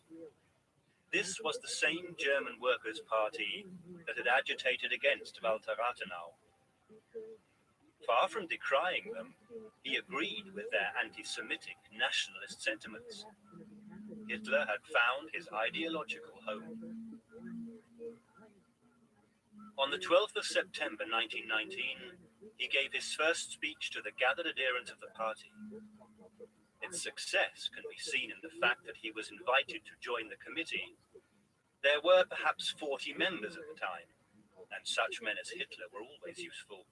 He was a byproduct of German history, filled with helpless anger and shame at Germany's degradation. And this angry passion soon swept up his listeners. He had wanted to create a party of his own. Within months, Adolf Hitler had ousted the original party founder and was leader of the German Workers' Party. Here he was to meet Hermann Göring and Rudolf Hess, two men who stayed loyal to him throughout the lifetime of the Third Reich.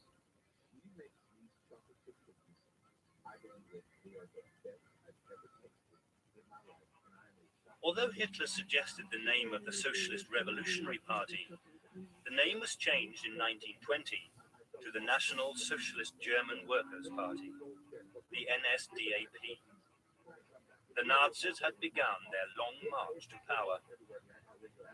Hitler was responsible for the design of the swastika symbol and then for a propaganda newspaper. The photographer Heinrich Hoffmann joined the party in 1920, and Hitler made him official party photographer. He studied the photos Hoffman took in order to polish his gestures, his inflections, and so perfect the impact of his speeches. These speeches in the beer cellars of Munich drew more and more enthusiastic interest.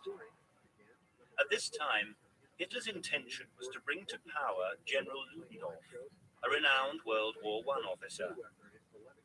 Less than 3 years after joining the party, it was clear that Hitler was a central figure amongst the Free Corps and German nationalist groupings, and as a result, the NSDAP had been able to recruit thousands of new members. A private army was formed, the SA, who, in their brown shirts, were organized by the man who would later be their leader, Ernst Röhm. They roamed the streets, breaking up socialist and communist demonstrations, and terrorized Jews. Hitler's popularity was increasing all the time, as was his self-aggrandizement as the savior of the German race. His greed for power was now only matched by his scorn for the others in the movement he considered to be reactionaries mired in the past. Anyone who disagreed with him was unceremoniously dispensed with by violence if necessary. His name was mentioned more often in influential circles in society, and acceptance here fed his aggressive arrogance. Dietrich Eckart, a man who is believed to have influenced Hitler's theories and beliefs, had introduced Hitler to the wealthy in society, people who would later fund the Nazis. Hitler was even given instruction in public speaking while staying with an industrialist sympathizer. He grew in confidence to such an extent that he felt able to stage a coup d'etat in Munich. Many right-wing groups wanted to march on Berlin, echoing Mussolini's March on Rome, and Erich Ludendorff and Hitler were among the enthusiasts for such a move. They had the agreement of Gustav Kahr, the right-wing head of the Bavarian state government, General Lossow, and Colonel Seiser, who were also part of the government. It was the 9th of November 1923. Together with 600 members of the SA and accompanied by Rudolf Hess, Hermann Göring, and Alfred Rosenberg, Hitler burst into the Bürgerbräu beer hall in Munich, where Gustav Kahr, the Bavarian state commissioner, was giving a speech. A machine gun was set up. A proclamation was issued stating that Hitler, together with General Ludendorff, General Lossow, and Colonel Seiser, had formed a provisional national government. It was all wildly premature. Jumping onto a table, Hitler fired into the ceiling. Kahr had originally supported a coup attempt, but now he withdrew his support. Whilst Göring gave a speech to calm the people in the hall, who were now being prevented from leaving, Hitler and Hess had Kahr and the others taken into a side room and demanded they support the coup or be executed. Kahr refused to be intimidated. Hitler had him arrested together with Lossow and Seiser. Ludendorff finally persuaded them to agree to the putsch, and Hitler left the building. Ludendorff then released his captives, who lost no time in arranging to put down the coup attempt. Next day, with the government gathering its forces, fighting broke out. Hitler asked for help from Crown Prince Ruprecht of Bavaria as a mediator and ordered the arrest of the Bavarian city council as hostages. Ruprecht said later that he thought Hitler to be insane. Hitler realized that the putsch was failing. He had no answer to the problem. It was Ludendorff who shouted out, "Wir marschieren! We are going to march."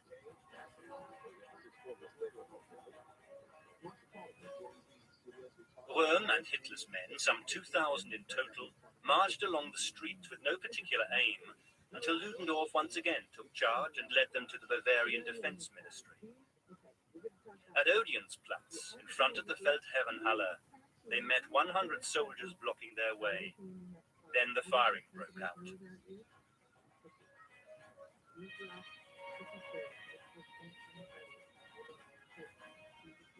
Max Erwin von Scheubner-Richter, who had made the detailed plans for the coup and had linked arms with Hitler, was shot in the lungs and died instantly as Hitler and the others walked towards the police.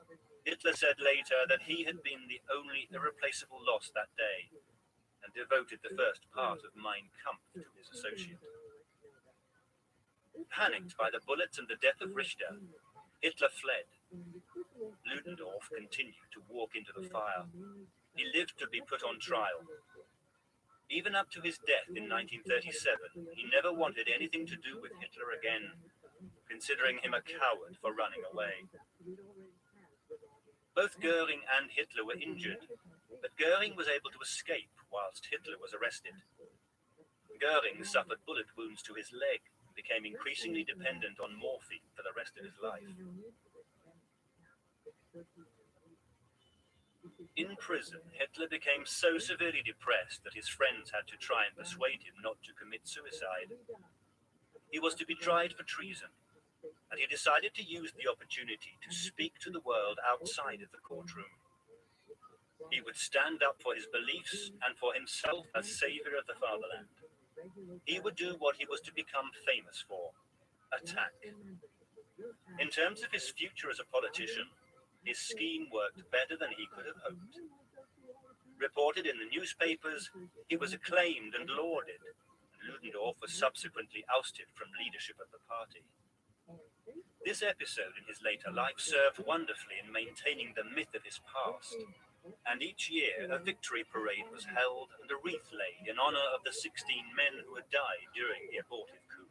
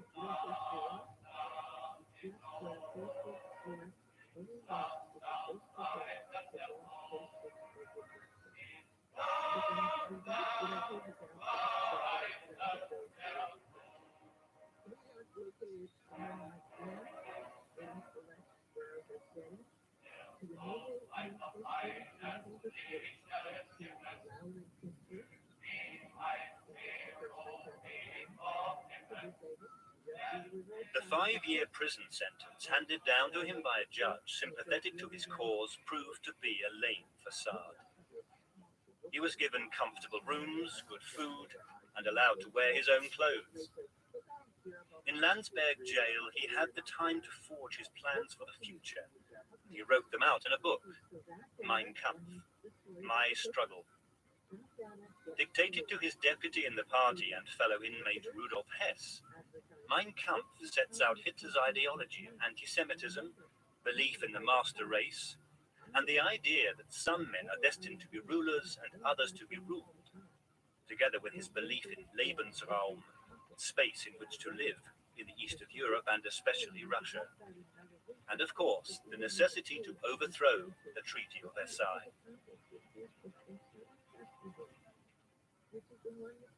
Hess had introduced Hitler to the political geography theories of Karl Haushofer, having been his scientific assistant. Haushofer promoted the ideas of German expansion, Lebensraum, not by claiming colonies outside of Europe, but by claiming land in the east, where, he said, Germany's destiny lay.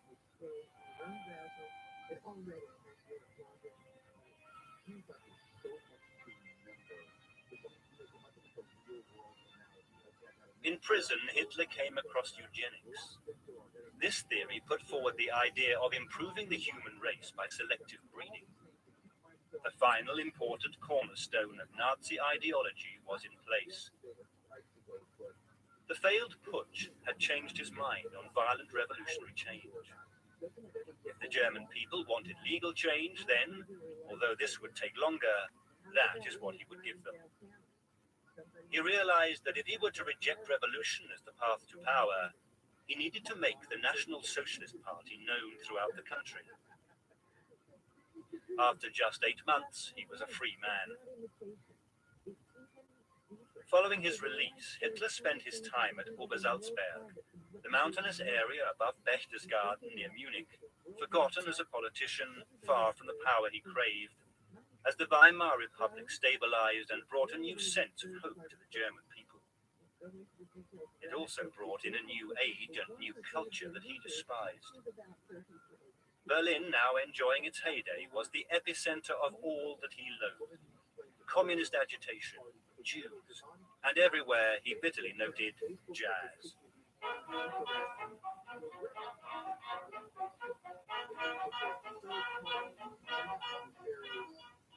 His niece Gaily provided him with some distraction.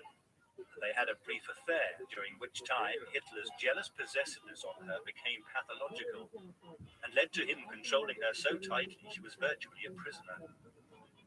She was found dead in Hitler's apartment, but whether her death by shooting was suicide or not remains a mystery.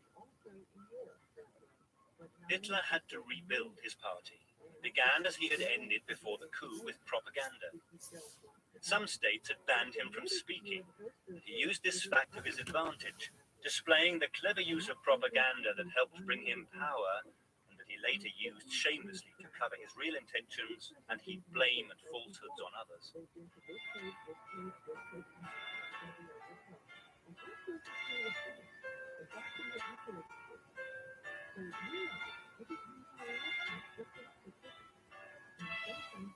The man who was to become one of his most loyal supporters and take Nazi propaganda to new heights came into contact with the party in 1923 and joined in 1924.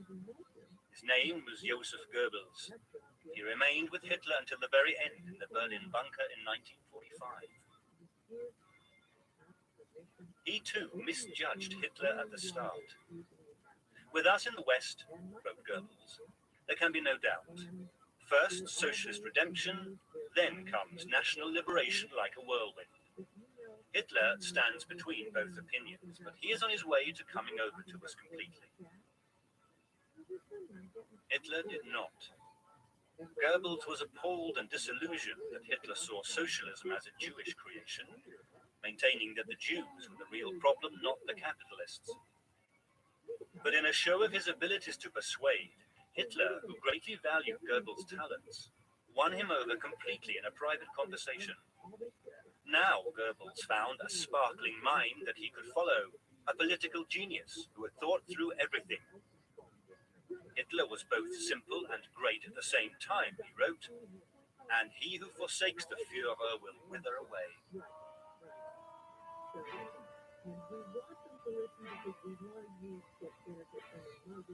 The abortive coup attempt had taught Hitler to grope his way to power more quietly and avoid violent confrontations with the state. So he presented himself as a law-abiding member of society, clothed in sober dark suits, a man who cared for the future of the country and therefore its children. His aim was now to persuade rather than force, and as he began his work on the Germans, he began his work on himself. His appearances were not yet as smooth as they were to become later, nor did he yet possess the authority he wished for. But within 3 years, the National Socialist Party was showing the tight organization for which it would become renowned.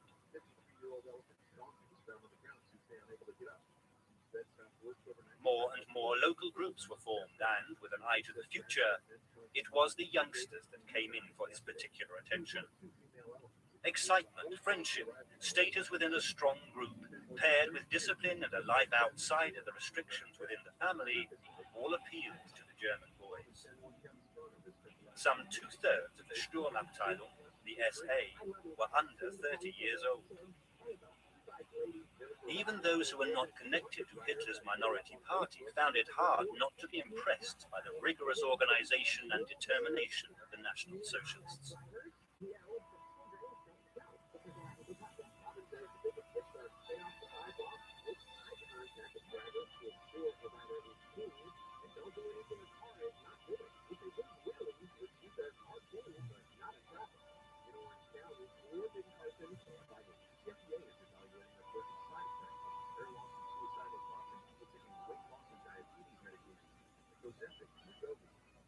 The festival atmosphere of color and music with flags everywhere was reminiscent of the era of the Kaiser. Slowly, Hitler expanded his power base. President Ebert had died in 1925. The conservative First World War hero, Paul Hindenburg, was his successor. He was later to allow Hitler into power. He was not the first, nor would he be the last, to believe that Corporal Hitler could be controlled by those who knew what government was about. In 1929, America came to Hitler's aid. The Wall Street crash plunged Germany into deep recession.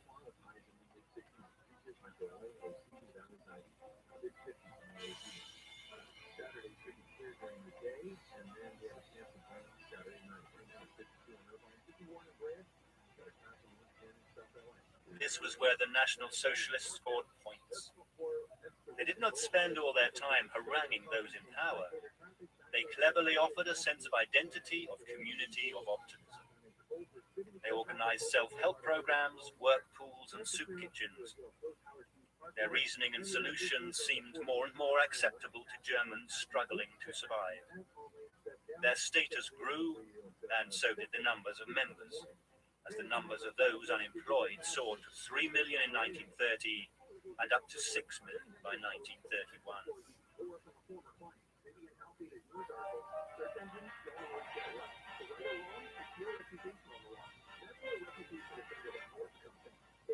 Hitler knew that he could turn events to his favor.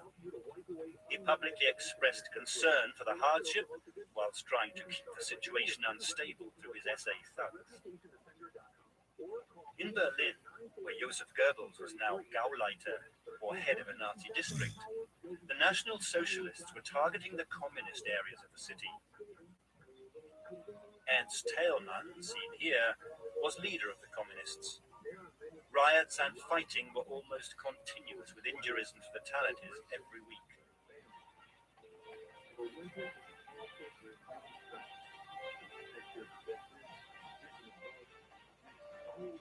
The Weimar Republic fought back, but with war reparations still being demanded by the Allies, its authority and ability to control the situation was weakening rapidly. When Gustav Stresemann, foreign minister, died in 1929, there was no longer anyone strong enough to withstand the pressure.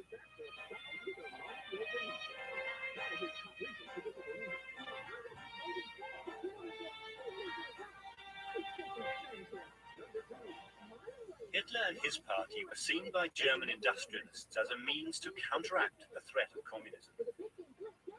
Someone needed to turn the masses against the socialist movements, and for the factory owners, Hitler was the man for the job. Money was given in support so that the agitation and threatening demonstrations of strength by the SA could continue.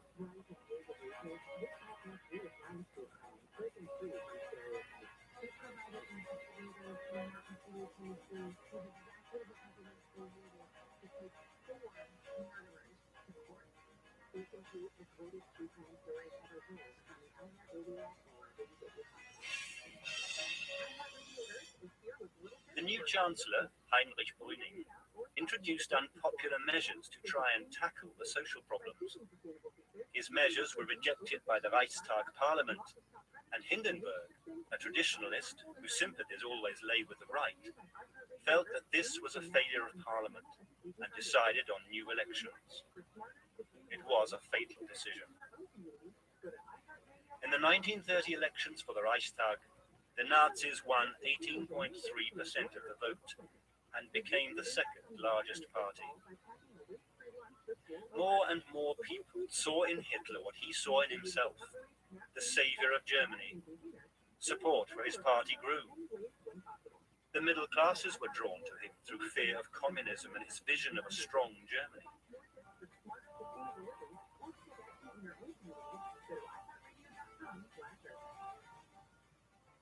The party of the right, led by Alfred Hugenberg, wanted to annex Hitler's popularity for themselves, and a joint rally was organized at Bad Harzburg in autumn 1931.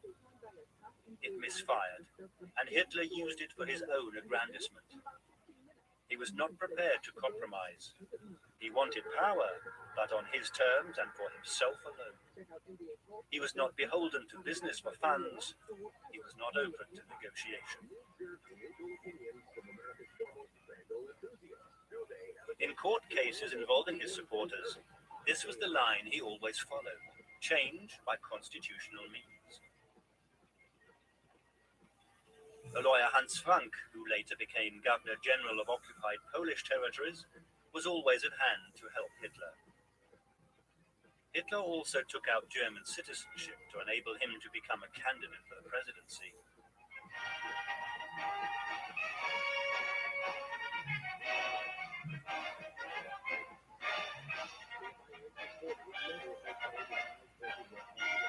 In 1932, he undertook a propaganda tour of 7 towns, which he visited by air over 7 days. That year, there were 5 elections. Hitler used all the means available to him to undermine democracy, and with no other party able to promulgate as strong a vision of Germany's future as Hitler, he was becoming unstoppable. That year, his image seemed to be omnipresent and his speeches eagerly listened to. It seemed that he already was the leader of the country. The National Socialists certainly became the most powerful party in Germany, as Hitler emphasized again and again that he was one of the people. He had been through the hardships himself, and because of that, the future was going to be different. How different was already plain to anyone who wanted to listen.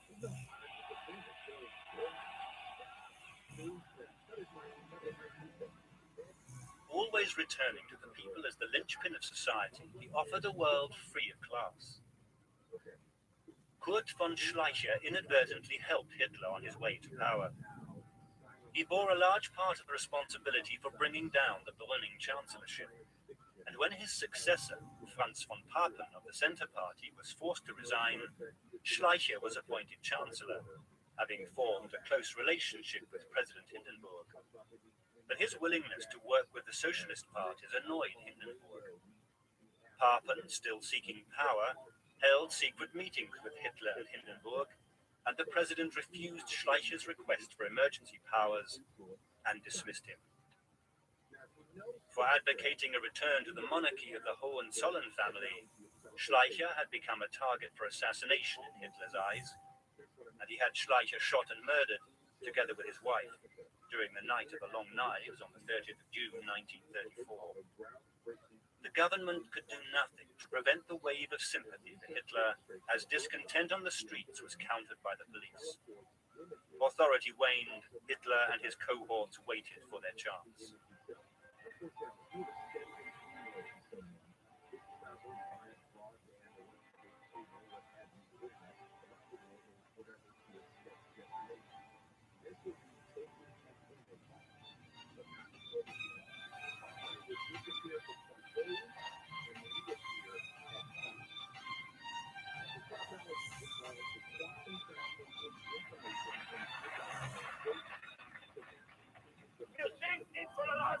Ich habe mir ein Ziel gesteckt, nämlich die Vereinigten Parteien aus Deutschland hinauszukriegen.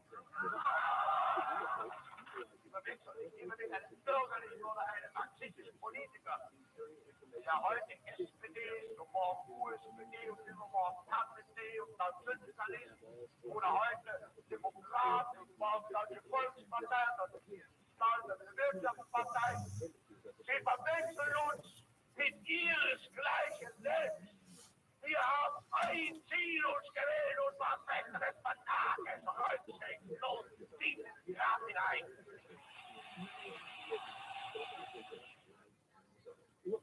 Just now, at the moment they were poised for power, President Hindenburg rejected Hitler's demand for the chancellorship, and there were rumblings of discontent in the party hierarchy. And as Hitler never cared to be restricted by finances, the party was in debt. But the turnaround was swift. Businessmen paid off the party's debts, and following the election of November the 6th, 1932, in which the National Socialists lost seats, Franz von Papen had persuaded President Hindenburg that Hitler could be controlled in government and should be given the chancellorship.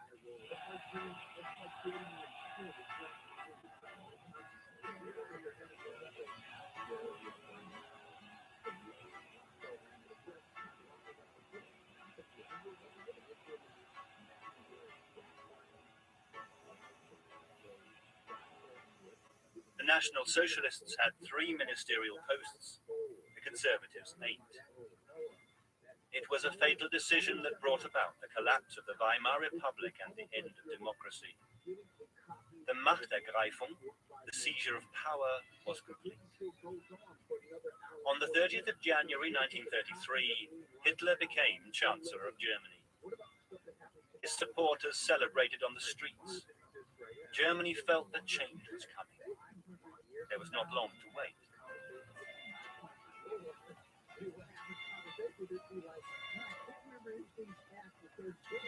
As a triumphant Hitler and a failing Hindenburg showed themselves to the crowds, the SA were already attacking their enemies. Here, Hitler attends a funeral for an SA man who died during the fighting during that first night. As usual, death was more interesting to Hitler and his cause than life.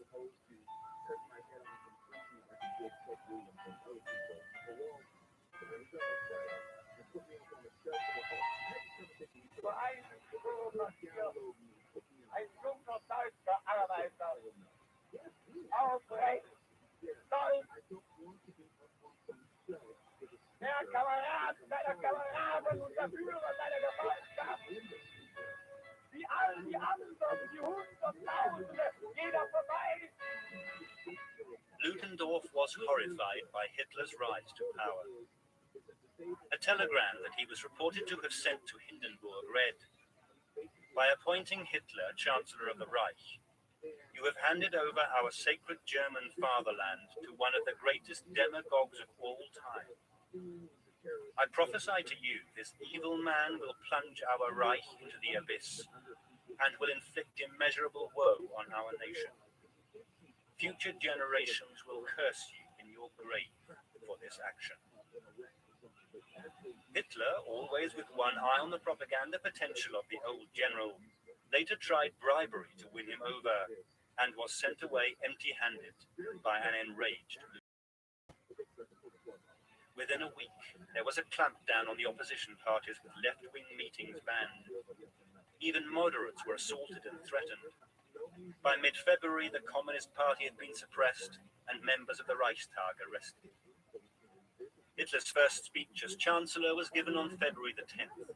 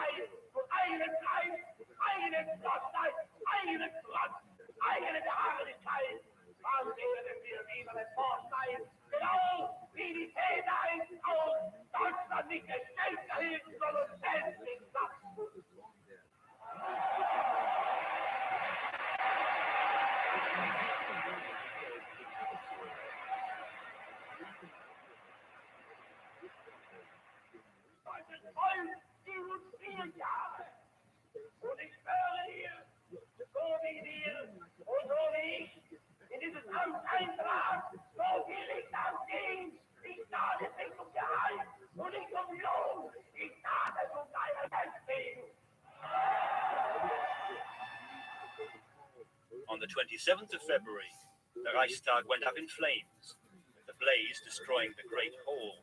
And the Nazis had the excuse they needed for the first stage in the crushing of the democratic state. The communists were blamed for the fire. A Dutchman, Marinus van der Lubbe, was arrested for arson and found guilty at his trial and executed by guillotine the following year. 3 others accused with him were acquitted. One of those was Georgi Dimitrov, a Bulgarian who calmly told the court that Goering and the Nazis had been behind the fire. After the fire, Goering was reported to have boasted that he had arranged the arson attack, and later confessed that he had drawn up a list of those to be arrested even before the fire took place.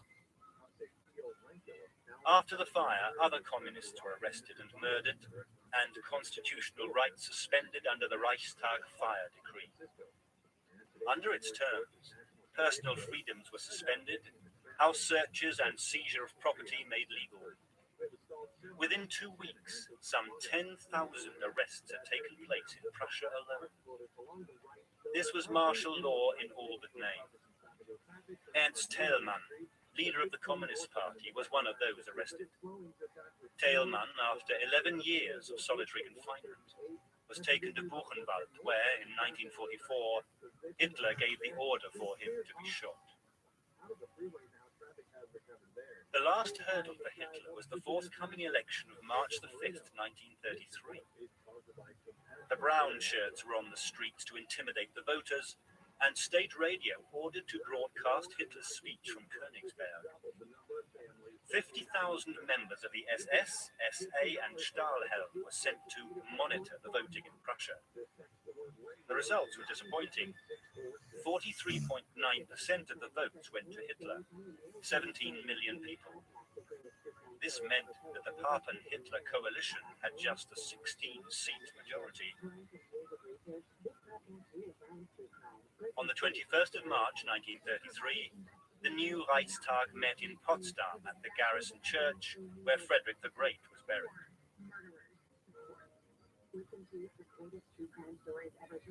Hindenburg also attended, unaware, as were most onlookers, of what was really happening. A relic from a bygone age, he lent to Hitler the aura of the great German heroes from the past. It was a soothing sight to those who were tired of the struggles.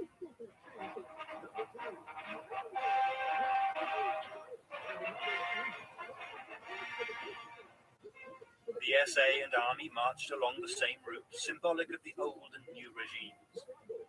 But no socialist or communist parliamentarians were invited.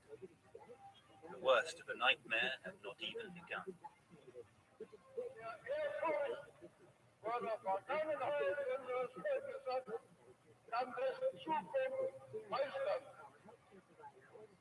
Wenn ihr an eurem täglichen Wirkungskreis rückblickend wieder einmal des heutigen Tages gedenkt, erinnert euch dieser meiner Meinung. In diesem Willen lasst uns zusammenrufen. Deutschland, unser geliebtes Vaterland.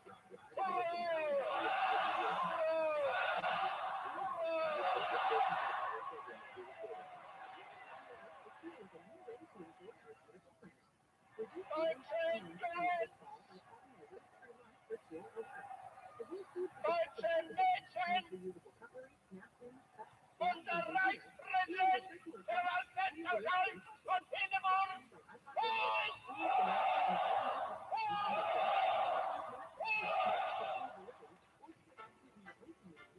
Next day, trade union offices were stormed. The terror had been unleashed. On March the 23rd, Hitler was speaking to the Reichstag to push through a piece of legislation that would lay another stone on the path to his dictatorship. This was the Enabling Act, which would give the cabinet, and therefore Hitler himself, authority to enact laws without referring to the Reichstag parliament. To make sure that Hitler got his way, the SS and SA surrounded the Kroll Opera House, which was where the Reichstag was now meeting. Goering, who was president of the Reichstag, ruled that any absent deputy would be considered as present. In this way, he ensured the presence of 2/3 of the total number of members that was required for the vote, and it was impossible for socialist SPD members to boycott the proceedings as planned. But whilst Hitler was still trying to keep the image of adhering to the constitutional rules upright, his SA men under Röhm were simply deposing the state governments and occupying buildings as they did in Munich on the 9th of March. Hitler had finally been able to exact his revenge for the failed coup of 1923. The Gleichschaltung, the coordination of all aspects of German life so that tight control could be exercised over every citizen, was not only seen in the laws being swiftly enacted, but in the organizations such as the World War I Veterans Stahlhelm, Steel Helmet, which was integrated into the SA and finally dissolved in 1935.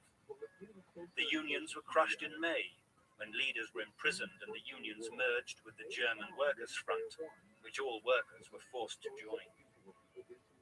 As yet, the Jews were unharmed, but on April the 1st, 1933, Jewish doctors, lawyers, and businesses were subjected to an official boycott.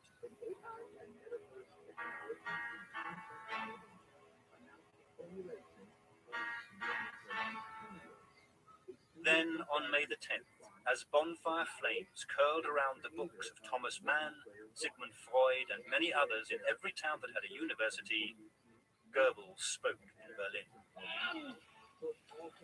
Diese mitternächtige Stunde, den Ungeist der Vergangenheit, den Flammen anzuvertrauen. It would only be a matter of time before other fires would burn.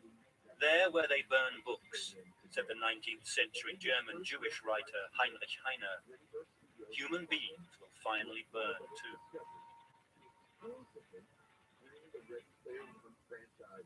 Einstein, theatre director Max Reinhardt, Thomas Mann, and many others who understood what the Nazis intended, emigrated. Germany was left in the stranglehold of the barbarians.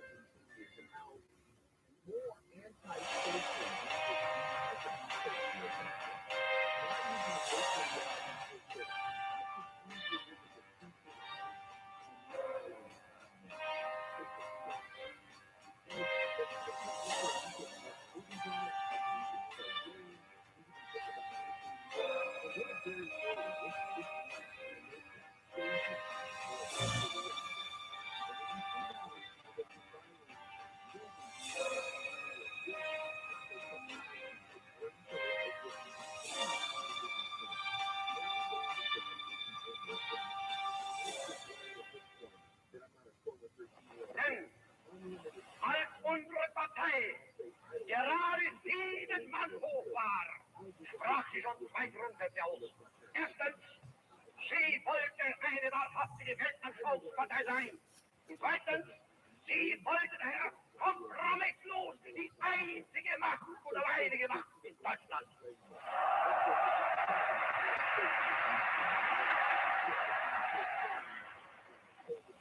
Es ist unser Wunsch und Wille, dass dieser Staat und dieses Reich bestehen sollen in den kommenden Jahrtausenden.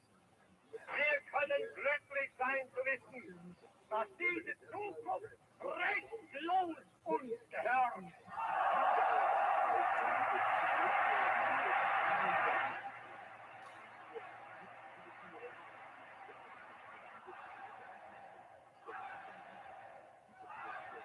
Es lebe die nationalsozialistische Bewegung! Es lebe Deutschland!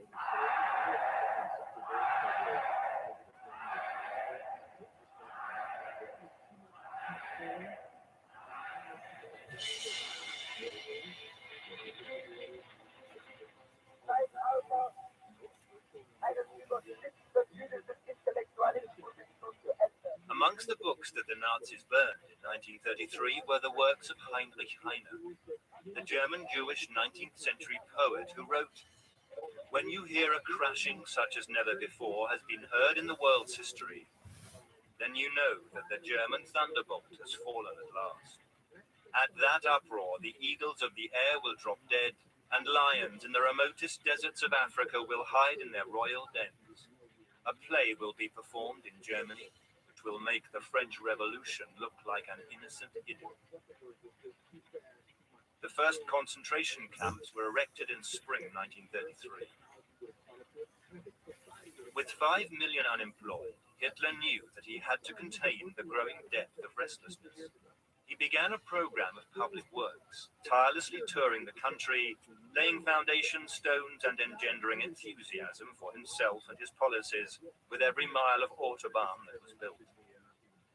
Life in Germany was improving, and Hitler was the man responsible.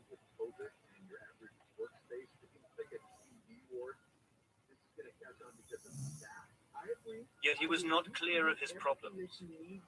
The army and the SA under Röhm were competing for power for their own organizations. Röhm wanted to see himself as head of a single German defense force and disband the official German armed forces, the Reichswehr.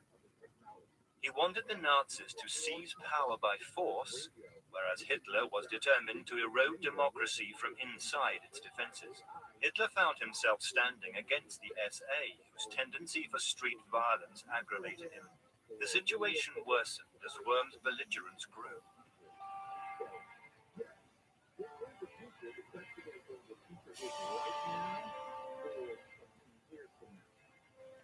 In this film, Hitler has arrived at an SA meeting flanked by his personal guards, the SS. It was a show of power that Röhm would have done well to take heed of. Yet the speech is heavy with praise for the SA members. Hitler needed them to remain on his side. Not so the SA leadership, for them, the end was in sight.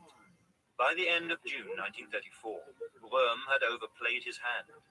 He wanted to be Minister of Defense and demanded that the Reichswehr and its professional officers, that he saw as lacking in revolutionary spirit, be assimilated into the SA, which now contained almost 3 million members.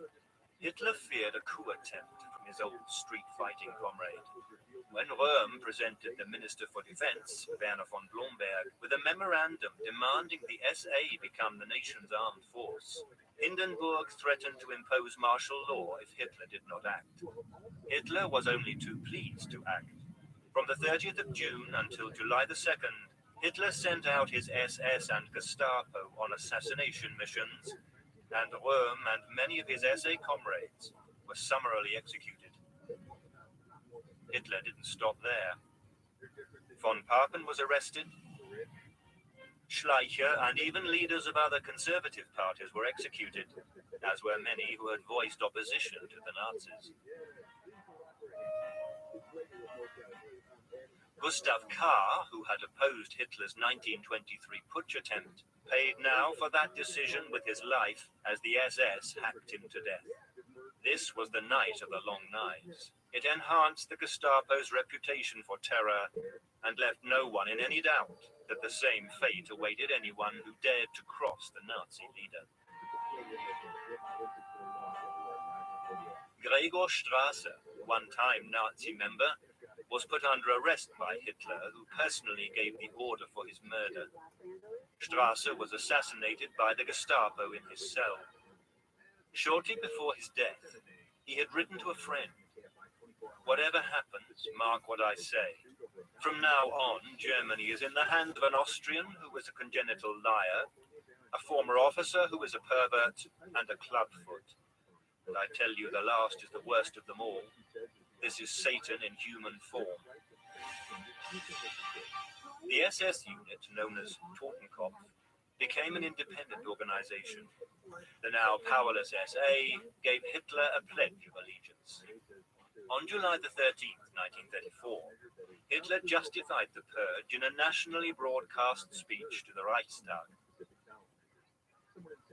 In this hour, I was responsible for the fate of the German people, and thereby I became the supreme judge of the German people.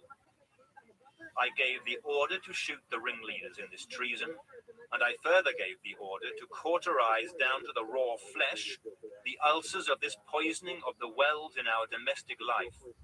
Let the nation know that its existence, which depends on its internal order and security, cannot be threatened with impunity by anyone. And let it be known for all time to come that if anyone raises his hand to strike the state, then certain death is his lot.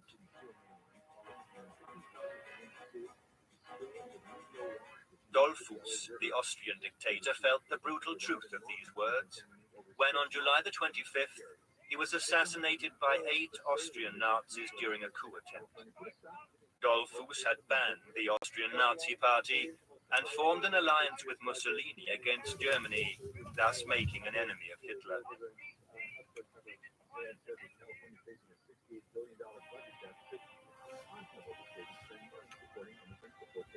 When Hindenburg died on the 2nd of August 1934, Hitler knew that his hour had come. Goebbels had arranged the funeral ceremony and cleverly wove the traditions of an imperial past, represented by Hindenburg and the attendant Prussian landed nobility, the Reichswehr and the Nazi SA. Hitler bowed before Hindenburg, as cynical and politically duplicitous as ever. No one stood between him and absolute power. The office of president, Hitler declared, would be merged with his own, and he became Führer and Reichskanzler.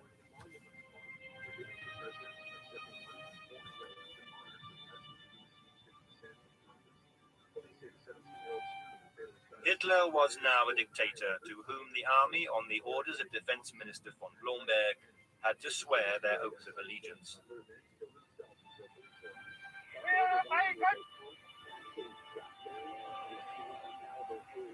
Diesen heiligen Eid, dass ich dem Führer des Deutschen Reiches und Volkes, Adolf Hitler, der Oberbefehlshaber der Wehrmacht,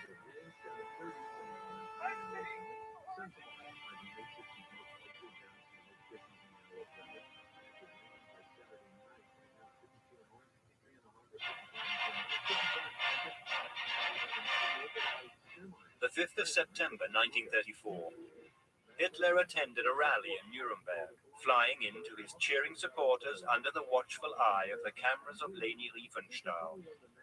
Goebbels had found one of the most willing foot soldiers for his propaganda war. Hitler was portrayed as godlike, the closest thing to a Roman emperor it was possible to be. For her efforts, Riefenstahl was rewarded with the German Film Prize Gold Medal in 1935.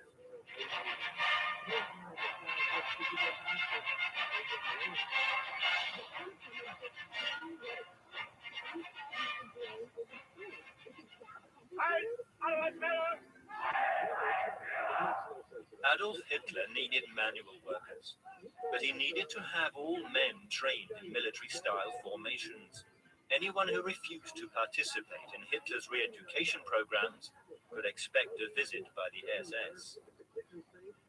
In 1934, Hitler had pronounced that the battle between German racial ideas and the Slav masses could no longer be avoided. This would lead to permanent mastery of the world. His aims were clear to anyone who wanted to listen. No one except the Nazis wanted to believe him.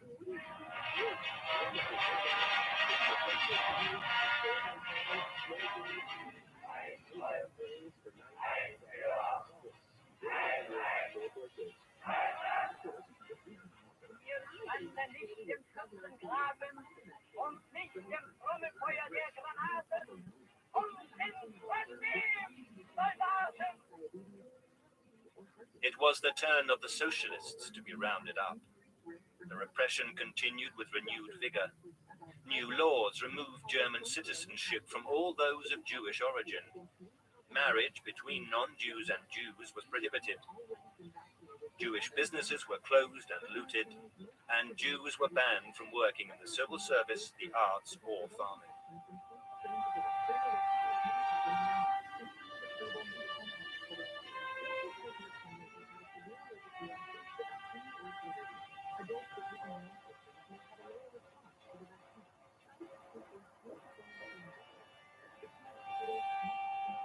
In 1935, Hitler introduced conscription in contravention of the terms of the Treaty of Versailles. The Western powers did not oppose the move, believing that Germany had a right to maintain armed forces for its own defense. The 100,000 men allowed under the treaty grew to 500,000. But that was just the beginning. Hitler wanted the largest, most efficient armed force in the world for his expansion plans.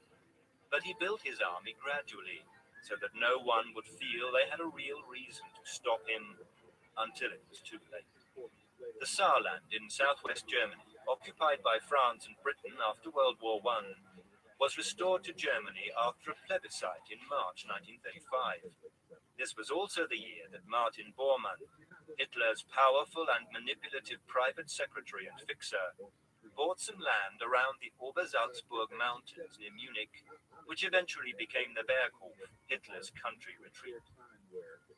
The next stage of Hitler's plan involved the military for the first time. German troops reoccupied the demilitarized Rhineland on the 7th of March 1936, another breach of the Versailles Treaty. Hitler displayed the brinkmanship that was to take him to glory when, after German troops had crossed to the west of the Rhine, he was informed that French troops were on the border. He told his generals the German troops would stay unless the French made a move. They did not.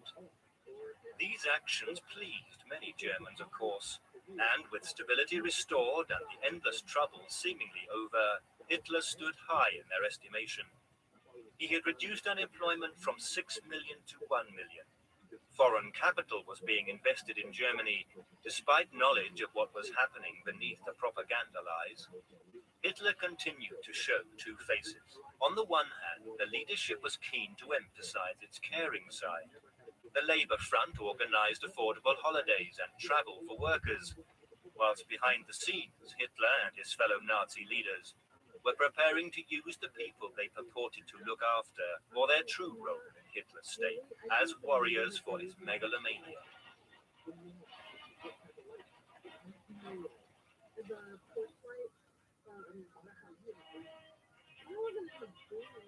As the majority of Germans enjoyed the quiet years until 1939, under Heinrich Himmler, the SS and Gestapo increased their stranglehold on the population. The SS grew into a gigantic organization, filled with those who were the ideological pinnacle of German Nazism, using violence and suppression to form the society Hitler wanted. Eventually, the rest of Europe would be subjected to the same terror. Young people were the lifeblood of the Thousand-Year Reich, and Hitler bound them into his ideology from an early age. Their enthusiasm for ideals was ruthlessly exploited. The Hitler Youth for Boys and the Association of German Girls was militarized and prepared the young for the task ahead, the push for Lebensraum. More babies were needed to fill the new Lebensraum, so family planning clinics were closed.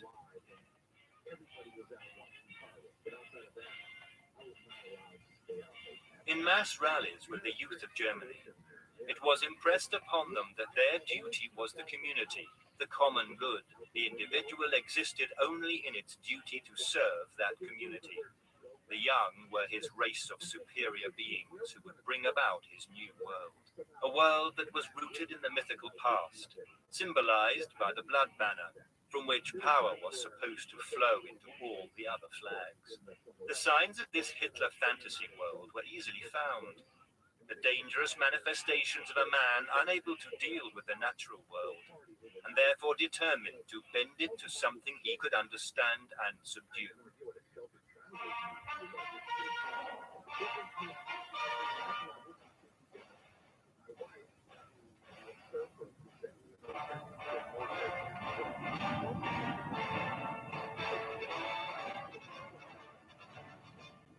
unchallenged creator of this world.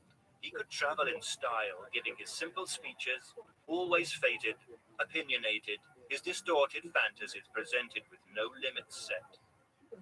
Berlin held little of interest for him, and he was seldom there. He preferred the easy life of the traveling hero to the onerous duties of chancellor. Hitler seemed to be everywhere, proclaiming his only mission in life was peace. The Olympic Games of 1936 were intended to prove the superiority of the new Nazi way. Although terror and rearmament were walking hand in hand, the rest of the world believed this to be so. Germany was presented as a place of contentment, at ease with itself and its neighbors. Hitler's new life was the stuff of his dreams, forged in poverty in Vienna. Now he was able to indulge in the good things that money could provide.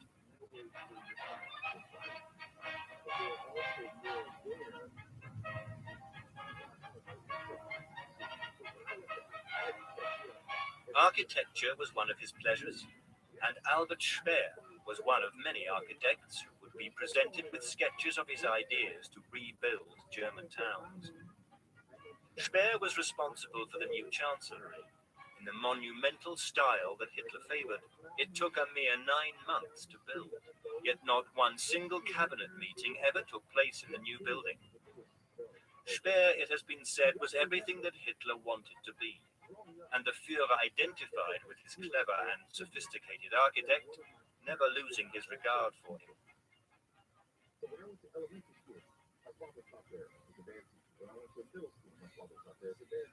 In July 1936, Hitler sent planes and troops to help Franco in the Spanish Civil War. This was to be the first test of the fighting ability of his men. By September, Hitler had given his permission to form the Germans into the Condor Legion. Against Goering's initial opposition, Hitler wanted the Luftwaffe to play their part in the war, and it was in Spain that the Bf 109 proved its worth in the hands of pilots such as Werner Mulders and Adolf Galland. Tanks were sent, as was the 88mm anti-aircraft gun that was used to devastating effect during World War II. Although there was international public condemnation following the bombing of Guernica on the 26th of April 1937, no one seemed to hear the alarm bells ringing or see the contradictions between Hitler's public expressions and the actions he took, and if they did hear, they turned away. Hitler's brinkmanship was bringing him ever further along the path to his ultimate goal. Hitler was pleased with the war in Spain, and had ordered 3 major military operations there by the time it finished in 1939.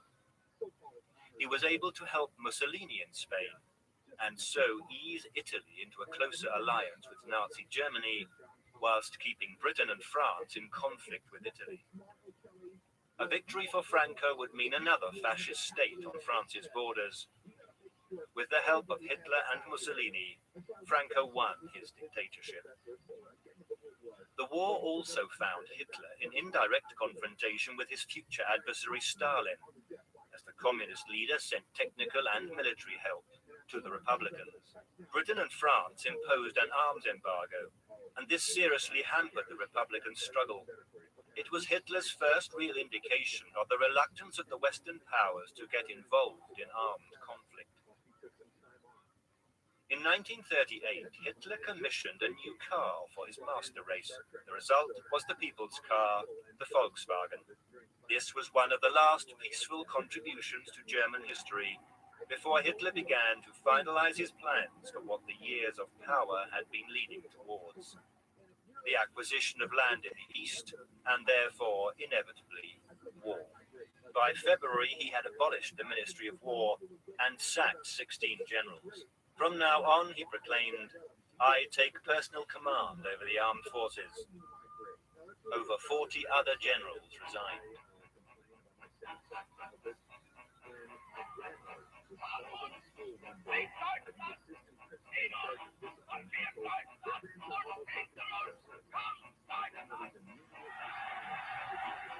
Hitler had been brought up a Catholic, and although only nominally still a member when he died, he knew how to use Christianity to keep the churches and religious wing on his side. When addressing the Reichstag on March the 23rd, 1933, he had said, "The national government regards the two Christian confessions, meaning Catholicism and Protestantism, as factors essential to the soul of the German people. We hold the spiritual forces of Christianity to be indispensable elements in the moral elevation of most of the German people."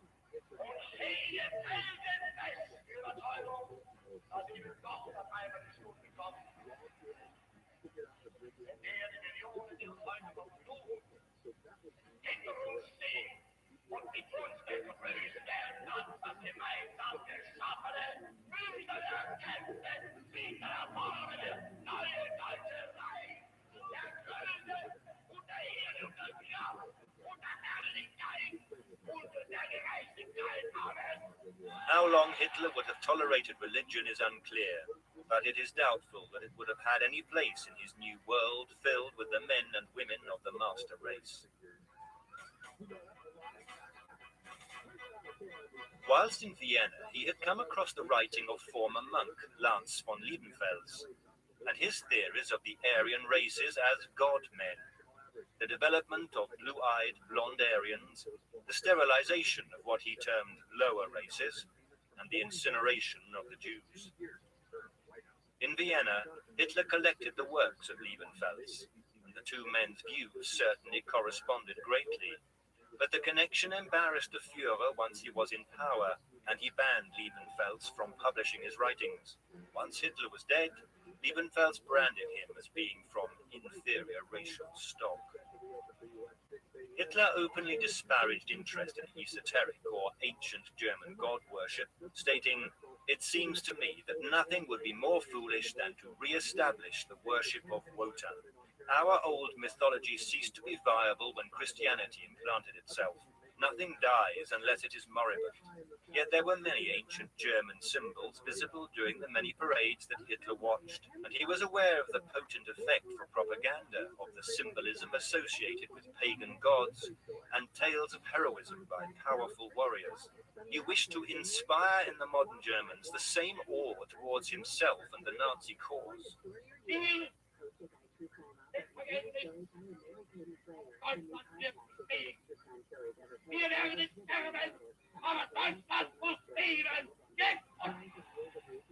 Europe had chosen to ignore the warning Hitler had sent when the Luftwaffe took part in the 1936 Spanish Civil War. Yet in Mein Kampf he had written, "Man is a fighting animal. A nation, being a community of fighters, is a fighting unit. Any organism which ceases to fight is doomed to destruction." In 1938, another warning came. Austria was annexed without a shot being fired. The Austrians welcomed the move. The unification of the German people was one more step along the road to eradicating the humiliation of the Versailles Treaty.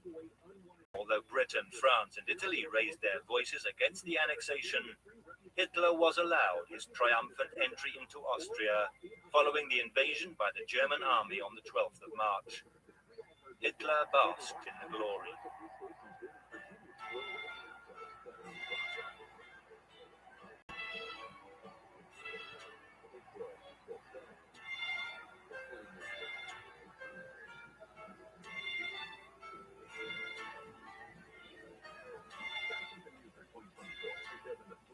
Hitler had long sought closer ties with Mussolini's Italy, but the Italian leader had remained at arm's length. Despite Hitler's initial admiration for the Italian fascist leader and his movement, they had met in Munich during the early years of Hitler's National Socialists. Among other things, Hitler had borrowed the fascist salute from his Italian neighbor. Mussolini had been right to suspect his larger neighbor in the north.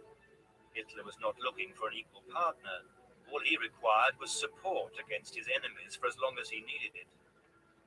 However, at this meeting in 1937, the bond seemed as close as it was possible to be.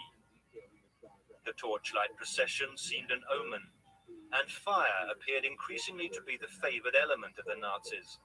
Appropriately, the darkness was sought and approved by Hitler, was himself wrapped up in the mysticism with himself as the representative of the god that was his benefactor, more and more content to allow himself to be worshipped.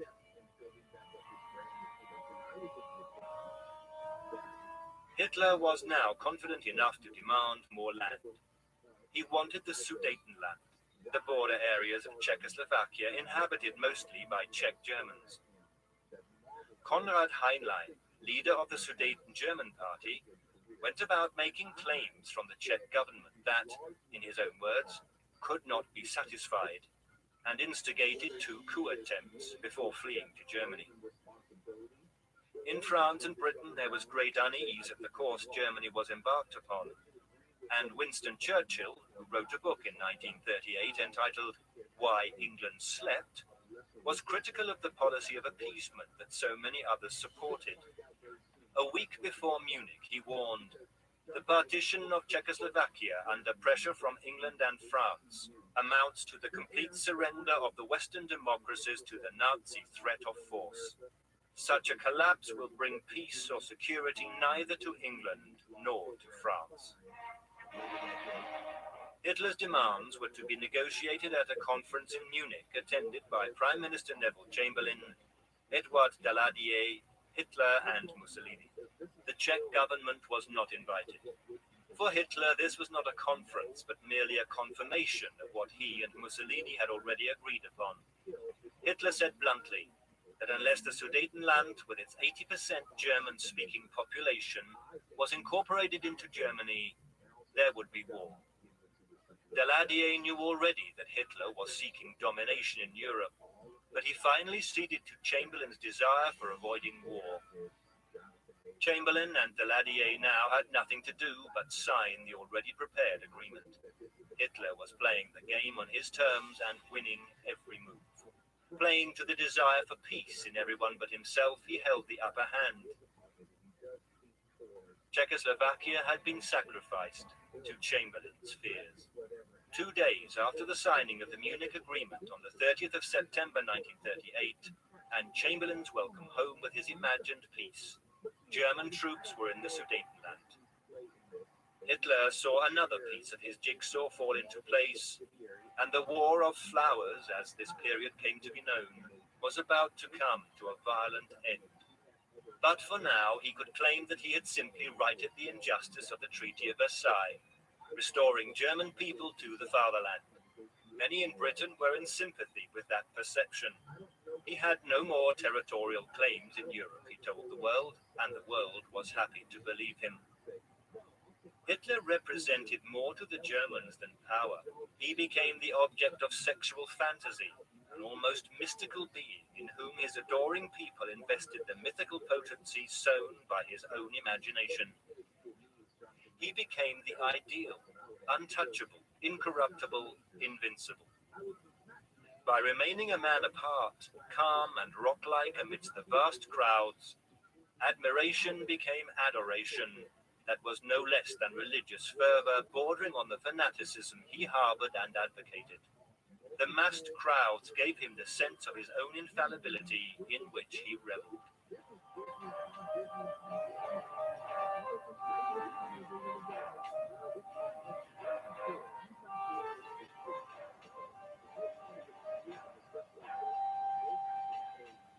Now that he had rebuilt the country in his image, he returned to the other central theme that had driven him on. No opportunity had been lost to place blame for the ravages of poverty and political backstabbing firmly where he wanted it, with the Jews, the enemy within. When Herschel Grünspan, the son of a Jewish family expelled from Poland, shot Ernst von Rath, an official in the German embassy in Paris on November the 7th, the die was cast.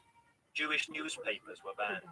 Van Rath died on the 9th, and Hitler left a dinner in commemoration of the beer hall putsch of 1923. Goebbels gave a speech making it clear that spontaneous demonstrations in protest against the death should not be hindered. The intention was clear. In November 1938, the synagogues began to burn.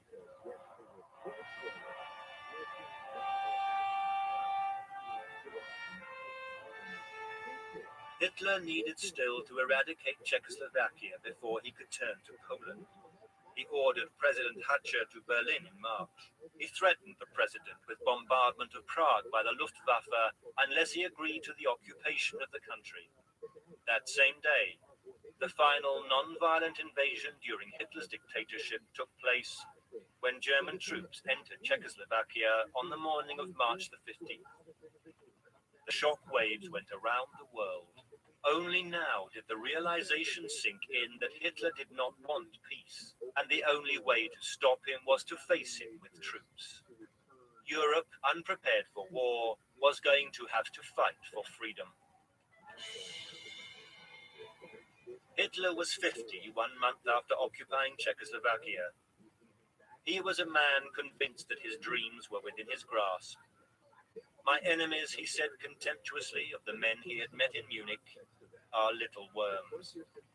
The celebration was to be a final display of his might before the real fighting began, a chance to rally the nation once again and fire their enthusiasm for him, make them willing to follow him wherever he led them. The cowardly Democrats, as he thought of them, were invited to watch the 4-hour procession of arms in the hands of the most modern army on earth. He was no longer hiding his intentions, he was boasting, whilst the people revelled in the new German might and their chancellor, who had restored their status in the world so that they could peacefully take part in world affairs. Hitler, having spent 6 years grooming them, had already planned their future, and the future that he had planned was one of unceasing conflict in the fight for domination and Lebensraum. The banners and pomp only served to feed his egotism. What he saw before him were the men who would give their lives for his appalling fantasies. Armies do not exist for peace, but solely for exertion in war, he had said. The pageantry appealed to his sense of the monumental, mimicking the operatic exaggerations of Wagner, which fed his image of himself and the world that was to come. Whilst he planned, he presented an avuncular figure to the world. The world he was creating was filled with cruelty, hate, and death.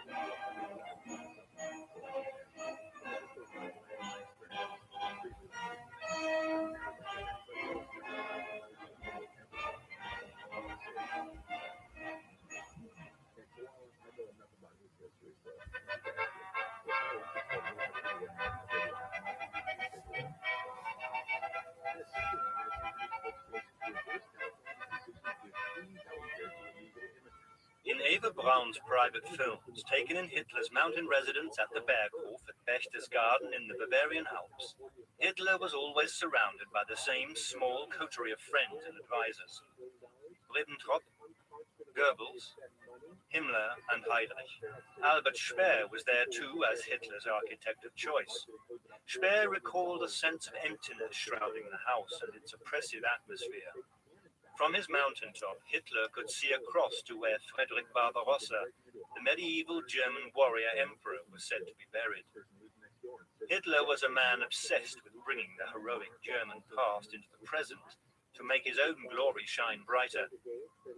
Death was what had always given life to his fantasies. Death would soon bring him triumphs. Death would give him the pleasure that nothing and no one else ever could. Death brought him euphoria.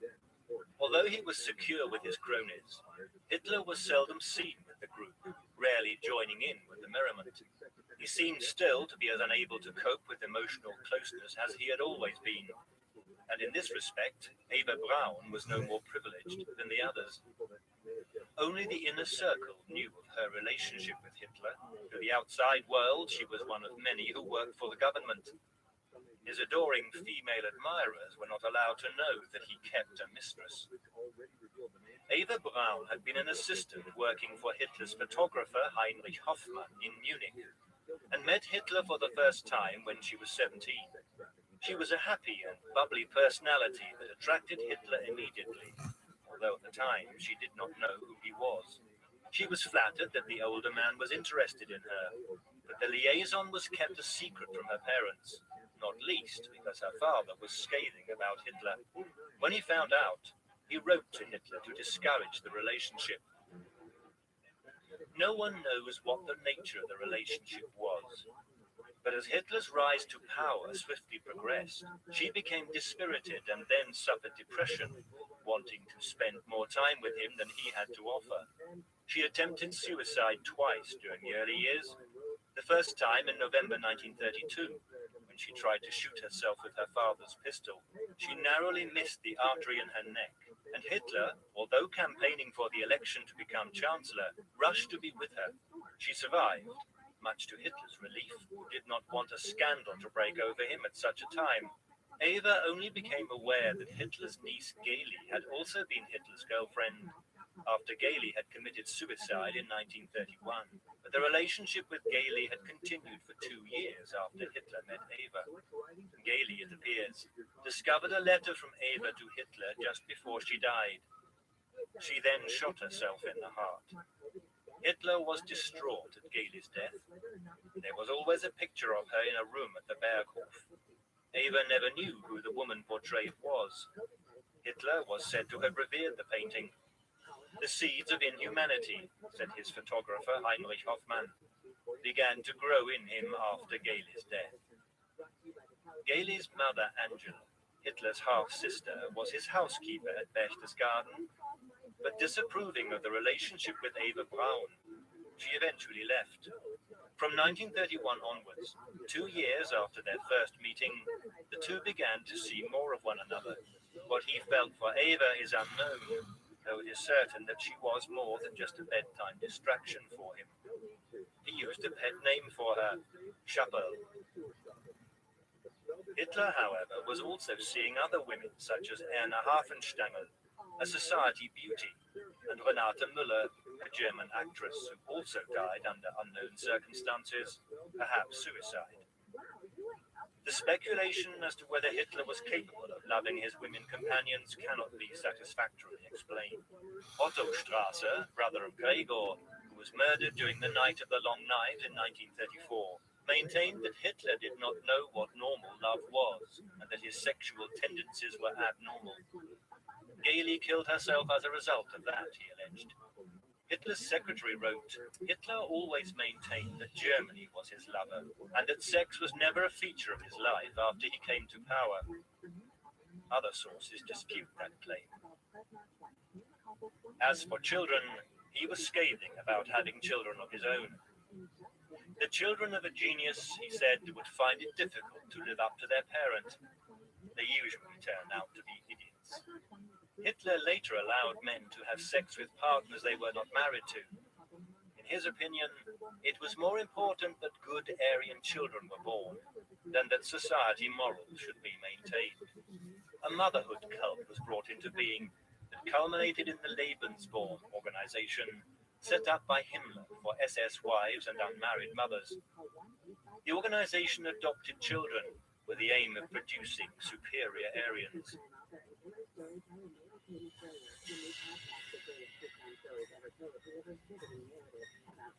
In 1936, Eva became part of his household, though she never slept in the same rooms as Hitler. They were never seen in public together. She also had separate rooms in the Berlin bunker and Hitler's residences in Berlin. She was described as being simple but bringing lightness into Hitler's life. Her delight in being photographed and predilection for sunbathing naked made Hitler furious. Nonetheless, at the beginning, they shared common interests, films and gossip about actors and actresses, which Hitler also enjoyed. Both she and Hitler were keen viewers of movies. Despite the differences, this girl, who Hitler did not even want to change her hairstyle, was devoted to him. He, it was noted, became jollier when he heard her voice. When he neglected her, she was reported to be in tears. Her diaries of 1935 are filled with her loneliness and constant waiting for Hitler to have time for her. As the administration of his Reich took up more of his time, Eva was left to herself more and more often. Yet she was the mistress, as she described herself, and companion of the most powerful man in Germany, and as she saw it, the world, and enjoyed the status and lifestyle it gave to her, so she accepted that this was how life had to be. Hitler allowed her to wear makeup, which was scorned in the Third Reich, and to smoke and drink. He would spend hours drinking tea with her in her rooms or in his study, where there would be champagne, chocolates, fruit, and flowers. But he could not reciprocate the intensity of the emotion that Eva brought to the relationship. In fact, it irritated him, and he could be very cavalier in his dealings with her. He ought never marry an intelligent woman, he said, adding that only very simple women should be his companions. Eva had changed from the happy young woman she had been before she met Hitler. She was reported by one eyewitness to be clamped up when Hitler was around. But when others were there or when she went to dances, she once again became the carefree young woman that she was.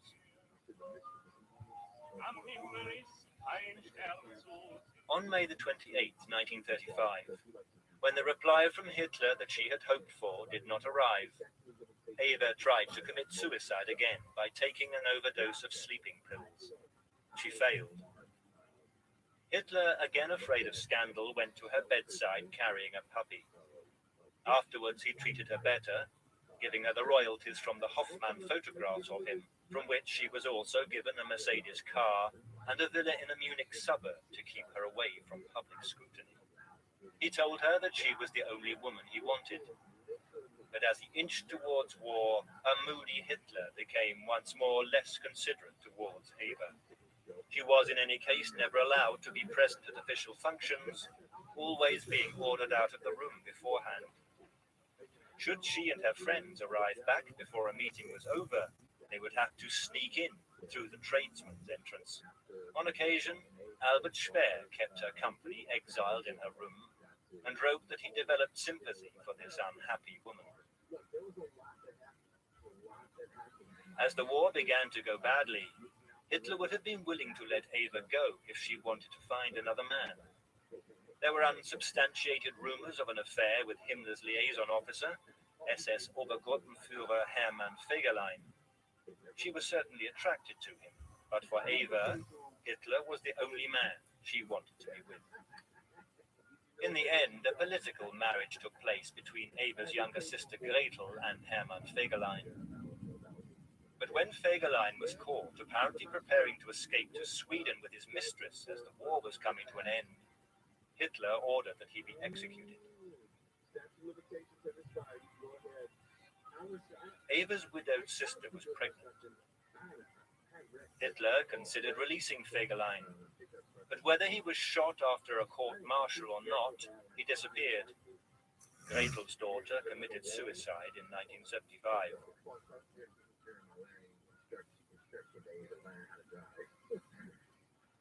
Hitler was also known to have been a vegetarian, although it is argued that he did eat meat on occasion. Goebbels mentioned that Hitler thought meat-eating harmful to humanity and intended to deal with the problem once the war had ended. One report tells of Hitler averting his eyes when cruelty to animals occurred on screen, and whilst human life seemed of no interest to the Führer, the Nazis' anti-cruelty to animal laws were at the time unequaled, and Blondie, the Alsatian dog that Martin Bormann had given to him, was still with Hitler in his bunker in Berlin in the last days. Blondie was given a cyanide capsule as a test of their effectiveness before Hitler took his own life. The Berghof was his preferred residence. Here, he said, was where the momentous decisions were made.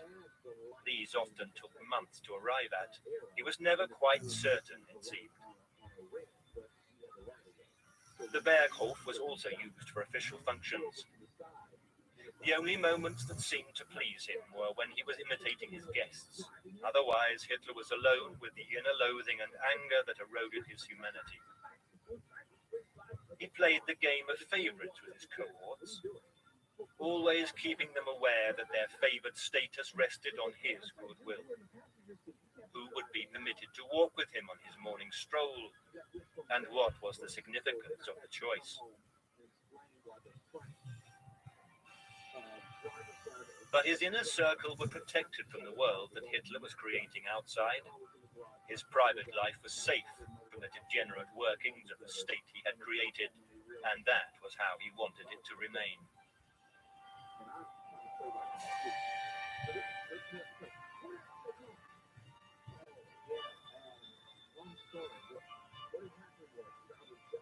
In May 1939, Hitler was able to order his personal doctor, Karl Brandt, that an advisory committee should be set up to devise a program to kill disabled children. Hitler's chancellery would act as secret administrator for the program. Hitler knew that even now these plans would cause an outcry if they became public. Later that year, the state governments were required to register the disabled. By 1942, drugs, lethal injection, or starvation would kill children with disabilities up to the age of 12. Auf das unser Volk nicht an den typischen Degenerationsverschweinungen dieser neuen Zeit zugrunde geht. Poland had rejected Hitler's attempts to make it a satellite state on 3 occasions. Now, supported by Ribbentrop, his foreign minister, he decided that invasion was necessary, but he could not risk war with Russia as well as the British and French, who had agreed to help Poland in the event of German aggression. The final piece of the puzzle to enable Hitler to attack Poland was to neutralize the Soviet Union. Stalin was blinded by his distrust of the West, allowing himself to be maneuvered into a treaty by a man who harbored as much loathing for the Russian people and their leader as he did hatred for the Jews, and whose stated aim was to expand German territory into Russia. Hitler was not yet ready to take on the Soviet Union, but it was, in his mind, simply a question of time. The 2 foreign ministers of Germany and Russia provided the proof of his manipulatory skills when they signed a non-aggression pact between the 2 countries in Moscow in the early hours of August the 24th, 1939. Stalin had fallen into Hitler's trap, duped by the promise of military technology in return for wheat, oil, and other raw materials which arrived in Germany during the pact.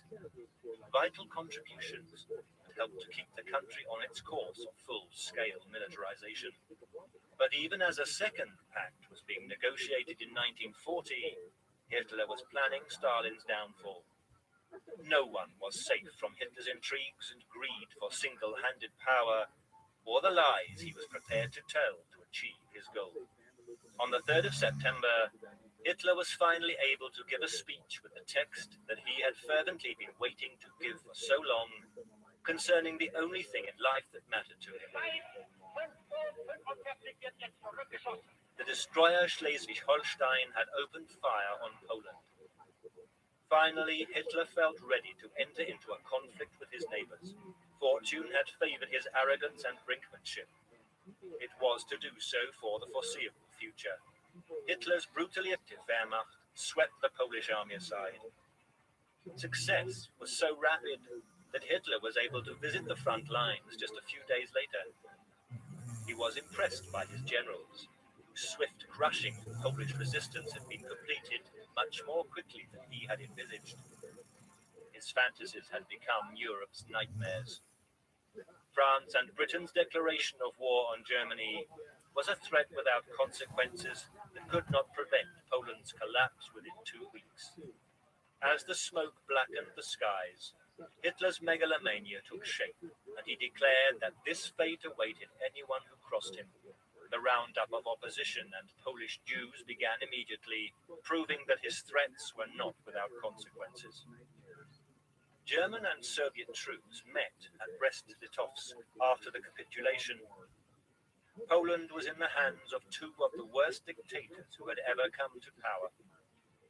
The mass murders of civilians by the SS and special units, which had instructions to murder influential members of the establishment and members of the intelligentsia, took Polish civilian losses to an estimated 200,000 during the campaign.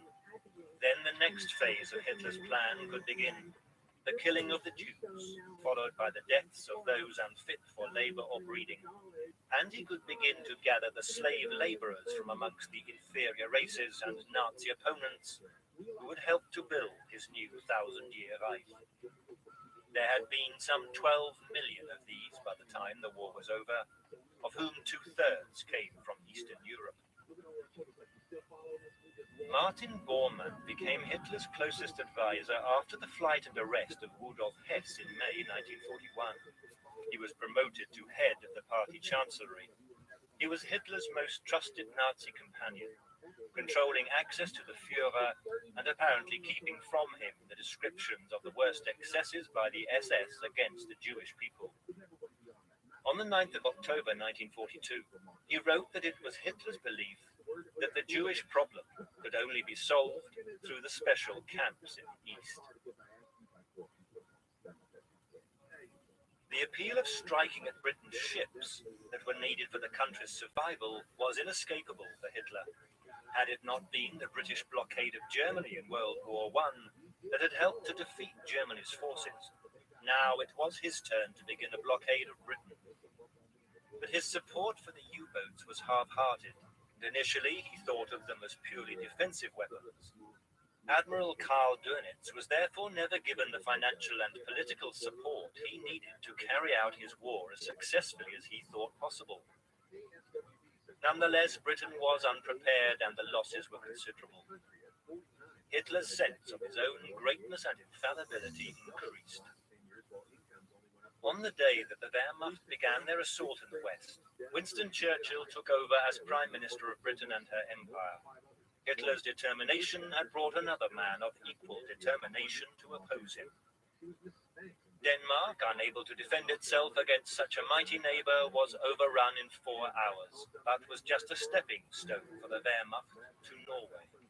When the British had attacked the German ship, the Altmark, in neutral Norwegian waters in February 1940, Hitler knew that Britain would not respect Norwegian neutrality if it was not in her interests to do so. He ordered that his own invasion plans be swiftly finalized. In April, the British rushed troops northwards once they realized what was happening, but Hitler's plans had been well carried out. Norway collapsed. Hitler's generals felt that they were not ready for conflict with France and Britain, but Hitler, buoyed by success, was astute enough to know that his chance was now, whilst the Allies were unprepared. Franz Halder, Chief of Staff of German High Command, had presented a plan of invasion to Hitler that would have been very difficult to carry out. Halder was at the time conspiring against Hitler and was carrying a gun in his pocket ready to shoot him when the time came. Sadly, it never did. Holland and Belgium fell under the German onslaught. The BEF and French were split by a German armoured advance to the French coast and herded onto the beaches at Dunkirk, where they awaited death under Luftwaffe bombs. Hitler was now interfering in the plans of his general staff, believing that he alone had the ability to win wars. His own indecision, which was to plague his orders so often over the course of the war, caused an event that led eventually to his own downfall years later. He ordered that the panzers stop the advance on the British. Between the 27th of May and the 4th of June 1940, more than 338,000 French and British soldiers were taken from the beaches. It is unlikely that the true reason for Hitler's decision will ever be known. The probability is that, hoping to conclude a pact with the British and avoid any further fighting before he turned east once more, Hitler was making a conciliatory gesture. The other possibility is that his attention was taken for those vital days in finishing the invasion of France, whose defeat was so important, as it was another step on the path to wiping out the humiliation of the Treaty of Versailles. Also, Goering had claimed that the Luftwaffe would be able to finish the job on the Dunkirk beaches without help, and Hitler allowed himself to be persuaded by a tactic that would spare men and armor. Whatever the reason, the order proved in retrospect to be fatal for Hitler. At the moment of his greatest triumph, when he announced that it was better to allow a beaten army home to show the people what a beating they had suffered, He had sown the seeds of his own destruction. His arrogance had got the better of him, and the ease of his success led him to overestimate his own strength and underestimate that of his opponents. Then France collapsed in the face of the Wehrmacht and Luftwaffe onslaught. It was Hitler's most glorious triumph. Field Marshal Wilhelm Keitel was moved to call him the greatest military leader of all time. Europe was staring into the abyss. Und ich glaube nicht, dass die Gegner, die damals noch heute aufrufen.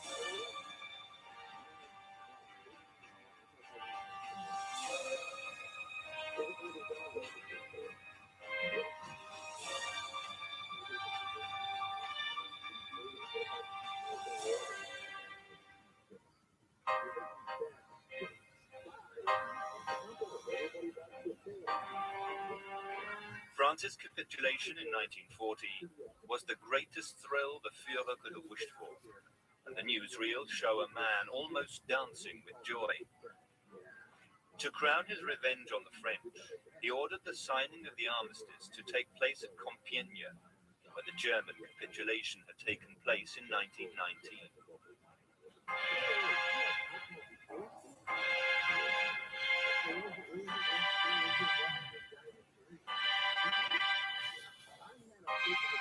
Hitler sat in the same seat as Marshal Foch had done after World War I, and in the same railway carriage.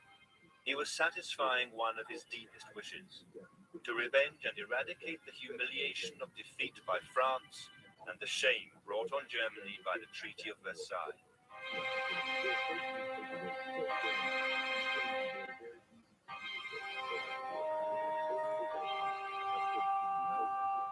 After the signing, Hitler drove through Paris for 3 hours. France was now of no more interest to him. It had fulfilled its part in his drive for power. There was more yet to be done elsewhere.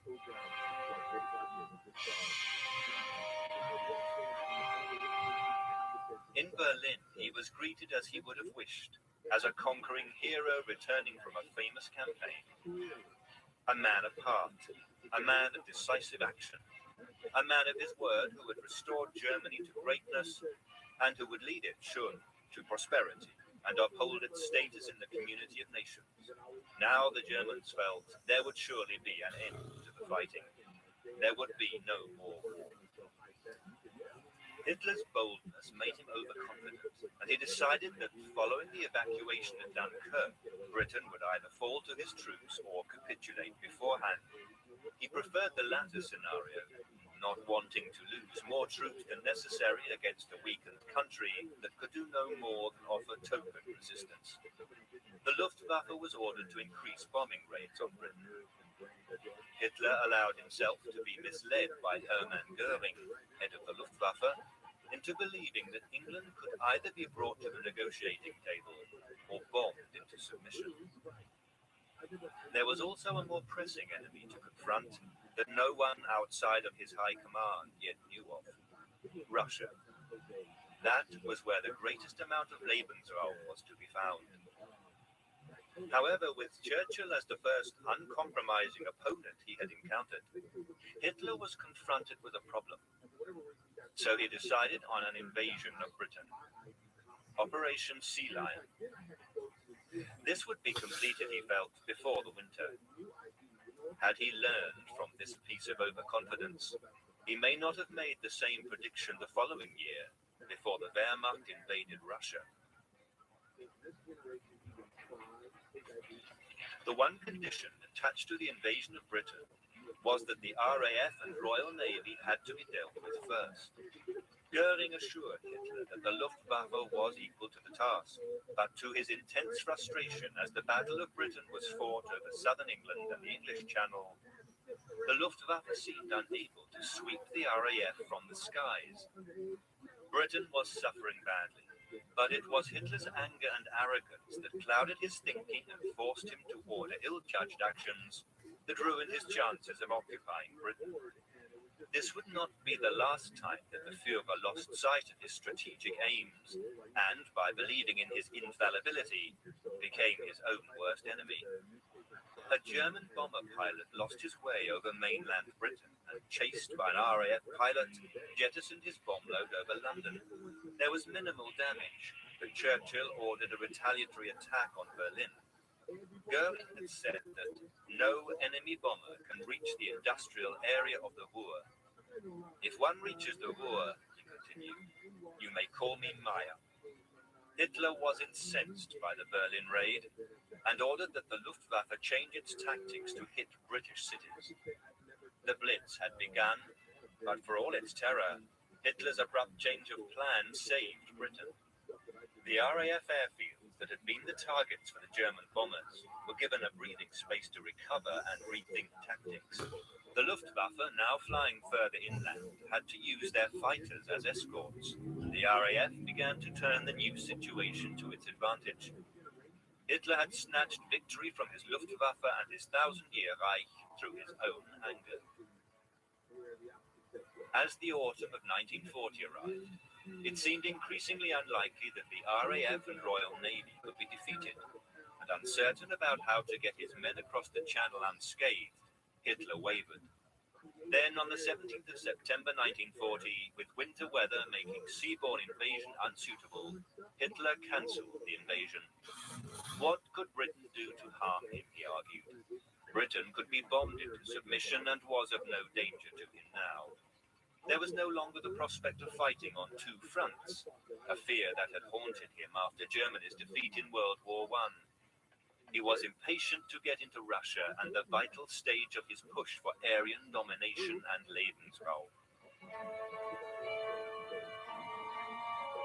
He contemptuously ignored the one man who was able to do what he himself had done, inspire and put steel into the resolve of his nation. It was a grave oversight.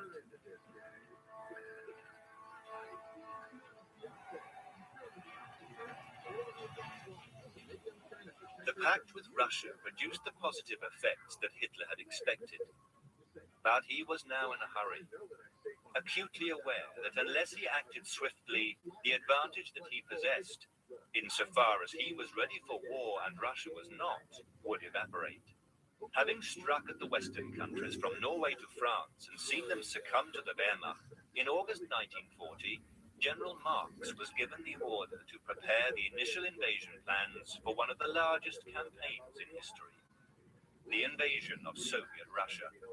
Hitler drew up the final plans for Operation Barbarossa. The phony friendship with Russia had long reverted to bitter public enmity.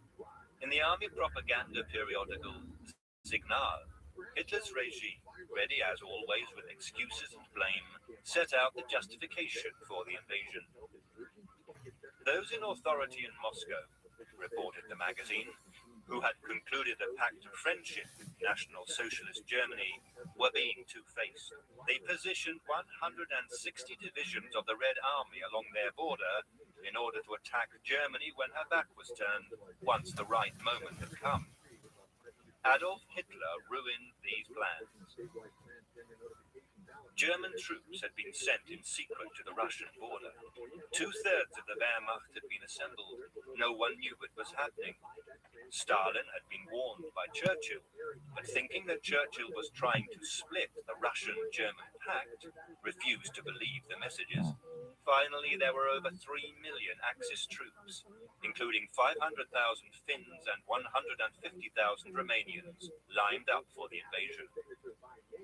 They were arranged into 3 army groups that would surge into Russia heading north towards Leningrad, into central Russia towards Moscow, and to the south to capture the all-important Russian oil fields of the Caucasus.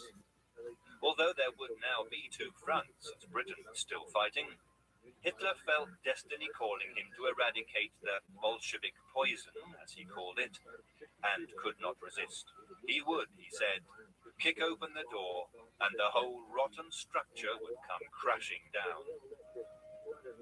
On the 22nd of June, 1941, Wehrmacht troops swept over the border. The German people were informed at 5:30 in the morning. Hitler had the ideological war he wanted. He would crush communism at the same time as he would gain vital space in which the new Germans could live. Russia would collapse as rapidly as the West had done, and Moscow would be his within 3 months. Then Leningrad and Moscow would be obliterated. This was what he had planned.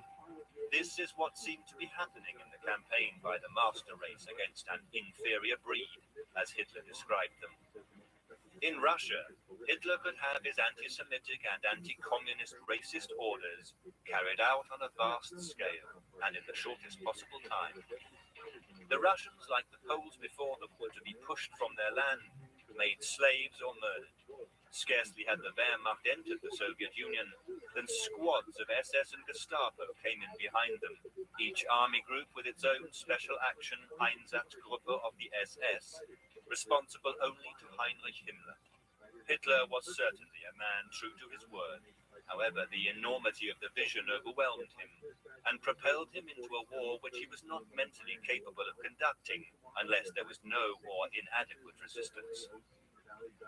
Churchill knew no more about Russia and its ability to defend itself than Hitler did. The purges in the armed forces by Stalin had in fact severely weakened the Red Army to the point where no officer dared to issue an order for fear that it would be seen as wrong, with lethal consequences for the officer. Hitler visited Russia soon after the invasion. This was, after all, the war that he had envisaged since he had first entered the National Socialist arena. Russia was his personal war, Hitler against Stalin, the loathed communism against fascism. He was in control of all other conflicts, Britain and North Africa. These he would sideline by this spectacular display of unbridled power. He would save the world from the degeneracy into which it had fallen, and Russia was to be the jewel in his crown. Heinz Guderian was an outspoken, impetuous general whose unbridled temperament led to his managing to aggravate every single senior commander who had anything to do with him. He had been one of the men to grasp the significance of swift armored thrusts on the battlefield and used the principle to devastating effect in France in 1940. He was not taken in, as Hitler was, by the enormous number of prisoners in the early weeks of Barbarossa. The capture of objectives was more important to him, and Moscow was a vital objective, perhaps the most vital objective, not Kiev in the south. He voiced his opinions, and Hitler furiously turned on him, beginning a feud that led to Guderian's dismissal in December 1941. Hitler was greedy for territory and ignored Guderian. Whereas the other generals wanted to capture towns, especially Moscow, to add to their own prestige and vied with each other for the honor, the Führer wanted to capture the oil fields of the Caucasus. Moscow was not his first priority. Deceived by the ease of the invasion, Hitler made a grave mistake. Guderian, along with the greater part of the 2nd Panzer Group, was detached from Army Group Center to go and assist Army Group South and the panzers commanded by von Kleist in the battle for Kiev. The success at Kiev seemed to prove the strength of Hitler's military strategy. A staggering 750,000 Red Army soldiers were captured. The fact that out of every 100 men, just 3 would be alive at the end of the war vividly points out the brutality of German captivity. Starvation and execution awaited Russian prisoners of war, the subhumans. 3 million Soviets had been lost after just 12 weeks of fighting. In July, Army Group South joined in the success of the other groups when they encircled 100,000 Soviets. Then, helped by the 2nd Panzer Group, which Hitler had extracted from Army Group Center, they followed this with another 650,000 prisoners outside Kiev. These Russian captives would be amongst the first to feel the barbarity of the invaders. If any fell ill or even fell over, they were shot where they lay. Those Red Army soldiers from the Central Asian Republic suffered the most under the brutality of their captors. In a cynical and vain attempt to try and stifle the rumors of atrocities, the Germans in Kiev released some of their prisoners of war.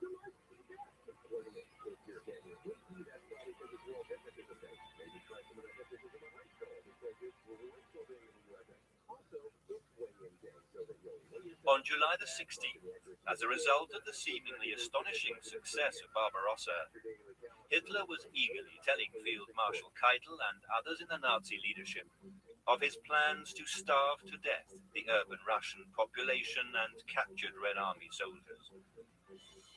As there had been little protest against the execution of Jews in the first days of the invasion, the program would be expanded so that not only the Jewish population, but also anyone who objected to the plans of the new regime would face the executioners. Resettlement of Germans into the new territories would not be long in coming. None of this was known to the Wehrmacht soldiers or the Ukrainians who welcomed them as liberators. Hitler felt his invincibility grow. It was a heady moment for the Third Reich and a period of intense anxiety for the rest of the world. Stalin was reaping the disaster he himself had caused. Through his pact with Germany, he had isolated Russia and enabled the Wehrmacht to sweep through the rest of Europe. He had decimated the number of officers in the Red Army in his previous purges. Marshal Georgy Zhukov, probably the most outstanding of his commanders, had been replaced when he had warned that the Germans were pushing to encircle Ukrainian armies. Now Stalin needed extreme terror, helped by the atrocities of Nazi annihilation tactics, to keep his men fighting. With heavy losses for the Russians, the fighting surged onwards in the south and culminated in the fall of the city of Rostov at the mouth of the Don River on November the 21st. To Hitler, the maps told of glorious success. As he proudly showed Mussolini the results of his warped ideologies in the Ukraine, he should have taken time to talk to his troops. Had he ever listened, the fighting troops could have told him a very different story. Hitler had originally blunted the attack in the north by using the 16th Army to assist Army Group Center in Operation Typhoon, the attack on Moscow. There were no substantial reinforcements to make up for losses. Now Hitler reversed his earlier decision, and units from Army Group Center were sent north to help in the push to Leningrad. This seesaw effect only served to weaken each of the thrusts at vital points in their advances. Still, Hitler's optimism appeared justified as the Wehrmacht advanced on all fronts. Leningrad he ordered to be besieged, as he did not wish to lose men in street fighting. Despite the autumn mud, the Wehrmacht fought its way to within 40 miles of Moscow. On October the 3rd, 1941, Hitler declared that the enemy in the east had been struck down, never to rise again. By November, after 5 months of fighting, Hitler had lost nearly 1/4 of his army. General Edward Wagner, Quartermaster General, reported that the Wehrmacht was at the end of its resources and about to be confronted with the dangers of deep winter.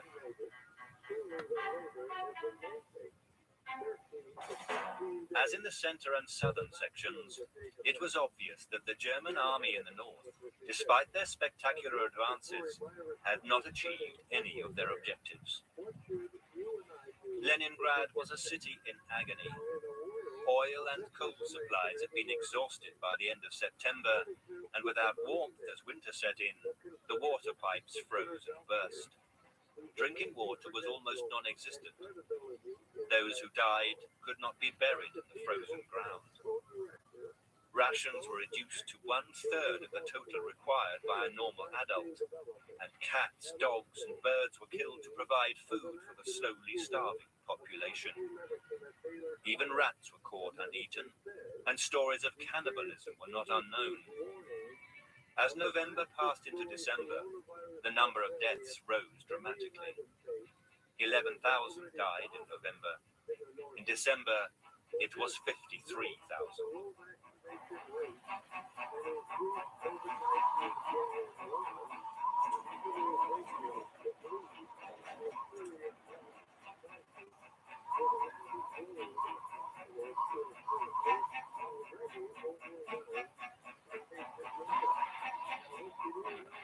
When the Soviets launched a counteroffensive at Army Group Center in December, Höppner, commanding the 4th Panzer Group, fell victim to Hitler's overblown self-belief in his own abilities, as did General Brauchitsch, whose command Hitler took over, accusing him of being a vain, cowardly wretch and nincompoop.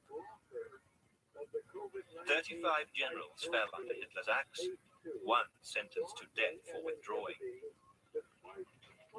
Franz Halder became commander-in-chief. Hitler's message was clear to all those who did not stand fast as he ordered.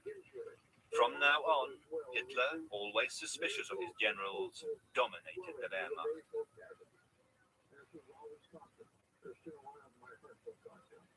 In the south, any plans to hold their positions for the winter in their weakened state were shattered.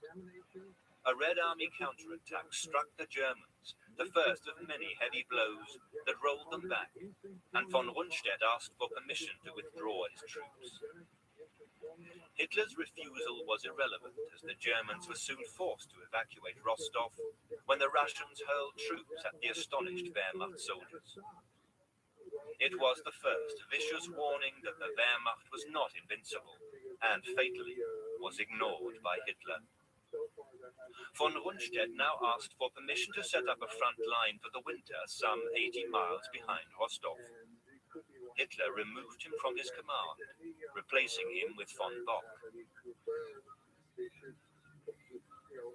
The retreat had to be carried out anyway to 40 miles west of Rostov, the first of many retreats in the south. Von Bock mistakenly thought that Army Group South was now safe until the next year.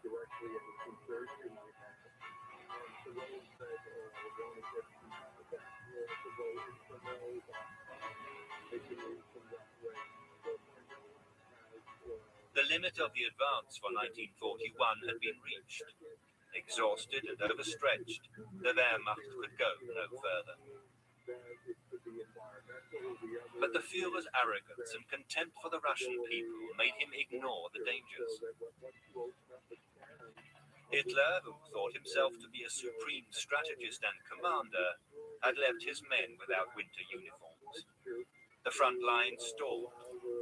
Hitler's infallibility was shown for what it was, a worthless facade. The soldiers began to realize that their lives meant nothing to the Führer. That truth was to be made even more brutally clear as Hitler pursued his fantasies no matter how many lives were lost.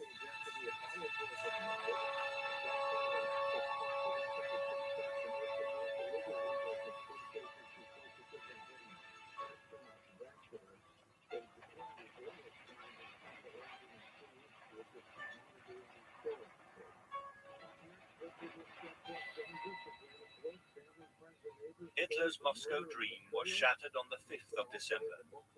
The Red Army counterattacked under Zhukov's command. The onslaught smashed into the German lines, and there was no option but to retreat.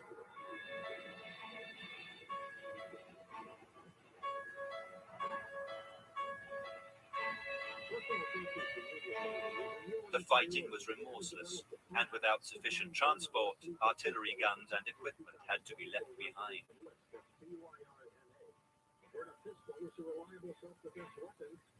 Faced with the prospect of a retreat that would equal Napoleon's disastrous withdrawal, Hitler took command on the 19th of December following the resignation of Commander-in-Chief, General von Brauchitsch. He issued the order that the retreat should be halted. Von Kluge became the new Commander-in-Chief of Army Group Center, but could not save the situation. The Red Army battered against the German lines and steadily pushed the Wehrmacht back. It was thanks to Stalin's overambitious attempt to roll back the entire Russian front that Army Group Center survived into January.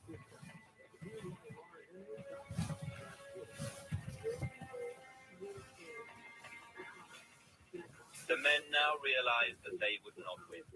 300,000 Germans were killed or captured in the first month of the Russian counterattack. The dread of captivity kept the soldiers fighting hard, as they knew that prisoners were hardly ever taken by the Russians, and those that were captured were treated appallingly. The situation was desperate. The men of Army Group North besieging Leningrad had to endure the worst of the Russian winters, which were far more ferocious in their sector than elsewhere.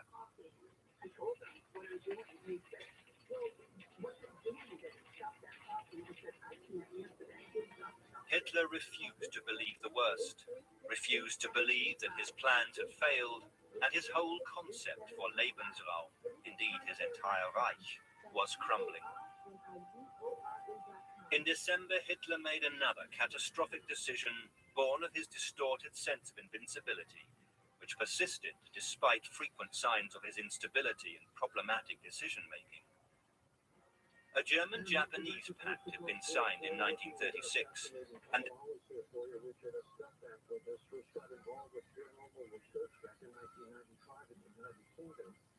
attended an overnight investigation of the infamous church that's called the Skidmore case.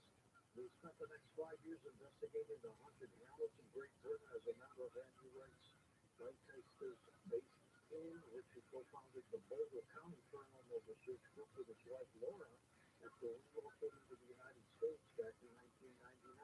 His latest work is called Family, Friends, and Neighbors, Stories of Murder and Betrayal. Richard, welcome to the show. Good morning, Bill. Well, good evening, depending on your time zone. How are you? Absolutely, my friend. And you're in the States now, right? I am. I'm in Colorado, Boulder County. How's the weather your way? Getting cold and expecting some snow. That's what I hear. We're going to be out there in Boulder next week doing our Beyond Belief tapings. We've got to get a hold of you. That's right. I've heard the show not so limited, so that's fun. Not too bad. We had good response. Great. Tell me your fascination. We'll talk about the paranormal a little bit later on, but tell me about your fascination with true crime. Well, it actually stems from my connection with the paranormal. I was fortunate enough to investigate some haunted locations connected with crime, and I find the crime aspect of it, the criminal aspect of it, every bit as fascinating as I did the paranormal. It speaks to the psychology of why humans do what they do under the most difficult and extreme of circumstances. So understanding what makes other people and ourselves tick. I mean, we all have an interest in that. Richard, how prevalent is it where somebody kills a member of their own family? Does that happen a lot? Fairly often, George. I mean, we have this huge fascination of culture, serial killer summer. And I've written a couple of books on that subject myself. Paranormal serial killers, but I've seen a documentary about it, which speaks to our interest in the serial murder of us. The reality of it is, 4 times more likely to live in the United States killed by a stranger, to be killed by someone you know, than you are to be killed by a stranger. There's often certainly an acquaintance or a friendship or a familial connection in so many of these cases. This is why the police, whenever there is a homicide, first suspect is usually a close family member. And they generally find out who did it by looking at the family member, don't they? I mean, it's unfortunate that if you strike in people. And what I mean by that is,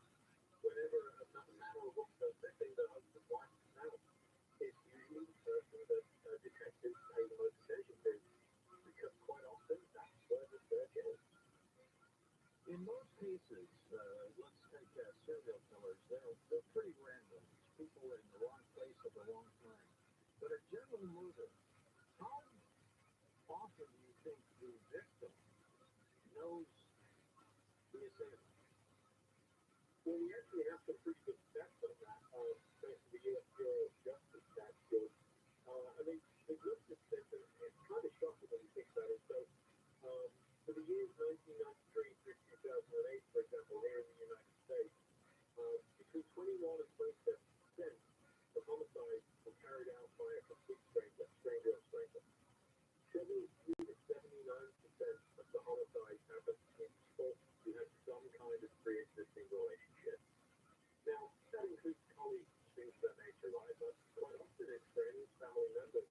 And in a frightening number of cases, lovers, they call it, intimate violence, intimate partner violence, which is an epidemic and has been for many years. Richard, what's happening in the United States right now is there seems to be so much crime, people breaking into cars, smashing windows. Somebody told me at a church meeting in St. Louis, 50 cars were broken into. While people were in church, these assailants broke cars. I don't know what they're trying to find inside of a car, but why is that kind of crime so prevalent? I don't think this is a uniquely U.S. phenomenon, George. I mean, I hear the same stories coming out from my friends and family in the UK and also in Europe. So I think what we're seeing is an increasingly stretched police force. We're seeing an increased willingness to commit crimes, and we're seeing sentencing that is perhaps not as severe as it once was. And I also think that we as a society were kind of guilty of glorifying the criminal, There's this whole idea that it's kind of cool to, it's soldiers anyway, to engage in that kind of behavior. So its consequences relatively low. If, I hate to use this word, gain and glory is relatively high. I mean, it's no surprise that people are going to do that, right? Especially if there's a likelihood they'll get away with it. We'll get a slap on the wrist to do it. And most of those kind of assailants are younger kids. What happened to the parental responsibility? Well, I think that there are a lot of parents out there that's doing the best they can with what they have. There are a lot of single parent families, and my mom was a single mom, raised me growing up in the 70s. That's a full-time job, and it's tough and challenging job. We live in a day and age now where it's increasingly difficult to parent a child. Times have changed, resources are fewer, and a lot of parents, I think, don't feel like they were ever qualified or trained in how to parent. Richard, NBC's Dateline has been featuring a number of crime stories over the past several months. Murders and bizarre stories. There seems to be a lot of interest in that. Yeah, I think that we're perennially fascinated with that kind of thing, aren't we? The idea that we can kind of vicariously understand this stuff, that we can experience it second hand in a safe kind of way. And I think the reason True Crime's always been so popular as well is we like to see how we've spotted these people ourselves, we have become victims of the crime ourselves, would we have been able to evade or avoid it? I think that explains why so many of us find it so interesting. How does the murderer develop? How is he created? And at what point in his life or her life do they become the killer? Well, that's the question, isn't it? Because murder is a broad term. I mean, on the one hand, you and I have talked on this show about serial killers. We've had the great time-honored debate of is it nature over nurture, one or the other. I think it's actually kind of a perfect storm of both in those cases. For this newest book, I've been looking at more personal, family-related incidents, murder, and the motivations for that are manifold.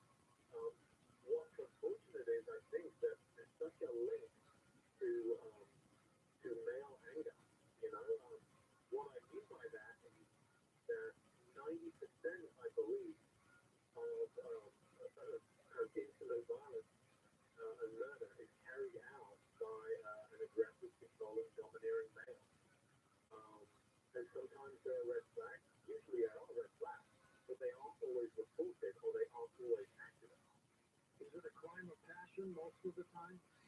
Sometimes, quite often, the females that we've tried to get out of an abusive relationship that has been suffering for years, sometimes months, years, and is trying to get out, and the male, who is psychologically out of control, takes an attitude of, well, if I can't have you, nobody can. And despite the fact that there may be protective orders, restraining orders, things of that nature, those don't always act as the parents we would want them to. The male snaps, and it ends in a tragedy. Why can't he just walk away, Richard, instead of murdering the girlfriend and the wife? It's a fantastic question, isn't it? Why can't they just walk away? Why can't they accept responsibility for so many aspects of their lives? You can look at these individuals, and the numbers don't lie. It sounds like I'm beating them on men. So firstly, I have them. But secondly, the numbers don't lie. This is an overwhelmingly male phenomenon, and we should ask ourselves, we're raising some pretty angry young men, right? If you talked about crime, George, and we're seeing a lot of that out there on the street. There's an angry young man himself. A lot of that aggression was directed down a more healthier path in the military. I was fortunate enough to be in the British Territorial Army, and I got to channel that in a good way, a productive way. But that outlet is not something we see all the time. So these angry young men growing up, angry middle-aged men, they either don't get told no, they don't understand boundaries, and before we know it, they're out of control, and it ends violently and in tears. So we need to look at the way we're raising this generation, but primarily look at the way we're raising our boys to become men. And what goals do they have? Is it mental or is it physical? I mean, is there some kind of hormonal imbalance? I think you look at the sheer explosion in this, and is there a hormonal component to it? I mean, I think what it is primarily uncontrolled anger. Again, aggression is present in everyone. We've all had that moment where somebody cut us off in traffic, and just for that split second, we're on the edge of a road rage reaction. But of course, the vast majority of people don't follow through on it. They swear, we don't get engaged in it because we all know that those men are tragedy. The kind of personality, though, that takes that next step, they give into their anger, they fuel their anger. They tend to take it out on their nearest spirit. I'm a paramedic by profession, and one thing that most medical professionals will tell you is this. Super Bowl Sunday or maybe sporting events, holidays, you see a huge spike in domestic violence. And again, it comes with this swell of strong emotion and frustration and rage. And it's practically directed against the nearest and dearest, the very people that should be protected most by these positions. And aren't these individuals thinking of the ramifications that they're going to get caught? I think when the blinding rage comes over so many of them, they are caught in that moment of they're driven entirely by anger, and driven by fury, by rage. And we see the consequences of that play out over a long period of time sometimes. We look at the phenomenon of stalking. We have, again, so many tragic cases of females who did escape an abusive relationship, or so they thought, only to be stalked by the individual that was abusing them. And despite their very best efforts, well, it's not over. It ends in a homicide, sometimes years down the line. Richard, stay with us. We're going to take a short break. We'll come back and chat more. I'll have you relay a couple of stories for us. His book is called Family, Friends, and Neighbors, Stories of Murder and Betrayal. Always on your phone? Then you'll be happy to know the Coast website is now optimized for mobile users. Just point your iPhone or Android browser to coasttocoastam.com and enjoy.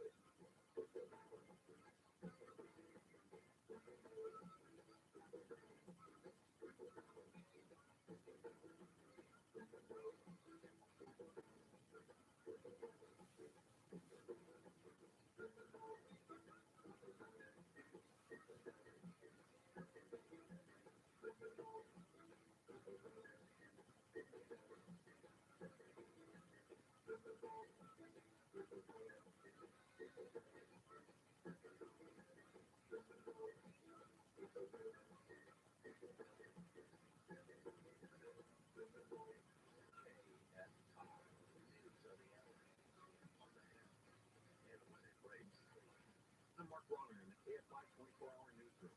Cops have arrested two guys accused of ramming a stolen car into a sheriff's car in Wildomar. The two allegedly made a U-turn before driving into the sheriff's car as a deputy was trying to pull them over last week. The deputy then shot at the men. The guys were spotted in Temecula. The men's body's been found on fire at a two-story commercial building near USC. Fire crews responded to University Park before sunrise today, where they found flames covering the building. Officials say it took 92 firefighters nearly 2 hours to put it out. A middle-aged man was found in the debris and pronounced dead at the scene. Google has created a new feature in the Chrome browser to disable third-party cookies. It'll initially be available to about 30 million people worldwide, just 1% of users. Google says it's testing the change with plans for a full rollout to eliminate cookies later this year. Self-line weather from KFI. Clear skies tonight with lows in the mid-40s, down to mid-30s in the IE and AV. Sunny tomorrow with highs in the mid-60s at the beaches, Metro LA, OC, the valleys, IE. Low 50s in the AV. Got a chance of rain again Saturday night. We lead local from the KFI 24-hour newsroom. I'm Mark Roman. In Jayla Hills in the front door of South Trail to PCH, there's a serious crash block in the off-ramp there. Emergency crews are on site for that, so try to work as far as you can. In Corona on the 15th southbound after Payalto Road, there's two crashes. The middle and the right shoulder have been blocked off. Maybe Cascade from the 5 north and southbound at Temple Highway, there's a wind advisory. Look out for gusty winds, especially if you're driving a small vehicle. If I'm sorry, I'll get you there faster. I'm up before. This report is sponsored by your Amazon Fresh store. Everything's better with avocado. And they're on sale now at your local Amazon Fresh grocery store. Get 4 large half avocados for $5. Now through January 16th, while supplies last. Amazon Fresh has wellness for every wallet. Find a store near you. Hosted by true crime author and Hillary Joy Kelly Mary Katie Frayer, the new podcast, The Greatest True Crime Stories Ever Told, delivers vivid narratives about terrorists, families, journalists, and avengers. Drawing from years of research, this podcast redefines true crime, breaking free from stereotypes. She's providing investigators in Mountain City, Tennessee, with exactly the evidence they needed to take 4 murderers to court. Listen to The Greatest True Crime Stories Ever Told on the iHeartRadio app or wherever you get your podcasts. KFI, AM 640, more stimulating talk. One line is not that instant. And you're on vacation, you're on vacation. I'm on vacation, no one touches me. Although I had a few interruptions, there isn't a story on the planet that should keep me from having a vacation. I don't care if it's World War III. If I'm at the airport, I'm at the airport. Bill Handle, I'll catch you 200 million deaths from now and we'll start talking. Live 6 to 9 a.m. on KFI and on demand anytime on the iHeartRadio app. It's the one animal that is most like us, and we keep them in a cage all day and all night at a zoo. I wonder why the zookeepers have not reprimanded the monkeys for the age for that, throwing their feces at you, and everyone seems to just laugh it off. The Tim Conway Jr. Show. I mean, if I went to Gelson's and did that, they'd kick me out forever. Live 4 to 7 p.m. on KFI and on demand anytime on the iHeartRadio app. She said, hey, you work at KFI? I said, yeah. And she said, my boyfriend listens to you all the time. I said, let's go. What's the thing? She goes, it's my ex-boyfriend. Whenever we got in the car at night, he wanted to listen to you, and I wanted to talk, and I got pissed. Whoa! I broke him up. The Tim Conway Jr. Show. Well, now that you're single, funny more this. Live 4 to 7 p.m. on KFI and on demand anytime on the iHeartRadio app. Hey, sign up today at coasttocoastam.com.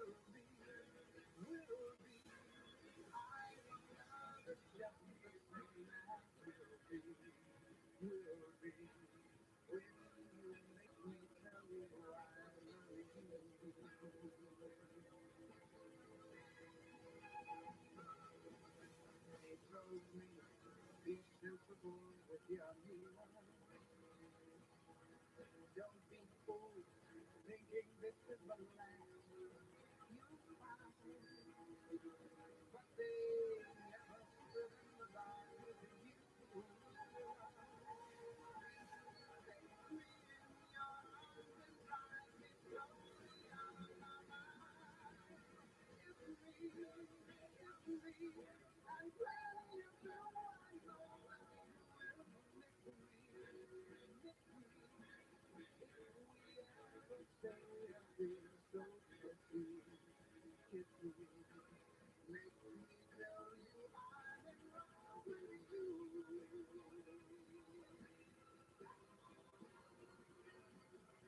somewhere out there, this is Coast to Coast AM with George Norrie.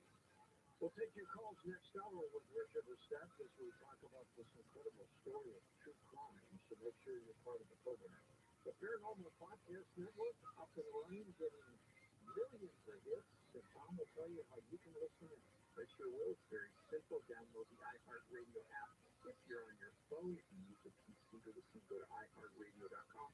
In the search, just put Coast to Coast AM, and all our shows will pop right up. There's some shows we'd like you to listen to there. They're a lot of fun. You'll really enjoy them. So take a listen to the iHeartRadio and Coast to Coast AM Paranormal Podcast Network. And this coming Sunday, of course, we highlight emerging artists. We'll be doing that this Sunday, and Tom is always looking for more artists. We are indeed, if you are a musician, maybe you're a singer, and you have some music recorded, send it in to us. Just go to coasttocoastam.com. Lex has got all the info in the carousel, the last bubble on the right, and send it in to us, and before you know it, we just might be playing your music right here on Coast to Coast. How cool is that? It'll build up your immune system. HealthyLooking.com and Dr. Alan Ray bring 4 decades of experience in natural products for the exclusive stem cell wellness kit that works with your body's stem cells to assist your immune system. Here's Dr. Ray with more. Whether it's physical activity, obesity, diet, smoking, low on hormones, stress, sleep disorders, or your age, can be supported by reducing inflammation and aiding the body heal itself appropriately. A stem cell is a cell waiting to be told what it needs to be. If there is inflammation, that inflammation needs to be stopped.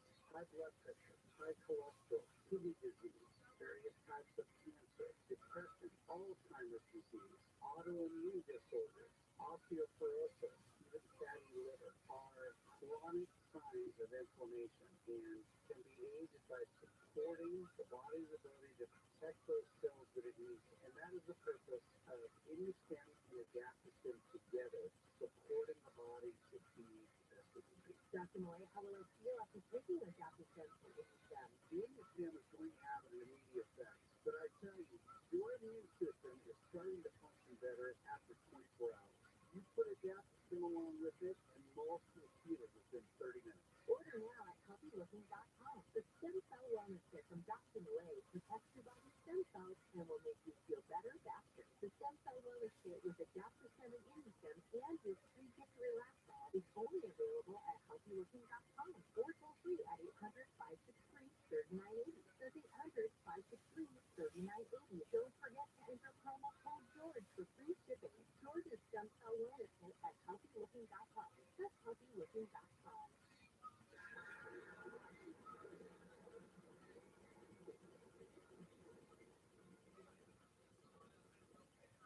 There's no better time than the new year to resolve to protect your identity and finances.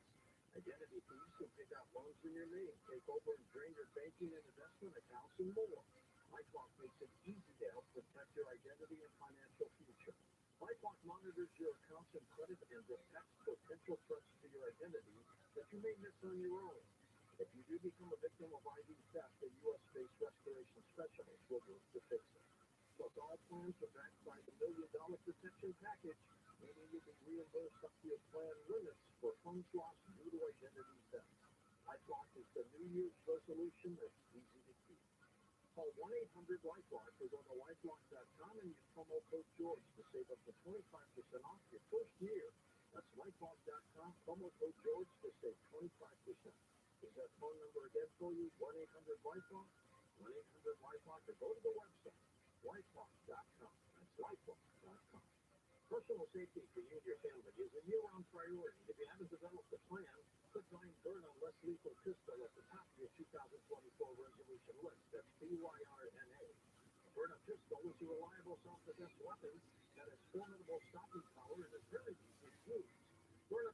different ammunition options such as rounds filled with tear gas mixed with pepper and rock-hard kinetic rounds that can incapacitate attackers for up to 40 minutes. If you work the night shift, make sure you have protection to and from. Burner is the solution everyone can get behind legally in 50 states. No permits or background checks required. Must be 18 years or older. I personally own the Burner SD launcher, a great complement to my firearms. As a responsible gun owner, I fully understand the adverse ramifications of using my firearm. Burner is proudly American, manufactured in Fort Wayne, Indiana. Visit Burner.com/George now for an exclusive 10% discount. That's BYRNA.com/George.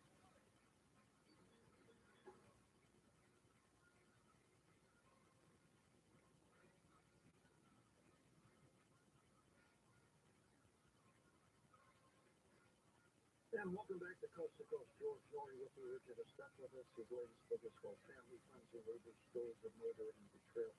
Richard, 1974, Amityville, horrible story. Tell us about it. Yeah, it's kind of a classic American ghost story, right? And the real tragedy of Amityville, I think, is that something that I believe is almost entirely fiction, that's probably a question for another day or another show, has overshadowed the threatened murder of the DeVille family. Depending on who you believe about what happened in the house the night of the murder, there are some strange enough questions I read, but it looks as if Butch DeVille, Ronald Butch DeVille, the son, had a real axe to grind with his father. They'd already kind of come to blows. In fact, Butch had pointed a gun at his dad, pulled the trigger, and it had never gone off. The weapon backfired, which really had a sort of a huge risk between father and son. And one night, he eventually snapped, took his Marlin rifle, and killed his family members while they were in bed. What's kind of interesting is that Bush always maintained that he had an accomplice, and he blamed his dead sister. In his version of events, his sister actually killed the children after he killed his parents, leading Bush in rage to kill his sister. He maintained that story, but his story changed so often while he was in jail. It's fair to say that he was a pacifist, fabulous. He would say pretty much anything in an attempt to wheedle out of it. But of course, those stories surrounded Amityville are what we're familiar with, and that really is a huge tragedy that the family of the should be the focus of the story is so often forgotten. And when he was writing to a local news reporter, Butch DeVille said in a moment of rare clarity and honesty that I find unbelievable, there was only one demon in Amityville, and that was me. He admitted that. Yeah, in a letter, right? So I don't think we really need to look any further than this very angry, out of control young man for the phenomenon we now refer to as family annihilation. He was a family annihilator. Is that house still there, Richard, or has it been demolished? The house is still there. I think that the individuals that own it and that have owned it since the house has changed hands are very sick of the house's reputation. They made some cosmetic changes that are iconic. Attic windows that look so much like eyes were taken out. They renumbered the lock. It's blurred on Google Street View in an attempt to attain some anonymity. And it's fair to say that people are out of those sick of those stories. It's really a tragedy that we can left to rest. But the number of Amityville sequels now is well into the double digits. It's something like 50. Oh my God. Yeah, and you're looking at stuff like Amityville in space and all kinds of ridiculous things. And what bothers me the most, I think, is that the DeVilles is so often used as a footnote in this story. A story which the Lutz is owned by. I mean, it came out that they essentially got in over their head on the mortgage. And I get it. There are people that genuinely believe there's something paranormal going on in Amityville. We'll never know for sure. But to blame the murders on that is absolutely not okay. I don't think I could live in a house or buy a house that had that kind of tragedy. You know, when I wrote my book about the followforfollow thing and murder, that's for those listeners that aren't familiar with it, I said strangle Herbert Baumeister in Cornell, Indiana. I became qualms about it at all. And anywhere between 11 and 19 men, police were murdered in the pool in the basement of that house. And I asked them that same question, George. I said, how do you do that? How do you live there? And what I love is the fact that they brought this wonderful family energy back into this house, which saw so much horror and tragedy. I like the idea that it's rather than being demolished, it's a family home. And I like to think that that stain of negativity can sometimes be erased if enough good takes place in a place that has seen so much evil. I think so, too. Absolutely. Do you believe in life after death, Richard?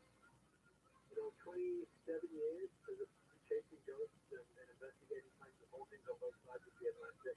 If I didn't believe there was some kind of survival after death, I would have given up years ago and found a new hobby. I'd be following Denver Broncos. In the 20-some books you have written, have you ever had an opportunity to interview the killer? I've never had the opportunity to interview the killer as such. I've been in the presence of at least one. I've also been in the presence of one of the victim of a serial killer that escaped. So a victim that got away, and thought that was the followforfollow case again. So there was some fascinating insight there into the way that that individual's mind works. In the case of the family member who kills another family member, is it premeditated? Do they plot it out, or does it really just happen? It can be either, George. I mean, the classic motivations for murder, as we all know, are usually romance, love, romance, call it what you will, money or anger. And it can be any of the three or a combination of the three. I mean, you look at a case that was local to me here in Colorado, tragic Shannon and Christopher Watts case. Christopher Watts was trying to get out of his marriage. Why he didn't start divorce proceedings, we'll never know. But this ended up with a man with a pathological personality, not just murdering his wife, but his children as well, and dumping their bodies in an oil tank. Absolutely horrific. I do wonder if it's cases like that, or the case of Neil Entwistle, who's supposed to have killed his wife and daughter, was convicted of it certainly, even though he maintained his innocence of his family. You kind of wonder in some cases if events don't escalate, and then there's a point of no return, a Rubicon is crossed, at which point, it's never going to be derailed. When I was in the Boulder area for Beyond Belief a couple of years ago, we drove by the John Benet Ramsey house where she was murdered, and that was a weird feeling, Richard. I mean, very strange. It is, unfortunately, one of Boulder's two best-known houses. The one I prefer sending visitors to is the Morganity house. If you're for the generation that loves Morganity, that's the one, more wholesome house. Robert Williams, he was one of the best. He was. And when Robert passed, the avalanche of flowers outside that house was a wonderful warming sight, let me tell you. But yes, that house definitely has its present past. It's the case that, again, there are so many theories. It didn't go into this book because, number one, it's never been proven to be a family site. The killer has never been identified exclusively. And number two, it's still a very raw stain, I think. That's something I tried cognizant of when I was writing the book. I didn't want it to be salacious. I didn't want it to be salubrious. I wanted to talk about the why. How could these events possibly have been derailed? What do we learn from them? How do we stop these things happening and maybe prevent them? She was murdered on Christmas morning. She was found, yeah. So, I mean, just a bizarre story, isn't it? The whole thing is extremely bizarre, and that's why there's tragic, first of all. So that's why there are so many theories regarding the who, the how, the why, and the what. I am convinced that the final word on that case has not yet been said, and I'm sure that all will emerge in time. You think it will get solved? we're seeing an increase in DNA evidence solving crimes, and it's heartening to see cases which were cold cases for decades as either technology advances or new leads come to light further down the road. There are some killers that think they've got away with it, and then the hand of history taps them on the shoulder and they are brought to justice. And I truly hope that happens in the Rabbi case. Even if the killer does turn out to be a good deceived, the fact that they are held accountable is important. You wrote a book last year called The Serial Killer Next Door. And is it not true that a lot of serial killers are right under your nose and you don't even know it? I mean, absolutely. We all do like to think we spot them. And so the first book I wrote was called Serial Killers. It was published by ViralRabbi 3 years ago. And when you write a book like that, there's expectations that you're going to talk about Dharma, Bundy, and Gacy, and, you know, individuals that all look at a photograph of and identify. And they're interesting stories. There are lessons to be learned there. But I was fascinated by those that were less well known. The ones, you know, you look at Jeffrey Dahmer. The guy looks like a serial killer. I hate the profile, but he does. No, you're right. You're right. Yeah, absolutely. No one has a hard time believing that. If you look at some of the individuals in that second book, Serial Killer Next Door, they had jobs, they had careers. One was a colonel in the Canadian Royal Air Force who flew the Queen of England around, which they don't allow you to do that without some background checks, you know, real trust and responsibility. And it fascinated me how so many of them could hold down these dual lives and I function in society at a very high level sometimes. And then I flip a switch and go out and do these truly horrific things to people, and then go home to a family or go back to a career. And that fascinates me, to ask you to do that. Do you think the wife suspects something? The spouse sometimes does, but something that they suspect, I don't think is known a lot of the time. You know, so I think that in some cases the spouses were in a state of denial or were not trying too much. But I mean, who really suspects that their significant other, their loved one, is going out and murdering people, torturing people? If you truly thought that for a minute, you would act like, Well, you most likely you should. so I actually feel very sorry for a lot of the families, George, because this ruins their lives. You know, the victims, of course, should be first and foremost. We know there's no argument about that. We can all agree. But when you look at the children, the spouses of the people that do these heinous things, their lives are destroyed too. Maybe not literally taken away, they're not murdered, but they often have to go underground, pack up everything to move. You know, there was a murderer in the UK called Fred West. He and his wife Rose had what's called the Crawford Street House of Horrors, where they abused, tortured, and murdered an appalling number of young women. And their own children were abused for years. Their son looked exactly like his father and was unable to find work because he tried finding work that required you being let into somebody's house. I believe it was plumber. When you have the face of a serial killer, which looks just like your dad. Not going to work, is it? Yeah. So I think that's often neglected. The families of the criminals are victims too in their own way. You should remember that.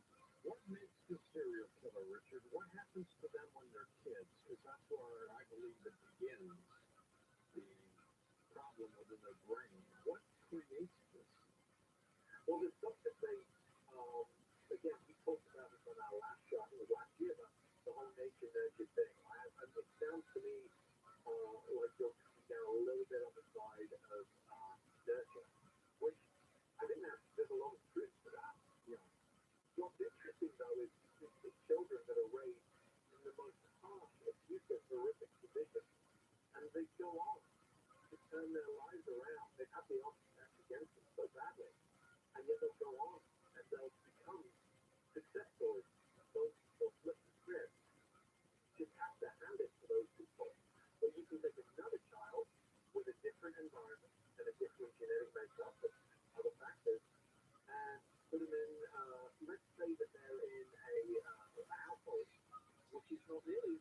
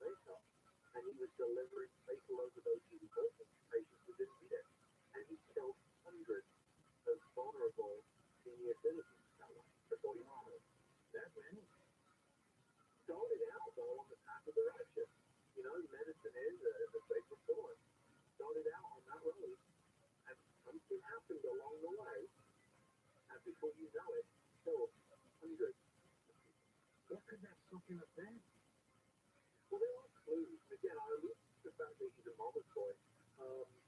What I mean by that is that he was kind of, the golden child. He was favored by his mom. Didn't seem to develop to probably authority. Yeah, absolutely. So there was that. If you saw from book though, he was known as being a very astute diplomat when he was the clinic he worked in, for example. If you were someone that was either a customer, a patient, or you were someone that was responsible or ran over, he was very, very charming. He was the kind of guy that could, get the shirt off your back, people could get the scab. But if he looked down on you, if you were a receptionist, a secretary, a cleaner, then he had no time for you. You were a decent champ. Yeah. Hold on, Richard, we're at a break. We'll come back in just a moment. We're going to take calls with you when we come back.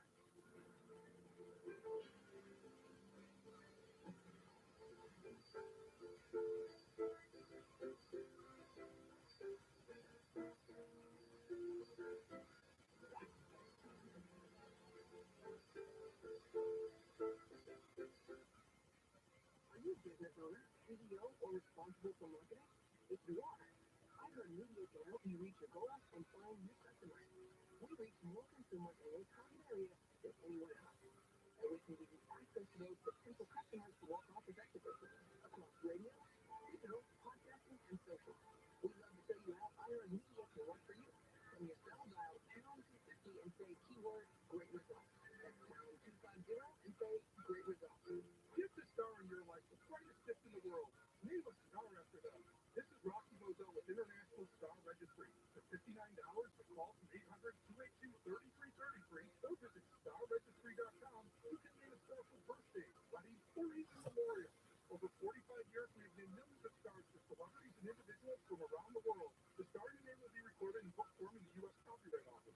Visit starregistry.com or call 800-282-3333. You can live out your masterclass dream. When you find a professional on Angie to tackle your dream kitchen remodel. Connect with skilled professionals to get all your home projects done well. Inside to outside, repairs to renovations. Get started on the Angie app or visit Angie.com today. You can do this when you Angie that. It's not a liberal conservative problem. Decriminalizing it should come with some forced treatment. We can't force them into treatment. Well, we should start doing that. We've all seen the show Intervention on A&E. The people who love them the most force them into treatment. If you're a politician in LA and you love the homeless so much, why are you letting them kill themselves? Live 9 to 1 p.m. on KFI and on demand anytime on the iHeartRadio app. KFI live everywhere on the iHeartRadio app. KFI AM 640. KFI AM 640. KFI AM 640. Anything different? Therapy. KFI.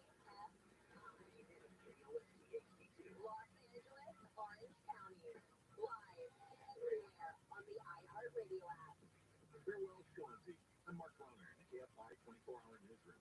An Asian elephant at the LA Zoo has been humanely euthanized. The 53-year-old elephant Chauncey was found on the ground Tuesday, unable to get up.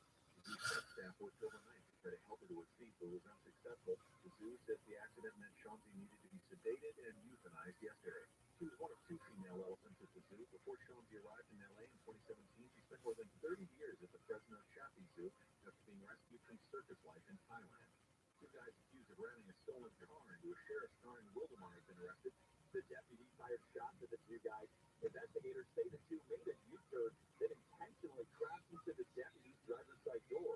The incident unfolded when the deputy tried pulling the 2 guys over last week. Investigators spotted 2 guys who matched the description from the ramming and tried pulling their car over. The 2 took off first driving, then eventually on foot before they were caught. One of the guys who appeared to be injured from the deputy-involved shooting was taken to a hospital. Blake Crowley, KFI News. I've never sexually assaulted anyone, never will, never have. I'm wearing this person. Former LA Dodgers star pitcher Trevor Bauer has appeared in his first television interview since he was suspended by the MLB because of sexual and physical assault accusations. Bauer said on Fox News the last 2.5 years have been excruciating. Things seem that way, because that's not my character. I'm not and there's a baseball thing.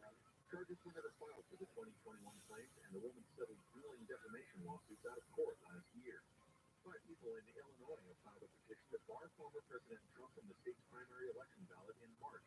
The voters claim Trump is ineligible to hold office because he encouraged the January 6th insurrection at the Capitol. Similar petitions have been filed in more than a dozen states. They rely on the 14th Amendment, which prohibits anyone who's engaged in insurrection from holding office. Officials in Maine and Colorado have already banned Trump from appearing on their election ballots. And finishing where we started with elephants, Christmas trees that never found a home for the holidays have been fed to elephants at the Berlin Zoo. The trees were unwrapped last Thursday and must become an annual tradition. The zoo only accepted fresh trees, not from the public, because they could contain chemicals or leftover decorations. Self-ran weather from KFI. Clear skies tonight with lows in the mid-40s, down to mid-30s in the Inland Empire and Antelope Valley. Sunny tomorrow with highs in the mid-60s at the beaches, Metro LA, OC, the valleys, IE, down to low 50s in the Antelope Valley. We have a chance of rain again Saturday night. Right now it's 49 in Irvine, 48 in Brea, 48 in Burbank, 38 in Palmdale. We need local from the KFI 24-hour newsroom. I'm Mark Bonner. This week, we got complicated in downtown LA. 2 cars crashed that was blocking traffic lanes on the 110 north side of the big exit route on the right. Over by traffic still recovering from Olympic Boulevard. Coming up to the 118th freeway, we're now some moving trucks stopping rocks in the road. This is right now inside the corner of Olympic Boulevard. And Countdown doing a job on the Antelope Valley Freeway in Lancaster. All of them stopping at 14 north out of the Avenue Weekend Avenue. Hey, trying to say, let's get to there faster. I'm in the pool. This week's marketers report, Dana Nussbaum, Executive Vice President, Worldwide Marketing at Warner Brothers Discovery, weighs in on regional audio marketing and believes. Everything that we are doing is incredibly data-driven. We are getting signals in every single day about how specific audiences are performing. So although we're marketing at a very broad scale, and that does include specific local markets, that's really the beauty of iVer's network. You're not serving the same message to a consumer in Nashville necessarily that you may be in New York. We have the ability to be very specific and very personalized, but at a tremendous scale. As the #1 audio company, iHeartMedia gives marketers access to all, from national to local, every audience, live conversations, trusted influencers, and the insights and data you need to grow. Not just a media company, iHeartMedia is your access company. If you're a marketer, go to iHeartResults.com. There's no better time in the new year to help protect your identity and finances. LifeLock detects potential threats to your identity that you may miss on your own. If you do become a victim, a U.S.-based LifeLock restoration specialist will work to fix it. LifeLock is the New Year's resolution that's easy to keep. Save 25% off your first year. Call 1-800-LifeLock or go to lifelock.com. Promo code PLAY to save 25%. That's lifelock.com. Promo code PLAY. Pizza's here. Oh, great. I love them, but I'm worried about my stomach issues. If you're worried about having diarrhea, gas, bloating, stomach pain, or loose oily stool, it may not just be stomach issues. It could be a condition called exocrine pancreatic insufficiency, or EPI. With EPI, the pancreas doesn't release enough enzymes to break down food, but EPI is manageable. Use the symptom checker on identifyepi.com and talk to your doctor. That's identifyepi.com. Sponsored by Pepsi. I was taking a true crime author and doing a storyteller, Mary Katie Slayer, the new podcast, the greatest true crime stories ever told, delivers vivid narrative about killers, scammers, journalists, and offenders. Drawing from years of research, this podcast redefines true crime, breaking free from stereotypes. It provided investigators and mountain cities from the seas with exactly the evidence they needed to take 4 murderers to court. Listen to the greatest true crime stories ever told on the iHeartRadio app or wherever you get your podcast. Just being arrested for DUI, convicted or not, makes the DMV try to suspend your license, and you have only 3 days to stop them. That's not fair. Call 1-800-NO-COPS. What you don't know can and will hurt you. Call 1-800-NO-COPS. KFI AM 640.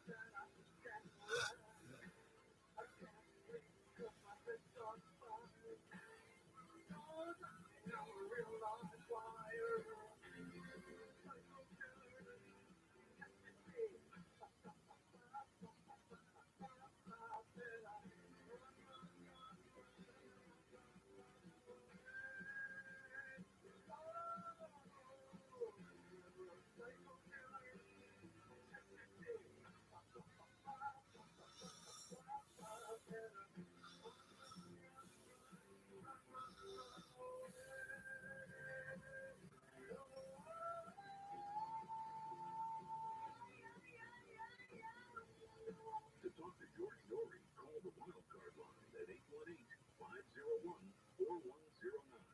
The first-time caller line is 818-501-4721.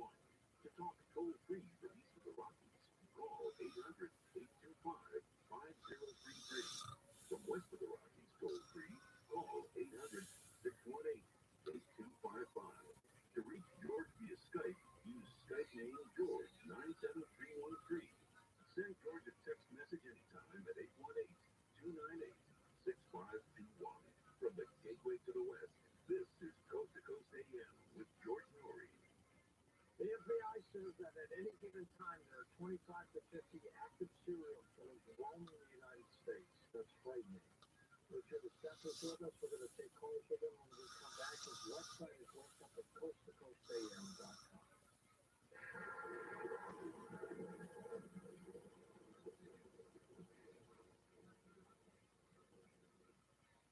As we head into a presidential election year, get ready. 2024 will be tumultuous.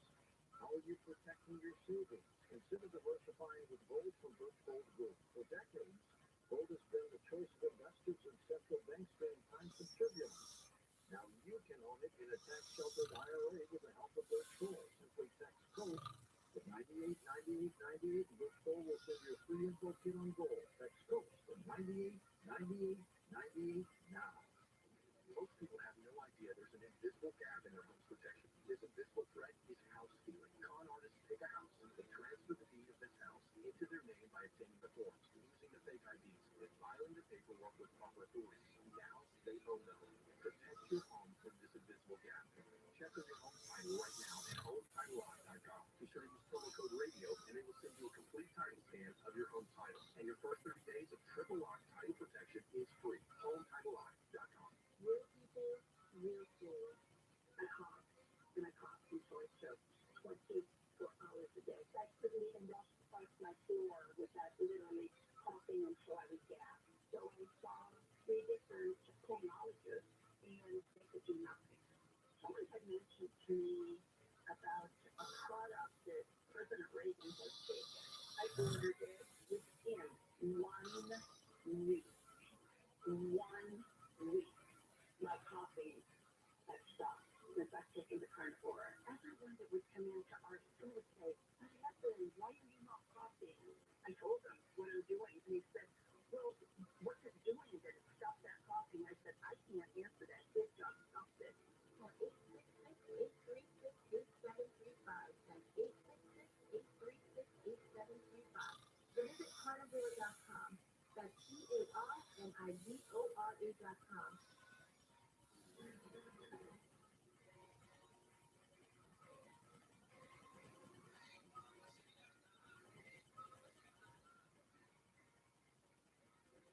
And welcome back, Richard Estep with us. Richard, in most cases, the one-time murderer, do they have a police record prior to? It depends on what you mean by record. I mean, when it's a family incident, often there'll be instances of domestic violence on record. There may have been police calls for various things to the house, but either viewed or perhaps show a steadily escalating pattern, which becomes the reason we start. Near Des Moines, Iowa, on Thursday morning, a 17-year-old shot several people, killed one, then killed himself. 17 years old. What possesses a 17-year-old to go about like that? Well, I try not to get quarterback too much, George, on cases that are this recent. But having some experience with past incidents of that nature, again, it's the whole influx of, if you look at the kind of where this began for us as a nation, right? It's not that we didn't have active shootings before, but Columbine was the first time I think we saw this on such a, it was the wake-up call. It was, wasn't it? Except we really haven't done a great deal about it. I would say that's not all of it. But you look at Columbine, I know we used to call it, since we saw that in the late 90s, the rise of the internet. The internet is kind of like a double-edged sword, you know? It can be used for good, it can be used for ill. And I think kids these days, younger people are constantly bombarded online. It's possible now for, I was a college visuals, you know, but when I got home from school, I would still go to my room, escape into a book or a comic book or whatever it was, and it would be over until the next day. Now kids are connected sometimes 24/7. You know, they're influenced all hours of the day. And I think that the rise in violent crime that we're seeing at all levels, especially in younger people, comes hand in hand with the digitally connected age that we now live in. We had a bully in school who would bully as many people as he can. And we're in the swimming class one afternoon. All of us were in our pool at the school. And I noticed he was standing on the edge of the pool. He was petrified of water. Petrified of water. And I jumped him underwater. And I held him down there, not long enough to kill the guy. I was not going there. But I mean, I held him under there to scare the living daylights out of him. And he popped back up. And I said, if you ever bully anybody again, this is going to happen again to you. And he said, I'm sorry. And he never did after that. Well, and the truth is that a lot of bullies have their own issues. A lot of them have suffered themselves and are not abdicating responsibility. You know, we're all responsible for our actions, but I think very few of them are just randomly want to be cruel. There's usually a story there as well. If they're caught early enough, some may be salvageable and can turn their lives around. I've certainly seen that happen. But there's that flip side where it can get completely out of control. You know, when I was a kid, we heard that song that called about Lizzie Borden. Took an axe, gave her mother 30 whacks, her father, or whatever that was. What happened to her? Lizzie Borden? Yeah. That's one of the perennial historical pieces that, again, you find so fascinating. I think it was the great American drama Bill James that said it best. Bill said that he could not see how Liz Borden could possibly have been responsible for those murders. And then the next sentence said he could not see how anybody but Liz Borden could have been responsible for those murders. And that kind of comes to the heart of the matter. You know, there is so much evidence that suggests he was guilty, so much that says may not have been guilty. There are equally passionate advocates for Lizzie's innocence as there are people saying that she was guilty, and I don't think we're ever going to be able to tell for sure. What an incredible story. Let's take some calls. Ted, truck driving in New Mexico. Welcome to the program. Hey, Ted. Hey, once she saw what she had done, she gave her father 41. That's it. George, you use the term assailant for people breaking in cars, and I just looked it up. You have to assail or assault someone, so it's a totally different type of thing. But I had to look it up to verify it myself. And Richard, you know, I brought up this case to a couple of investigative journalists before, and it has been published a little more, but no one's gone out to the Perth, and he's still in the UK. But the victim's name was Valerie McDonald, and it happened in San Francisco in the 80s. A beautiful girl. They put her in a film, in a first-rate movie, and then they arrested her. They gave her some cement shoes after they abused her and threw her off a bridge up near the border of Canada. And then they got in a gunfight with the Royal Canadian Mounted Police. Anyhow, it's just fantastic. And if you want to interview someone, I've seen him on blogs and stuff, so he's out talking. But anyhow, I just wanted to bring that up. Take a moment to look at Valerie McDonald. So, you know, thanks for bringing that up. I genuinely appreciate doing that. I don't want to interview. I don't want to spend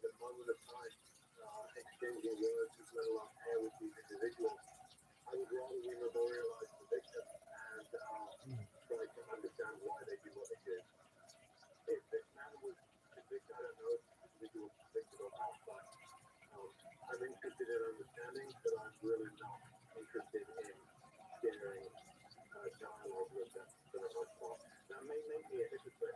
I'm kind of aware of that, you know.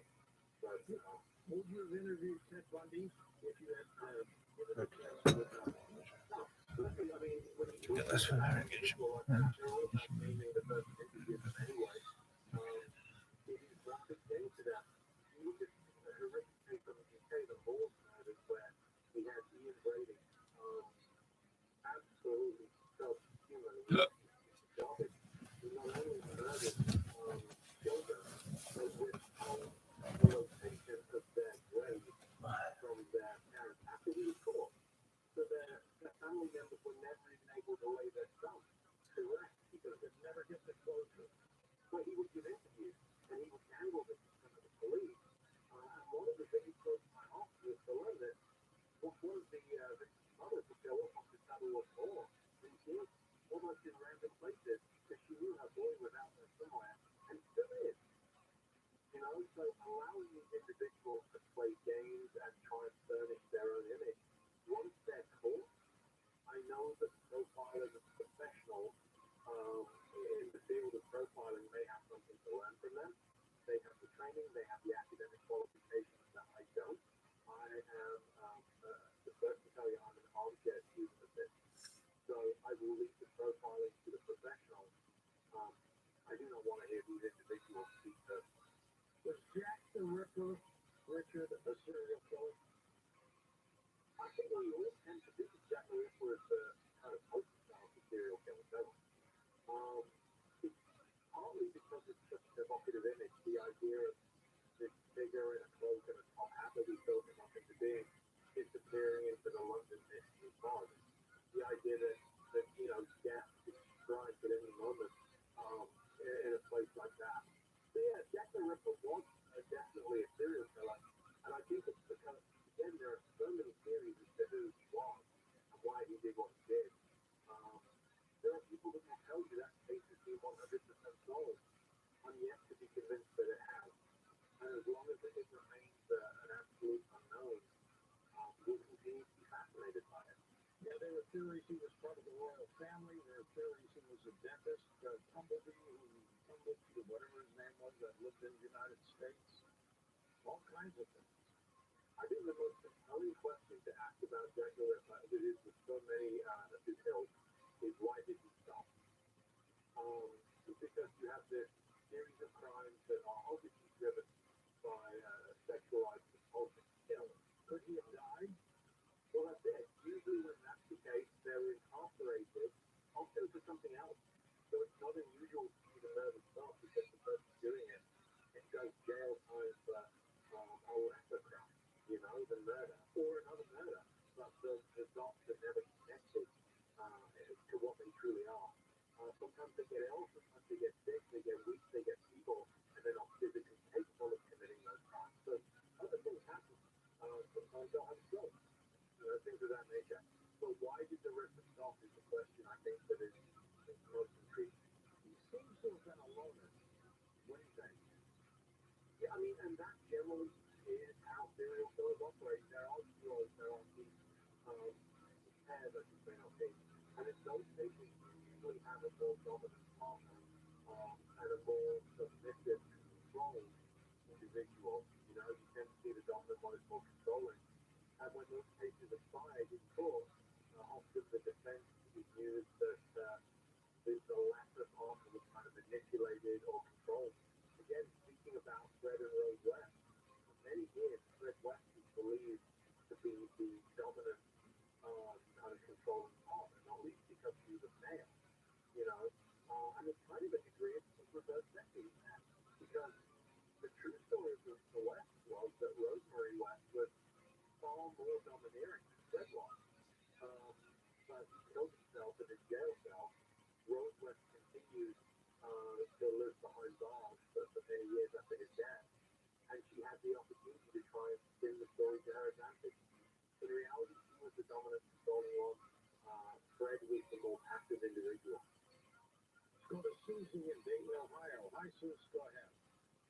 Hey, George and Richard, this is a fascinating show.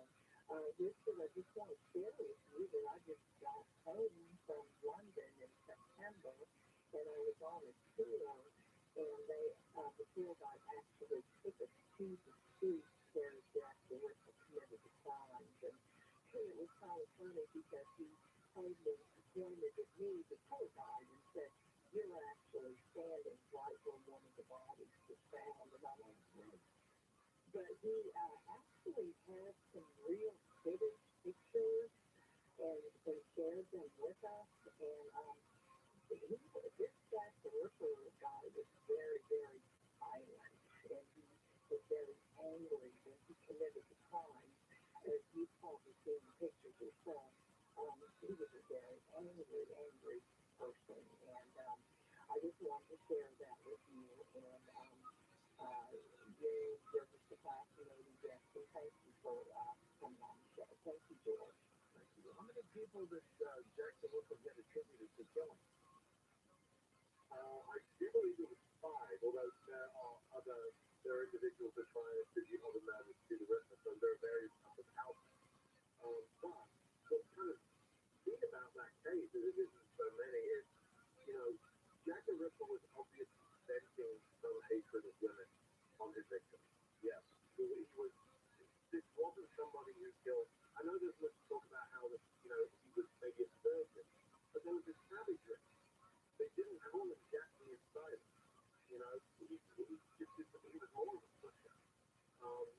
And so the deep-seated loathing and hatred of females is at the heart of many of these kind of murders, where the men project this hatred of women that they've often developed because of a pathological relationship with their own mother. They project them onto the female victims that they have. When you don't think his friends, and maybe he didn't have any, but if he had one or two, suspected that there's something wrong here? Well, I mean, again, it depends on his position and his station in life. You have some theories that say he actually was a butcher. In which case, we know from our knowledge of serial murderers today, there are no shortage of examples of individuals who can go out and this kind of savage act. And again, go out and have a social life with friends.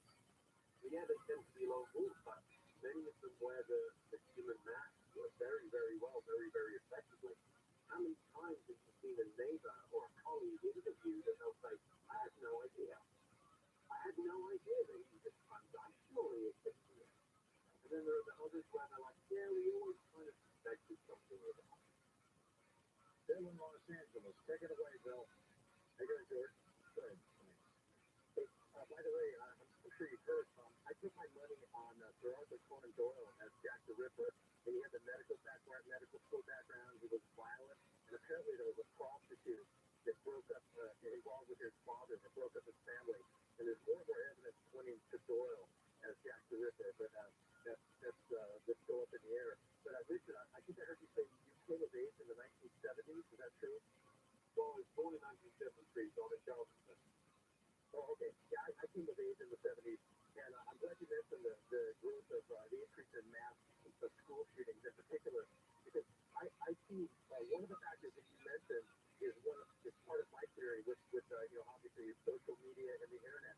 But there are 2 others that I think in some ways are more complex and more difficult to deal with. One of them, of course, is that the increased use of psychotropic drugs on adolescent boys in particular to make all their bad feelings go away.